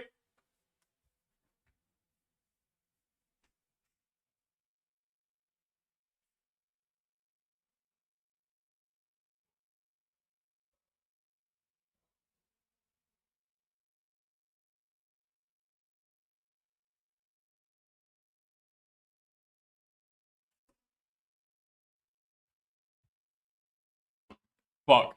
Okay. So, I think that... So we were just arguing about whether there's negative loading. I'm assuming Jay still can hear me right now. We were just arguing about whether there is negative loading on it. It's an argument that not all of the chapters have negative loading. There's a question about whether the sexting has negative loading. It does, okay? And so I think that the sugar daddy stuff also has negative loading. I don't see that this is I think this is a forced allegation. I don't think it's manipulation in a negative way at all. In the way that, like, buying a gift for somebody that you're starting to date or, like, court is, like, manipulative. I think that it ingratiates you to the person, that endears you to them, but I don't think that it's underhanded. And I don't think that it's in a negative kind of way. You're dating the person. You're, like, stating your interest up front. It's pretty clear what you're doing if you're buying them gifts. It is, but I just have to grab water real quick. I'll be 2 seconds. Mm-hmm.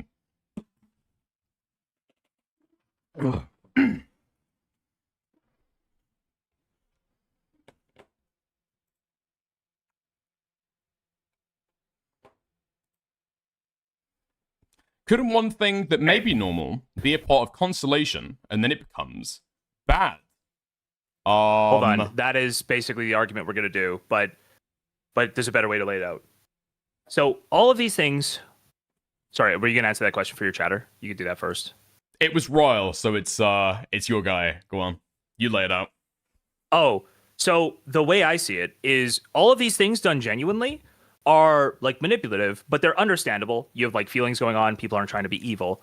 The thing that makes this bad is that he's engaging this pattern at the same time with multiple women while telling them they are the only one he's talking to, while telling them that he is single, while telling them that he does want something long-term or something more permanent with them, while knowing that is a lie. The idea of love bombing is stupid in that most people love bomb in relationships because they really care about the other person. When you are doing it disingenuously, knowingly disingenuously, that is what is fucked up. That is what is a manipulation. That is what is predation. Okay, well, without getting into argument with the predation stuff, because we already looped around on that, and you said you didn't want to argue about it. I think that just loops back to a cheating allegation, right? So you are making what would it be, like a fraudulent misrepresentation? If we want to go, like, really, really precise, you're, like, lying about, being open to be able to date when you're not open to be able to date. You're totally wrong. But you could literally say that allegation. No, okay. Wait. Didn't you Completely agree insane. earlier when I said broadly this is just a cheating allegation? No? If I did, that was stupid because the lies are actually as significant. Okay, sure. But do the lies not go to the cheating? No. Who is hurt by the lies here? The girlfriend who is being cheated on? Or the person? Can you cheat without hurting somebody? With the person you cheat with? Can you cheat and they're totally fine with it? you can if you're upfront with it. Yeah. Obviously, yes. Right? Obviously, yes. But he's not doing that. He is engaging in cheating in a way that's going to hurt another person. And so these lies should be disconnected from the cheating alone, because these lies are a different pattern of behavior. And they are a pattern of behavior that need to be isolated from just the cheating, the harm he's doing to his girlfriend. He's doing harm to other people. He's doing it while he's cheating, but these are a pattern in and of themselves it's a pattern in and of itself that needs to be analyzed. This manipulation he's doing consistently. I put that in the bucket of the cheating. He's lying in furtherance of the cheating. It's in the behavior of cheating. In the course of conduct of cheating, he's lying. But then, so I would And say that's what I mean when I say broadly it's a cheating drama. He's yes, lying to other but if girls and saying that he's like hasn't got a girlfriend. If I say this person's a cheater, what impression do you get? That they're cheating on the girlfriend. Who's the victim? Are there dozens of victims potentially? Primary victim's the girlfriend. There the girl that really he's cheating are on no with. other victims implied by cheating. Well, usually people aren't open about the fact they're cheating. Are they? They might be. But even then, I would say a lot of cheating happens in either ways that they are open about it because the person knows them well enough to know. So like one subsection would be like the work wife that you end up fucking, right? So that person knows that they're cheating with you. People are often very open in that situation. No, I think the implication. I think the implication with it when somebody's cheating is that there's going to be the other woman who also does not know that the guy is not single. No, I don't even think that's remotely implied. Do you not think the most common sets of cheaters are people who do know each other for a long period of time, get entangled, would know that somebody has like a wife or a significant other, and fuck anyway? That's got to be it, right? You're saying there's a significant portion of people who know that somebody else has got a long-term partner and would still get involved? Yes. No. Because basically, to fuck, the people you fuck most are the people you have proximity to. Obvious truism. For an ordinary sexual relationship, yes. For cheating, I think people try to obscure that. Not for a daddy dom dickers relationship, but for most people, yes, exactly. Thank you. Yes. What? They're gonna. Okay. They're gonna. I'm saying not for a cheater. Okay, somebody. What do you mean not for a cheater? Are you gonna? Okay. You carry on with what you're saying. Do you want to say that if you engage in a pattern of cheating, you're defined as a cheater? Usually, you do it by lying to people most of the time. I think that if you're cheating on your partner, you're not going to have sex with somebody in the same kind of like area, like a close friend. Think that's just. I don't think so. 1,000% not. No, I think that's actually just totally belied by reality. And that people have sex with people who cheat who know that they already have a partner. Yes, this is one subset that is, I think, probably the majority that they would know this. But there's another subset, which is probably another significant chunk, which is people who are having one night stands. They go to a bar, they get drunk, they fuck somebody random. Right? I would say that's the majority of cheating. Okay, but then there's not another victim. So in both of those cases, probably 95% of cheating, the person who they're cheating with is not a victim in any way. Yeah, so there's not necessarily somebody else, but it's implied that there could be, okay?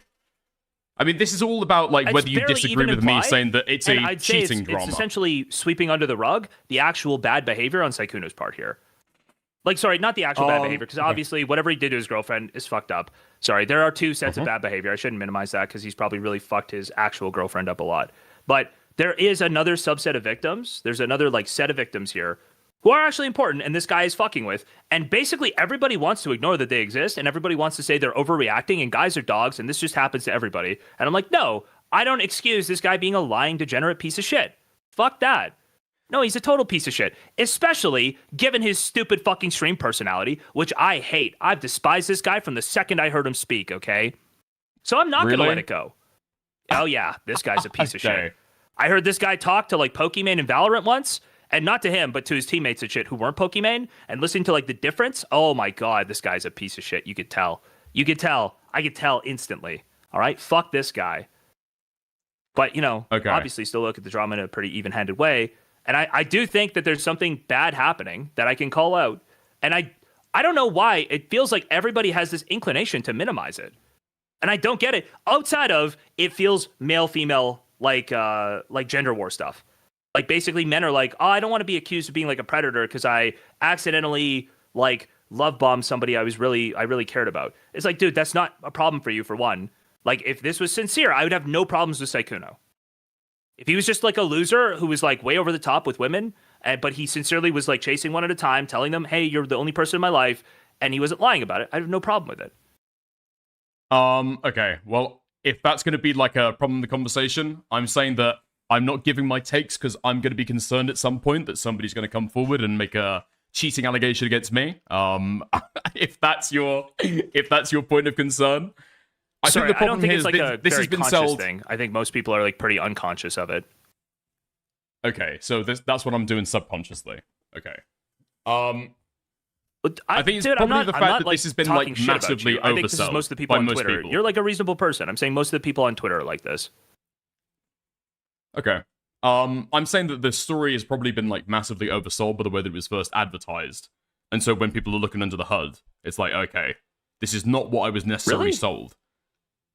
Yeah, I think people... Do you disagree that people are extremely sensitive over the term predator? Do you not think this obliterates his stream personality? Let's say we could retitle everything. It totally but destroys his I'm stream not talking about the personality, effect on him as a streamer. I'm talking about the moral impropriety. Do you not think that people are sensitive of the term predator? Yeah, they are. Yeah? And so when somebody's described as a predator, do you not think that that's like a big check to fucking cash? And that people are probably looking at this drama and thinking, damn, this guy's not a predator. He's not raping anybody. I think so people far as come this away document thinking he's not a proves. predator because we're not there yet. I think in 5 years I'm going to be completely vindicated on like this precise pattern of behavior is like predatory. No. You're talking about the public reaction now, J-Stork. Don't fucking mean about 5 years later. Yeah, I think the public are fucking retarded. I think people are broadly overreacting to the word predator, and not reading the actual allegations and letting this guy totally off the hook for some degenerate fucking behavior.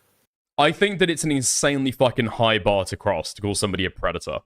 Not that it's like hard to prove, but the actions need to be like pretty fucking severe. We're talking about some kind of like rape, I would say. Yeah, so I wouldn't call him a predator. I don't think they should have done that. Yeah, but I'll you're agree talking with about you. They shouldn't have done the that. narrative, But okay? I don't. And but that people are I'm telling saying you, that this okay. is like essentially a nothing burger, but the way this is presented is incredibly high level. So here's my take that I put out on Twitter. Dangerous predator, too far based on the evidence. That being said, I have no issue with someone who has a long-term pattern of lying to women to get in their pants being exposed for it. Sykkuno's a piece of shit? Good to know. You disagree with any of that? No, I agree with that. That's broadly my take. Okay. And, alright. And I think people trying to take away from the actual focus, which is Sykkuno, are doing it because they would rather focus on how, like, Me Too, they're like lesser tech tones. They're all just lesser tech tones. They'd rather focus on, like, the Me Too element than the huge creator who's, like, a total piece of shit. I think that even if that is the case in the public sphere, I mean, it's the problem of the person presenting the allegations, right? Sure, but then like, what if they just personally, change this? What if they F305, post and they say, go on. Predator was a little too far. I'm going to say serial cheater, master manipulator. I'd say serial cheater. Then that document's awesome. Everything's great, right? Yeah, I think the way that you present stuff is, like, important to a public reaction. Yeah. You think these two words should be determinative of how you receive this entire Google document? And the two words, the two or three times they put it in the Google Doc at the end. Hold on. Because the way that you're framing the question now is not the way that we were framing it before, okay? So in terms of the public backlash and talking about the story, this is meta-commentary about the Google Doc and about the drama, right? You're saying that it's unreasonable. I'm saying that somebody's been labeled a predator and there's not the evidence. That is always going to be meta-commentary. That's always going to be meta-drama around it. Oh, sure. Yeah, I think dangerous predator, I agree there. Again, we could quibble over predator, but to me, we're like so close to the same page. That's why we can't resolve it there. Like, we're so close to agreeing that something here is like off and it might rise to something like that. Or it's like a disagreement on what that word means. To me, when that happens, you disambiguate. You just get rid of the word and you start talking about other things around it, right? But other people want to focus on that word because it lets them stop thinking about things. They hear it and their brains shut off. And they go, "Oh, he's predator? Well, you didn't prove that he like raped women." And so I think that's a problem with everybody. That's like a problem with everybody not being able to do that. It's like broadly a problem with society. Unironically, it's like a major problem people have, right? But I'm willing to say, okay, let's get rid of that and now discuss this again. But I think everybody wants to go, no, you can't get rid of that. That's really important. And I'm like, it's not really. It's actually not really. That's like the whole point of content creators who do this stuff, who analyze this, is they go, oh, this was too far, but now I'm going to actually analyze what happened here and talk about it. Okay, sure.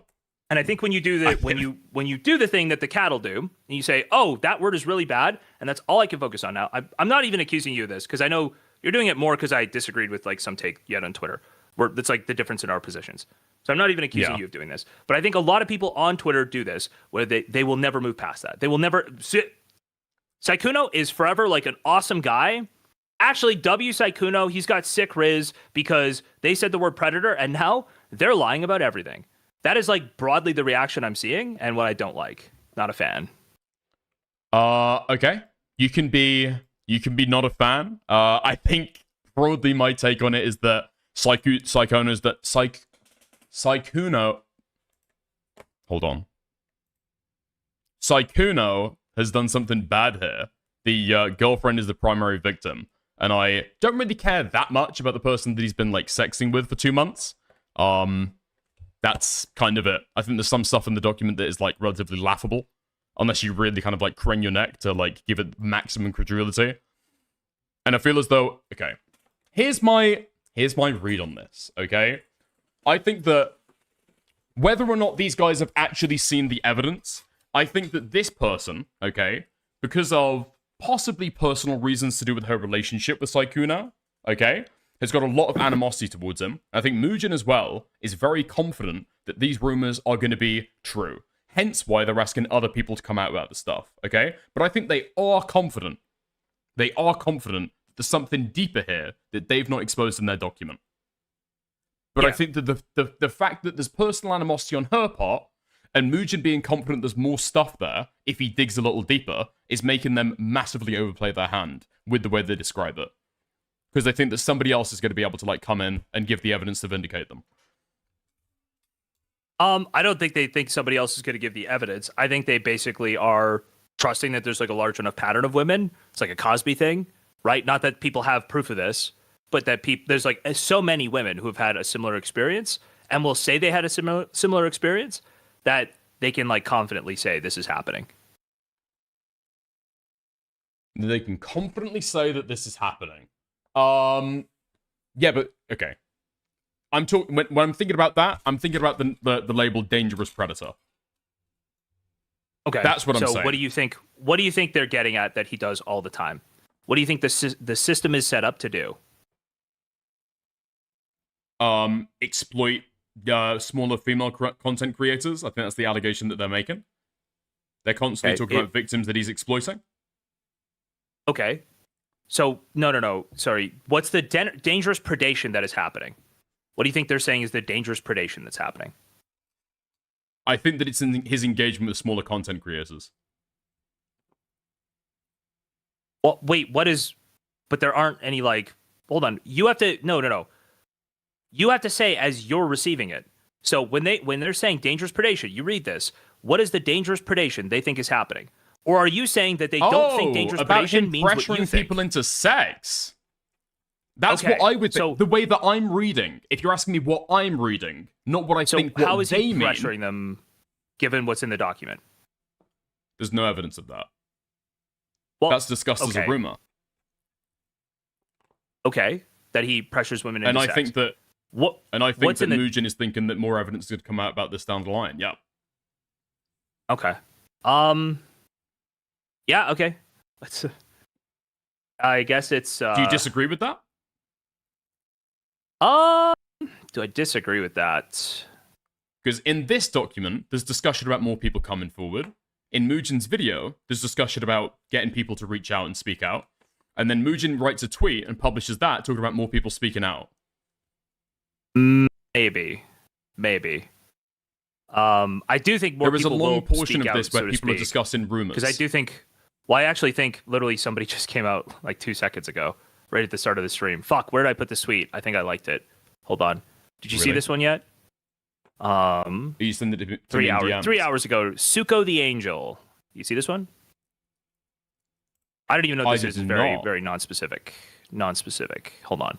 Sykkuno disrespected my physical boundaries and clearly has a disregard for consent in general. He's one of the most powerful men in streaming and has used that power to take advantage of women who thought they could trust him. I was still a teenager when he targeted me. What do you think? When Nicholas Diorio reads this tweet, what do you think he's going to get upset about here? That it's all I know in exactly lowercase. what it's going to be. Nope. Teenager?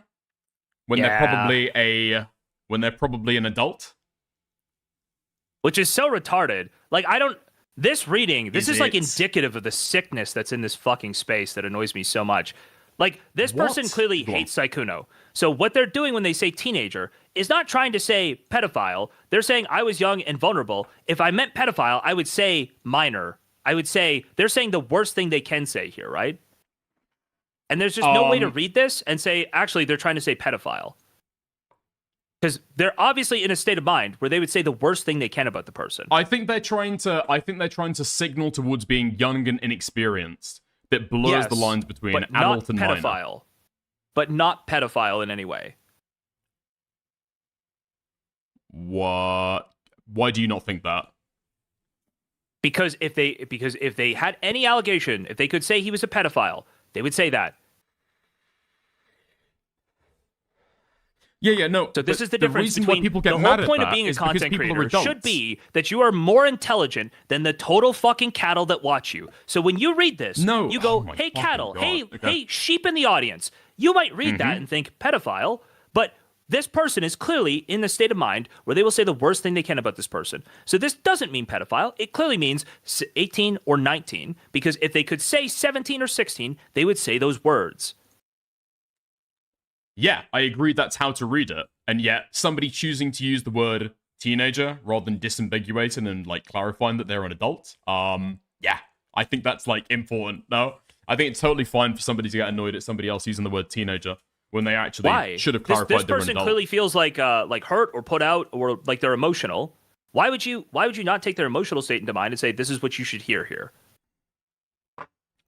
Because you think that most people are cattle and that most people run and say, like, oh my god, wait, is this guy a pedophile? Yes. I think even by if that weren't metric, the case, you would there's want better no language reason- around this stuff. Because even if that were the case, if that weren't the case, if the cattle didn't do that, then there'd be no reason to freak out over teenager at all. If the cattle didn't do that, I would agree. Sure. So your job should be But to point there's out an what this ambiguity actually there. means. There's an ambiguity there. Wait, you But don't this think person that it's is in every an commentator's emotional job state that you should to be read able to into point reading out the tweet?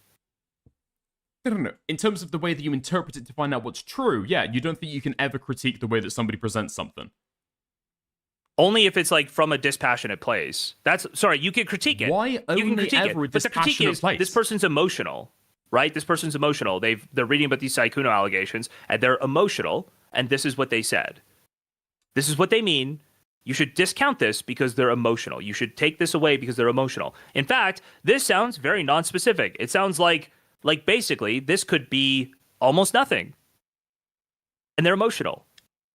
I don't hold that against a person. I don't think this is a person who's a content creator like me. I don't expect them to have like their head on straight when they are thinking that this person's like a dangerous predator that they didn't actually accuse of something and now they've actually targeted other women. Right? Sure. Do you don't find it annoying when people use the word teenager and they don't specify or disambiguate they're talking about adults? And the thing that happens on the fucking space. Because your assumption here is that the cattle don't take it that way, but the cattle do actually take it that way. I literally don't, because I can understand it. This person is trying to hint that they were young and naive, right? Yes. But they know And they're not. instead of They're saying, not even instead remotely of saying hinting the pedophile. age, instead of saying the age, they're saying teenager to lean into it, to lean into a certain implication there, a certain ambiguity. So instead and of you can understand using, that. That's completely understandable based on their emotional state, as you say. I 100% understand why they've done that. Sure. But I think don't it's get for, annoyed like, at them malicious when that purposes, happens. right? I don't get annoyed at them when that happens because it's like they're basically saying something to me that is like I read this and I read 18 or 19, so I don't get annoyed at all. If I saw like a consistent pattern from somebody of doing that over time, of consistently doing this with regards to the same person, Why then does I it would need start to be a calling it out. consistent pattern? Because then it's like actually their state of mind. They're actually consistently trying to do something. Here, it's Why like can it the not be emotional somebody's person. state of mind doing it one time? It could be. You just don't have any way to tell. And I think it's reasonable to suspect that their state of mind's fucked up. Wait, why? The state of mind's fucked up. Like they're going through a panic attack as they're typing this out. They're like becoming that they're just temporarily dysregulated unreasonable. in some way. Yeah, that they're dysregulated in some way.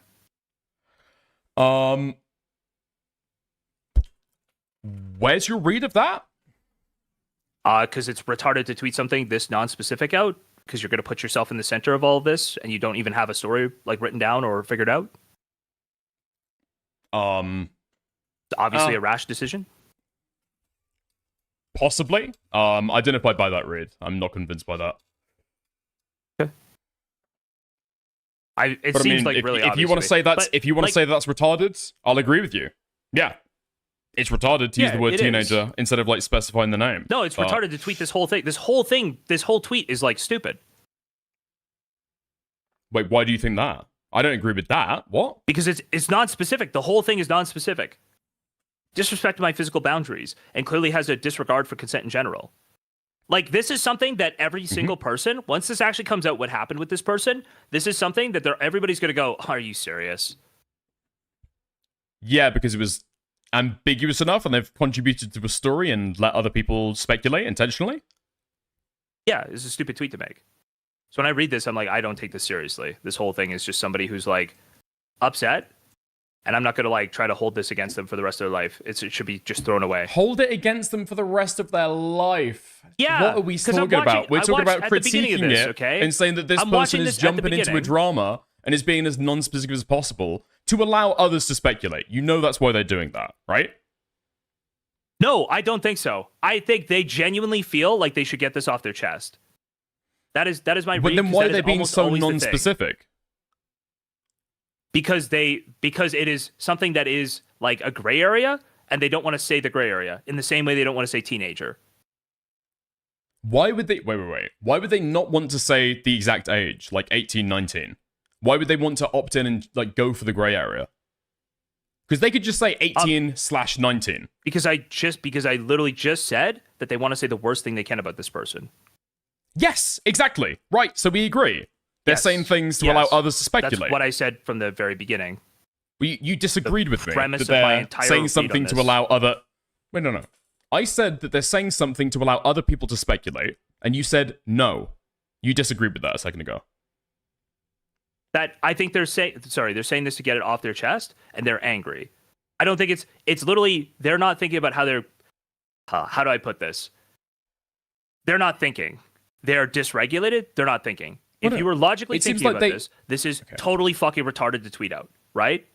They're angry about something. They're upset. They're tweeting this out, and now I'm like, oh, well, this is here, and I'm watching. You know, the girlfriend who said he was a cheater like 8 years ago also got harassed by his fans, right?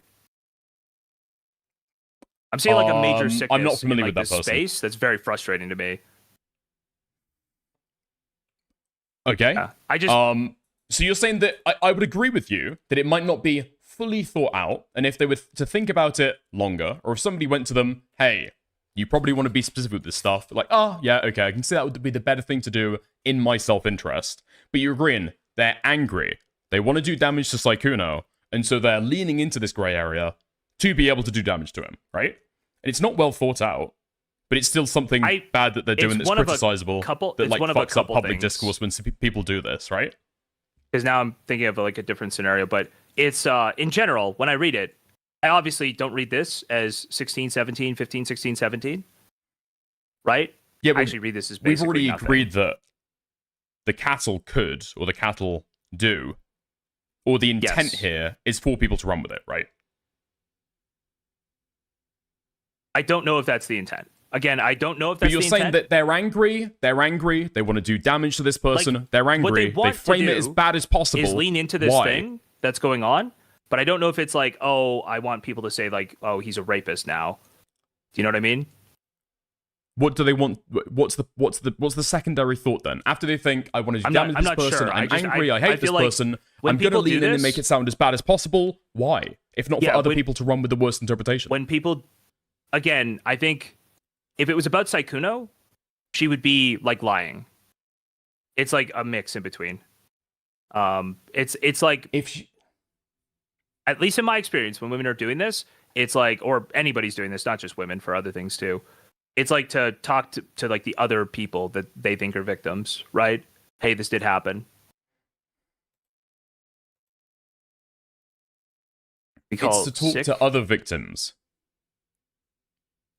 Yeah, she's like leaning into it, trying to give them like coverage or something. In any case, that's what I read here, right? She's angry at him, but like it's not about trying to paint him as a rapist necessarily. It's about trying to make sure that more victims don't come about, is like the way these people lean into this stuff, or what they tell themselves at least. Yeah, that's a read. Yeah, I don't see that. Maybe you've got different experiences. I don't see that. I think that it's just like far more simple that they don't like the guy, and so yeah, they lean and say the worst thing possible.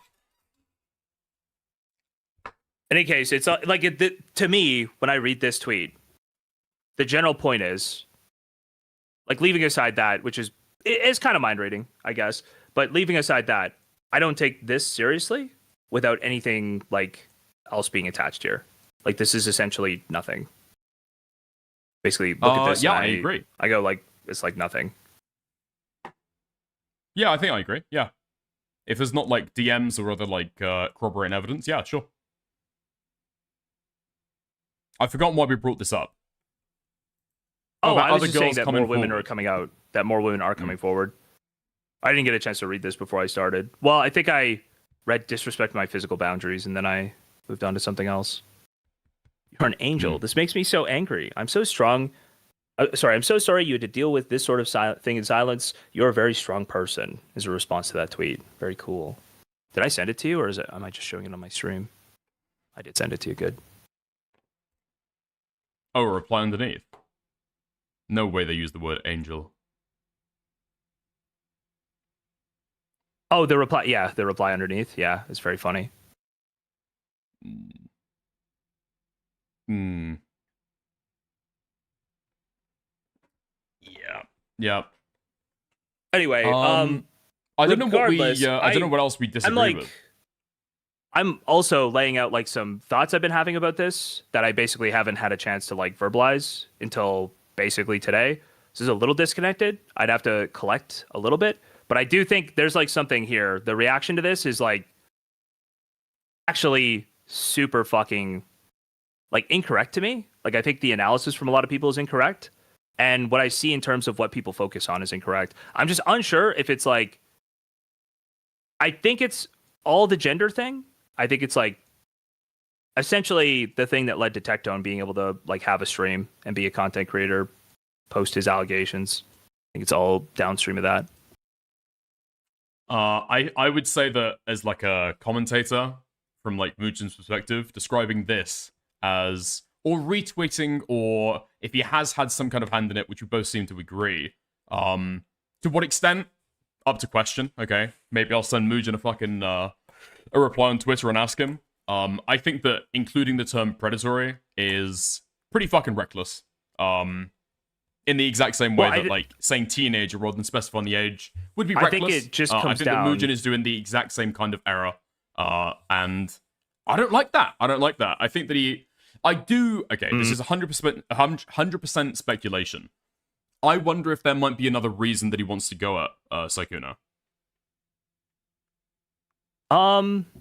Maybe. I thought this was way more. I think this is way more likely for the girl who wrote the document, the Himamal girl.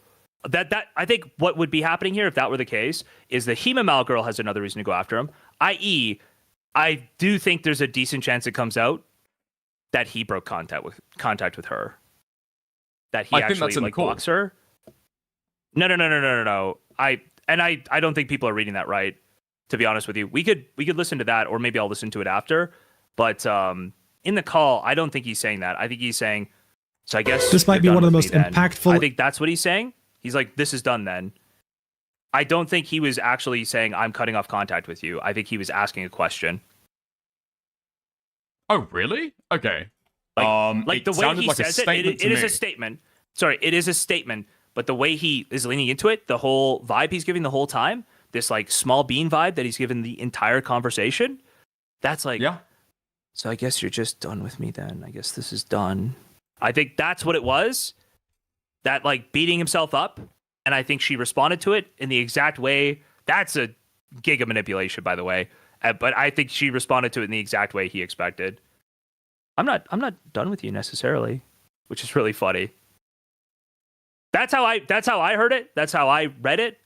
And I think a bunch of people are reading it the opposite way, the way you are. So maybe not. Maybe I give it a second listen or something. I feel like after what you've said, I feel like we're hearing like, yeah, two different calls, so I might need to go back and re-listen to it. Did you watch the end of the Mugen video after the ad read? Oh, maybe not. Let me just copy and paste a video frame from the last 20 seconds. Damn, this video popping off. This guy rich as fuck. Yeah. Thomas the Predator engine? Sykkuno just followed you? That one? Yeah, that's the one. That's the one. That's the one. Sorry, I didn't look at our DMs. Yeah. That's funny. So I'd say that the way that Mugen has handled it, if you were, I'll just ask you, if you run in this story and you were given advice, the girl's coming to you and saying, hey, listen, okay, I'm not sure whether I should call him a predator. I'm not sure whether I should call him a dangerous predator. Maybe we know stuff in the background, but with the information that we're presenting, okay, not the allegations or secondhand testimony we're running with. Sorry? You're adding all these clarifiers. The girl would just say, "Is this fine?"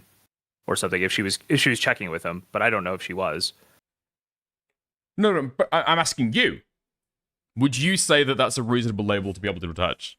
Like again for public drama communication. Again, I think you shouldn't, but I think I'm going to keep arguing that there's just no reason to focus in on it. It's really not that significant to me. And also, it would depend, because I would be totally comfortable with it if I'd seen, like, you know, if Bao had shared DMs with, like, 4 content creators I'd confirmed had like, meetings with Sykkuno, who all had the same pattern of behavior, and all said that they had, like, weird interactions with him at cons, I'd be okay with that.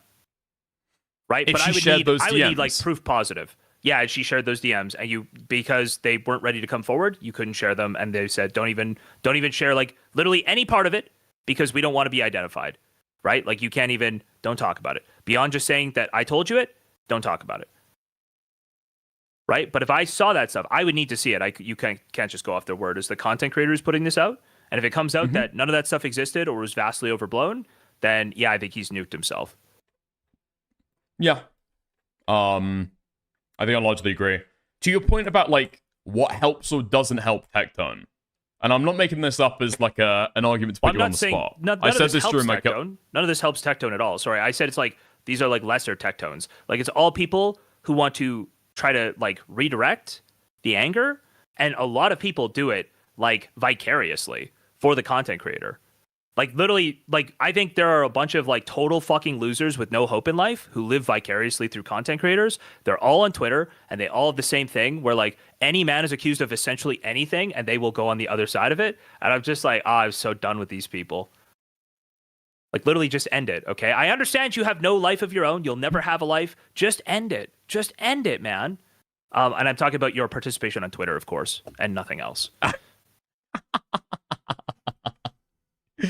Okay. But I thought you said earlier that, like, the knee-jerk reaction to like go and like question or do meta commentary helps people like Tectone. Is that not what you said? Oh, no, I mean, like, literally, if the only thing you're focused on is the meta commentary, and you barely, like, if all of your anger is at the is on the meta commentary level, and, like, none of it is essentially for the actual allegations, then I'm like, oh, seems kind of goofy. Okay, fair enough. I think that, like, going way too fucking hard at, using the word fucking predator, I think that is almost always going to be, like, a bad fucking move. Because Tectone can just point at it now and say, like, oh, you know, Mugen? Yeah, the guy who was coming out supporting the fucking victim, that a lot of people apparently changed their fucking mind because of. Yeah, that's what that guy means when he says predator, by the way. No evidence for this stuff. There's no evidence. This guy just calls people predators like crazy. Is this a standard? Dude, I feel like, is this a standard we've had before the past, like, 2 years? If I go back and look at people predator getting called, like, yeah, I'm trying to think. I don't know. Is it a post Me Too? Is it a post Me Too standard? I'm not Being sure. more critical about the way that people like, present or deliver allegations. I could say that. Well, I'm trying to think back to like the Turkey Tom thumbnail memes. You know what I'm talking about? Like creep, pedo, whatever. I can't remember what it is. Weirdo, creep, pedo, creep, whatever the fuck he does in his thumbnails. Yeah. I'm trying to think if like using stuff like that is that not? I feel like there was a meme where he would overblow, like with his thumbnail and title, like what was actually proven out in his video. Liar, creep, pedo. Yeah, sure. Did people go as hard at him as they're going to go at Mugen? I think thumbnails get like a free fucking pass. Thumbnails and titles get a free pass. So, for example, when Chud calls Lyrics, it says that he's got a pedophile past. I think people give that very quite literally the same thing. How is the tweet not like essentially the title? I feel like because again, tweets just aren't interpreted in the same way. Doc at the very again, end. I'm not talking about. Okay, I'm not talking about the standard. We're doing like how do people see this? Again, we're coming back to like how people perceive that stuff. Okay. All right. I don't think people treat thumbnails and titles particularly seriously, especially not from somebody like Turkey Tom. Do you think Turkey Tom's a less reliable narrator than Mugen?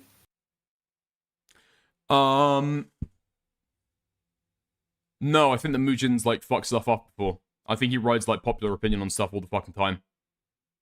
Does he? Yeah, in my experience. I think the only other video I've watched from him is the Kaide video, the Kaide 10s video, that it was okay.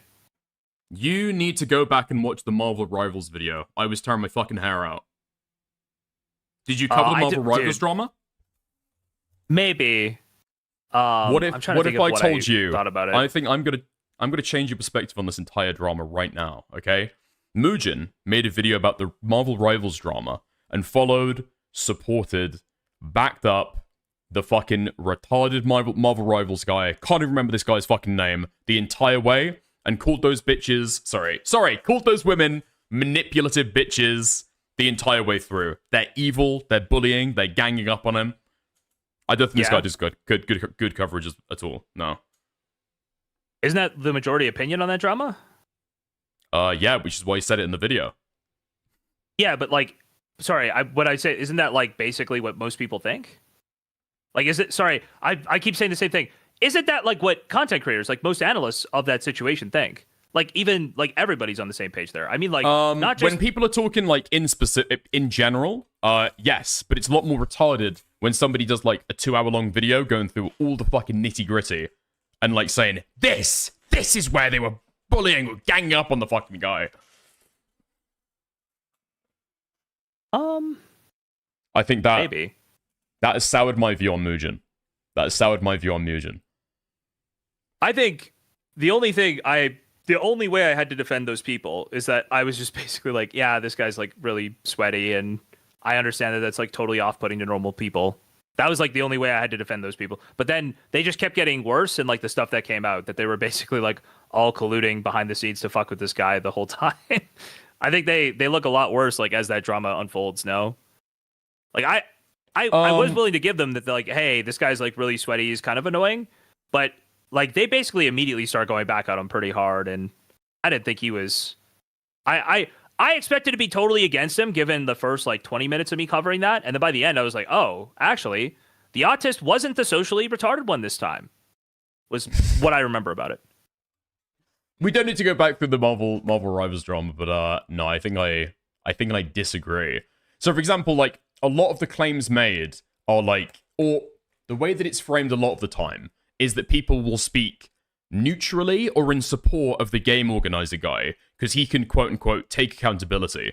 Now, it seems like he's the one actually who decided to fire the guy from the fucking event, but despite that, all the women still get all the fucking heat for it, despite them not actually being the ones to decide to kick him from the event. I think apparently one of their boyfriends was sending him fucking clips and complaints, and then that got her removed. Yeah. But still, the organizer sure. guy is like a neutral party in the drama, and the girls are the fucking villains. Yeah, but the organizers just try to like keep the peace and not have people drop out, right? Like I think the girls also, I believe, sourced most of the document for him. Did they not? Did they not help him build that document? I believe he was just sending clips in DMs. I thought there was a whole. That was how the guy document put initially together. got fired.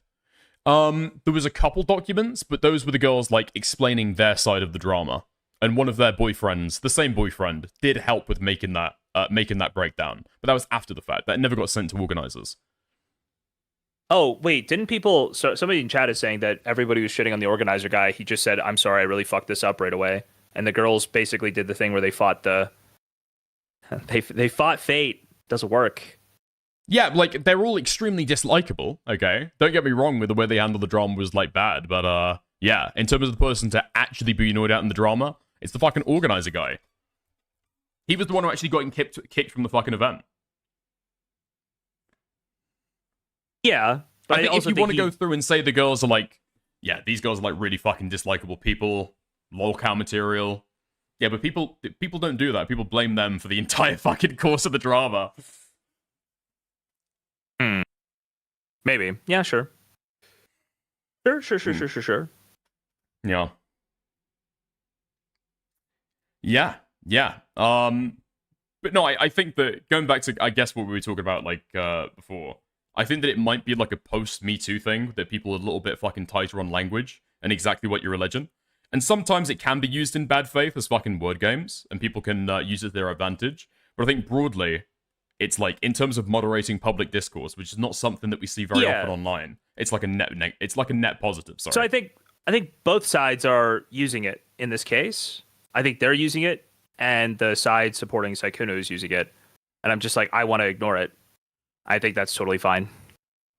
Well, can't you not like Sykkuno and then still disagree with the language used? Yeah. I think hate everyone involved. I think no? I understand, but probably what I'm saying here is, I think as long as this guy's like, he's got a massive channel where he makes a ton of money. Like, he's got tons of huge videos in this channel, right? Like, he is making an insane amount of money. That he would be willing to put his like career on this, I'm fine with. Like, I essentially take the Bao allegations as like, yes, she does have multiple women who are telling a fairly consistent story, building a consistent pattern of like, hey, he's, buying drinks repeatedly for smaller content creators, consistently pushing towards like a physical sexual interaction in a way that they felt uncomfortable with, right? If they don't have that, I don't know why he would do this, other than, I guess, maybe he's like just a massive simp. I can't see it, personally. So I don't think it has to be like he's a massive simp. Me. What's that? I don't think that it has to be that he's a massive simp. But sorry, go on. I didn't mean to interrupt you. Okay.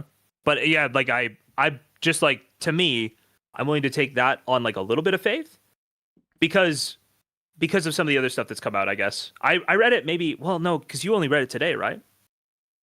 Yeah, I didn't pre-read any of this stuff. Okay. Well, no, I just mean like, so I had the advantage of like, I think there was like 7 or 8 hours of conversation that had happened on Twitter before I ended up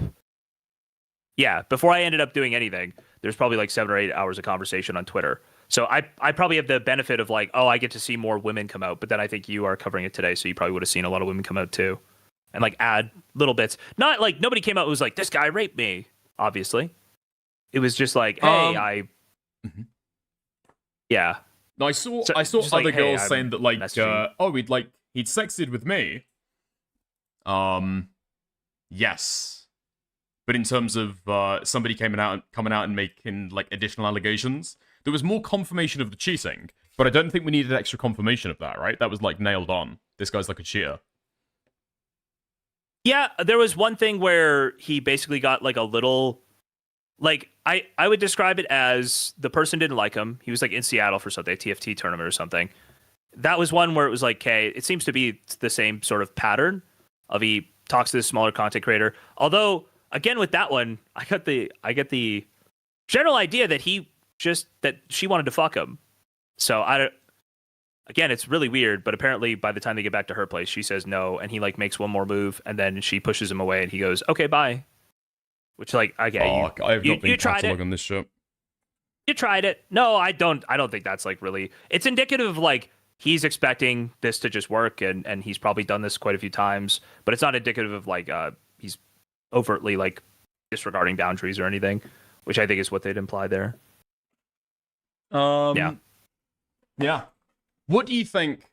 Here's a mind breeze, all right? Since we're doing them, what's your opinion on why this guy's cheating? You seem to know a little bit more about Sykkuno than me, so we might have a different take there. No, I don't. I genuinely hate him from having watched like 90 seconds of his content. I genuinely have burning, passionate hatred for him after watching 90 seconds. I've not seen more than that before I covered this. Mm-hmm. I've heard him speak in that stupid fucking anime voice for like 90 seconds, and I'm like, yeah, this guy. He belongs in prison, Tequila Sunset, belongs under the prison, more like, okay? Get him out of here. Anyway, I assume, and I think this is backed up, that he was like not super attractive early in his life, even into his 20s. While he wasn't a virgin, he was not super attractive or somebody women sought, right? He had like a fairly... not to shit talk her, homely like Asian girlfriend, and they were together and he cheated on her. He just seems like somebody who's always wanted validation. That's like the thing that gets streamers big, right? Is you're just constantly seeking validations, way to like make your audience like you more. And that finally he's getting the attention from women he wanted. He's getting like what he's always wanted in his life, which is just more validation and attention. He's attractive, he's cool, and that's why he's cheating. He just wants that feeling all the time, which is why I think he's probably a little bit fine too with like if it just is like video games and these girls being obsessed with him. I think the sex was just like on top of it. I don't even know, like he's going to an event, he could have easily been like trying to find more elaborate ways to like fuck more, right? And he doesn't. I think he just wanted the girls like obsessed with him mostly. Do you buy him That's saying my that his mind read. relationship with his girlfriend isn't good? Yeah, I buy it. I don't buy it. Sorry, I don't buy it as in like it excuses anything. I don't buy it in terms of. Yeah. I buy it But, in like, it's terms of. sincere. I'm willing to bet that he is wanted to break up for a while, and he's the kind of guy who like can't get the stones. You know, he can't summon the courage to do it, and so he's just gonna consistently let things deteriorate over time until she eventually ends it. I would assume. I mean that was my read. Either he's like one of the guys who doesn't want to be single and lonely. How did you get that read? How did I get that read? Yeah. Like from the call, I guess. Oh no, I mean like, how did you get? I've done that before in a relationship, and I just know exactly what That's how I got it. Is like I can see I've been that guy who like lets the thing deteriorate until the other person breaks up with you, and I'm like, yeah, I see it. That's a piece of shit thing to do. You shouldn't do that to other people. But I've done it before, so that's how I know. I was asking that. Like, how did you identify that? Oh, from like personal That's the thing. experience. Oh, okay. Yeah, that's what I meant. Well, I mean, like everyone's I've been had that the guy, end so of like I can see exactly what you're doing here. I see it. Well, no. Listen, I'm not confessing to more than I'm confessing. All right. Well, there's nothing to confess to. Fuck me. Okay. Well, I've never like cheated. I Everyone's just been know that. like things are bad, and it's like I'm just going to avoid the situation for as long as possible, and then eventually they'll leave. Or especially when you're that's a fucking horrible living thing to together. do to another person. Especially when Yeah, you're living well, together. Yeah, that is a horrible thing when you're. That wasn't the case for me, but Because I'm thinking like how much of a pain barrier is Oh. there going to be to like end in that relationship? sure. And well, the other thing is if they've been together for 4 years, I don't know what California is like. It seemed like, oh no, California I think is good on this, But some divorce laws, you can end up common law, and he's probably earned a significant amount of money while living with this girl. And so there could be considerations there too, where like if he divorces her, he might open himself, like maybe there's some legal element there. I haven't even looked into that. I didn't even think about that.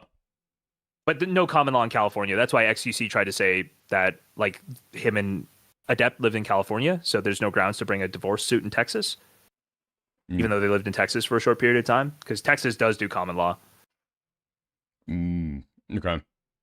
Yeah, I was just thinking more so like you've got a whole like reorganize your fucking life. That's like a big fucking thing. Eventually saying that you want to break up with somebody you fucking live with. Yeah, that's rough. That's rough. That's something you're gonna mull on for fucking months. But yeah, awful. Because he, a couple times he was like, I feel like, did this happen or am I making this up? Did he not say like, I kind of wanted, I hope things would get better, but now I know they're not going to get better, and that's published now? That's going to be really awkward if they do stay together. That's going to be tough, man. Do we don't know who this girl is, do we? We do. I mean, I do. Really? She's a VTuber artist, a really popular VTuber artist who probably actually makes a significant amount of money. She's maybe not hurting at all. Yeah, she's one of like the from old something OG. That you've heard from people, or like? No, I mean it's all but confirmed that it's Weenie Desu. Really? I'll send you the Twitter. Yeah. People knew this a long time ago, and while I don't think it's come out, somehow it's come out, and I can't remember.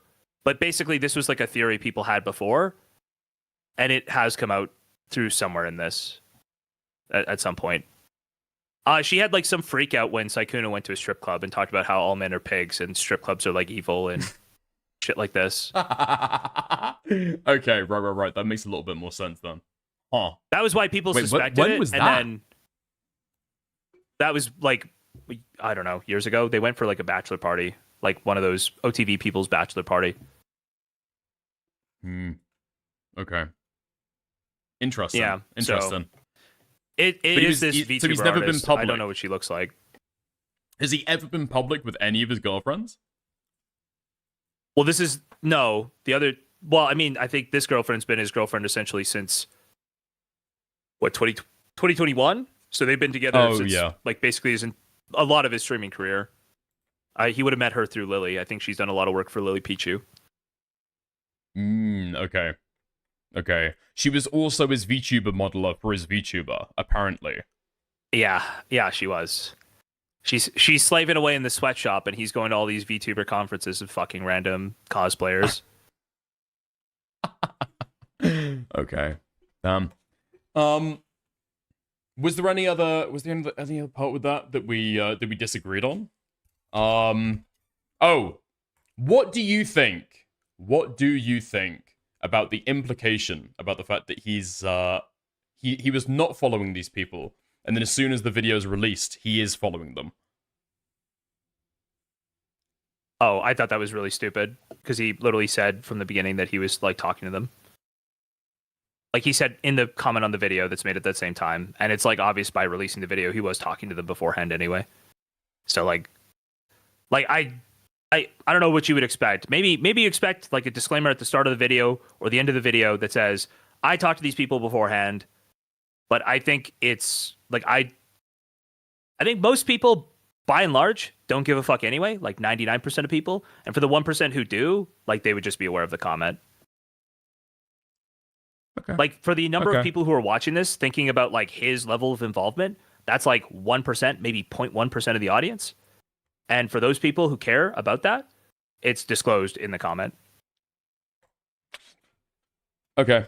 I would agree that maybe if he put a disclaimer at the beginning of the video, then people could care, or it might like lessen their ability to take it seriously. And so maybe I don't know if you'd say it's required for him to do that because it does like allow people to calibrate their seriousness like better. Well, like how seriously they take it. What I would say is like basically the same argument around like PV and taking money there, right? If you're worried that it's going to change somebody's like point of view, given the fact that you give like a more full disclosure rather than leading people to fucking like have an inference. But for there. PV, if they put a comment on the video that said, "Hey, I did interact with these people. I did talk to these people beforehand," then I literally is sponsored by PV. The payments are like that would be enough of a different, disclosure right? if they put it in the comments on the video or if they put it in the description of the video. That would be enough of a disclosure to me for PV. But I mean, the PV example breaks down because some people were on PV panels without being paid by PV, right? Yeah, but I'm saying this guy literally disclosed on the video in question where he has like this like potential conflict. Okay. He disclosed that conflict existed in a comment. So like for me, if they were doing a PV video where they were getting paid by PV or if there's a sponsored hit and they disclosed it, I just would have no criticism for them.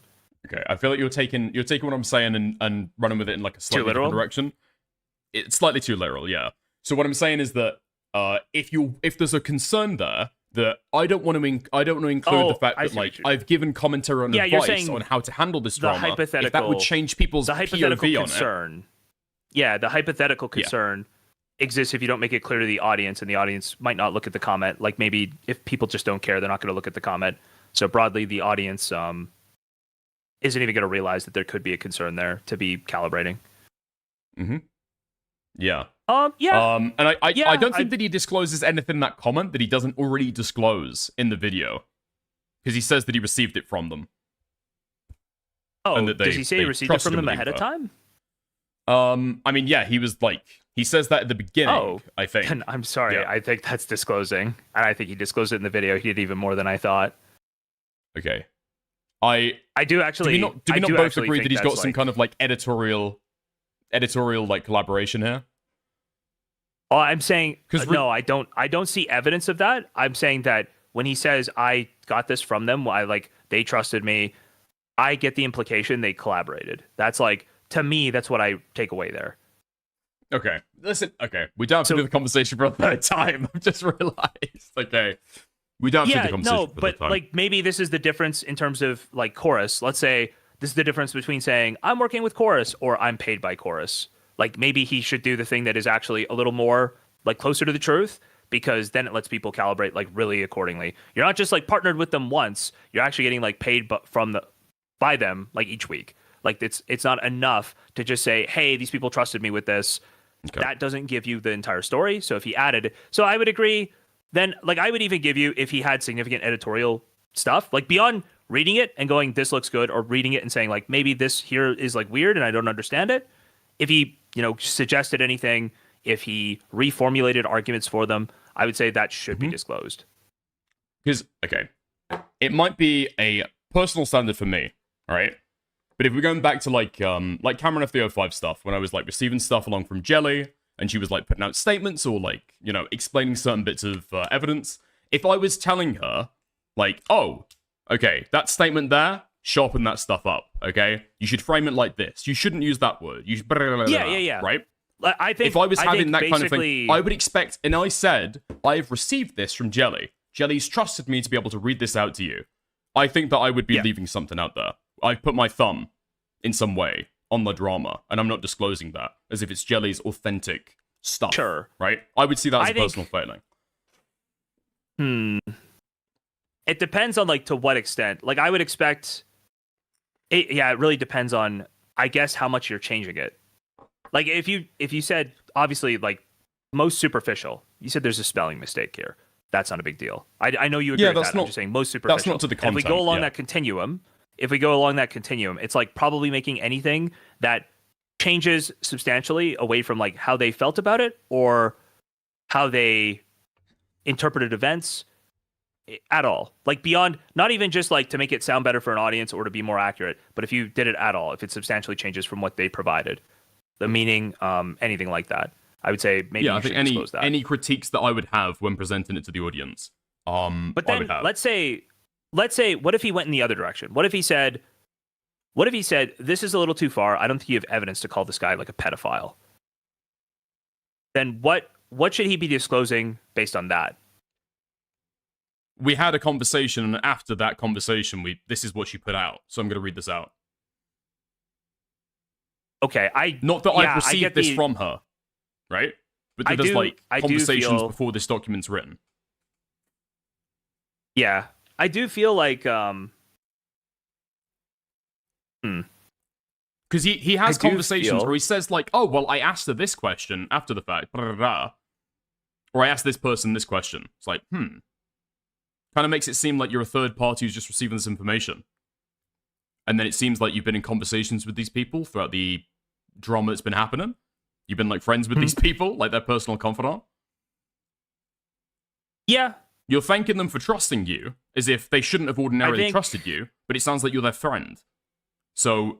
Oh, I guess if they did something beyond... So I guess if they were friends before, it would depend on... Yeah, I guess maybe that's misleading. Like if they were just friends before, and therefore she was already talking to him about this. If she went and sought him out as a drama person, like to tell this story, to put this out with... Like pair the document with a video, then do you not think that would be the same thing? Trusted. Thank you for trusting me with this. You came to me with this. Yes, absolutely. Okay, so if she if wrote they the had a document long-term and then relationship came before, to him with it. Sure. Yeah, I think if a long-term relationship existed there, that's not disclosed at all. Sure. Or well, long-term, a relationship without the course of the drama. As in but okay, yeah. So if somebody comes to me and says, "Hey, Dickers, I've got this thing. I'm thinking of maybe writing a document about it," and I'm like talking to them as the drama is evolving and like coming through, and record that call. Yeah, I'm not saying this has happened, but if it happened, okay, record that call. Yeah, okay, this screenshot, and I'm giving them advice throughout and how to handle the situation. I'm not receiving anything from them. That'd be false to say. I'm like my fingers are all over that drama, all over that document. And that's like a material difference, though. Maybe. I mean, you'd have to, again, it would come down to what it was. What if they were just friends and she was like, "Hey, I'm going to do something." And he was like, "Okay, well, I published a guide on Google Docs. It would be inappropriate for me to comment further, so go follow that guide if you want to write a Google Doc and let me know. I'll cover it." If that was the case, I would be extremely surprised if he came out the other end with no notes. Because I can't think of a single disagreement that he has with what she wrote in the document. But that's like literally what I said, and that's what I think is entailed when he says, "You trusted me with this," to be honest with you. Like that's what I suspect, is he had notes at the end. But I think that entailment should be disclosed. Like I think in certain terms? Okay. Yeah. Maybe more specifically, it could be disclosed that like, "Hey, I helped with this." Yeah. But then I think, for me, you don't say that. You say, "Here's what I helped with," because I assume you don't want to just say, "I helped with this" in an open-ended way. Yeah, I think that like there's appropriate parameters to put on the stuff, but I think that some kind of like disclosure is probably necessary. Yeah, but okay. I'm glad that we came to some form of agreement at the very end there. Fuck me, dude. Yeah, but I appreciate you fucking. Go on, sorry. Oh, sorry. I just like, again, it really comes down to what happened with him. Like I still don't think there's like a necessary thing unless he like had significant editorial decision on the doc. Like if I found out he had significant editorial decision on the doc and he said, "Thank you for trusting me with this," I would think that looks bad. Like in a vacuum, it looks bad just because it's a little dishonest. But I suspect he had notes, and to me that's different than like, "Hey, you've given me your story," and it's like, "Hey, just so you know, I think people would like attack you over this. Maybe you should pull this back a little bit." You know what I mean? How would I feel about that? Maybe I'd have to think more. On it's like you would have to know how it affected things to really make a. It's funny because if you look at our arguments, I think basically your argument over using Predator or not is similar to the argument I'm using over. Basically, you'd have to know how it unfolded to make the like true argument that something wrong happened here. You're like, "No, inherently," and I'm like, no. There's a symmetry there. It's very funny. Anyway, yeah, I think I gotta go because apparently Soypill's getting screamed at by Destiny, and Destiny's saying JStock is controlling you, and you need to figure out your life. So okay. Apparently I should check that out. Apparently there's a Spurg session happening about me. Yeah. We thanks for the talked convo. for a lot longer than I asked for or agreed to, or sorry, that you agreed to. Yeah. But I appreciate it, mate. I don't even like doing combos like this most of the time without being prepared, because I like talking through my thoughts without being like, I'm not really making arguments. So there are times here where I'm just like laying out my thoughts without interrogating them first. So don't, I hope your audience doesn't hold that against me. Listen, I sometimes just like talk about stuff and how I feel about it without even, I just like having somebody to bounce my ideas off of. So I don't know. Yeah. I do think that broadly he disclosed a little bit. It'll come down to like how much did he help to know if he disclosed enough. Yeah, I think I agree. And same to you. Okay, I think that a lot of the call probably could have been 2 hours if I was more prepared. So I'll take that on the chin. And same to your audience. Okay, have a good one, mate. I'll chat to you later. Yeah, you have too. a fun See you stream. later. Hope you enjoy the Soul Pill content. Bye. Okay, there we go. Fantastic. Oh, had a conversation with the Juice Talker. Nice. And I actually got rage baited into talking about it. No, I probably should have been more prepared for that call. There were some points when J-Stalk was just saying stuff and just like, I couldn't tell if I was having a conversation at like past midnight. And so what I'm saying is just like not quite connecting, or I'm not like listening to exactly what J-Stalk is saying. There were several times when he made a point. It's like, that doesn't connect with what I was just fucking thinking. That doesn't seem... Okay. I think I might be the problem here. Yeah, okay. Dickers, how do you not lose your mind in this convo? I had to rewind multiple times because I couldn't believe the fucking gaslighting. Well, I mean, we're having like a free-flowing conversation, right? I forgot that I claimed that Mugen had unfollowed people for the clip. I don't know why I said that. I'm gonna be real, okay? I'm gonna be real. Wait, I said that he unfollowed him. Okay, I might have been riffing there. I might have been riffing a little bit close to a bit too close to the fucking sun. Oh my god. Okay, hold on. Let's get donos. Dicker's new Mugen tweet. Does he admit it? Does he finally admit it? This fuck.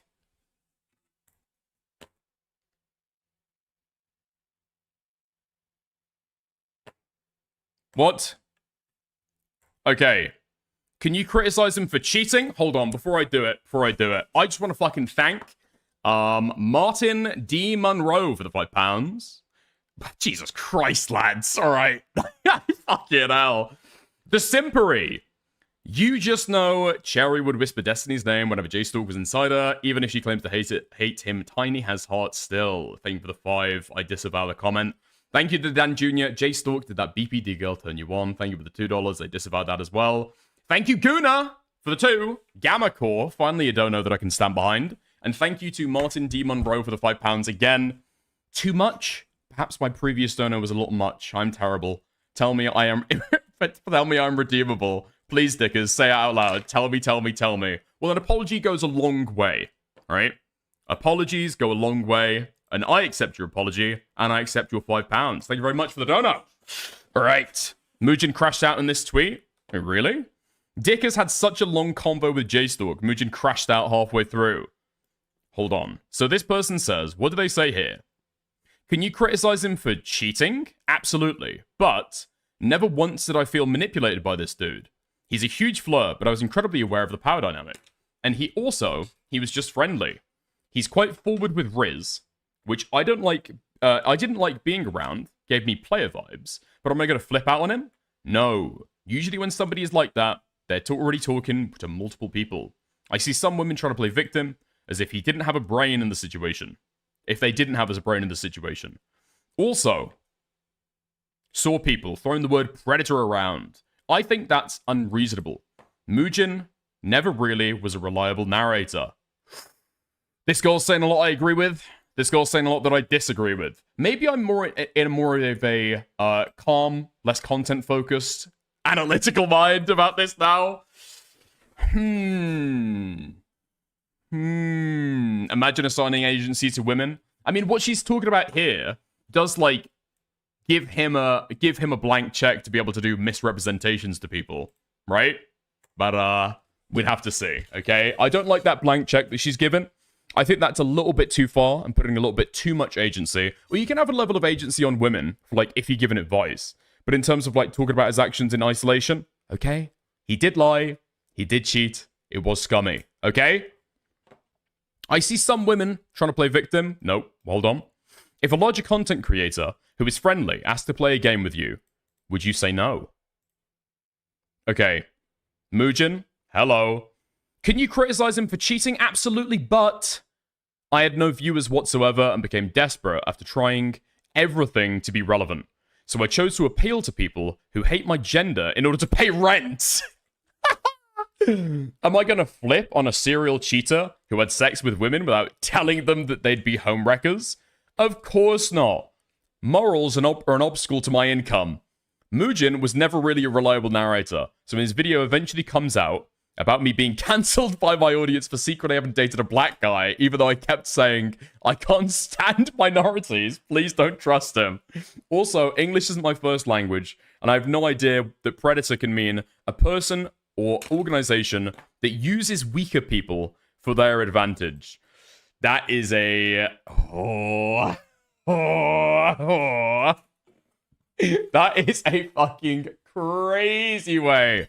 Okay, interesting. But it's okay. My audience gobbles up anything I say, dumbass simps Lamau. I would say a person or organization that uses weaker people for their own advantage. Is that just a Google definition? Holy shit, man. Like, if we're talking about somebody who's incredibly fucking thin and skinny, having sex with somebody who is like a huge buff bodybuilder, is that predatory? Is that person a predator? Is the bodybuilder a predator? No. Okay? No. Despite the fact that they're using their strength to their advantage, okay? Given the fact that they're like beefy or big or like that's seen as attractive, I think the very fact that somebody has an audience and so a lot of people are aware of them, I don't think that that makes that predatory. And I would like to see some kind of like, I would like to see either strong implicit or clear implicit, like leveraging of that before I'd be willing to say somebody's like a fucking predator. You know what I mean? Because if your take is every single time that somebody is a larger content creator and they engage sexually with a smaller content creator, the power dynamic and the leveraging of that power dynamic is explicit, or implicit. Yeah, I mean, you can't have. It's crazy. It's crazy. It's like you've got to have an awareness of that, on like both people's point of view. Otherwise, yeah, I don't know. Like who can IShowSpeed ethically have a relationship with? I don't think anybody. Okay, I don't think anybody. Yeah, music is predatory. I mean, if a more successful musician, has sex with like a less successful musician, maybe they can get them into like the record world. Again, I would wait on some kind of. I think that if you're judging it with that like paradigm in your like mindset, that by definition, okay, there is a predatory angle there inherent to the situation going on. I think that you're just like lost, right? I think that's lost. I think there's like no way that you can possibly fucking engage with that stuff, right? Or there's no way that you can actually apply that in the real world. You have to have some kind of like implicit or explicit leveraging of that distance, you know? There we go. There we go. There we go. There we go. There we go. There we go. There we go. All right. Now, okay, I would say, because maybe more allegations will come out here, okay? I've said the entire time I'd like to see more of that. I don't see any of that. If Bao wants to come out and say that actually he would shout out people and become more close on his stream with people that he was sexting, then I would say we might be dealing with an Asian destiny, okay? But the evidence as provided, nah. Okay. What? Mugen is predatory? Question mark? I don't know, is he dating somebody with a smaller fucking view count with him? Fucking hell. Okay. Yeah, I hear him around making the fucking arguments as well. I do hear this sometimes. It's like, it's manipulative, but in like an okay way that everyone's manipulative. No. Like, implicit in the word manipulative is that it's like condemnable or bad behavior. Condemnable or bad behavior. It has to be. Otherwise, the word means nothing. Like, it has a negative loading, and it's a good thing that it has a negative loading. It's used to be able to call out behavior. Could you have good manipulation Would it make sense if somebody said bad manipulation? I don't think so. I don't think so. You go, oh, yeah, like a bullet to the fucking head is like a bad bullet to the head? Okay, right? Morale does the same thing. I'm guessing J-Stalk does the same thing as well. No. It's like you see a girl on a fucking date, right? You think that her dress is pretty. And you say, oh, that's a gorgeous dress. Are you manipulating her? By that definition, I think you are, right? By that definition, I think you are. The way that J-Stalk uses it, the way that Morale uses it, it is a form of manipulation. The way that I use it, no. No. Yeah. I don't know. Okay. There we go.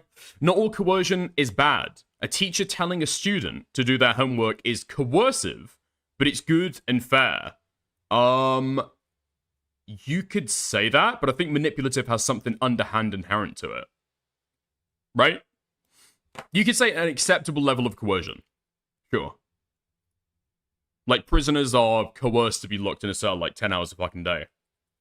Well, like 20 hours a fucking day, except for, exercise and fucking meals. But, like, we accept that, yeah, like, at a certain level of coercion in society is like, yeah, that's good. That has to be the way that it works.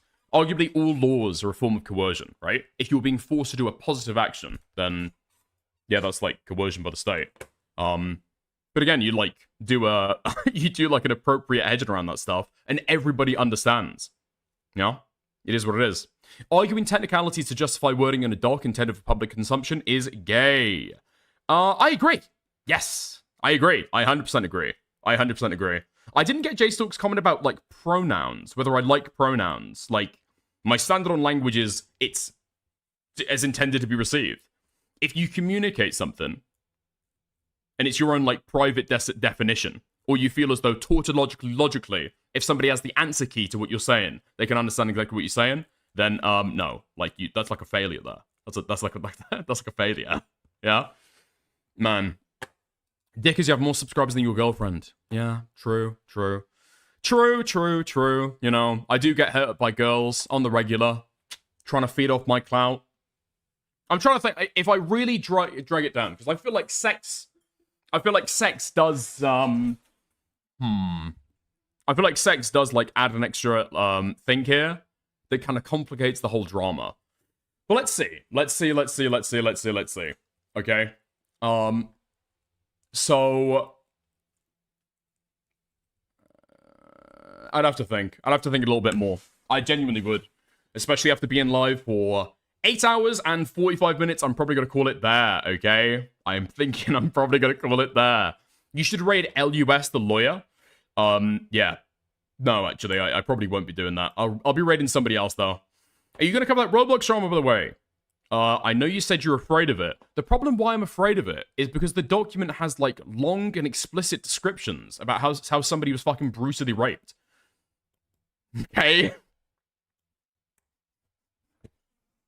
And after the recent community guidelines order that I got, I don't know if I want that, okay? I think I am afraid of that. Hold on, Skell.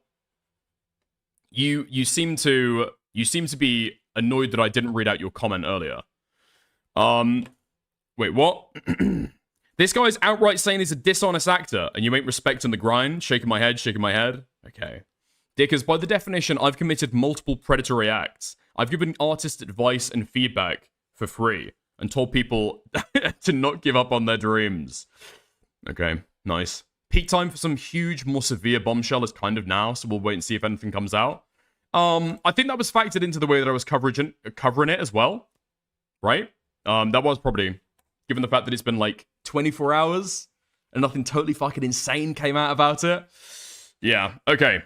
There we are. Lots of love. Chat to goes later. I'm going to thank people who donated to the stream. Thank you, Sister Godiva, over on Kick. I'm not going to forget you, okay? Thank you to Martin D. Monroe, Guna, Dan Jr., Speed Racer, 404, Janky Johnny, Liz is Baked, Cal the Half Gay, Kit Katza, ZM Punk, and that is everybody. Thank you very much. Falgy1, Sonic Santura, you don't fucking believe that, man. You do not fucking believe that. Okay, nice. And thank you to Why Is Gamora for the very, very recent follow. I hugely appreciate it. Okay, redirect on YouTube. Let's send you guys out to somebody else. And I am going to send you guys out to... Ooh. Okay, I'll send you guys out to Himpleton. All right, have fun. Catch you guys later. Lots of love. Bye. Okay.